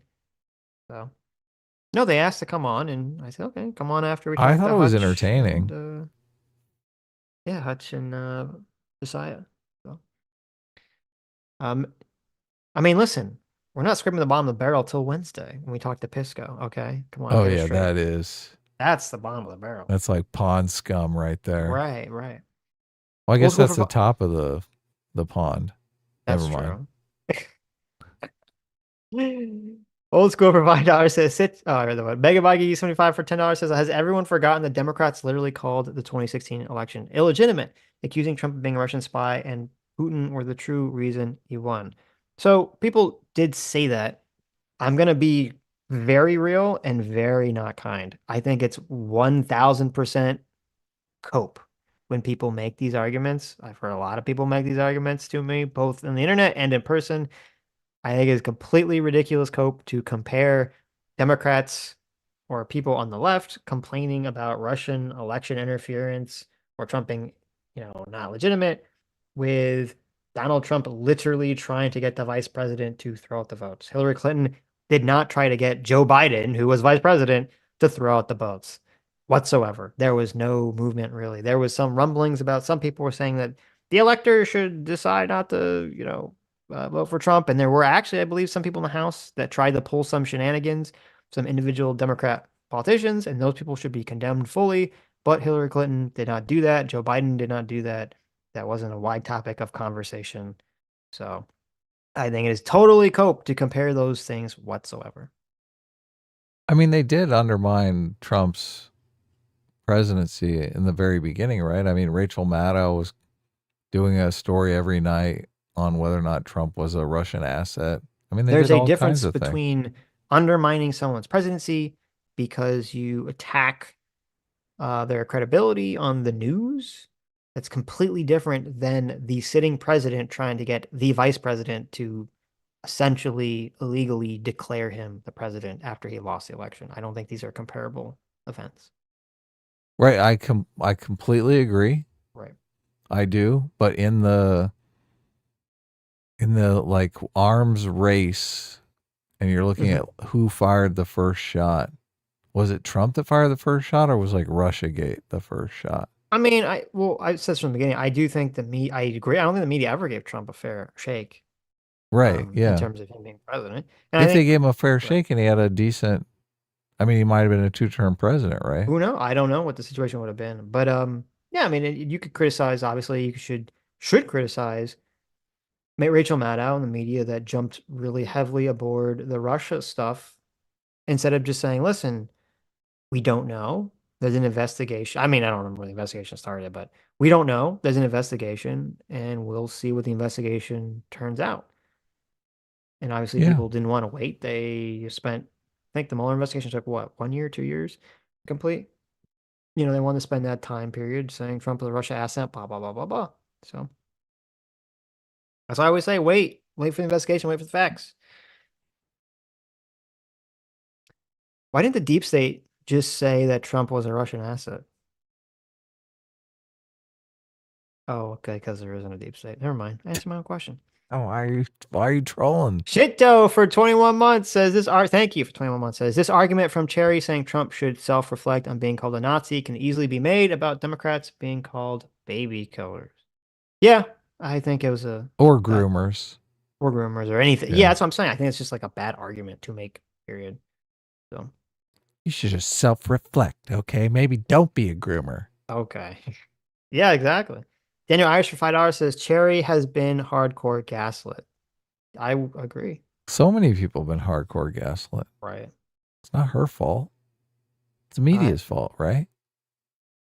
I mean, it's everyone's fault. But I mean, also, you got to have some level, try to have some level of personal responsibility. So, do you?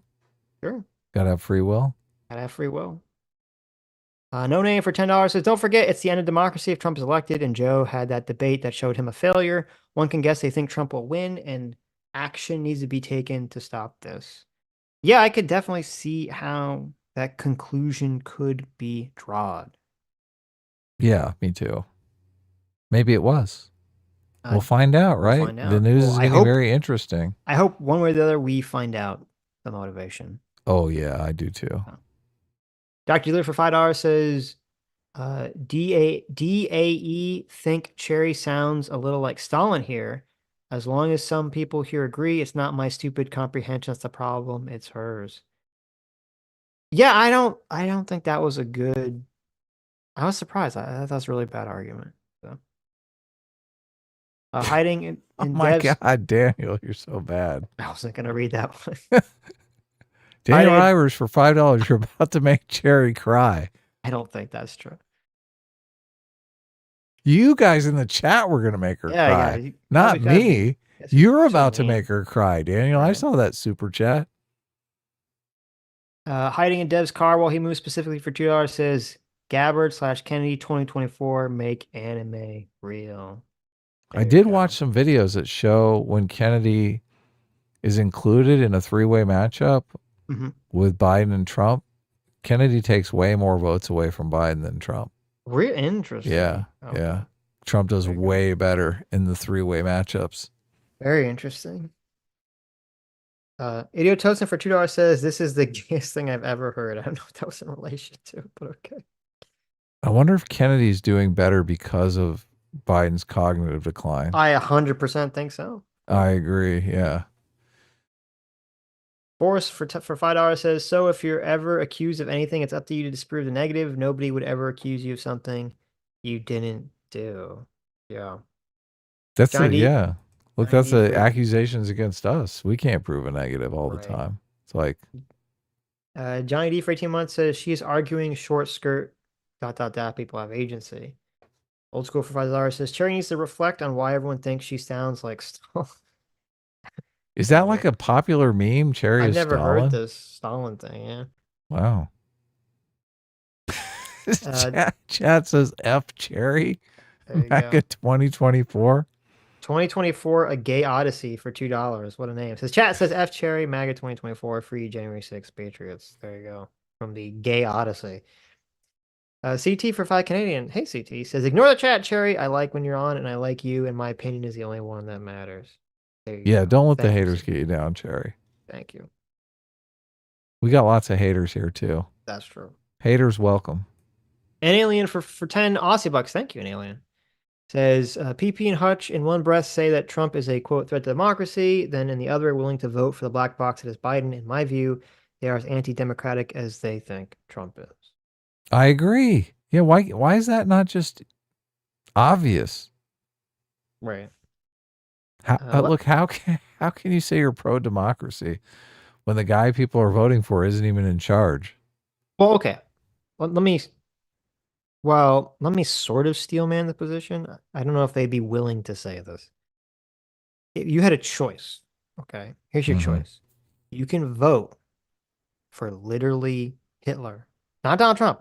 Literally, Hitler is taken out of time, transported to modern times, and somehow he's on the ballot, right? Okay. Or what's his position on UBI? Yeah, there you go. Or you can vote for the Joe Biden black box scenario, right? Okay. Obviously, you're going to vote for the Joe Biden black box scenario, right? I mean, what's Hitler's position on UBI? Of course I am going to vote for the black box. So, but that's the issue, is that it's like, okay, Right. so there are scenarios, like, they just think I don't agree with the calculation, but that's just what they're doing. They're saying, No, okay, I well, agree. Look, and this is what I kept trying to say. I'm like, you got to look at the threat, but at the same time, they're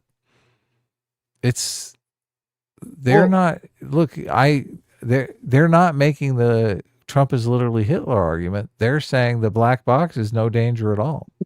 Well, it's interesting. You're right. You are completely correct. And I wonder if that argument was only because of the person shooting Trump. I wonder if we had this conversation before Saturday, if they'd be on the Hitler train. Right, exactly. If the conversation would have gone differently. Because that does completely change the way you can handle the conversation. Yeah. So I don't know, maybe that's kind of interesting. Lesson Sell for $10 says, isn't Chaeiry being unfair here? If whatever he says matters, not because he is a bad subject, then where is a path of accepting him, even if he says the right things? Yeah, I agree. I agree. I don't. That's why I said I thought she was being unfair with sort of the argumentation that she was bringing forward. So. Right. That nobody guy for $5 says, if Trump cured cancer while helping an old lady across the street holding a rescued 3-legged dog, he'd still be a piece of shit to these people. Hiding in Dev's car while he moves specifically for $5 says, Dev is responsible for my rhetoric in a very legal sense. Terrible. Look at that. Wow. Look at that. Cameraman 502 for $2 says, when will women reflect on why there is misogyny? Oof. Oof. Tobin Russell for $5 says the border situation is a machine of human suffering where the USA, Mexico, and the cartels take advantage of everyone beneath them and force laws. I completely agree. Yeah. Right. Not doing anyone any favors. Thomas Walmsley for $10 says on the commander-in-chief front and a vegetable, ask Adam what he thinks about the fact that we went through World War I with a vegetable in charge. Wilson, we already had a roadmap for this scenario. Well, I don't know anything about that historically, so but maybe I'll look into it. Yeah, Sounds maybe it'll change interesting. your opinion. Maybe it'll be like, hey, listen, we already did this. We're fine. Well, it would at least give me a pictures of the institutions in place, and I'd be able to say, does our country function in that same way? I don't know. Adrian Bundy for $10 says, as for the previous conversation, having Biden accomplish more of his agenda isn't a mark of more competence if they face different levels of resistance. Is the agenda right is the only question. Well, I don't know if that's the only question, but as I just said, we don't know the level of cognitive decline because they've been lying about it the whole time. So for all we know, Biden could have been, much better and then for 3 years, and then last year is just dropped off a cliff. So it's hard to point to what the record is for that kind of argument. Yeah, you got to know when it happened, what happened.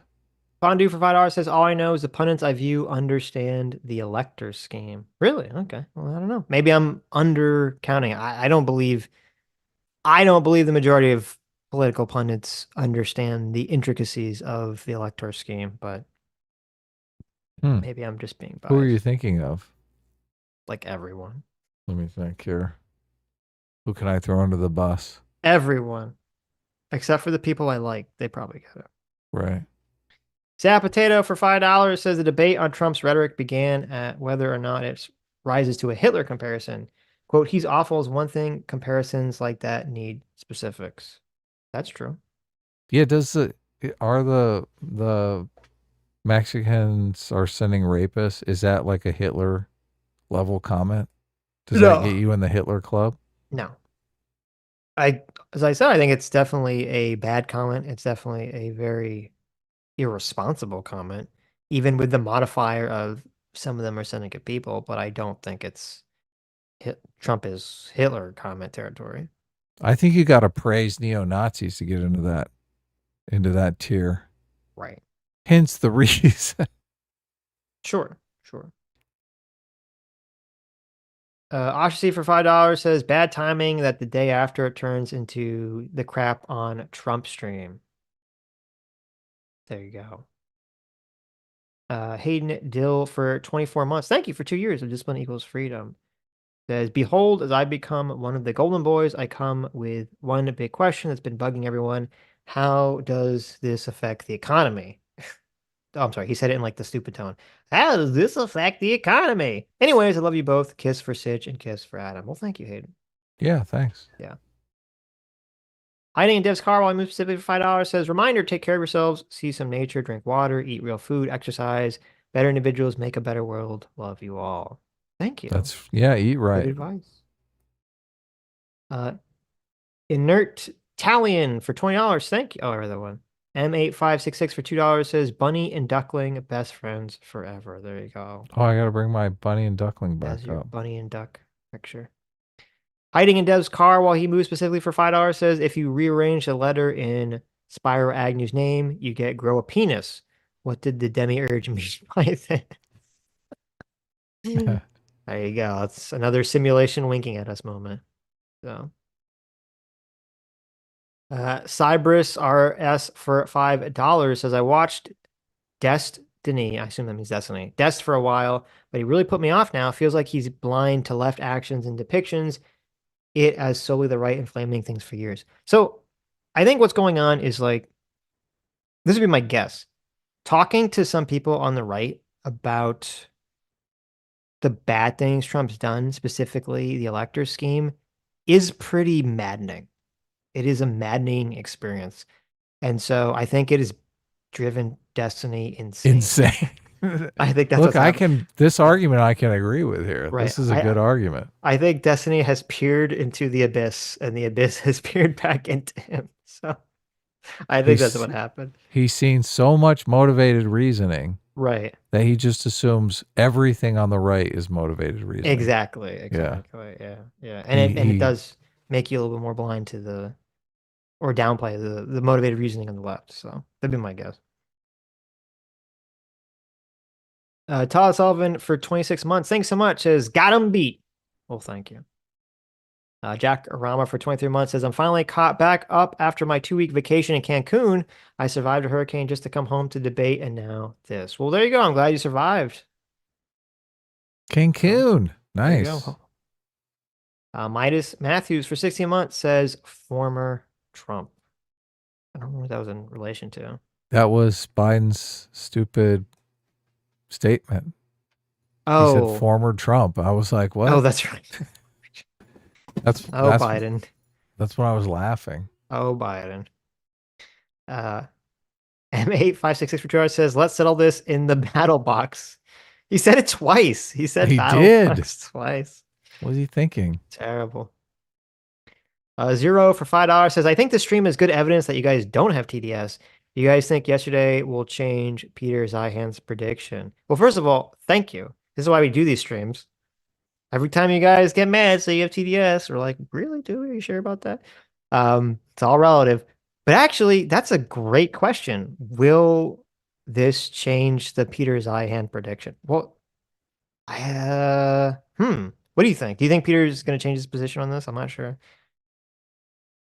I don't know. He had that weird video that they're both, neither one of them are qualified for office, but I think that's true, but well, it doesn't really say who's going to win. Well, no, I thought he's in the post Biden debate video, if I recall correctly, he said that he still thought Biden would win the election. He was still predicting Biden would win the election. So I don't know. Yeah. I don't know if this will change his mind. I guess we'll find out on Monday or Tuesday. It'd be funny because, like, maybe, if you want to be cynical about it, this definitely gives him a good opportunity to change his position if he wanted to after the Biden debate. And maybe didn't feel comfortable to do so for some reason. I think he might have TDS. Well, he obviously really doesn't like Trump. Right. So. I guess we'll find out. Well, I think he might secretly think Trump is a threat to democracy. Or that Trump is literally Hitler. Maybe. But you can think that and still think he's going to win, right? Or lose. I guess. I'm not sure. Could be some wishful thinking involved, right? Yeah. That might be too terrible to contemplate for some people. Right. Fondue for $5 says, I can't wait to see what kind of battle bots Biden and Trump bring to determine the election. Now, that's how we should really settle it, right? Not by voting, but by battle bots. I would say we should have elections every week. There you go. The Stupidologist for $5 says, P.S. not a Trump voter. Also been watching since before the Sargon-Vosh debate. Looking forward to the comic. Thanks for all the content over the years. Well, thank you, the Stupidologist. Really appreciate that. Yeah, thanks. That's awesome. Lethal Strain for $2 says, Reagan went up 22% after the attempt on his life. Really? Well, man, if Trump goes up 22%. That's super Jova, right? Yeah. Well, in terms of timing, this is perfect for Trump. He's going to go into the RNC immediately after this. Like, geez. So. Oh, it's going to be crazy when he takes the stage at the end of this thing, when he takes a nomination. Yeah. The whole, I remember the God Emperor joke. Right. Oh, this is going to make it 10 times stronger. Filthy Casual for $10 says, have you guys seen how unhinged Destiny has been, openly mocking the guy that caught the stray bullet? I guess we got to catch up on whatever's going on today because it sounds pretty wild. Dylan Nelson for $10 says, I think Biden also notably didn't mention the BLM riots. Maybe I'm too critical, but he seemed to list a lot of anti-left violence specifically, but not the same on right. I just pulled up a random thing of him saying riots were bad. I don't remember what the exact response to, but yeah, I don't, if the BLM riots and if the Antifa shit was like right-wing violence and right-wing riots and right-wing protests, Biden would have ran his whole fucking, campaign on it. he'd say, "This is Trump's America. These people are, this is the racist people destroying the country." Yeah, like it would have been just a I mean, not just Biden, but like the media. It would have been a non-stop media coverage of the evil right-wing militias that are attacking the cities. He tried to And paint Kyle Rittenhouse as part of those militias responding to the Black Lives Matter. that's right. That's right. Yeah. And because it was left, I mean, yeah, he put out, he denounced it, which, like, that's fine, but like, which is good. But there was just a very, very dismissive attitude towards the BLM riots and Antifa from, I think, most politicians and the media widespread, which was pretty horrendously despicable at the time. And still despicable to this day. But not anymore. Now he's worried, oh shit, someone's going to shoot at me. Right. I have to do rallies. I'm going to be president. Bull Moose for $5 says, couldn't watch live. Have you talked about Destiny being absolutely vile? We talked about it. I mean, not in specific 100% detail, but we'll see what's going on. Fondue for $5 says, Trump, Biden, Kanye. If it is something I've learned, it's time makes a fool of us all. And why is Google censoring Ye's name? Really? What is the censor bar thing of the Superchats is so fucking weird. It's so weird. Yeah, it is weird. I've responded to comments from inside our channel and they've disappeared, which I'm like, it's so weird because how is that possible? I don't remember Google ever have they ever made a public statement on like any of the policies regarding how this stuff is censored? I've never heard them make a statement about any of this. Like it just happened very slowly over like a year. Like we've been frog boiled in water about it for like a year or two.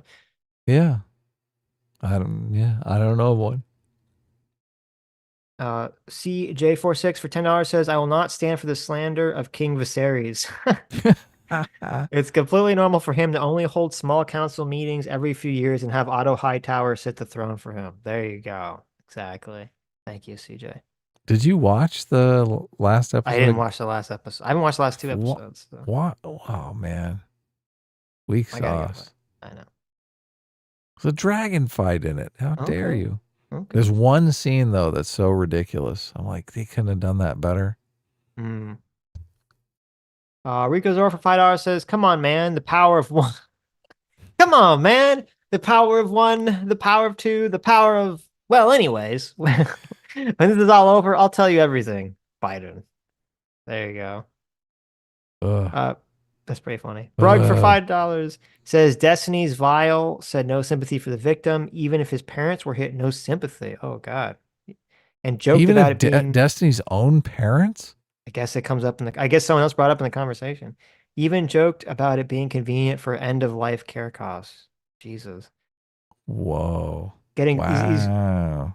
It's funny. I think Destiny accused us in our last conversation about being too online in regards of like the threat of socialism. Did he really? Shit. Yeah. Or something to that effect. I don't remember the exact language he used. And I would say, I think Destiny has just become lost to the online abyss at this point, which is sad. So. Yeah. Lethal That's a pretty good joke. Lethal Shade for $5 says there were good charts on both sides. That's pretty good. Referring to there's like the big charts on both sides of the stage when Trump was speaking. That's pretty funny. That's good. Okay. That's a good one. Steel Rat, thanks so much for the one. Keep the membership. Joshua Bandilo for $2 says Biden rushed the pullout. That's true. The one time you don't want to rush the pullout, right? He's the pullout king. He's not the pullout king. So, Z-Dub for $5. Thank you. Said Destiny had a debate today and his community is even more unhinged than he is. Check out the subreddit. They justify murder. Not a fan after today. Wow. I didn't look and see what the DGG subreddit was doing. So it's unfortunate if they're even more incendiary than he is. Jonathan Wormer for $5 says, damn you, Sitch. It's supposed to be funny, not as serious. Oh, sorry. Reference the previous super chat about Project 2025. Point certainly taken, however. Well, there you go. Sitch takes everything too serious. I do. Chuckle Des for $5. Oh, wait. It's a skip thing. What about Stug? Stug for $2. Well, read it. I have to It's scroll back more up. important to argue over Superman versus Goku Then to do what? than to argue over whether or not Trump's a fascist, I assume. Oh, okay. I agree. Chuckle Des for 21 months. Thank you. Says in my AP classes in school, we got taught we were a republic and not a democracy. You literally would get docked points on quizzes if you chose an answer. That's hilarious. I mean, I guess that makes sense if it's an AP class, but Publica, ProPublica. general classes, I was always just talked about as being a democracy. Ostracy for $5. Thank you. Says Sitch, you made my argument. The whole issue is that in the last 10 to 15 years, Democrats started using democracy to mean mob rule. Example, national popular vote. I don't think that's true, though. I understand that's your argument. I don't think that's what's going on. So, and even if theoretically I were to agree that that's what's going on, even if it's going on in the last 10 years, I don't think that means everyone should get spurred out about like the word democracy, because as I said, people have been talking about America being a democracy for a lot longer than the last 10 years. So, Look, if you have 5 friends and you're trying to decide where to go to dinner and you all vote, like, is that mob rule? Like 3 of you vote for one place and 2 of you vote for another place? okay. Is that mob rule? It is. It's ruled by the 3 It's the mob. mob. Yeah. I the just, mob what of is that 3. process? Just voting, Okay. right? I don't know. Jeff Schatz for $20. Thank you. Says government is republic, not democracy, because it was designed not to be purely democratic. The founding fathers saw pure democracy as bad. That's why we have an electoral college and why senators were originally chosen by state legislatures. Yeah, I agree. I'm just okay. I'm not gonna repeat myself, but I think this is a waste of time to talk about. Sitch, democracy bad, okay? Okay. Stop it. Stop like- you and your democracy, okay? I think what's actually happening is like people on the left are like, Trump is a threat to democracy. And then so people find it like some joy by being smarmy and saying, we're not a democracy, idiot, which, okay, I mean, I guess. Who cares if he's a threat to democracy? Right. Democracy sucks. We're not actually a democracy, which is like, okay, fine. If being smarmy in that scenario specifically gives you joy, like go for it. But I'm not gonna suffer it on this stream because I just think it's a waste of time. But I thought the whole point of January 6th was that the Democrats were a threat to democracy, right? They're the ones that stole the okay. election. There you go. Like, how can you even make the argument that stolen elections are bad if you're not in favor of democracy? Sub Provider says, I think it makes more sense to have the electoral votes reflect Congress, district-based votes for the House proportion, whole state for the Senate portion. Yeah, but what about for the presidency? Oh, quote, and then I read this. I didn't see this was a follow-up. Sub for No says, though proportionate is still better than what we have. There you go.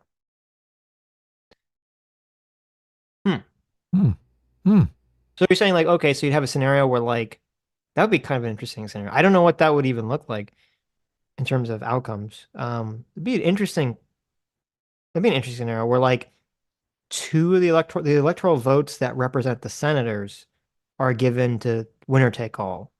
But it's only 2, right? And then the electoral votes that represent the House, that's proportional. That'd be an interesting system. So I'm not really unopposed to that.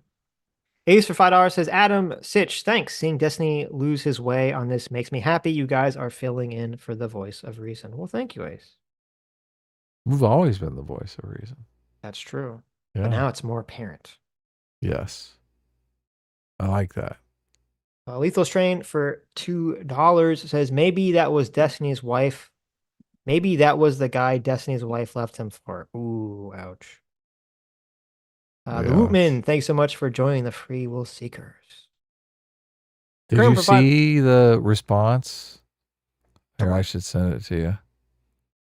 Destiny responded to the tweet I sent you that, what's that guy's name? Constantine Kissin? Constantine Kissin, yeah. They were going back and forth on Twitter.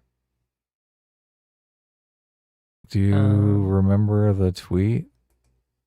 Oh my God, that tweet was brutal. Holy shit. Destiny says, can't wait for the 7,000th video asking if woke people are destroying America. He Responding said to that Constantine. to Constantine. Yeah, as if, Constantine, all he cares about is wokeness, right? They've been having there's some long Twitter thread chain of them attacking each other.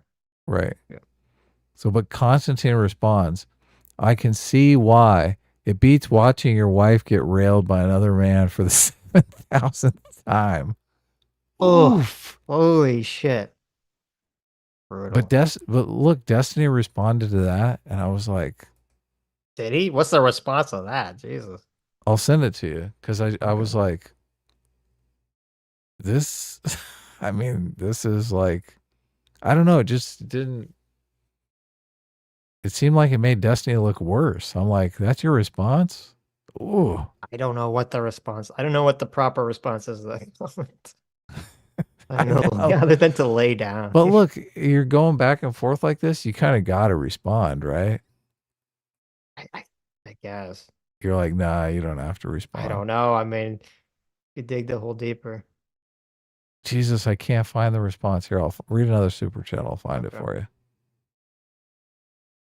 Ian, listen, if people want to criticize people's ideas that have been on the show, whether on Twitter or on the YouTube chat or the replies, that's fine. But like, don't attack people like ad hom style. Okay, come on. Who's attacking? Don't be ad homing people, Ian. Come on. Who's Ian? He knows who he is. Ian in the chat is ad homing. Don't be ad homing. Be nice. I mean, sometimes ad hom can be fun though. No, stop it. But not. Current for $5 says what makes this even funnier is these Pokemon came out in the game that was released in November of 2016. There you go. There you go. Oh my God. Destiny's like tweeting like a million tweets a moment. Yeah. Oh, I thought you can't. Doesn't it just show up in the quote tweets? Like as one of the first replies? Oh, here, I found it. Okay. You're in luck. I'm not going to read this because it might make me throw up. Oh, no. I'll just send it to you. You can read it. Oh, I have to like almost throw up? I have to throw up. You can read this tweet. Is it this? I'd rather watch. Is that the tweet? I found it instantly. That's it. I sent it to you. Oh, did you? I didn't say that you sent it to me. Oh, okay. Okay, here it is. Response was, I'd rather watch my wife get railed 10,000 times over than betray my family in Ukraine by throwing them under the bus to win an internet debate, you coward, spineless fuck. Next time you moderate debate, brush your teeth first so we don't have to smell Putin's load on your breath. I mean, I guess it's, what else are you going to say to that, right? I guess that's good enough. I don't know what other response you'd have to that. So, I mean, it's kind of Tucker Carlson that sucked off Putin. I don't know that Constantine. I don't know what he's referring to, actually. Yeah. I mean, that Putin line would be good with Tucker Carlson. I don't know that Constantine is from Russia and like despises Putin. So yeah, that's what I'm saying. I don't even know what he's referencing because I thought Constantine was usually pretty anti-Russia invading Ukraine and pro-Ukraine. Yeah, exactly. But so that's what I'm saying. I don't know what he's referring to in that. So he gets the facts about Constantine wrong, but he also is like, I don't know, virtue signaling by letting your wife get railed 10,000 times. It's like, are you really carrying the who's really carrying the burden here? You or your wife? You know what? You're right. He shouldn't have said, the response should have just been like, you throw your family under the bus, you coward, spineless fuck, and Putin slows on your brother, right? Like that should just been the response.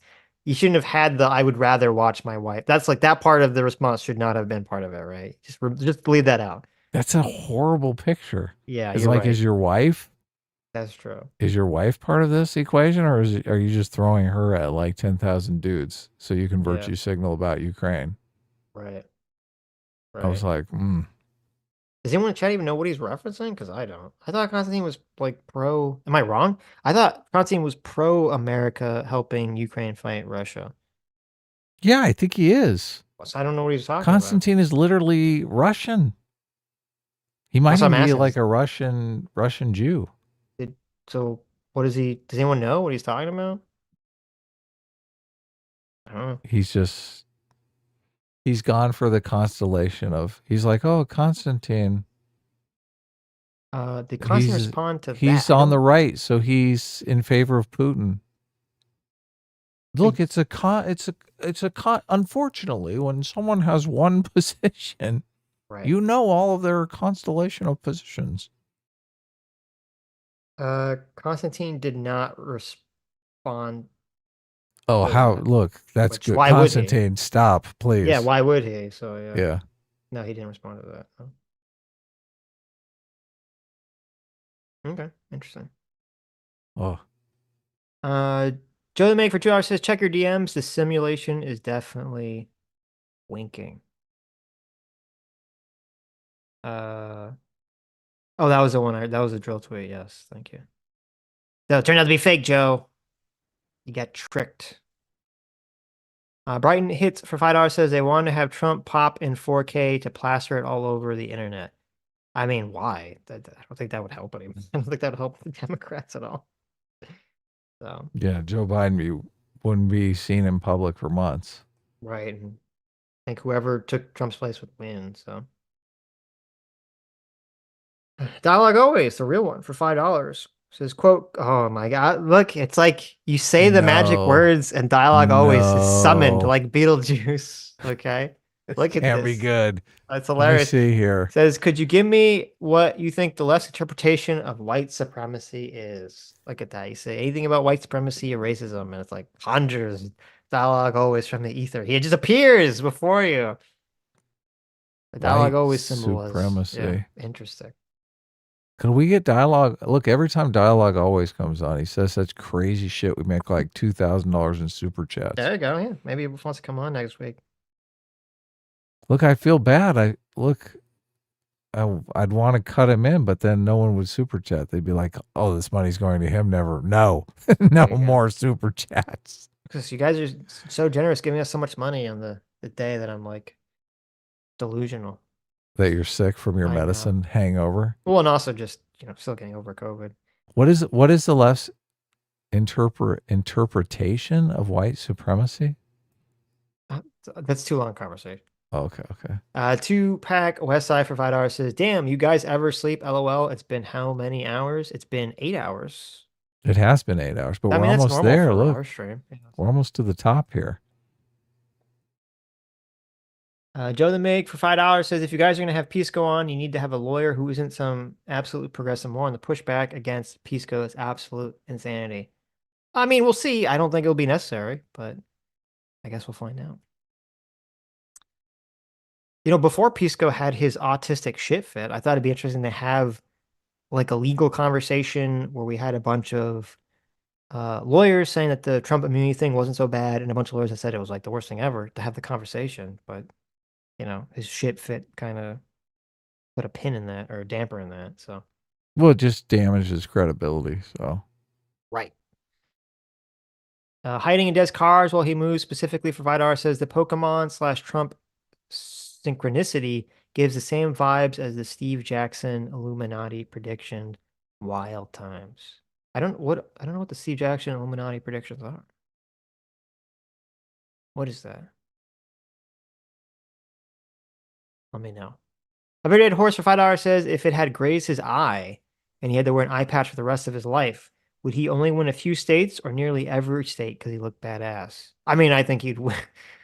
You're right. The optics of Trump with like the eye patch, that'd be pretty powerful. Well, look, then you're getting into Revelations territory too, because there's something in Revelations about the Antichrist having like an eye, like a pupil within an eye or something, or oh, really? That's hilarious. He gets the Antichrist is like mortally wounded but lives. Something. I didn't know that. Yeah, so people would be like, "What?" Yeah. Well, I don't think getting shot in the ear counts as a mortal wound, so we're still No, safe. from not the at all. But Antichrist if you fear. got hit in the eye, oh my God. Right. Like, imagine if it penetrated his head and he was Right. still around. You'd be like, oh, shit. Oh, you'd be like, oh, wow, what kind of dark magic's going on here? JMac for $20. Thanks so much, Circuit Father. Daddy JMac for $20 says, I'm going to get that Hyundai back. You might. Listen, I'm feeling a little more not so No way. strong in my bet now that this has happened. So No way. The Republican National Convention is going to be so off the hook. Everyone's going to be pressuring Biden, going, oh my God, our convention is going to pale by comparison. right. We're done. We're Sure. sunk. We'll see. I mean, you're right. The pressure could actually increase. But then the question is, would there be a Democrat? Would the Democrats be brave enough to pick up the mantle at that point? Or are they viewed as a lost cause?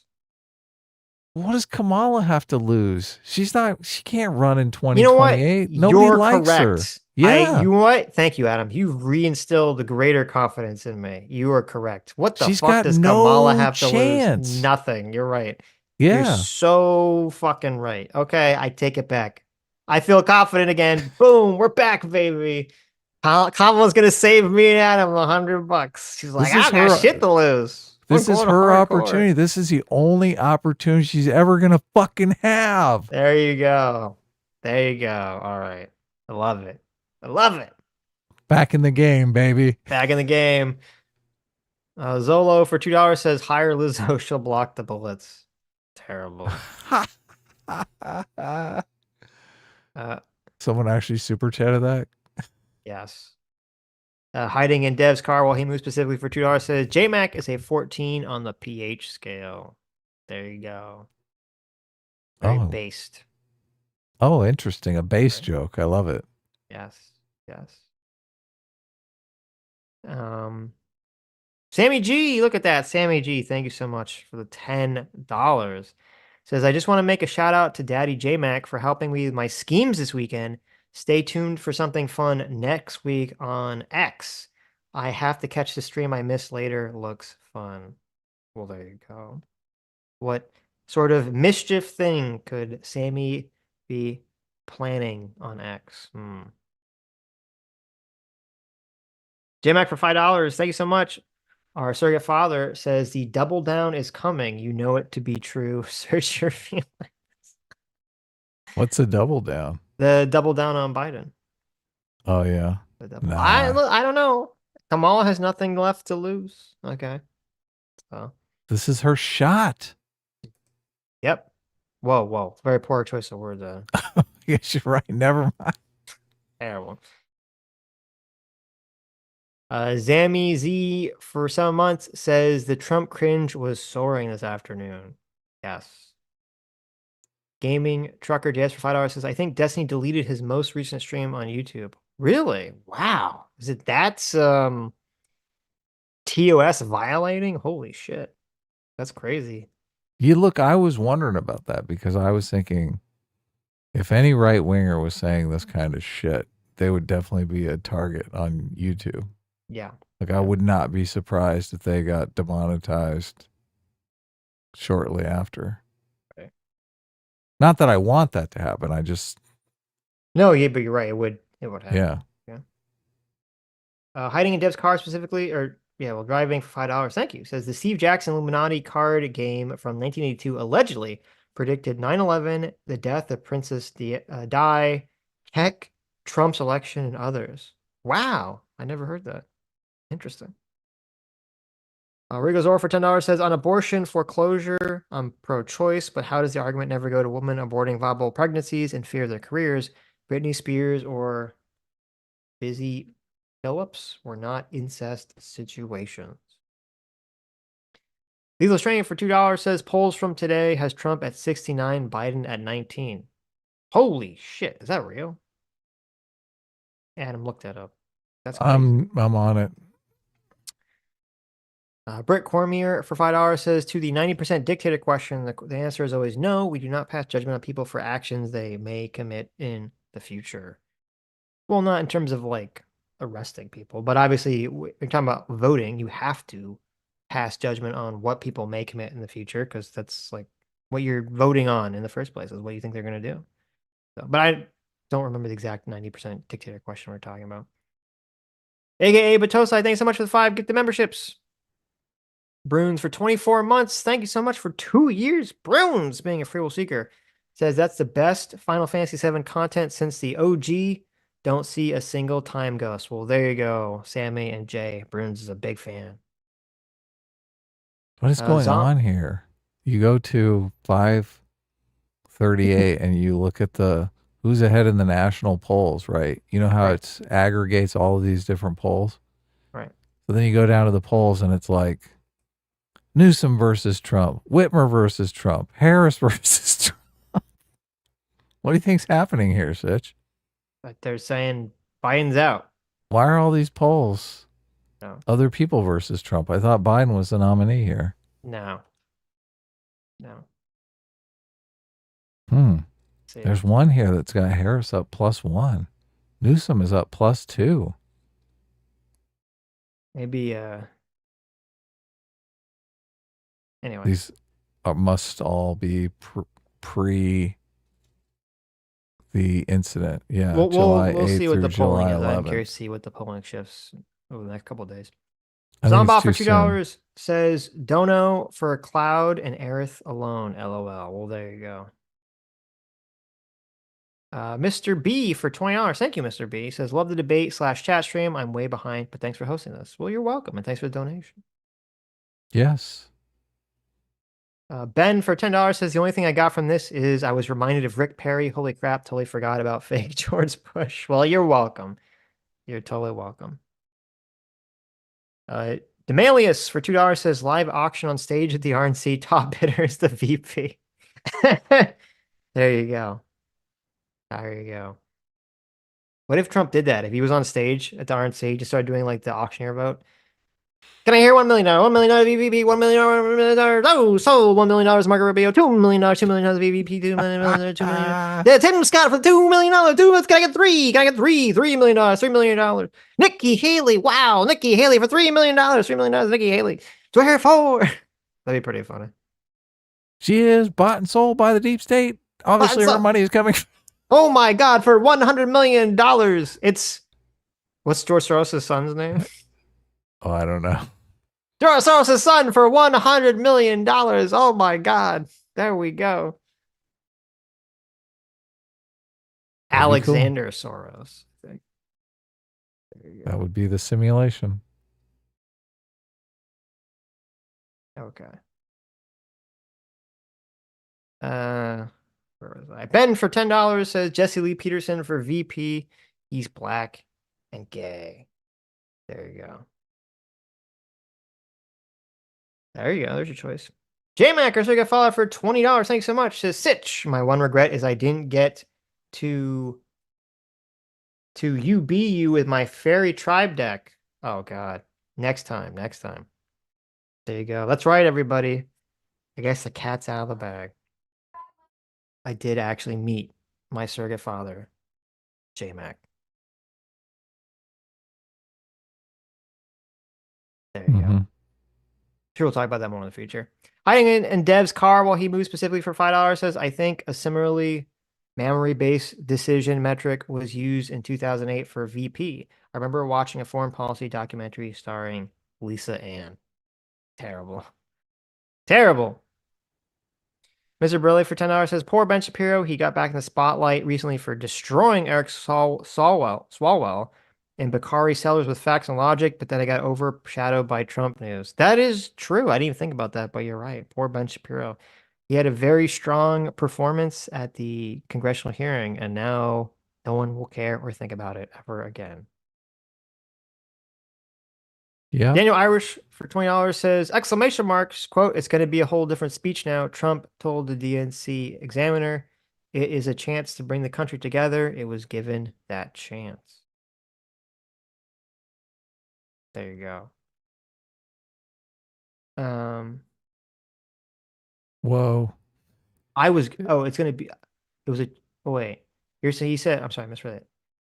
It was going to be a whole different speech Trump told the DC Examiner, quote, "Now it is a chance to bring the country together. I was given that chance." Did he actually say that? Let's see. In an interview, Trump said he rewrote the RNC speech.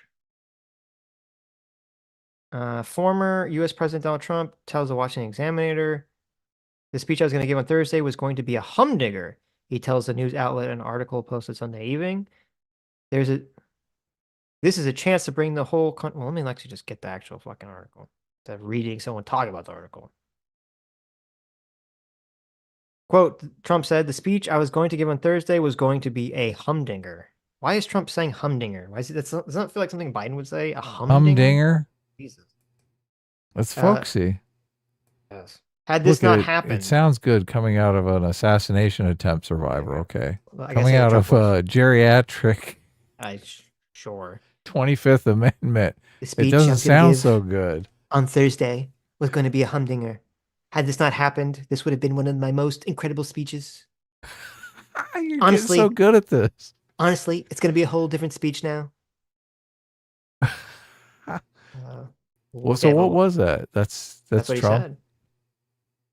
Is that the latest post from Trump? Is that what he told fresh? the Washington Examiner. Hot news. Okay. That quote, or it doesn't say quote, but that's what the article says. He has switched, he said, from planning to excite his voter base to one that demonstrates his belief that the attack on him at the rally in Pennsylvania has changed the election campaign entirely. Both Republicans and Democrats have acknowledged this in the aftermath of Saturday's shocking incident. Trump said people all across the country from different walks of life and different political views have called him, and he noted that he was saved from death because he turned from the crowd to look at a screen showing data he was using in his speech. The reality is just setting in. I rarely look away from the crowd. Had I not done that in that moment, well, we would not be talking today, would we? Talking as he boarded his plane in New Jersey from Milwaukee, where the Republican National Convention starts Monday and lasts through Thursday, Trump said his speech will meet the moment that history demands. It is a chance to bring the country together. I was given that chance. Well, there you go. Look, I mean, these are good signs. These are positive signs. Maybe this will all have like a profoundly positive impact on the country, right? I mean, he had that chance after Charlottesville, and it just all fell apart. Stop trying to piss in my cereal, Adam. Fuck you. This is nothing like that. Look, I do hope for the best. It's a completely different scenario. I don't even know why you're comparing it. It's such a completely different scenario. Don't piss in my cereal. Don't be a Sitch. I'm usually the one that's pissing. I know. I'm being horrible here. I'm the optimist too. So be optimistic. Yeah, no, it's going to be great. It's totally going to be great. This is Trump's big opportunity. Trump is ready to rise to the occasion, bring the country together. Everyone is going to, hold hands and just sing together. It's going to be like We Are the World. There you go. Thank you. It's going to be amazing. We are the world. It's going to be Christmas in July. We are the children. That's right. Yeah. It's going to be, Michael Jackson when he used to be black. Right. J-Mac for $5 says, I have to say you guys are the best community. Sitch and Adam community are all winners. Well, thank you, J-Mac. Look at that. Or surrogate Thank father. you. Yeah, you're a big part of this. Yeah. Well. Yes. J-Mac for another $5 says, also, next time I visit Sitch, we are playing Magic. No ifs and or buts. Deal. Deal. That'd be great. Though I don't have a command. I'm going to be real with you, Jay. I've never played Commander in my life. So you have to show me the exact way to play. I only played Standard. Actually, not true. I played some of the alternate ways, but I never played Commander. But I would love to. Lithuanian Hussars for 13 months says the message is made possible by the JMAC Fund. SEAL Team 6 aren't sending their best. There you go. Yes. I actually played JMAC's been working on a tabletop game and I played it. Play tested it with some people and it was really awesome. It was really great. Yeah, I was wondering if we could talk about that or if it was top secret or something. Oh, I don't know. I hope it's not top secret, but okay. Well, you already fucked up. If maybe, it is, I don't know. Maybe it'd be cool. Maybe one of these days when it's all like set and ready, we can do like a stream where we play it on stream. Sure. That'd be cool. I'd love to. I would love to. 99 IQ, near perfect score for $5. Such a great name. Says, though it's been months since y'all's last bonus vid, your media channel has successfully filled my bonus hole. Here's my tithe. Well, thank you. Nice. Thank you. We're trying to fill those bonus holes up all over the That's United right. States. Yeah. That's right. It's funny. I'm gonna have to keep motivated because I still want to do the AOC January 6th video, and I still want to do the Tucker Carlson JFK video, even though everything seems like muted now because of this. Right? You know how you stay motivated? What? Crystal meth, Sitch. No, you gotta stop. You gotta give it a try. What the fuck? That's a terrible idea. What the hell's wrong with you? Obviously, I'm kidding. Come on. Terrible. How do you stay motivated though, without You just gotta put your head without down. drugs? You just gotta do it. Gotta do it. Drink lots of coffee. You gotta force yourself. Chuckle Des for $5 says Destiny said his parents are adults, and if they get shot, he really wouldn't care. Wow, that's terrible. Jesus. Mr. Borelli for $5 says on the next episode of Waking Up Podcast, the morality of political assassinations. I am actually very curious to see what Sam Harris's response to all this is going to be. I hope it's good. I hope it's a good response. I'm not. No, he's gonna he's gonna I'm not freak out. Are you optimistic. kidding? I'm not optimistic. But Oh my God. Everyone can't see how Trump is insane. Like Right. now everyone is falling for this charlatan. Right. He's going to go off on Trump University. Do the New York Times versus Biden video. We might do a stream on that. I wouldn't do like a video on that, but we might do a stream on that. Yeah, we should definitely do a stream on it. Yeah. Why can't we just do a stream on these other topics that you want to? Why do a video? I don't know. I feel like it's better to have a video. I mean, yeah, it probably is to do like a short video. Yeah, it'd be short videos. They wouldn't be long. So. Loser Doberman for $2 Canadian. Thanks so much. Says A Team reigns supreme. Boo! Look at that. Boo! What do you mean, boo? Oh. It's amazing. The Chad follower for 20 months says, "Did you guys shout out Sean Actual Justice Warrior? His wedding was yesterday." What? Wow! I had no idea. Well, congratulations. That's wonderful, Sean. I'm not shouting him out. He didn't invite me to the wedding. Oh wow! Look at this. I'm jaded. Look I'm just gonna be honest with you. Wow! Look at this. Adam Can't his believe. feelings were hurt. He was not invited to the Actual Justice Warrior. Well, I wedding. wouldn't have gone. It's like a destination wedding, but Oh, you that's still true. need to invite me. No, Oh, congratulations. Obviously, that's awesome. Look, marriage is great. That's the way to look. You got to get a partner in crime. I'm glad he found a partner in crime, and I'm glad they tied the knot. That's awesome. I was gonna say I have the exact opposite opinion you have. If he invited me, I would not be congratulating him because I won't want to go. Look, I'm like, Sitch, oh. he invited Sitch just to go to lunch, and Sitch was like, "Nah, fuck that." Exactly. Yeah. I like meeting people. All right. Jeez. He invited Sitch to lunch like in Sitch's hometown, and Sitch, I was like, No. "What?" They wanted to drive very far away. I was Right, like, yeah. okay, I don't know about this, but anyways, but yeah, congratulations, Sean. That's great. That is amazing. Okay. Yes. Patter. Whoop. Where'd it go? Patter of Heads for 13 months. Thanks so much. Says, if you want to talk about ego, never forget that Biden promised to cure cancer during the 2020 debate. Not a word since. Some accomplishment. Did he? I totally forgot about that. Really? That's crazy. Wow. Okay. Right. What a bitch. Daniel Irish for $5 says, I sent Adam some DMs. Yeah, he sent me a thing. I thought it was Destiny getting banned from Twitter, but it looks like just losing his advertising. He lost monetization on Twitter? I didn't even know that was like a thing. Yeah, I didn't know he had monetization. Did he But say it's why? somebody tweeted at Elon Musk, "Dear Elon, why are there ads on Destiny's profile? I believe this page is now in violation of the hate or extremist content and sensitive content section of X standards. Mhm. This means his account should be permanently suspended from X ads revenue sharing program." And Elon Musk tweeted back, "You're right. This Oh is not my appropriate God. content for advertisers." Terrible. Wow. Did it say what was the tweet that they were referring to? Yeah, specifically? he's got screenshots. It's Destiny saying, "This is a fucking retard that got killed at the Trump rally, fucking laughing my ass off." He said that? Jesus Christ. He's So become bad. too internet meme edgy. Is taken over at this point. The brain. Wow, Jesus. Okay, well there you go. Oh, wow.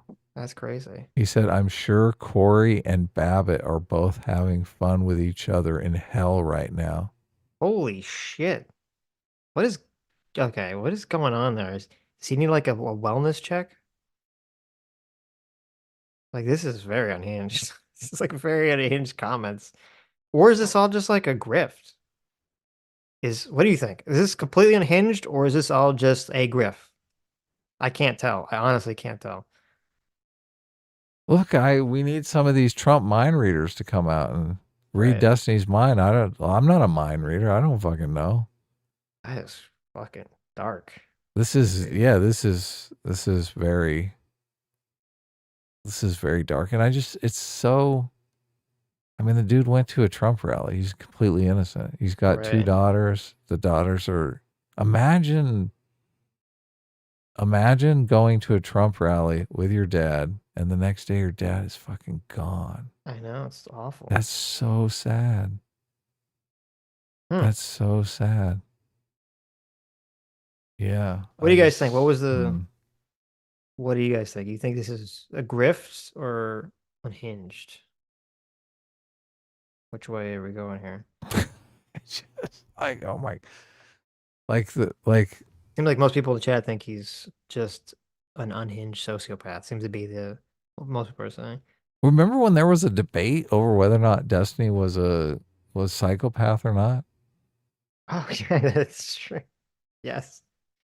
I mean, that definitely doesn't help now. Yeah. He managed to convince people he wasn't a psychopath, but now it's like, oh, well, Right. he was right. obviously just lying. Right. Jeez. Interesting. Okay. Well. Yeah, why? Just okay. Definitely. Is this like career suicide or look? I guess we don't know. I mean, it worked for Alex Jones, right? I don't think it's career suicide, but I don't think it's going to help him at least in the short term. So. Yep. Everyone's saying unhinged. Yeah. That's probably where that's where I'd vibe it out. Fondue for $5 says, by the way, when I said the pundits I watch, I understand the elector scheme, I meant you guys, Baka. Oh, thank you, Fondue. I missed it. That's funny. Oh yeah, That's funny. of course. Idiot Toasted for $2 says, a republic is a representative democracy, you cocks. In all caps. Listen, Idiot Toasted, you're completely correct. Okay. You're me from 2 weeks ago. Yes. I shouted that as well. You can't win this game, Idiot Toasted. that Don't you try. can't. Don't even try. The only way to win this game is not to play. Yes. Thank you. Thank you, Idiot Toasted. That is exactly correct. Fondue for $5 says, Democrats, we all wear shoes. Republicans, well, actually, they are sneakers. I mean, that's how I feel about this democracy versus republic argument. Everyone's weighing in now. Good. You guys get mad. Right. We need defenders in the chat. Right. All beef hot dog for $5 says, how the online left to somehow twisted themselves into being the victim of the Trump shooting needs to be studied. That's pretty funny. That's pretty funny. Hiding Des Cardwell, he's moving specifically for $5. Thank you so much. Says, oh, I read that one. That was the Steve Jackson Illuminati thing. Fernando $2 says, Steve Jackson game actually rated by Secret Service. That's hilarious. Oh, Ken Thompson, thank you. I'm sorry I missed this. Ken Thompson, thank you for the $50, Ken. Says, great stream, guys. Always a good way to spend a Sunday. Well, thank you. I really appreciate that. Hell yeah. Look at that. Wow. Thank you so much. Yes. Radically Milquetoast for 8 months says, the Sitch Adam gender bet squad brings back faith in humanity after all that's transpired. Oh, look at that. That is true. That is true. Thanks. So yeah, thank you, Sammy, Jay, and Sitch Chan.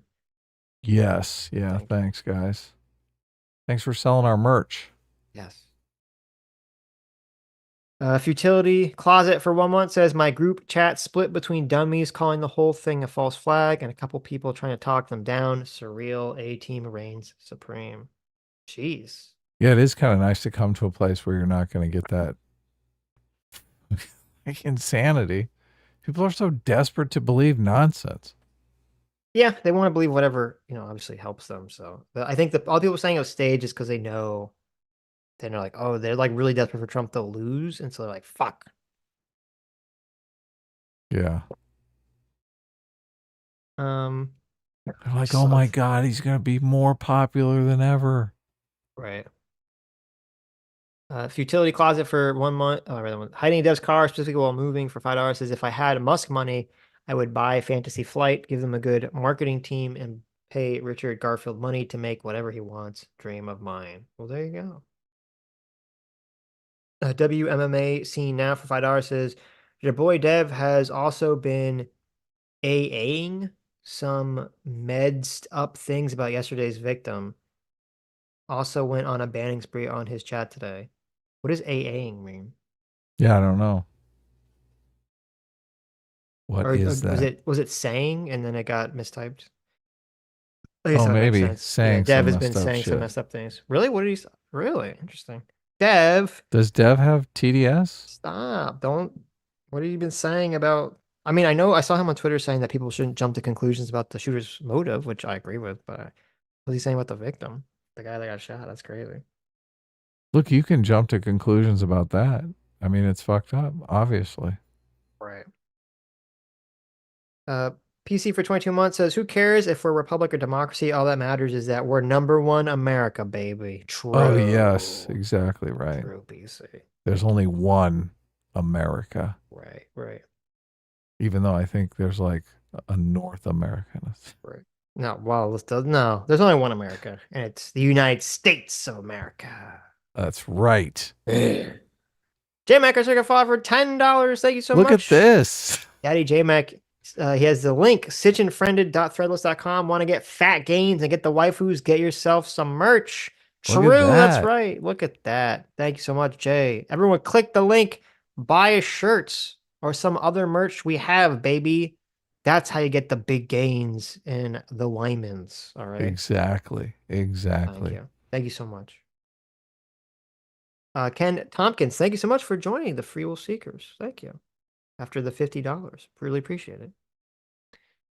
Okay, let me read the Streamlabs. Almost there. Before I pass Almost there. Almost so close. I know. So close, Sitch. I know you're tired. Dr. Diddler for $2. Thanks so much as I find the left-wing cope today of, quote, he was a registered Republican. Yes, is really scummy. It smells of great. That means we could keep lying and being shitty. Yeah. I mean, yeah, it's like we don't want the blame. We don't want the blame. So obviously. David Pakman said that. Like he shot at Trump because Trump wasn't extreme enough. That was his hypothesis. Right. I mean, him being that's a Republican. Possible, right? It's definitely a possibility. We don't know. You promised me a big, beautiful wall. Right.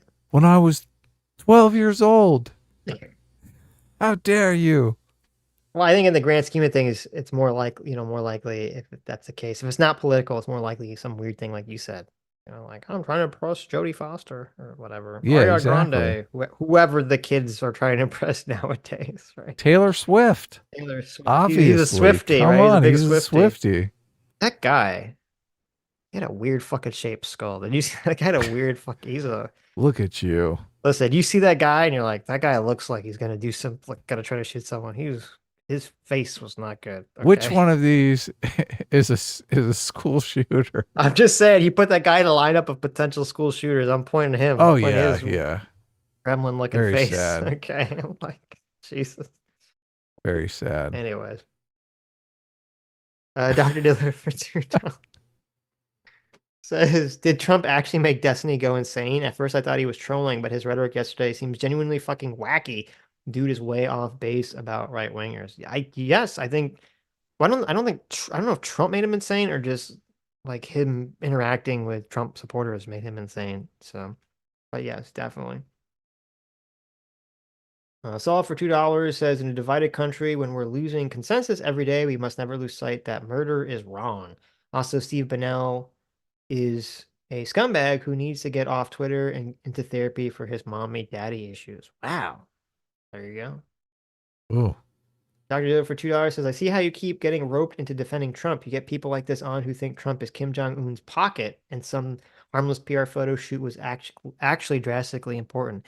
Yeah, I mean, that's why I was asking. I was what was the physical, tangible bad thing that happened by Trump doing that with Kim Jong-un? And there was no answer to that question, right? Like if I think they'd have an argument like if Trump went over there and he made some deal with Kim Jong-un and he agreed to some kind of concession that was something like physical, and then Kim Jong-un said, ha ha ha, sucker, right?